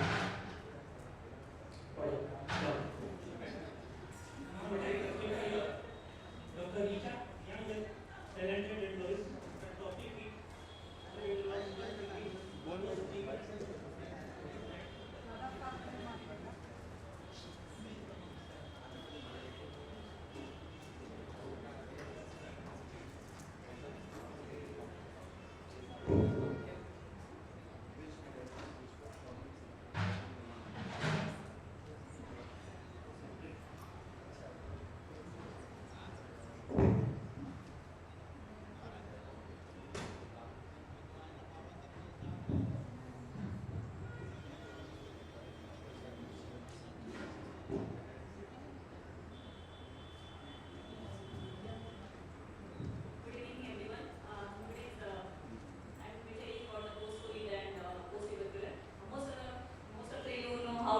X-ray and CT test. So I will just briefing. This is what is PDA? If patient has taken a treatment for the tuberculosis, most of the patient develop post-tubercular sequelae. So in X-ray you can see there is a shift of bracket to the left side and collapse concentration changes to the left. And for necessity of the same patient, you can see airway is nicely delineated and we can better appreciate the volume loss of the left lung. Right lung looking normal and left lung looking small in size. And this is axial section, that is the organ. In axial section also you can appreciate there is a multiple opacity in the left lung. So this is the gross imaging where you can see cavity, consolidation and the part body. If you want to find out all this exact preparation of the reason, we have to do the HRCT, not the X-ray. And this is the imaging modality. In X-ray, we can see only a small nodule is seen in the upper part, and in retrocardia, vision will be obliterated, and left septum is granted. We can see the diffusion. But when we are doing the X-ray and X-ray after doing the X-ray, if you had done the HRCT and CT thorax, these are all the variety of CT. If we have done the HRCT, we can see consolidation in the left lower lobe. If we have given the contrast, we can see the nature of the consolidation. Here, there we can see small opacity in the consolidation area. If you are doing the angiogram, we can see there is a enhancing part is the aneurysm. That is better appreciated on the VRT image. The small nodular structure is the aneurysm, not the normal nodule kind of. So we have to be careful. Ultrasound also help in case of the post-TB sequel. Like suppose if patient is having pneumothorax or bulla. In the pneumothorax, sliding sign will be absent. In bulla, we can see the sliding sign. In PET CT also is useful because on the active TB will show higher tech and here TB will show the reduced uptake. And indosic angiography is also helpful in the case of the aneurysm.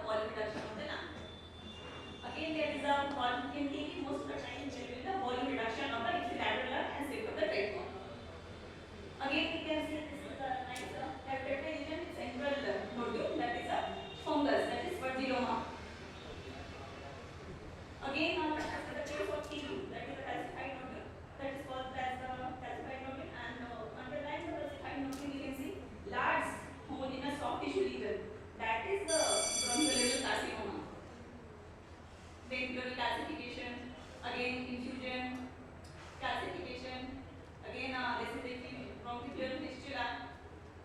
Then again this is the case of pneumothorax emboli. Then again you can see aneurysm, calcified nodule. Again this is a vascular complication of the TB. This is the pleural thickening, that is the sequelae of the post-TB sequelae. These are the X-ray finding of the HRCT finding, whatever I have told you. Again, this is the COVID. In COVID, what we see just reticulation and the fibrosis and bronchial changes.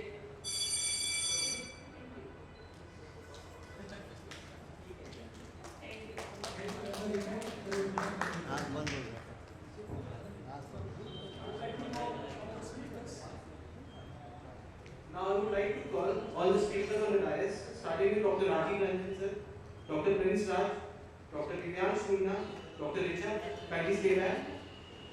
Dr. Richard, kindly stay back on the stage. And all the chairpersons, Dr. Nalanda sir, Dr. N. Nayat sir, Dr. Kumar sir, Dr. Sunil sir. Please raise a hand for felicitation.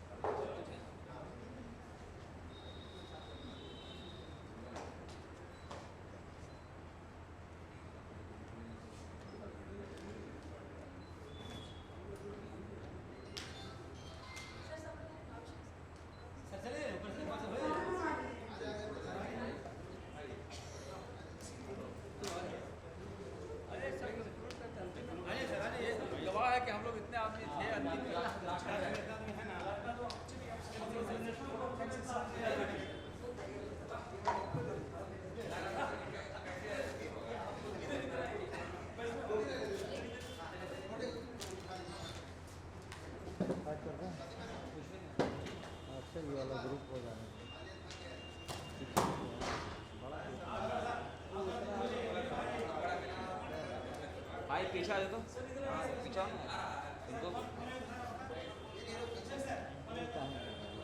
वहीं कुर्सी है पीछे camera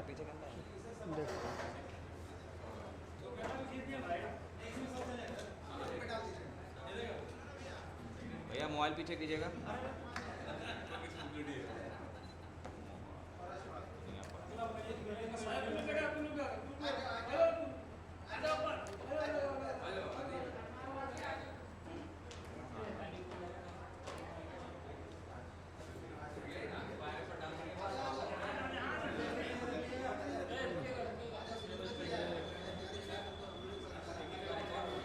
यहाँ देखिए सब लोग 26, it is my privilege to extend a heartfelt vote of thanks at the conclusion of scientific committee. I express sincere gratitude to all eminent speakers and delegates effort of organizing team, supporting the staff, cameramen, volunteers, and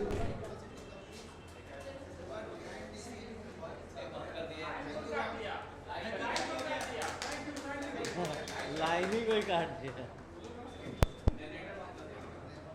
जनसट बंद हो गया